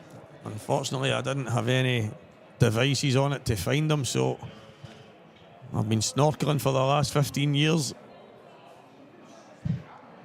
No, I think both players are taking under a minute per shot, and after an hour, a player has reached 3 frames. So, yeah, this match won't be on the shot clock. Liam was on 3 before.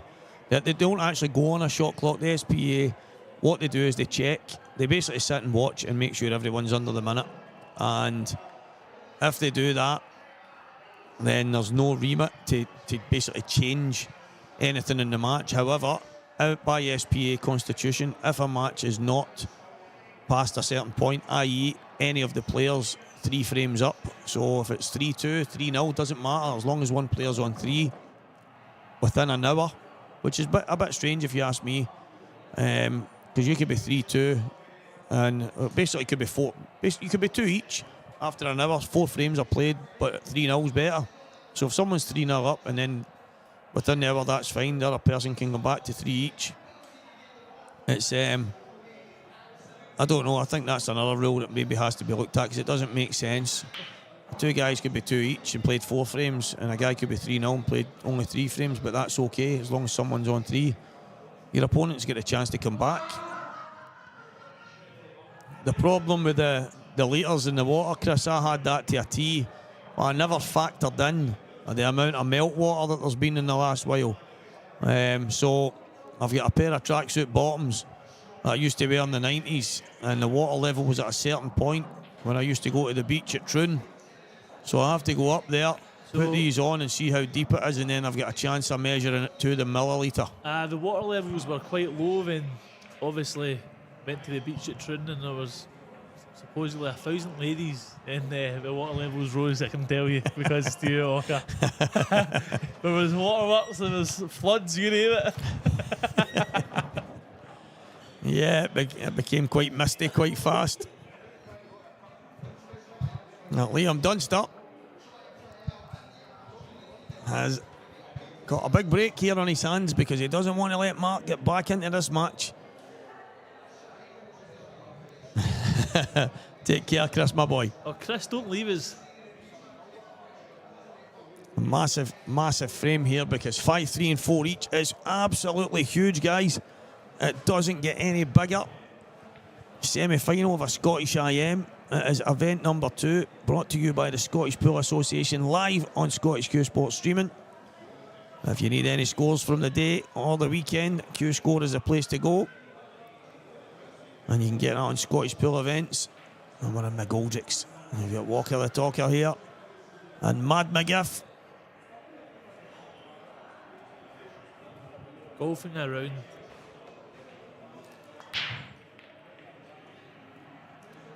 Well, there's actually a few beaches in Cyprus. Which one are you?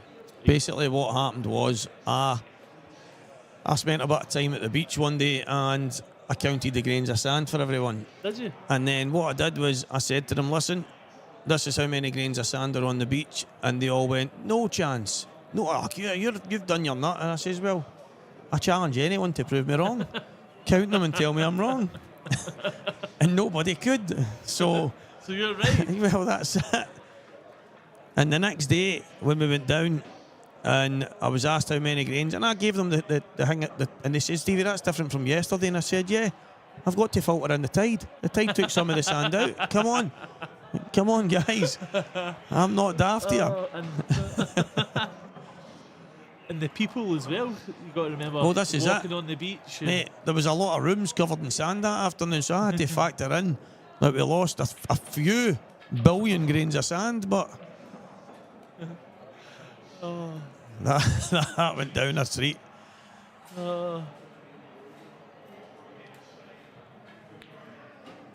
Yeah, so was that during COVID? No, I wasn't even playing pool, man. I basically got an invitation by Marty Keenan, the main man, gave me a shout because, well, the team was short. Simple as that. There was just a lot of pull outs and I hadn't really been playing pool. And I thought, well, I would be happy to go and represent Scotland again and obviously help the guys out. So we struggled, to be fair. We had a couple of good matches, but I wasn't great. The tables weren't great, but no excuses. But what a week it was. Cyprus was absolutely brilliant. We had a great time. What? How long ago was this? Oh, that must have been, was that 2015, 2016, something like that? That was a while ago. Maybe even know as long as that, but I'm taking the 3-4 years COVID into account, so I think it must have been. Somebody might be able to correct me, but was that not 2015, 2016, something like that? Aye, because COVID came, everybody was using that sanitizer there. Exactly. Oh, too late for that. 2019, so that must have been just before COVID hit then. 2019, I didn't think it was that. Aye, but that probably makes sense. Because that was really, Cyprus was actually the time. That does make sense because that was me just back playing. I kind of just started hitting the ball again and thought from Cyprus that I wasn't happy with how I played and that, so I thought I would try and get a bit better, and then COVID came. But aye, that probably makes sense. I thought it was further away than that, right enough.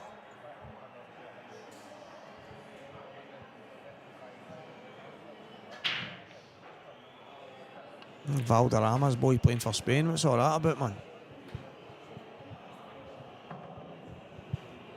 So, Liam. chance here. Liam's break gave Mark the chance. Mark played the plant into the bottom left corner. And from then, he's taken them out well. I think he would have preferred a better angle here because he wants to get as high as he can for the black.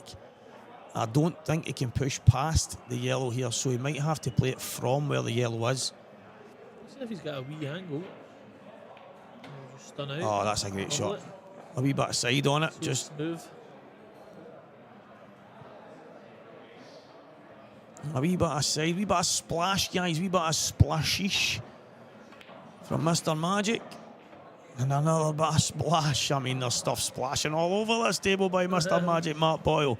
Chris must be diving and swimming. 2019 in Cyprus was when all people got ill after coming home. So it was, yes, so it was. That's right. The Cypriots They started COVID. It was them that were eating the bats. That's right. Was it? Was it though? That's right. Mind that. We were all up on top of the chairs and that. That was class.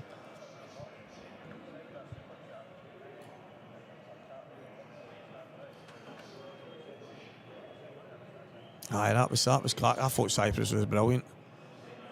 I think the only, obviously, our team was just banged together.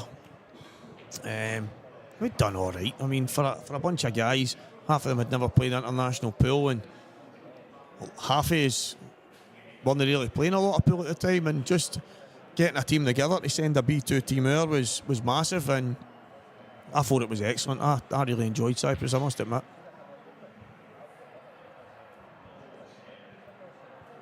That's when I had my first ever mojito. Do you know, here's one of the things, I was a nervous wreck. Did you diet?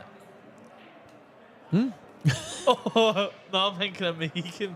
Honestly, a mojito is a drink, isn't it? I was just going to say, you'd look brilliant with a Mohican. Last of the Mohicans. A guy at a Peter Pan, what's his name? Mate, that's it. It was the last minute. Rufio. But I was nervous. Do you know, before a couple of my frames and that, I ran to the bar. A lot of people don't know. In fact, nobody knows it. I was running to the bar and getting a shot of straight whiskey, throwing it back. Mate, I was kind of, because I hadn't really played pool a lot in years, and obviously when Martin says to me, right, let's go, mate, and I was a wee bit, well, okay, I'm up for that, let's do it. But because I knew I wasn't playing and I wasn't at the level, and you still wanted to be, do you know what I mean? And I'm not going to lie, that's how much playing pool, especially playing for Scotland, means to me. I was a nervous wreck. No, it is.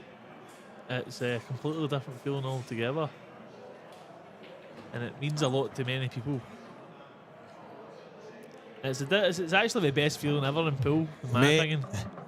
Paul, that landing in Liverpool.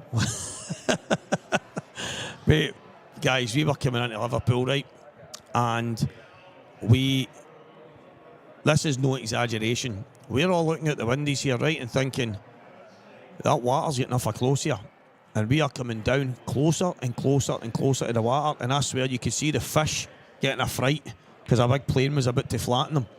And next thing you know, right out of the blue, the pilots obviously realise there's a malfunction, and basically the lines of the way they land, the way their system's all set up, they'd misjudged the runway, and they've basically pulled the lever, and all of a sudden we've been flung back into our seats, and the plane's pulled up. Honestly, pulled up crazy, and we've ended up back up circling, and he's had to come in for a manual. Obviously, they manually land anyway, but using the machine to kind of line it in, and brought us into a different, longer runway so that he could judge the thing. And everyone, that was one of the funniest things ever. Obviously, we've all got the fright of our life, but mate, I can imagine you still having nightmares. I hope you're well, mate. Listen, I'm laughing about it now, but that was a scary, scary moment. Every one of us were obviously having a bit of a laugh because Paul's face, your face was unbelievable. Unbelievable, man. I could see the fish's eyes looking at us. Looked at the water and you're like, look at all the wee eyes staring at us. This plane was literally, honestly, seconds for hitting the water. And obviously the pilot has basically went, whoa, we need to pull up here. And they've pulled up just at the right time, or our plane would have been shattered into pieces. Mate, it was mental. Oh, no. I'll be honest, I've never had a plane experience like that myself, so I've not. All my flights have been pretty plain, to be honest. Smudge Smith. Are you a flat earther, mate? You one of the flarefers? 5-4 to Liam coming up here. Absolutely pristine position. He's one of the guys. One of the dudes that would never walk north with his eyes closed in case he steps off the edge. I can still see the fish's eyes every time you shut your eyes, mate. Oh, that was crazy. I was actually talking about that not that long ago. People honestly don't believe how close this was. This was no joke. It only became a bit of a joke because Paul's face was absolutely hilarious, but we were all laughing with nerves. Now, if it wasn't for his face, we'd have probably all been in tears. Paul saved many people. Oh, saved us off of pure panic. That's 5-4 to 5-4 Liam Dunster. 5-4 Liam Dunster. And guys, remember there's a final to come after this. Mark Boyle will be trying to make sure he rails Liam in. But then Mr. Scott Gillespie, guys, I think he said he beat a guy, is it Liam Bell or something?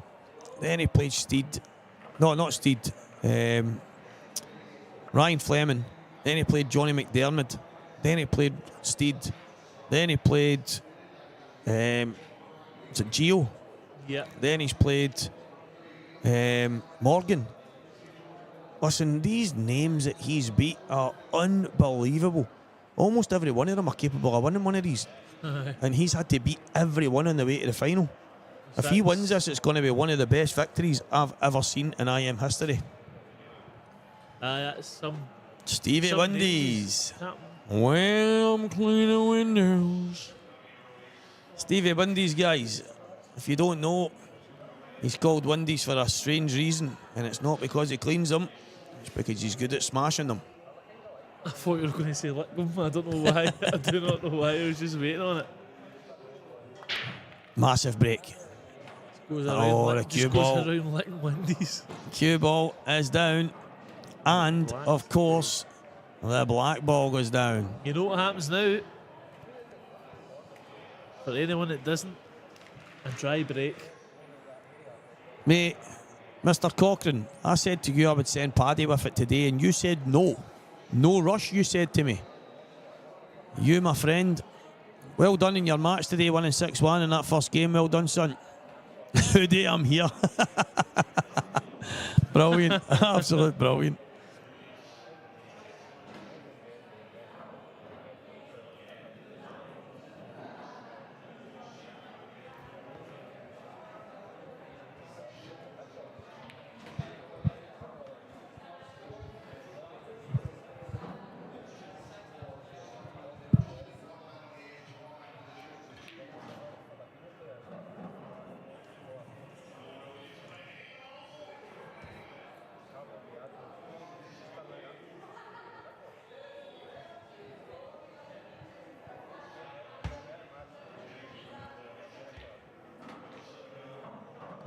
Let's see if Liam can break the curse and get a ball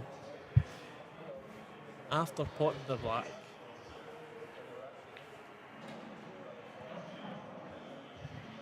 Got a wee bit of mouth ulcer. Can somebody tell me when Bonjela became absolute ripping when it touches any part of your mouth? I'm putting it on a mouth ulcer to try and calm it a wee bit, and the rest of my mouth is in fire the minute it touches it. Look at those reds, Stephen. That's supposed to be there to calm baby's gums, man. Honestly, my lips are in fire here. Well, I think Claire might have replaced this Bonjela with some kind of battery acid or something. Beat by the cue carrier. Unlucky, mate. That happens, but look at Liam Dunster after breaking dry. Sean Michael McGiff here quickly told you, look at these reds. And can Liam get himself to the hill here? Mark Boyle had a fair old wait. He went home.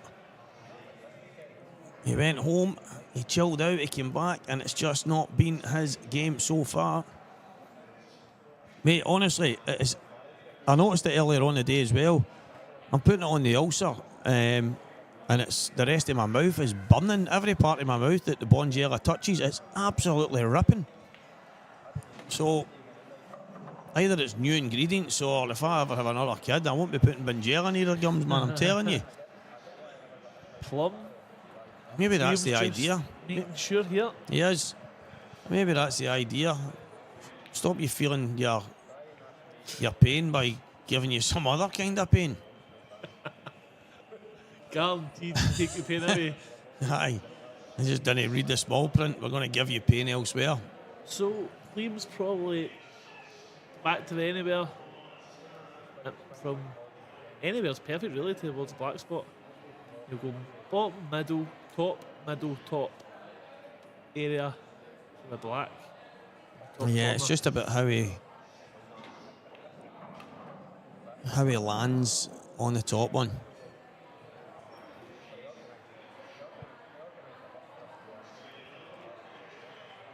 Big T. Listen, I don't know what it is that's in all the stuff these days, but stuff that's meant to soothe you seems to rip you to pieces, so I need to start putting deep heat in my gums. It's not a bad shout there. Put it this way, I wouldn't be feeling as nipping as I'm right now if I use deep heat. That's honestly, my mouth is stinging. Perfect here again. It's just a case of the right angle on his last ball. I think anywhere where the last, I'd love to just get straight or just short of, just so you can drop it dead weight. Play the natural, I think. We'll just drag this through it. Noise. Oh, I don't like that. Do not like that.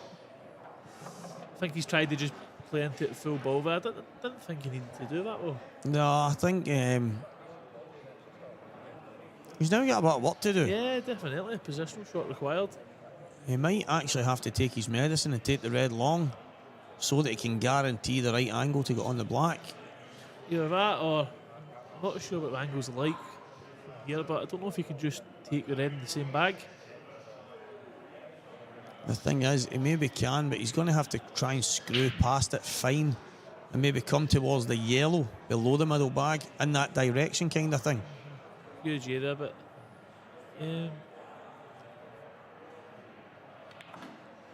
That's the shot he's played, down towards that yellow. and he's actually back in prime. Lovely angle now. Tip your face in an ice bucket. But this is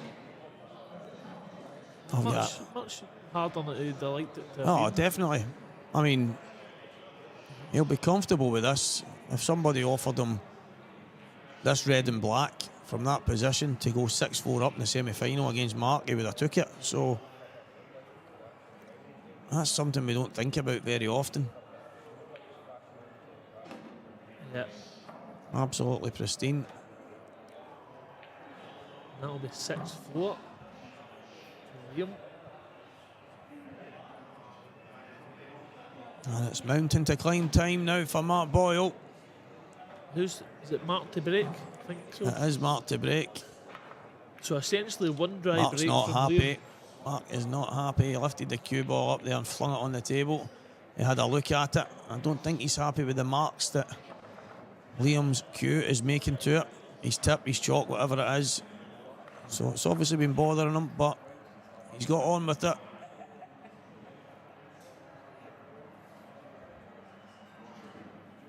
Dip your face in an ice bucket and get a mouth ulcer, not a face ulcer.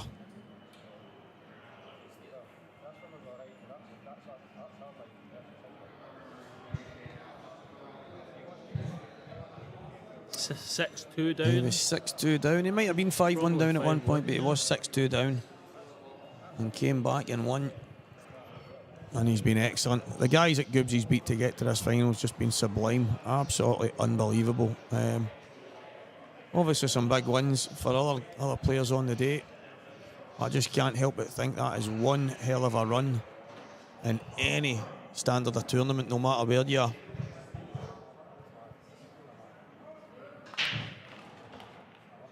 Oh, that's big. Huge break from Mark. I think Liam is using Russian magic chalk. I know he usually did, but I could be wrong.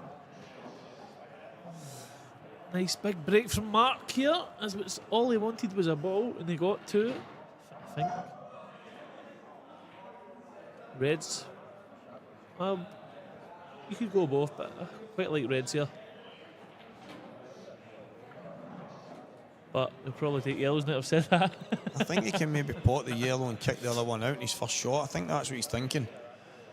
The only thing is, The yellow left to the black spot. if you're maybe relying to land on that yellow, so if that's the case, because obviously the bottom yellow, I think, blocks the top yellow. I think both of them go. I think both of them go, but If it doesn't, he's plumb. as you say, if there is even if it's a quarter of a bag, Aye. then it makes it a lot more difficult. So there is work to do. There's options. He could always. Anti-Mark Boyle chalk. Yeah, so he's playing the shot. The Maverick is on. Oh, it's not came out great. When it doesn't go to plan, It's not came out great at all. sometimes the rain comes pouring down with an element of acid in it. And right now, it's burning away at Mark Boyle. I think, that, well, the top players timed the ball better for a start. And I don't think that's the only reason, however. I think it has something to do with why they get the balls moving. And if you're getting more balls moving, there's a good chance you might have a better chance of getting a ball. The timing's exceptional. They just seem to have a better technique than most. I mean, a lot of us are. There's so many times that I hit it, and every now and again I clip the top ball and I don't catch it right, and that's no down to luck. That's down to me. You know what I mean? And that's one of the mistakes that you don't see these guys.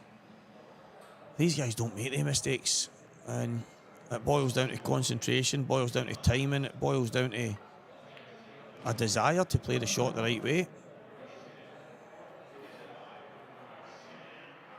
I just can't get a break. Well, Stevie, have a Kit Kat, my friend.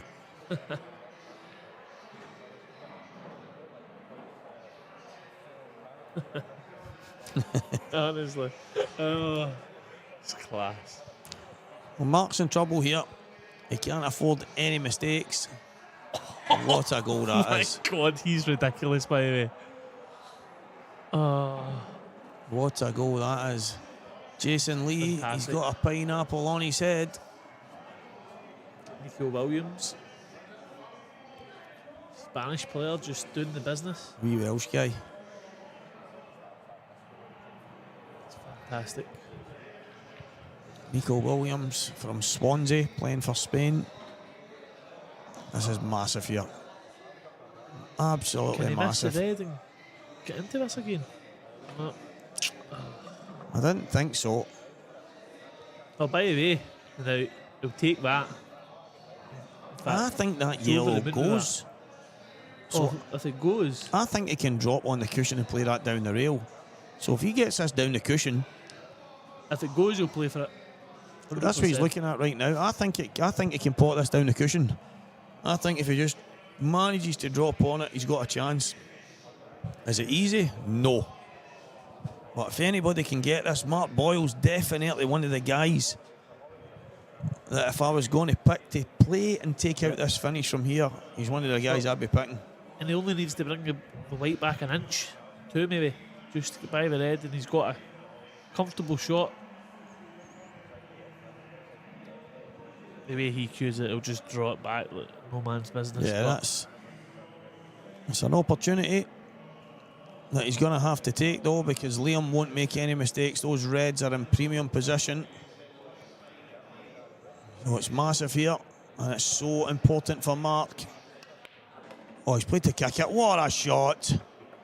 What a shot, Mr. Magic Mark Boyle. That is absolutely fantastic. perfect.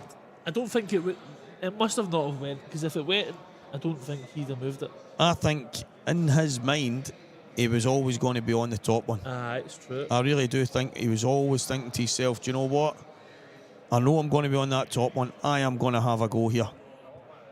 Absolutely fantastic. Can he screw straight back here? I don't or think does he have to can. come after I don't two? think he can. I think he's going to have to go.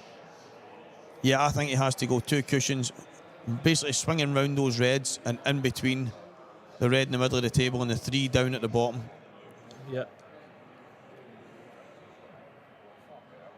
I mean, I don't think he'd ever play this. Yeah, so rakes Swing aside the here. angle. Rakes and rakes of it. Judgment is important, and he's judged it wow. fantastic. Mr. Magic. I'm going to say Got the rakes, that's for sure. well, that was a touch of a magician right there. Plum again. This is one of the finishes that he had to dig in, find a way. And Mark Boyle is going to at least make Liam Dunster break for the match. And as we said, that 6-4, Liam's only One dry break away from losing the match. It's crazy. Brilliant stuff, Mark Boyle. Absolutely fantastic finish. It was one of the ones where he was in so much trouble at certain points, but he's dug in. And that shot to kick that ball out, guys, that was unbelievable. Absolutely unbelievable. Mr. Bashard, yes, indeed, yeah. Absolutely not. One of them does. Walk around. These guys in here, listen, playing at a good level, competing at a good level, of course, playing against these guys a lot of the times in most of the tournaments and doing quite well against them. But I playing at a decent level, mate. Cheers, Stevie.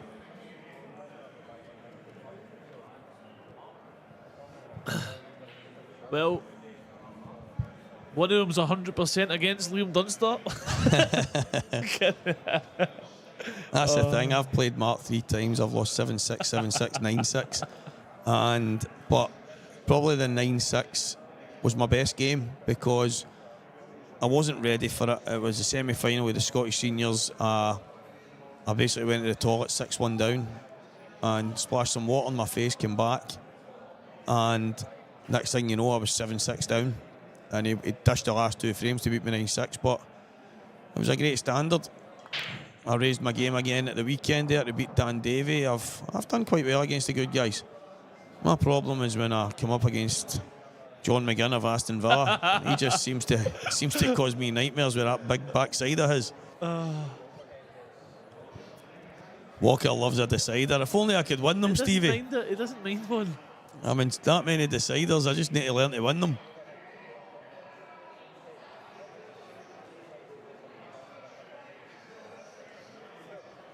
Spain look good. I mean, they look shaky for the first. Well, guys, I'm going to suggest here that Liam Dunster will be in the final against Mr. Scott Gillespie. So is he on yellows here? It's open table. This is from the break. So he's on yellows. He won't be missing. He won't be missing here. He's open table, so he wants the yellows. Is Chris Ferrer still one of the top players in the country? You need to ask him that, Mr. Basher. He's in the chat, I think. Yeah, I think if you get in touch with Chris right now, he's currently in Islamabad, and I think he's definitely one of the top players in Islamabad right now. So I would definitely give him a shout, and he'll. Chris is quality. Chris is quality on and off the table. Top guy. 100%. 100%. Well, he was overtaking money off people earlier on the 9-ball table. Yeah, there you go.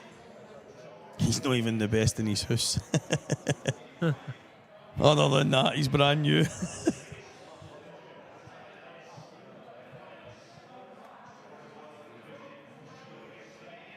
I'll give you odds for Dunster and Goobs to have no commentary if they don't hurry up with this one. Some of us have got work in the morning.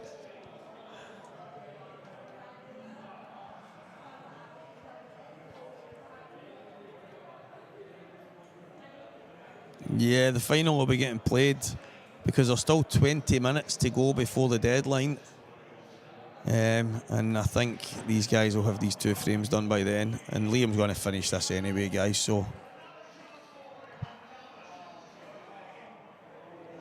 there you go, Scottish Q Sports live streaming, letting you all know that you will have to be ready to pull the trigger and get on to the new stream. Does Tam Stallions talent? Oh, he does. He does. Did they not used to? Someone said there. Tam dominates. Do you know, Tam does dominate the pool scene, but it's not on the table now. Tam it's who? with a fork and knife. Tam Talent. Tommy Talent, what a man. Oh, Daniel is unbelievable as well. Spain's team is ridiculous. Nico Williams for Spain. He has well. He was brought up in Swansea Park Circus next to Ashley Williams and Mark Williams in the snooker and all that. Ah, he was.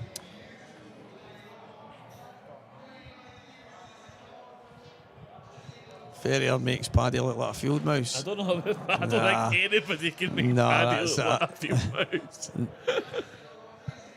It takes a bit A of field mouse. takes a bit of doing to get on a level with Paddy, that's for sure. But Ferrier's up there, I'll give him that. Ferrier on the tish. And Chris Dunster will be joining Scott Gillespie. in the final, but Chris is class. Chris is just a class act, man. They call him the Gub for a reason. What a guy to have behind you if you're playing for him, that's for sure. Or if you're playing anyone for that matter. So, I don't know what the script is there. Mark telling him he better get better chalk because it's absolutely rancid. I was watching Ross Fairley's money match on the stream. Couldn't make it. I was out for, don't know what I was doing that night. I might have been playing chess. However, I was watching it and all I could hear was Chris Ferrier. And I just, honestly, I went on the stream and I just heard him screaming. And I said, well, Ferrier's at the match anyway. Well, guys, listen, this stream is going to cut off and a new one will start. So please be ready to pull the trigger and join us again because this